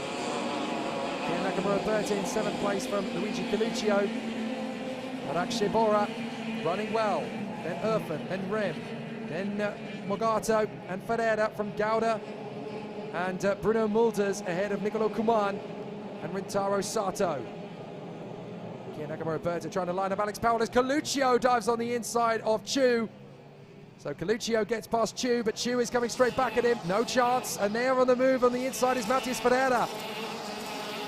Oh no, sorry, that is Akshay Bora, because Ferreira is already a little way behind that. So Akshay Bora gets up into 8th position. A good run from Akshay Bora so far. Really starting to make some good progress as he continues to knock on the door of some big positions here. Nakamura Berta tucking up behind Alex Powell, and he gets through. So Nakamura Berta now gets up into 5th position ahead of the Jamaican. Josh Erfen sets the fastest lap of the race as he now climbs his way into 9th position past Chu. So Josh Erfen hoping to end on a high note. Walter and Pedersen still very close to each other, and it looks like David Walter could have this one at an absolute canter. But what this is going to do provisionally is put Freddie Slater into 9th place and Enzo Deligny into 10th place in the rankings. Provisionally, of course, because we've still got to wait to see what the other drivers will do. But this is definitely a very exciting challenge to come. 5 laps done, 5 to go, and Akshay Bora still battles with Chu. And further round, of course, we are seeing Nakamura Berta battle with Powell and Coluccio. Some star racers as they run together for position, but you've got Walter, Pedersen, they've got well cleared, then Bertucca in front of Gomez, Nakamura Berta and Alex Powell, then Coluccio and Erfen. Bora in 9th place. Morgato has run as high as 10th place now. He's just set the fastest lap of the race, Matthias Morgato. And what an astonishing drive he has put in to get up as high as P10. But David Walter, so chilled out and relaxed up front. An excellent performance from him so far. Really enjoying himself at the head of the fray. So excellent displays from David Walter, the Danish driver, just taking things nicely in his stride at the moment. Oscar Pedersen runs in 2nd place. 3rd position for Christian Bertucca. And then 4th is Gabriel Gomez from Kia Nakamura Berta and Alex Powell. Coluccio, Erfen, Bora and Morgato in the top 10. So still a lot to do, still a lot to play for.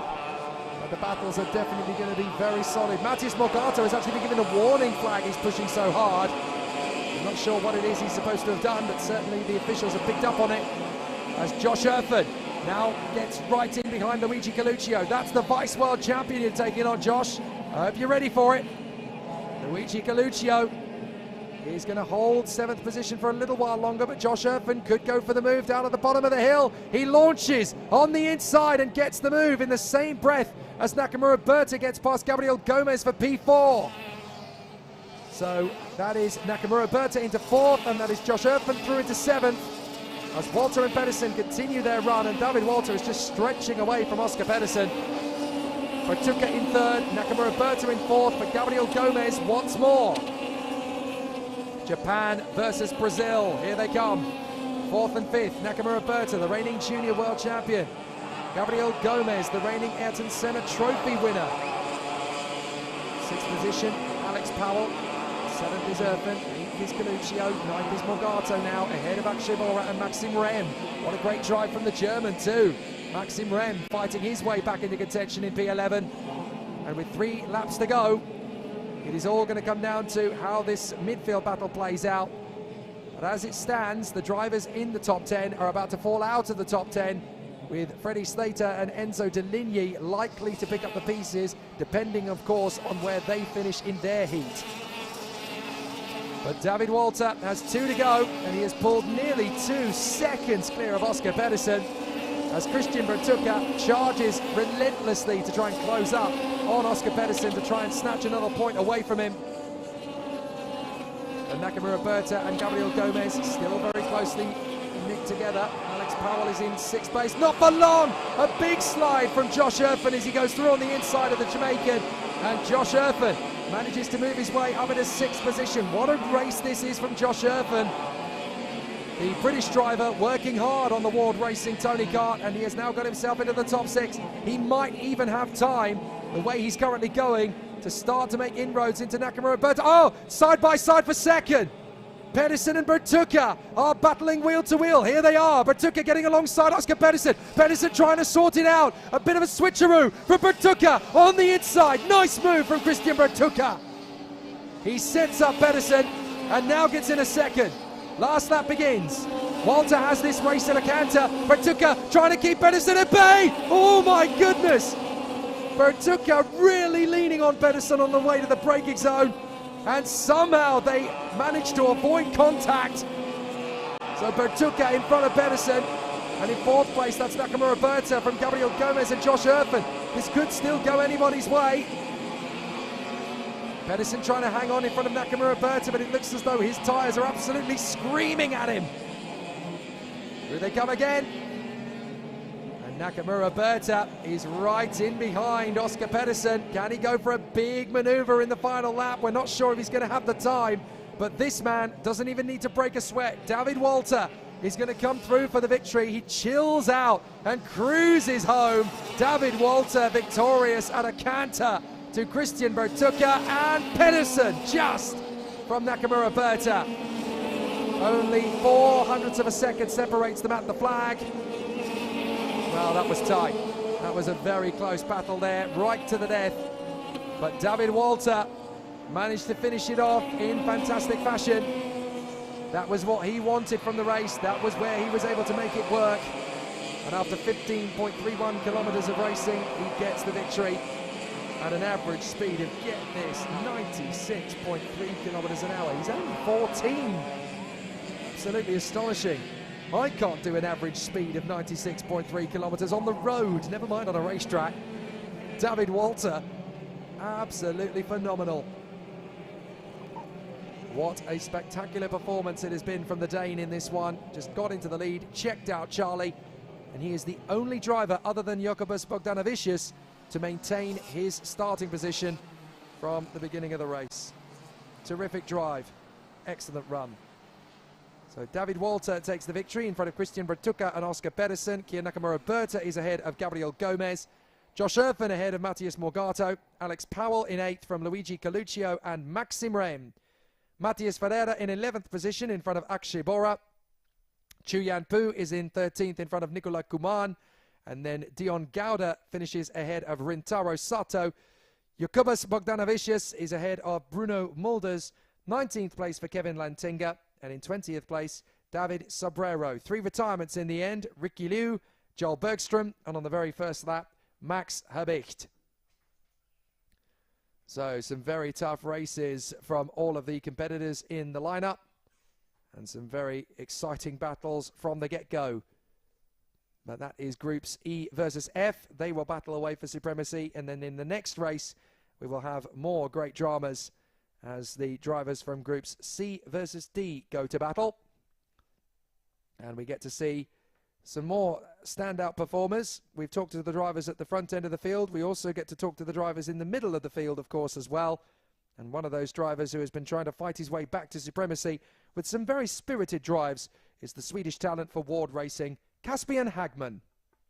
I think it feels quite good. It's fun to have the opportunity to show everybody what I can do.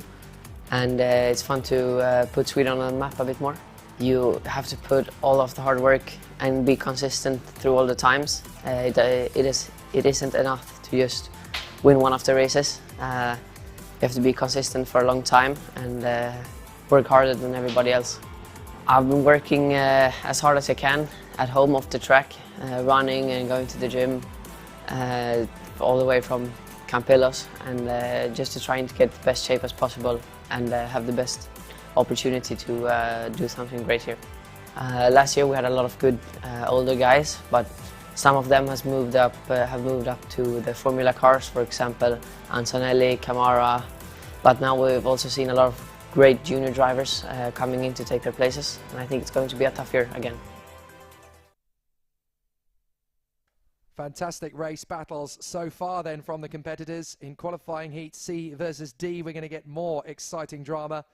Ian Eichmans will go from pole position in this one. Tuukka Tarppanen in 2nd.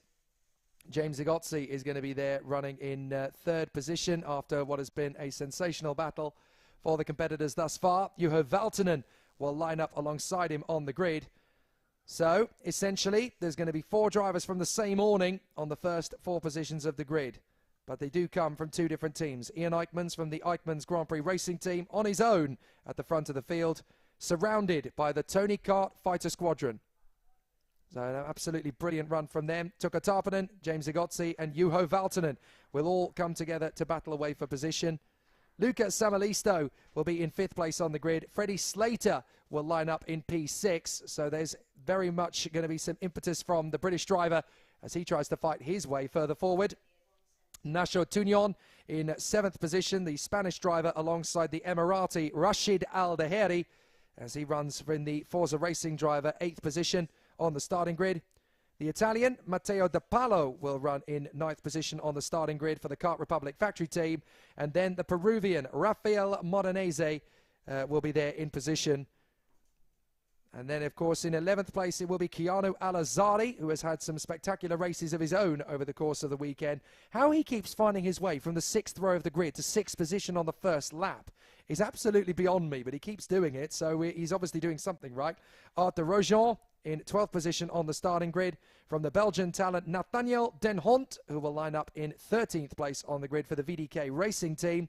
14th place will be the Brazilian Olin Gali for the CRG factory squad on the 7th row on the outside line. Nathan Schaap is going to be next up, 15th position on the starting grid for the Leclerc by Lennox Racing Team on his Birolart chassis, although of course it is branded as a Leclerc chassis. No spoilers as to what's going on for him out in Melbourne, but I promise you it's not bad. 16th on the grid for Simone Bianco for the Koski Motorsport team as he continues his journey. Then it is the very talented female racer Ada Tupinen from Finland, who made a great performance in time qualifying. Good to see her doing a good job up in the ninth row of the grid for each of her heats, and she's making vast progress. And I'm sure that her teammate, who will be back for the next round of the championship at Duera, Sofia Kotala, is watching along from home, and those two are going to be out together at the next round of the championship at Duera. Marius Christiansen of Denmark is going to be next up on the lineup in 18th position on the starting grid on the outside of row 9. Maxi Obst is next up on the Alonso Kart chassis for the DPK Racing team, 19th position on the grid for the pole, alongside his countryman Jakob Raschke, who is going to be 20th position on the starting grid, so he'll be there on row 10. Then the Spanish driver Eric Genet, who of course is the very next member of the famous Genet dynasty, which involves Marc Genet from the world of Formula 1 and Le Mans, and of course Yori Genet, who was one of the stars in the world of touring cars. So great to see that Eric Genet is just continuing that bandwagon on. Andrea Vibriantit, the very talented female racer for the Leclerc by Lennox Racing team. She is there in position in 22nd on the grid from Lithuania. And on the back row of the grid, we've just heard from the Swedish driver Caspian Hagman, who will have a very tough race from the back row of the grid. But this is just getting started for Caspian, his journey in 2022. So watch out for him in Duera. He loves it there, and he's going to be fighting back in big style as he forces his way back through the field. Alongside him on the grid, it is the DPK Racing driver for the Alonso Kart chassis, Francesco Marenghi, who has already made some good progress from the back of the grid in his previous heats. So let's see how he goes in this one. The yellow light comes on at the foot of the pit lane, and the marshals will wave the green flag to signal them back into the race battle once again. It's going to be some interesting challenges for the drivers ahead in this one. But are we going to see a Tony Kart take the win? It certainly looks likely with them filling out the first 2 rows of the grid. But there are a few drivers further back who want to shake up the establishment a little. And this is where it's going to get serious as well, because there are several drivers in the top 8 who are in this race, including Eichmanns, Egozzi and Valtonen. So they've all got a part to play, as has, of course, Tuukka Tarpanen. If he wins this heat, he is guaranteed to be pole for the superheat tomorrow. Eichmanns, Tarpanen, Egozzi, Valtonen, Samalisto and Slater. Then Nacho Tunion and Rashid Aldeheri, Matteo De Palo and Rafael Modanese, Kiono Alazzari and Arthur Rojon, from Nathaniel Den Hont and Olin Galli, Nathan Schaap and Simone Bianco, Ada Tupinen and Marius Christiansen from Maxi Obst and Jakob Raschke, Eric Genet, Andrea Vibriantit, Caspian Hagman and Francesco Marenghi. 10 laps of the course. Joe Turney, watching on the sidelines, will be very intrigued by this one. All he needs to do, incidentally, in his race is finish in the top 4, and he will get pole position for the OK Senior Superheat. But Tuukka Tarpanen has pressure. He's got to win this one, because there's no question that Artem Sevukin will go for the win in his heat coming up next. And so Tuukka Tarpanen needs to address the balance by going off 2nd position on the grid and somehow coming through for the race win, and that is going to be tricky from the outside of the 2nd position of the grid on the front row. There are a couple of other drivers who need to make good use of this one. Valtonen currently has 14 points, the same amount as his teammate James Egozzi. Ian Eichmanns has 11 points in the rankings as well, so he's 3 points clear of Egozzi and Valtonen. There are a lot of positions that can change in this one. Freddie Slater is in the top 10, of course, as well. He has 20 points in the rankings at this point. So there is an awful lot that can change in this race. It all comes down to who is going to get the best strategy, who is going to make good use of the racecraft, who's going to look after their tyres, who's going to keep a bit of a handle on their brakes, who makes the smart overtaking moves and who doesn't pressure their engine into the wrong parts of the circuit. There are so many factors in this race, and this is quite an important one in terms of who is going to be in which superheat tomorrow, because ultimately the drivers don't want to be on the even side of the grid in 2nd, 4th, 6th, 8th, 10th, because there is a great risk that they will start on the outside row for tomorrow's superheat. They want to be on the even statistics as much as humanly possible. So this is very much going to be a bit of a knife edge for the drivers. Ian Eichmanns Tuka Tarpanen. Engine revs rise. Are we racing? No, not this time. False start. So clearly the race director, Nigel Edwards, saw something in that start that he wasn't terribly satisfied with. But the drivers will go round again. We haven't had to do many false starts over the course of today, which is a very positive thing, but obviously something was spotted there, and that was enough to keep the drivers very much in their 2 rows. They're going to go round again and do it all over again. So the drivers come through. It's going to be a really exciting battle for them, and we're going to have a fantastic race for the drivers once they get going again. James Igozzi lighting up the tyres on the left rear. Really wants to get some temperature. This is a very important race for a lot of drivers at the front end of the field. They have got to make sure that this works out in their favour. So let's see how it all plays out. Eichmann's in pole, Tarpanen in second, Igozzi in third, Valtonen in fourth. Then Samalisto, Slater, Tunion, Aldeheri, De Palo, Modenese, Alajari and Rojon from Den Hont, Gully, Sharp and Bianco. So many drivers' fates rest on this race. They have to be cautious in the opening lap, but they also have to be decisive. There are many aggressive drivers who are going to try and charge their way through the field in this one. This is unknown territory for a lot of them. Are we going to go racing this time? No! Again! Another false start. Wow. That is rare in the OK category. I will get an idea, I suppose, that maybe the drivers are just getting a little bit tense out there. 1 false start sometimes happens. 2 is very unusual. If there's a third, I have known it in the past that if there's a third non-start, that they can throw the red flag and bring the drivers to the starting grid and make them do the whole procedure again with a bit of a telling off from the headmaster. I can remember a famous incident a few years back. I think it would have been in about 2018 or 19 at Genk.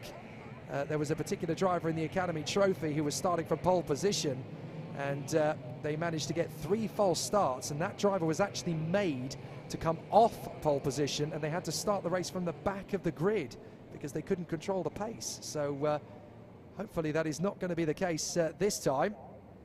And it's unusual because Eichmann's and Tarpanen are no slouches. They are very, very good at their craft. So the fact that we've had 2 false starts from the talents of Eichmann's and Tarpanen shows you just how tense things are down there. So surely this time we're going to go for a start. Let's see how the competitors run. Eichmann's and Tarpanen, Igozzi and Valtonen. They back the field right up this time. And surely this time we are going to go racing as they come off the final turn down the straight. Now we are! Here we go!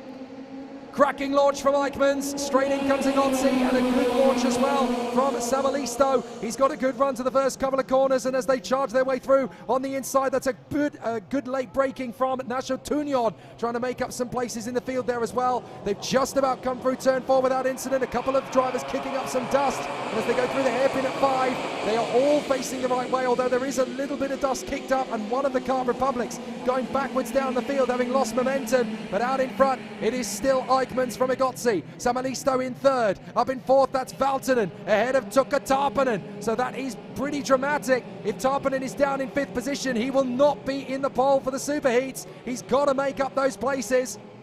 And that would go the way of Artem Sevryukin provisionally if that's the case. So he really needs to get his skates on. Tuka Tarpanen couldn't really have had a worse start than that. He needs to really start picking them off one by one. Here they come.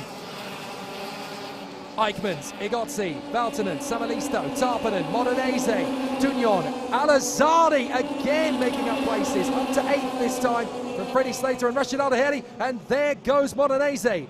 So Modenese gets through, following in behind Tuka Tarpanen. And they've both managed to get through on Lucas Samalisto. So Tarpanen up to 4th, Modenese into 5th place. But I tell you what, this is not easy for Tuka Tarpanen. He has got to make up the progress to get back into the lead of the race. He cannot afford to drop a single point more because Artem Sevryukin has the same number of points. So Tarpanen is looking at being outside the top 5. He needs to get back into the lead. As up the inside, that is Freddie Slater. He gets his run on Nacho Tunion. So Freddie Slater up into 7th position as they try and chase down on Modenese and Samalisto. But Eichmann's leads the way. Egozzi and Valtonen, and then Tarpanen. It is a quartet of Tony Karts. Now, there is going to be absolutely no love lost between these drivers. You don't get teams championships in FIA Karting. Yes, they're all in the same awning, but they are in two separate teams. Eichmann's is in, of course, the Eichmann's GP racing team. The other three are Tony Kart factory teams, but they are all racing for themselves once the gate closes. So they are going to be battling away. Neither driver's going to concede an inch. And as they say in karting, after the gates, no mates. So Eichmann's, Egozzi, Valtonen and Tarpanen. Tarpanen is going to go after his countryman. This is very much Valtonen versus Tarpanen is the sorcerer, followed by the apprentice, as Tuukka Tarpanen, the reigning world champion, goes after the original flying Finn, Juho Valtonen, with James Egozzi from Miami in second place as they all try and chase down Ian Eichmann's. The Belgian still leads. Egozzi, Valtonen, Tarpanen, Modenese. Samalisto and Slater. Slater's really gaining ground on Samalisto. Up the inside comes Valtonen. Takes on Egozzi. And that's Valtonen into P2. Egozzi in third position. What about Tarpanen? He's right on the back bumper of James Egozzi now. Let's see how it continues to play out. Eichmann's is only 0.4 of a second ahead of Valtonen. Tarpanen sets the fastest lap of the race, so that's definitely going to give him a little bit of momentum, but he hasn't just got one Tony Kart to get past, he's got three. So this is definitely going to be tricky. Here he goes! Oh, what a move! On the inside from Tuukka Tarpanen. He catches James Egozzi completely off guard in the middle of the apex, and Tarpanen, that's a hard move to get right. So Tuukka Tarpanen into third position, straight on the charge forward from the Tony Kart factory driver. And now he's going to take on his apprentice, his sorcerer, I suppose, his mentor within the team, Juho Valtonen, second place. But none of them are getting close enough to Ian Eichmann's to challenge. This is going to be tricky. And how about take a bow for Rafael Modenese, fifth position for the Peruvian. He is the only driver in this race that is able to hold a candle to the Tony Kart drivers at the moment. Freddie Slater, P6, the Ricky Flynn driver, working very hard as he tries to close up. He's already showcased an awful lot of skill over the course of this weekend. But Freddie Slater's position, he's going to drop him out of the top 10 in the rankings at the moment, so he needs to keep hungry and see if he can make up progress. Look at how quickly Tarpanen has caught up to the back bumper of Juho Valtonen. He's really going to go for this as he comes through, up into position. So let's see if it is going to be a good one in position. Let's see if we can see what Egozzi is going to do in retaliation. Egozzi, Modenese and Freddie Slater. Here we go. Tarpanen side by side with Valtonen. That's P2, but he's still got to catch and pass Eichmann's. This is not going to be easy at all. Eichmann's is 0.7 of a second clear with 5 laps still to do. A 56.992 is the fastest lap of the race. So not a bad run from Tuukka Tarpanen, but there is a lot of homework to do to catch Ian Eichmann's. So Eichmann's, Tarpanen, Valtonen, Egozzi, Modenese and Slater. Then it is Samalisto in front of Olingali. Here comes Egozzi. He now takes on Valtonen. So a fabulous run there from James Egozzi. Valtonen has to concede the position. No, he's not. He's going back in on him in the penultimate turn. They slide out sideways and somehow they avoid contact. Epic, epic stuff. Great work from Egozzi as he runs in behind. Now there's going to be a little bit of a pressure cooker building as Freddie Slater closes up on Modenese. There is Lucas Samalisto on his own. Olingali running in 8th position behind them, but there's a big gap to get back. Here we go, Tarpanen, another new fastest lap, 56.9. That's taken 0.2 of a second out of Ian Eichmann's advantage. The gap comes down to 0.6. But there's 4 laps to go. He's running out of time, and Tuukka Tarpanen knows that this is going to drop him to 4th in the rankings. That would put him in a big problem because that would only give him 2 more points. And there is Egozzi going wheel to wheel with Valtonen again. Modenese cutting through on the inside. Oh, that was close. And now Slater's going to take the initiative. He gets through and puts himself up at a 5th position past Modenese. Tarpanen gets the gap down to 0.4 of a second. He has got to win this race if he wants to be pole in the superheat. There is no second chance of this. He has to maintain his 6-point score If he drops to 8, then he is going to be on the second row of the grid, which is where, second place on the grid for the Superheat, which is where he does not want to be. Out of the hairpin. Still bantering these 4 drivers. This is Agotzi, Tarpanen, Slater and Modenese. And Slater looks like he's got a bit of a run building on Juho Valtonen.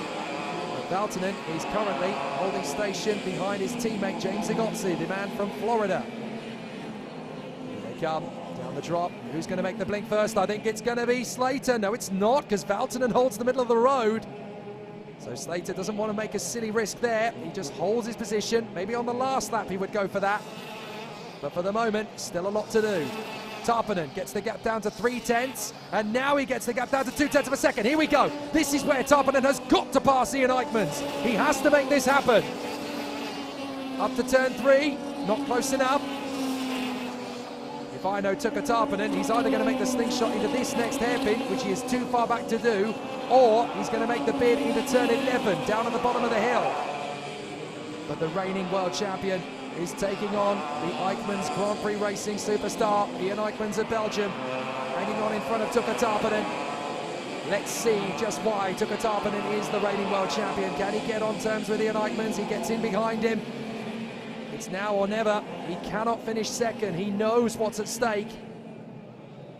He needs to get the superheat pole. Can he get the job done? He's still got a little bit of time to play with because he is right behind Eichmans with 1 lap to go. He's surely going to get the slipstream as they come out of the final turn, and he will make the launch into turn 3. Eichmans knows he's there. Last lap, here we go. This is for Tuukka Tarpanen to get pole position for at least one of the superheats, but he has to win to do it. Second place will not be good enough, at least for the moment. It'll all depend on what happens to Artem Sevrukin in his heat later. But for Tuukka Tarpanen, he has got to win to secure the superheat pole. Ian Eichmans still working hard. He's producing a qualifying lap here. This is great from Eichmans to battle back. Igotzi still third from Valtonen, Slater and Modenese. It's stalemate between these 4. And Tarpanen can't get close enough to Eichmans. Eichmans is doing what he needs to do. Tarpanen's got a gamble, but he can't get close enough. Ian Eichmans is about to deny Tuukka Tarpanen provisional pole for the superheat. Eichmans has driven beautifully. Tarpanen's still throwing everything at it, but it's too late. Ian Eichmans is going to take the win in C versus D. Brilliant from Eichmans. Tarpanen in second. Igotzi third from Valtonen, Slater and Modenese. Tarpanen must be so frustrated. He just didn't have enough time. And that provisionally drops Tarpanen to 4th in the rankings. Joint 3rd with Stoltjamanis, but on countback, the Latvian is going to be 3rd for the moment. Now, let's not forget the fact that Turney, Sevrukin and Stoltjamanis are still all to race, and only one of them is going to come away with 0 points at the minimum. So there's still quite a bit of racing to play out. So Eichmans taking a big scalp away from Tuukka Tarpanen. And that really helps out Eichmans because he is now going to be ranked 6th overall. And that gives him 3rd position on the grid for the second superheat. Now that is perfect for Eichmans because for his superheat, he'll be starting 3rd on the inside of the 2nd row. That is pretty much the textbook place to start from. Ian Eichmans, Tuukka Tarpanen and James Igotzi. 3 Tony Karts in the top 3. Juho Valtonen in 4th. Freddie Slater in P5 from Rafael Modenese and Lucas Amalisto. Olin Galli, Arthur Rojon and Rashid Al-Daheri complete the top 10. Arda Terpinen, what a drive from her in 11th place ahead of Caspian Hagman. Marius Christiansen and Francesco Marengi, great drives from them too. Nasho Tunion ahead of Nathan Sharp. And then Keanu Alazari, 17th, ahead of Simone Bianco and Nathaniel Denhont. Maxi Obst is ahead of Andrea Vibriantit. Matteo De Palo and Eric Genet denied a decent finish, with Jacob Rashki the only retirement from the race battle. So qualifying heat C versus D, full of drama. But for Tuukka Tarpanen, it's painful. He slips from 2nd in the rankings to 4th provisionally, and now he has got to wait. He could still take the superheat pole position. It is still possible, but he's got to work very hard indeed to get there, to sit and wait to see what happens to the likes of Artem Sevrukin, Joe Turney and Thomas Stoltjamanis as well as the other drivers out there. It's all down to him now to see how it plays out. So Thomas Stolchemanis returns to pole position for OK qualifying heat A versus B. But alongside him on the grid, Evan Gilter. We caught up with him yesterday as he prepared to start from the front row of the grid to see how qualifying changed his mood. The qualifying was perfect. I do the lap I needed to do. That was a perfect lap, so I'm really happy to start on pole position now, and we will see. We don't do racing in OK this year, so we come at the first race and we do pole, so yeah, we are confident for the race. So a great battle ahead for Evan Gilter. It's going to be a very exciting run for the competitors, but Evan Gilter from the outside of that front row has a lot of racing to come here. He is looking at a best of 10 points of the score. Now, Turney has 2 points. He starts from 4th position on the grid for this one. So that's the first time, really, that he has been on the outside of the second row. So it's a tricky position for Joe Turney to be in, as it also is for Evan Gilter. So we're going to see an interesting battle here, because Turney only has 2 points accumulated. He has 3 wins and a second from his first 4 races. So he has definitely got the best possible chance. All he has to do is finish in the top 3 places, and Joe Turney will be guaranteed superheat pole whatever happens if he finishes in the top 3. However, you've got Sevrukin, who currently has 6 points, and Stolchemanis, who has 8 points in this race as well.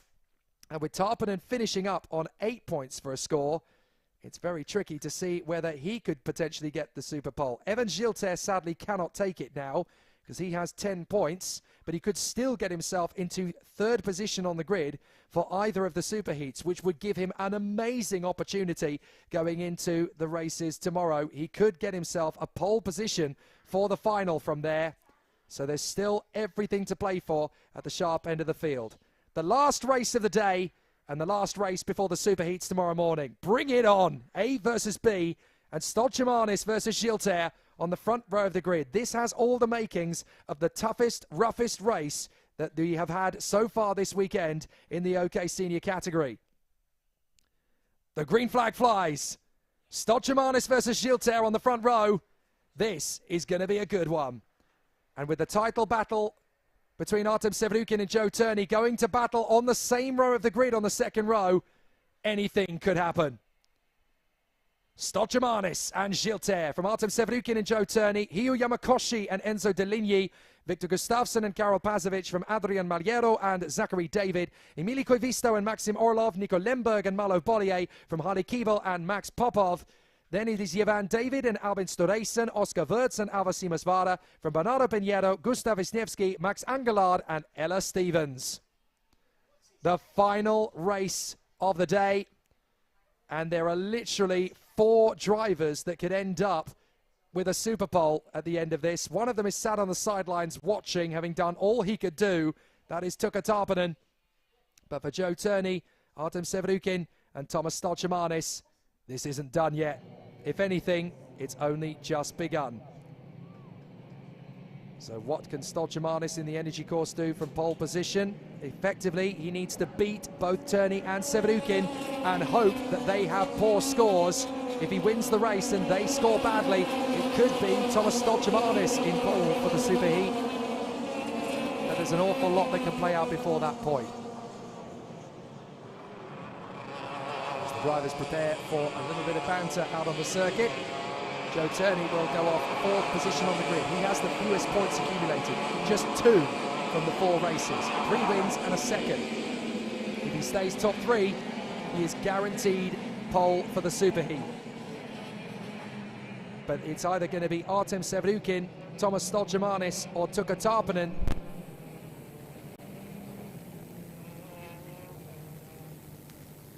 How things are going to be for the drivers as they continue to make progress.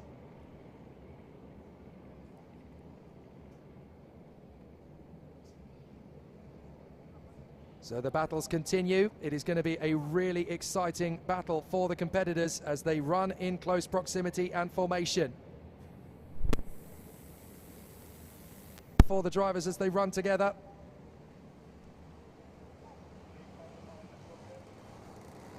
So now the drivers will continue. They are going to come out of the final turn, and we are ready to go racing. Is there going to be a tough battle? Onto the main straight. Here we go! And it is going to be a tough one from Thomas Stoltjemanis and Evan Schilter. Schilter is going to run wide on the white line. They just about stay out of trouble. And it is going to be an absolutely sensational run for the competitors as they come through. Yamakoshi has made an absolute flyer. The Praga is in third position. Not for long, because up the inside comes the Parolin. Enzo Deligny making a sensational start as he comes through. So now it all comes down to this. A great run from Stoltjemanis out in front, but he's got Artem Sevrukin joining him there in second position. And Sevrukin wants the win just as much as Stoltjemanis. And these two will absolutely be on it. Stoltjemanis battling to defend. Still they go through together. Stoltjemanis and Sevrukin continuing their charge forward. Amazing scrap and a terrific battle continues on the charge forward. Here comes the move. Sevrukin up alongside Stoltjemanis. He takes the lead already. Deligny into third. Yamakoshi is fourth. Then Schilter, Gustafsson and Joe Turney. Now that is going to wipe out Turney from the pole position for the superheat. Oh, big accident. 3 carts going off the road behind. So that is a Parolin.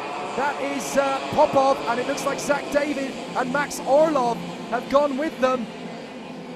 So that's 3 carts off at turn 2, I'm afraid. They didn't even make it to the apex for turn 3. So some big problems there. Sevrukin now in front of Stoltjemanis. But we have 2 drivers off the road completely. That is Max Popov and Maxim Orlov. So both drivers are out. But here is Schilter having made his way past Yamakoshi. Absolutely fantastic run from them so far. So Sevrukin, Stoltjemanis, Deligny, and then it is Evan Schilter. Yamakoshi, Turney, Gustafsson and Koivisto. As it stands, it would be Sevrukin and Tarpanen that would get poles for the superheat. Joe Turney has got to charge back now. He is in behind Yamakoshi. He's made it up to 6th. He's got to pass 3 carts to get his pole position back again. Sevrukin is doing what he needs to do. He needs to get the win. Yamakoshi in 5th place still. As he charges through on the far side. Sevrukin getting away from Stoltjemanis. This is what he needed. But Yamakoshi causing a problem. Turney on the inside. That'll do. That's another place made up. Joe Turney into P5.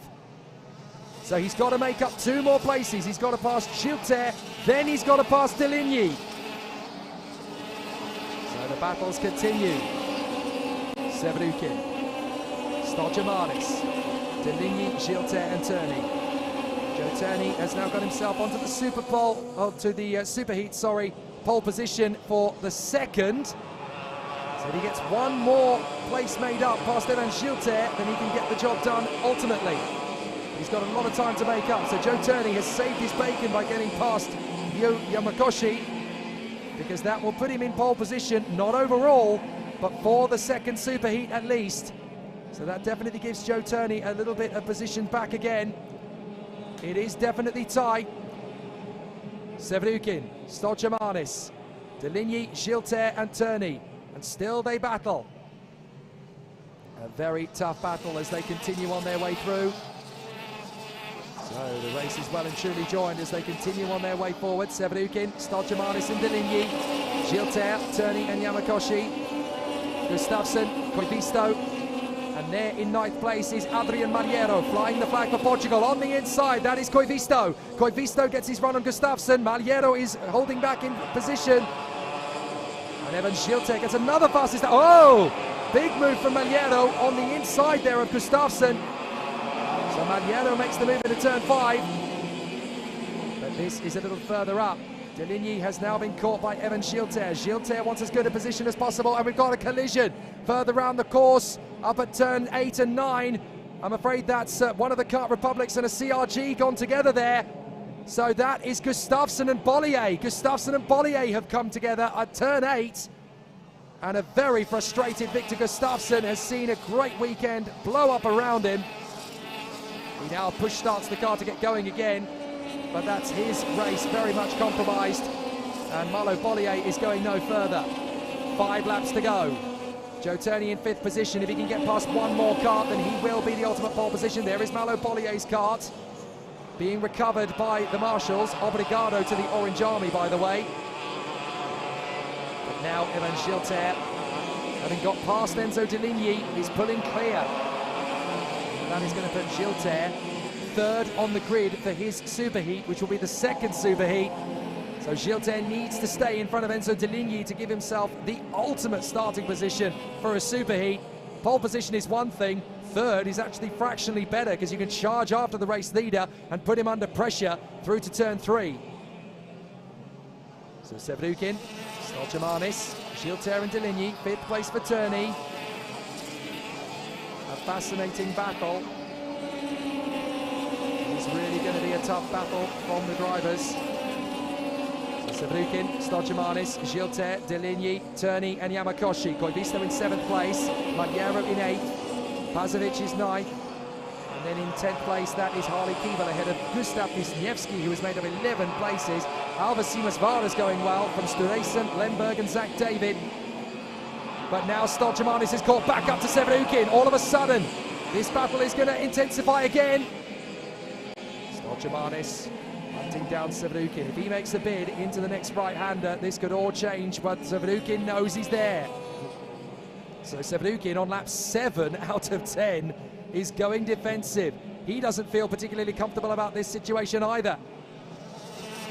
Stolchamanis and Gilter on the warpath, closing up on Artem Sevrukin over the top of the crest. 4th place for Deligny, 5th for Joe Turney, 6th for Koivisto, and he's managed to get past Hiyu Yamakoshi. Now as they come through to the far side of the course, the 3 drivers are absolutely nose to tail. Sevrukin for Ward Racing, Stolchamanis for Energy Course, Evan Gilter for VDK Racing. And is that Turney close up on Deligny? It is. He hasn't quite got him yet, but he's caught him up. Now that is going to be a critical overtake if he can make that one happen. Joe Turney, never say die, never give up. He has a chance here to get past Enzo Deligny. If he can do that on countback, he should have this. But Artem Sevrukin is under big pressure from Stolchamanis and Gilter. Turney goes for the move, and he's there. Joe Turney into 4th place. Now, I think that should give him pole position for the first superheat. He's going to level on points with Sevrukin, but it will come to countback. So as they come across the line, they're going to be level on points, but it's going to go to Sevrukin thanks to qualifying. So Turney needs one more place. He needs to catch up to these 3. But there are 2 laps to go, and he's got a 2nd to make up. Surely even he can't do that. But then if we've got these 3 drivers battling away for position, oh, we've got a spinner out of turn 1. A stationary car. Can't quite make out who that is from here, but Gilter's going to make his move on the inside of Stolchamanis. Gilter into 2nd position. He really has saved his best for last now, Evan Gilter. If he can take on Artem Sevrukin and get the place, then that's definitely going to shake up the apple cart. Through the final couple of corners of the lap, and Gilter is going to be in the slipstream of Artem Sevrukin, and Gilter is going to be more fired up than ever to get past him out of the final turn, up and over the crest. 1 lap to go, the final lap of the day. Gilter in behind Sevrukin. In the toe. Sevrukin trying to break the toe, but Gilter gaining massive ground. Actually nearly goes into the back of him. He was catching him by so much. So now he's got to come through turn 5. Turney's just got to stay hungry. Here they come again. Gilter has lost that ground now. Stolchamanis is all over the back of him. I think Gilter's pushed a little too hard too soon. Stolchamanis is going to try and get the switcheroo to get back in on him. Stolchamanis can get past and make up another place. But Joe Turney is catching all of them. Looks like Adrian Magliero's had an off somewhere on the circuit. Look at Joe Turney. He is going to be absolutely resolute. If he can make up one more place, he will get the pole for the superheat. He's riding behind Stolchamanis. Can he wrestle it? Comes into the final turn. He's going to try and make the ultimate slingshot. Here comes Sevrukin. Gilter, Turney side by side. Nearly. Oh, so close. It is going to be it's Artem Sevrukin who comes through for the win. Magliero tripped the timing beacon at the wrong moment, so for a moment he's going to get a little bit of glory. but it is Sevrukin who takes it from Evan Schilter and Thomas Stolchamanis. Joe Turney. Big problems there, so when that's all corrected, Artem Sevrukin and Joe Turney will be tied on points when that's all corrected on the timing screens, and that means that Sevrukin will be in the pole for the first superheat. Joe Turney will be in pole for the second one. It's now been corrected on my timing screen. So Sevrukin and Turney will both have 6 points apiece, but Sevrukin will get the first superheat pole. Turney will get the second one. How close is the racing going to be tomorrow? Excellent start to the FIA Karting Championship season in Europe. Portimao has been absolutely extraordinary so far, and it has delivered in spades. Artem Sevrukin takes the win from Evan Schilter and Thomas Stolchamanis. Turney can only get fourth. Enzo Deligny in fifth from Emili Koivisto and Hio Yamakoshi. Karol Pazovic and Harley Keeble, Gustav Wisniewski and Zachary David. Ivan David charges through to 12th, and Alva Simasvara and Max Angelard. Oscar Wirtz and Ella Stevens from Bernardo Pinheiro, Albin Stureysen. And then in 19th position, it is Victor Gustafsson in front of Adrian Mariero. Nico Lemberg in 21st position after his retirement. Malo Bollier, Max Popov and Max Orlov also out of the race. Wow. 30 races, and now we have an absolute spectacle tomorrow. Cancel your plans from about 9:20 onwards. You're in for an absolute barn dance around the circuit here at Portimao. There's going to be some great racing in both the junior and OK categories. What a day it's going to be. Both classes are very much undecided. We'll now have 2 superheats apiece and then the finals to kickstart the European season. What a day it's been at the Cartodromo Internacional Algarve. Obrigado to the Orange Army around the circuit, to the marshals and the officials. They have been absolutely spectacular today. Thank you. We couldn't do any of this without you. A massive day tomorrow it is going to be. Great racing, great competition, and we get to do it all again in the Portuguese sunshine. On behalf of me, Jake Sanson, the whole of the RGMMC group, and all of us at the FIA Karting European Championship, can we do it again tomorrow, please?